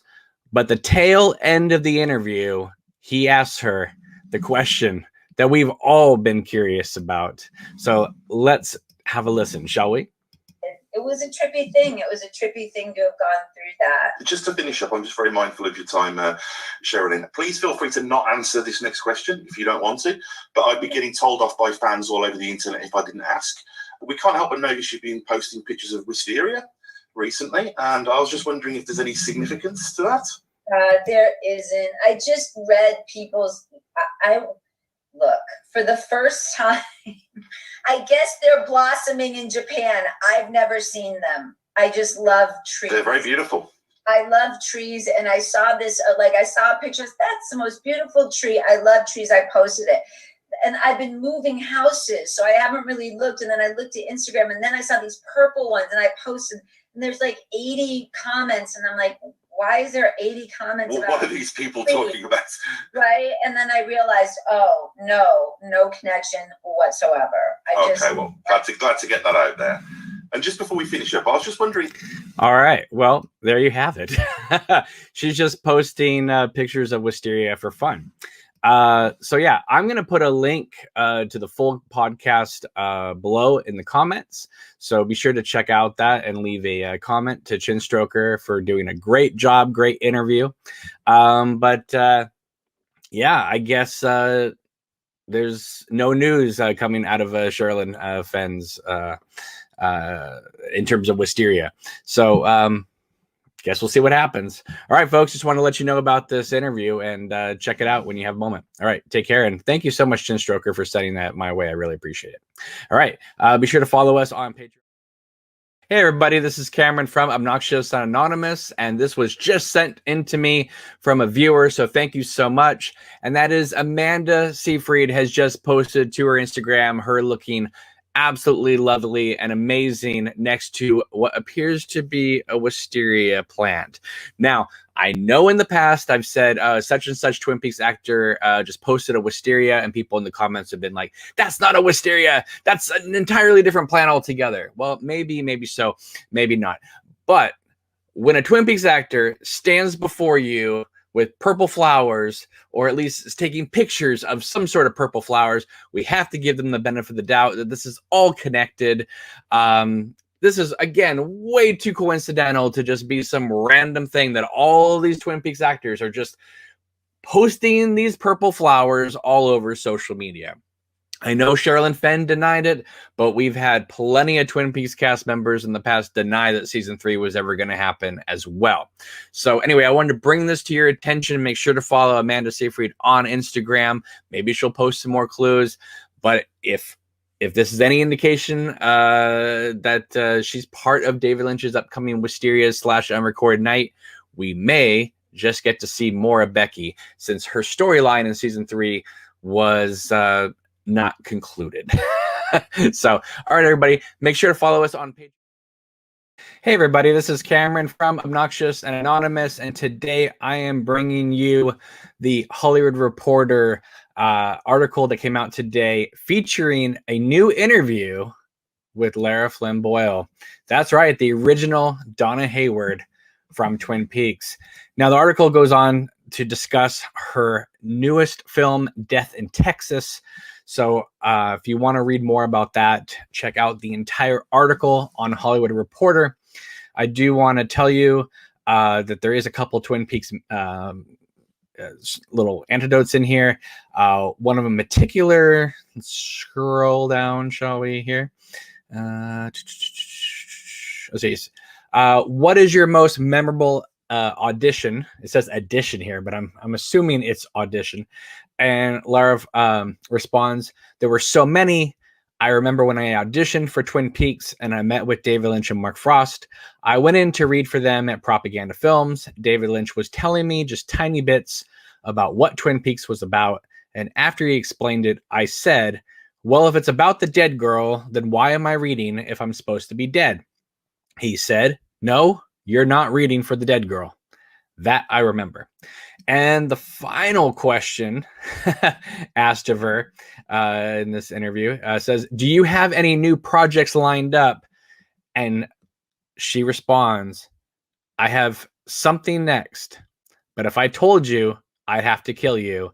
I have something, but I can't say anything. So, of course, you know, that's making everyone in the Twin Peaks fan community go crazy as to what she's referring to, because there's been all these rumors that she will be involved in Wisteria or Unrecorded Night as Donna Hayward, because as we've been discussing on this channel for a few months now, David Lynch has been dropping little hints about Donna Hayward's character, and also posted Donna's picture on the Instagram account. Today, also, David Lynch mentioned one of his favorite groups, the Ronettes. And so people are theorizing that maybe Ronette Pulaski, aka American Girl, is going to be playing a role in Unrecorded Night, which would make sense as well. So, and I am a firm believer that they asked Lara Flynn Boyle to come back for season 3. She was not available for whatever reason, or didn't want to do it, or whatever. And so they just swapped out Donna's character for Gersten, which worked out just as well, because Alisa Witt, of course, has a long history of working with David Lynch. Let's say Dune, Twin Peaks, of course, and Hotel Room. But I have a feeling that Lara Flynn Boyle is going to come back for Wisteria and Unrecorded Night. I am very anxiously awaiting to see what she brings us in the big screen as well as the small screen. I think she's a very talented actress who unfortunately has had, a lot of demons. She talks about how she doesn't even go on social media because of she's not interested, which basically translates she's nervous and, scared to see what people say about her online, which I totally would understand. But I do hope she is a part of this. And, I know a lot of people give her lots of shade saying like, it's your fault. If it wasn't for you, Cooper, and Audrey would have been together and it would have made a spectacular, ending to season 2 with Wyndham Earl coming after Audrey Horne.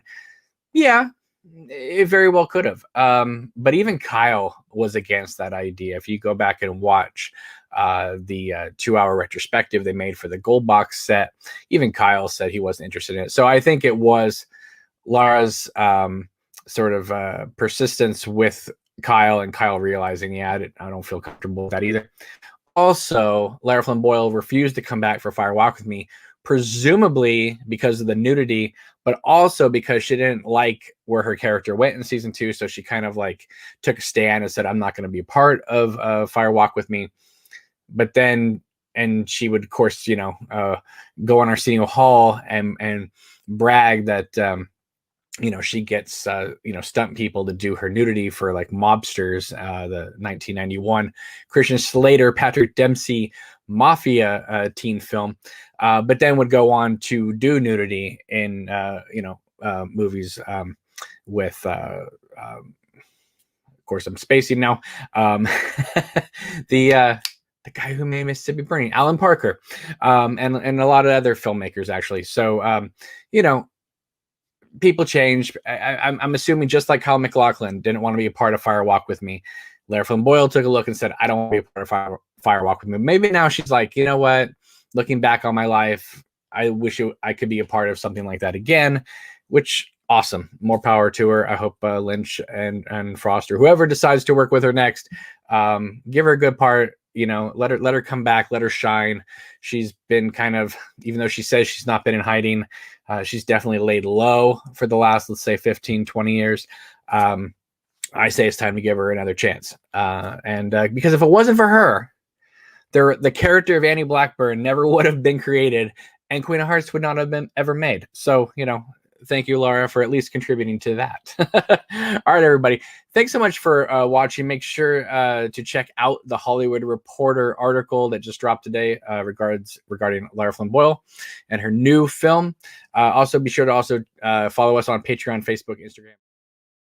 Hey, everybody. This is Cameron from Obnoxious and Anonymous, and today is June 10th, 2021. And it was on this date 30 years ago that ABC aired the second season finale of Twin Peaks as a Monday night event. Now, to celebrate this, Kyle MacLachlan took to Twitter this morning and wrote, "It's wild to think that it's been 30 years since this dark moment in Twin Peaks.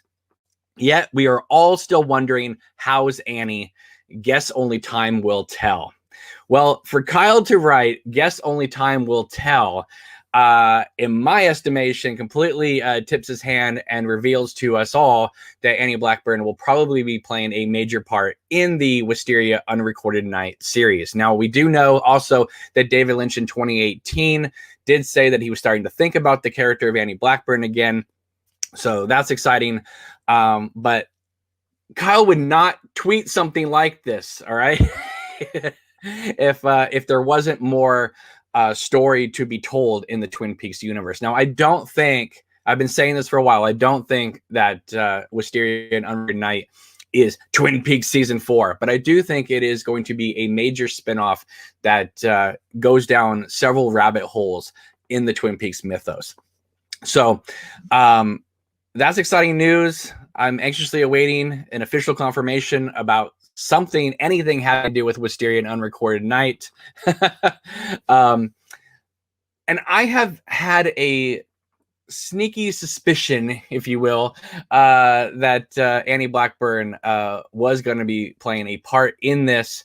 And again, only time will tell. But I do know a lot of people that are affiliated with Twin Peaks behind the scenes. They've always been very kind and very supportive of my fan film about Annie Blackburn, Queen of Hearts. And then as they started ramping up on whatever project they're working on now, I sent them some behind the scenes photos of things, and all of a sudden people have gone radio silent. So it's kind of cute and adorable, and it kind of was just like, I wonder if my film is not getting a little too close to the bone here. But regardless, my film is a fan film. That's what it is. It's a very good fan film, but it is still a fan film. But for Kyle MacLachlan to say, guess only time will tell about answering how's Annie, even though he said prior to season 3, we were going to find out about Annie, and we really didn't. She was mentioned for like half a second. Mark Frost, the final dossier, of course, went a bit further with that. But I am anxiously awaiting to hear what Wisteria and Unrecorded Night will be. The cast involved, I just can't wait to see it. I think this is going to be an amazing endeavor. And Kyle would never, ever say something like, guess only time will tell, if he wasn't planning on being a part of whatever this new incarnation of Twin Peaks will be. So, all right, everybody, thanks for watching. Make sure to follow us on Patreon. Hey, everybody, this is Cameron from Obnoxious and Anonymous, and welcome to a little bit of Wisteria Hysteria news. First up, we have the producer of season 3, aka The Return, Sabrina Sutherland, liking this post on Instagram here. That says, whispering of Laura into Cooper's ear, I'll see you again in 2 to 5 years. And she liked that post from Meme Holland Drive. That's kind of a clever name, Instagram. So, I mean, that fits into the timeline that David Lynch himself set, saying that if there was going to be any more Twin Peaks, it wouldn't be for at least 3 years. Well, then you throw in the pandemic year, so it'd be 4 years. So that makes a lot of sense, and that's a lot of fun. All right, then she also liked these other posts here. One saying, Netflix reveals $17 billion in content spending for 2021. Sabrina liked that one. And with this cute little meme of the Ninja Turtles saying, David Lynch, red curtains it is. So that's fun. And then she also liked this one that we've seen a million times with the Anakin Padme stuff. David Lynch, I'm writing, directing, and filming a series for Netflix. Twin Peaks fans. It's more Twin Peaks, right? David Lynch looks stern. Twin Peaks fans, it's more Twin Peaks, right? So, and she liked that post as well, which is quite amusing here. And then there's a little meme. I don't know if she liked this one, but this is also going around with David Lynch saying, did you see that Sabrina Sutherland, the executive producer, liked that Instagram meme? I did. So that confirms you have a Netflix show in production, doesn't it? And Lynch is all smiling. Ha, fair enough. Well, you can at least confirm that, like, you exist and you're not a figment of our collective imagination, right? And Lynch is all blurry. And Padme says, you exist, so you're not a figment of our collective imagination, right? Anyway, so that's that. And then let's see here. We have our favorite, I say that kind of amusingly, but our favorite Guantanamo Bay type of interrogation, if you will, who last time was berating Sabrina Sutherland on Instagram about, whether or not the extras being flipped during the diner scene was in fact purposeful, or was it a sign of their incompetence? He has now taken to asking her a new question. Hello, Sabrina. How are you? Can I ask you a question? Did she even say yes? Given all these news of Wisteria Unrecorded Night traveling throughout the media in a real fast manner, you have probably been asked a lot for at least some comments on it. Even though in situations like that, confidentiality is highly needed. And I'm sure she's going to tell you. This is at least the second time publicly that this person has posted his messages with Sabrina. And I love the fact this is hilarious because this is actually the first time I'm reading through it here fully. It says, you have probably been asked a lot for at least some comments on it, even though in situations like that, confidentially is highly needed. And I promise I won't tell anybody. I'll just post it on Twitter. Okay. However, lately, let me rephrase that. However, lately, there's been a little bit of frustration around us fans. Oh my God. Like you're owed anything. Okay. Anyway, and even some suppositions that this upcoming work could actually be dead, in quotes, unfortunately. So do we have reasons to continue with that Wisteric rising spirit of hope or not? Let's see. Or not. Are things at least getting as purple as we desire them to? Thanks, from Brazil. Sabrina writes back, and I can't believe she wrote back, but she is a lovely, lovely person who, you know, wants to be there for the fans. She responded back, the only things we're working on right now are our YouTube channel and David's art.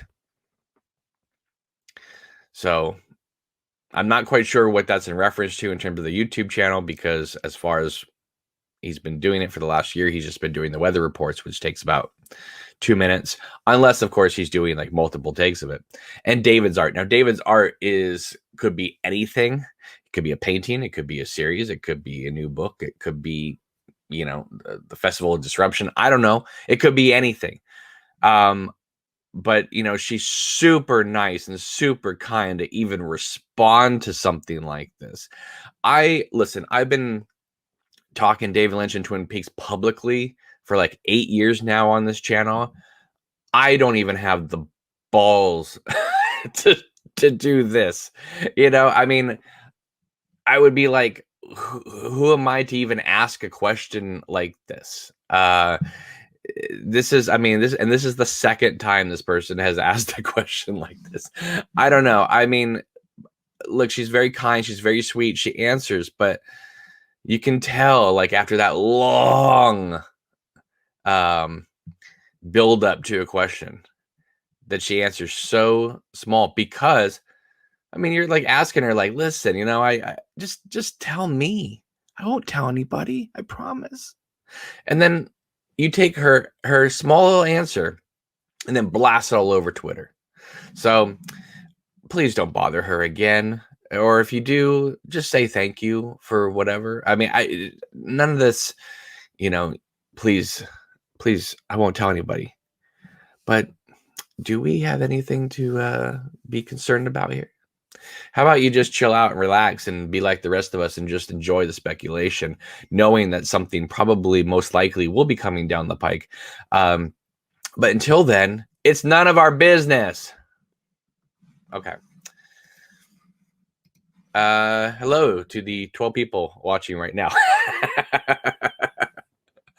So anyway, that's all we got.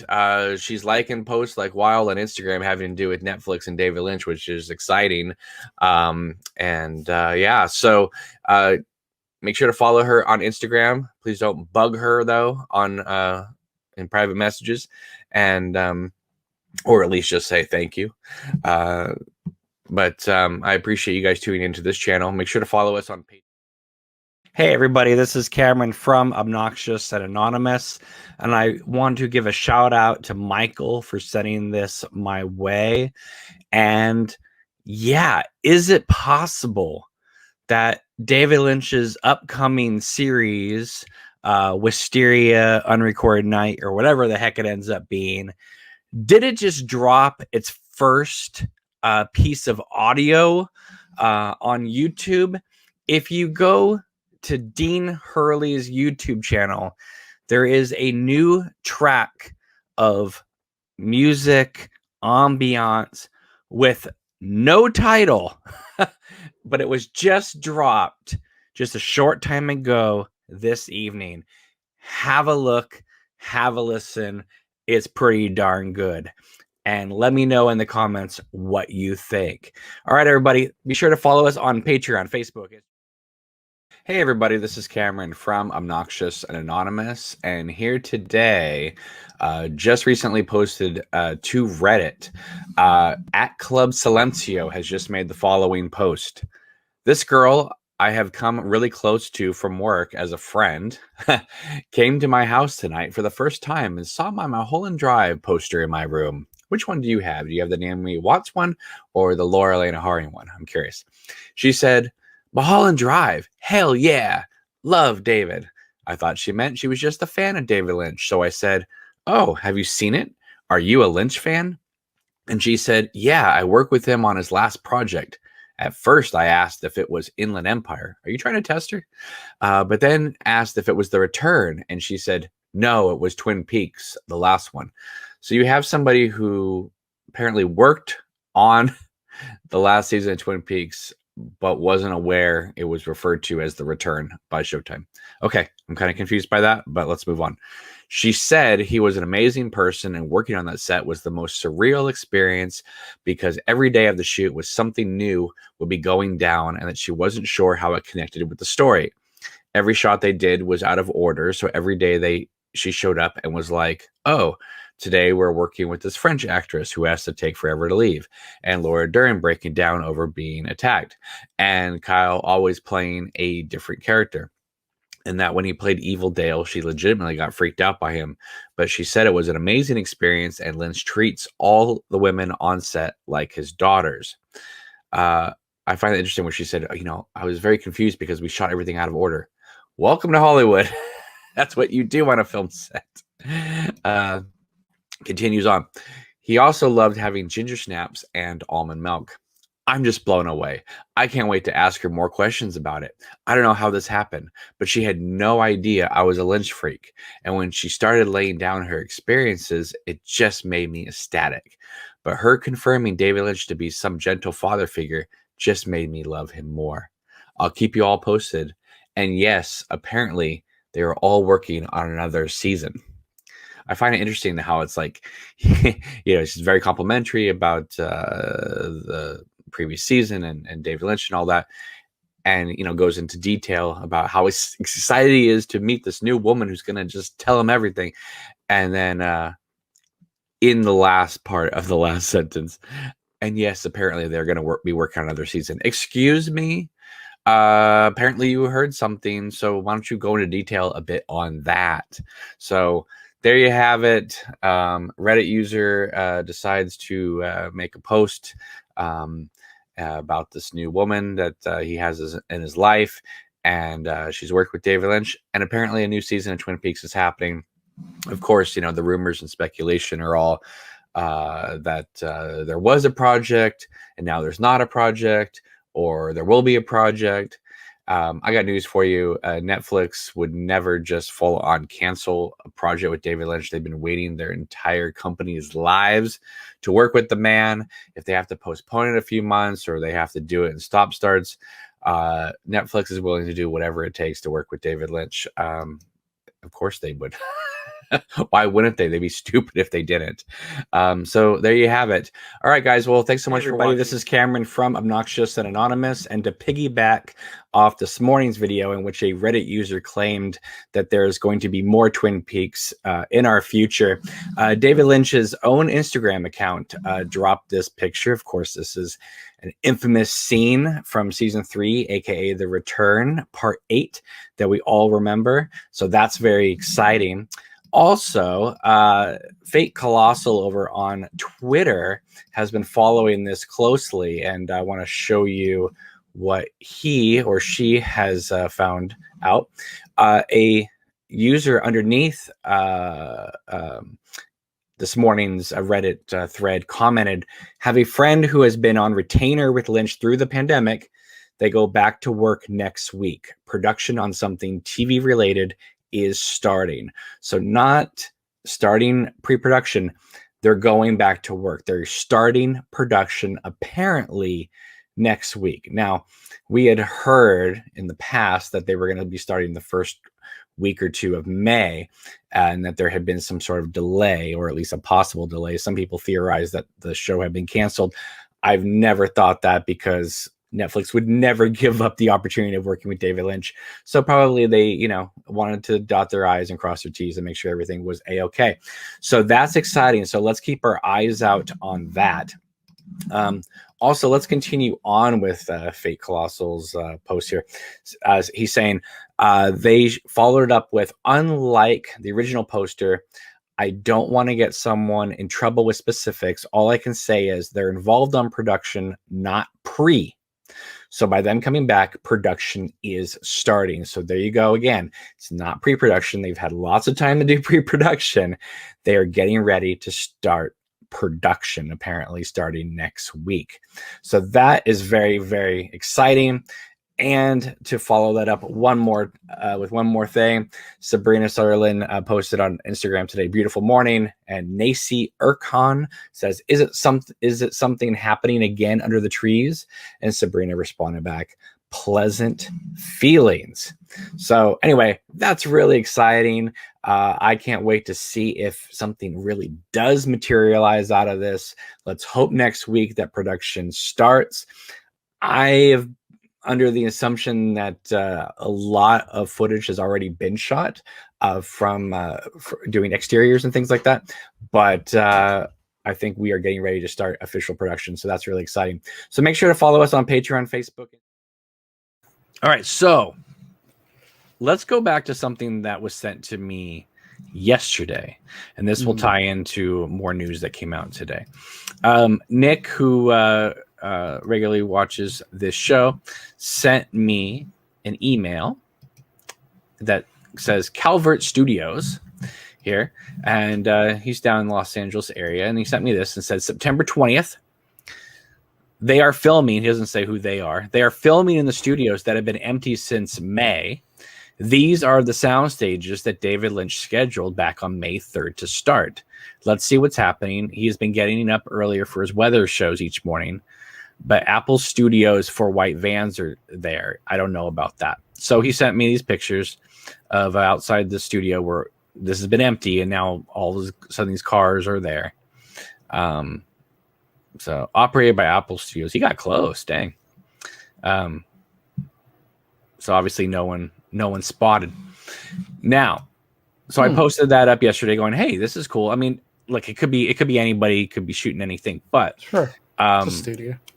But it's nice, but these were the exact stages that Lynch had requested for Wisteria Unrecorded Night. Now, I remember. Okay, let me close that out and let me go to the next thing. So then this came out today. And I posted is true, because that's what Laura Palmer says of the Angel in Fire Walk With Me. Sneaky Dave posted this. This is from Can't Vite. I don't know, but this is the person that leaked the news of Wisteria Unrecorded Night originally. Says, I can confirm that Wisteria is no longer in development at Netflix. It's possible that it maybe goes to someone else, or maybe they start production again at a later unknown date. But it is not moving forward under the original contracts. Not sure if it was Lynch's decision or Netflix's decision, but that's it for now. Wow. I got news for you, folks. It was Lynch's decision. There's no way that Netflix isn't kissing his behind every second of the day.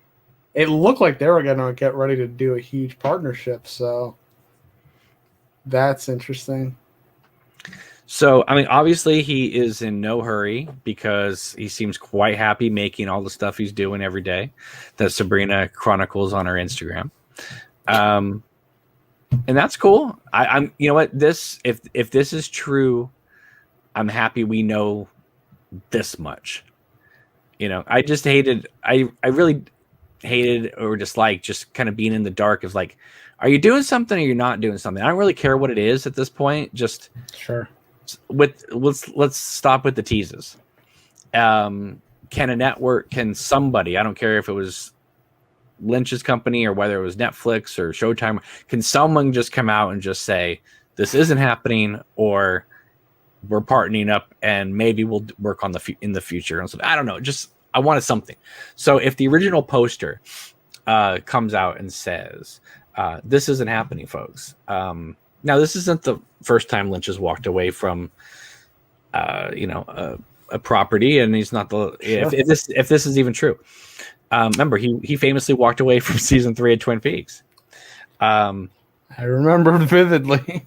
But I think with this, really, the vibe I get, because again, I think that Netflix would do anything for him. They want that prestige to work with to Lynch. So I think if there was a problem with the contracts, Netflix would just throw money and fix whatever was in the contracts. I think this might go a little deeper. And again, I have no basis of reality on this, except for just my own imagination. But I think that, Delta's still going. Lynch is kind of getting up there in age. I don't care how well you're vaccinated, you can still get it. Mm-hmm. Right? I don't care how much testing you do, it could squeak by. He may have some issues from all the smoking over the years. I don't know. Do you know what I mean? So I can see him being extra cautious. Sure. And I don't know if you've heard this, Joey, but there is talk, and I don't know what the reality of this is. I'm just seeing a lot of posts about this. I'm hearing that there could be a strike soon in Hollywood, and 2, I'm hearing that Delta might be shutting down every production in town. I've heard this as well. Okay, now I don't know details about that, but who wants to get started on a project and then be shut down? Yep. I mean, I was 2 weeks away from finishing my film when I got shut down. Believe me, I was like, oh my God, are we ever even going to finish this thing? What's the vibe you get? So I've also heard of this this potential strike happening. I know things are already happening, like officially. I've seen stuff. So I don't know how far it's going to go, how, which, parts of the business it's going to permeate. I mean, we saw the writer's strike in 2007. I remember that pretty vividly. I think it's probably overdue. So I definitely could see that being part of the reality. And, when you have tens of millions of dollars on the line for a project, you're not going to want to start and then stop and have to renegotiate and all this stuff. So maybe if things are going to seem like they're falling into the timeline of when these strikes might happen, they might just be, pausing it. And if that's the case, if it's Netflix pausing it, I could see Lynch being frustrated and going to say, hey, we have this show, we have it, everything's written, movie, whatever. Who wants it? We're going to take it to somebody else that'll make it today. And get it done, in the next few months, possibly. Or maybe he is being cautious. Maybe he's saying, "Oh, strikes, like you say, Delta is still happening. What other variants might pop up? Let's pull back a little bit. Let's not, go into the fire so quickly." I mean, I know people.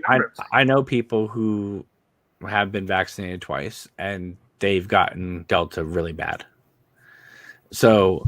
I mean, Lynch is not. No, I love the man, but he isn't a spring chicken at this moment, right? He's up there. So, I mean, if he can just, make whatever he wants to make in his studio and not have to worry about that right now, and Lynch is also someone who believes in just, if it's meant to be, it's meant to be.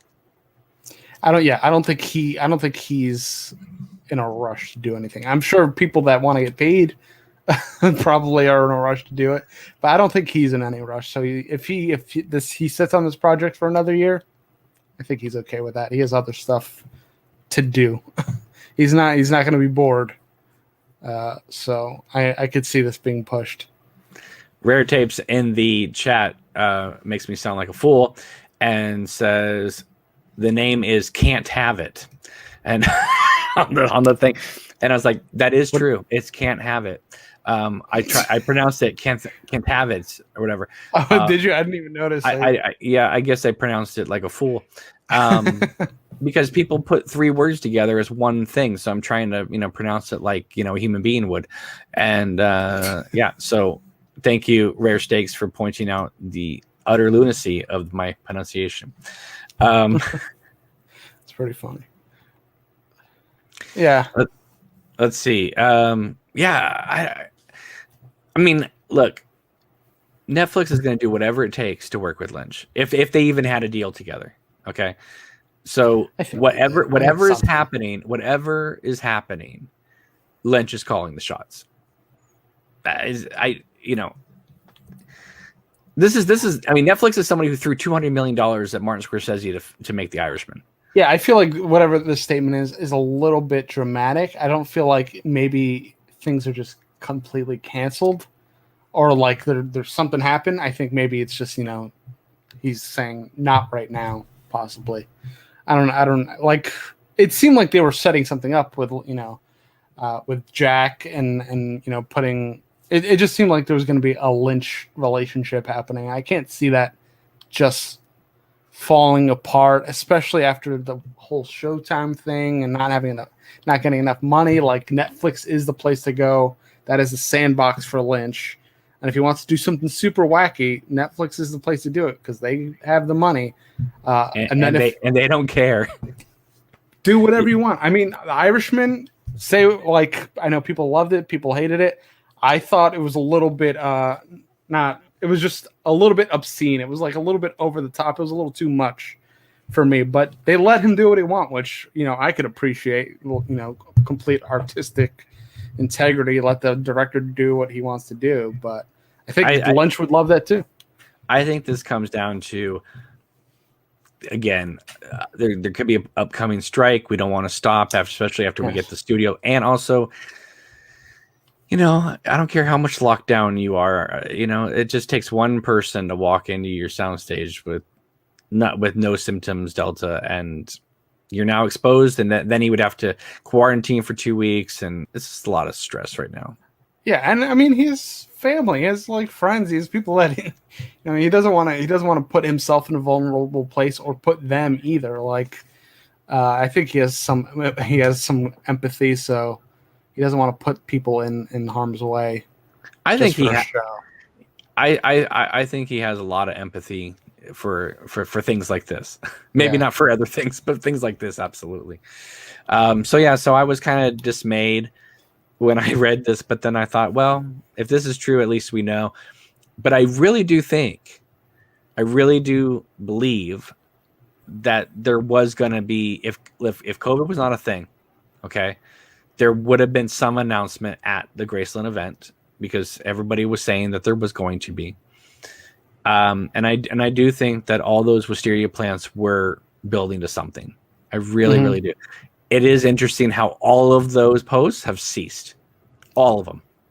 Yeah. I think COVID got a little bit more severe than people were expecting, and things just got paused. I still think that's where it stands. I don't think it's as dramatic as that sounds. I think it's just on pause. And if it's meant to be, he'll come back to it. Yeah. That's it. I wouldn't get I wouldn't get too emotional about it or too dramatic about it. I think at best it's on pause.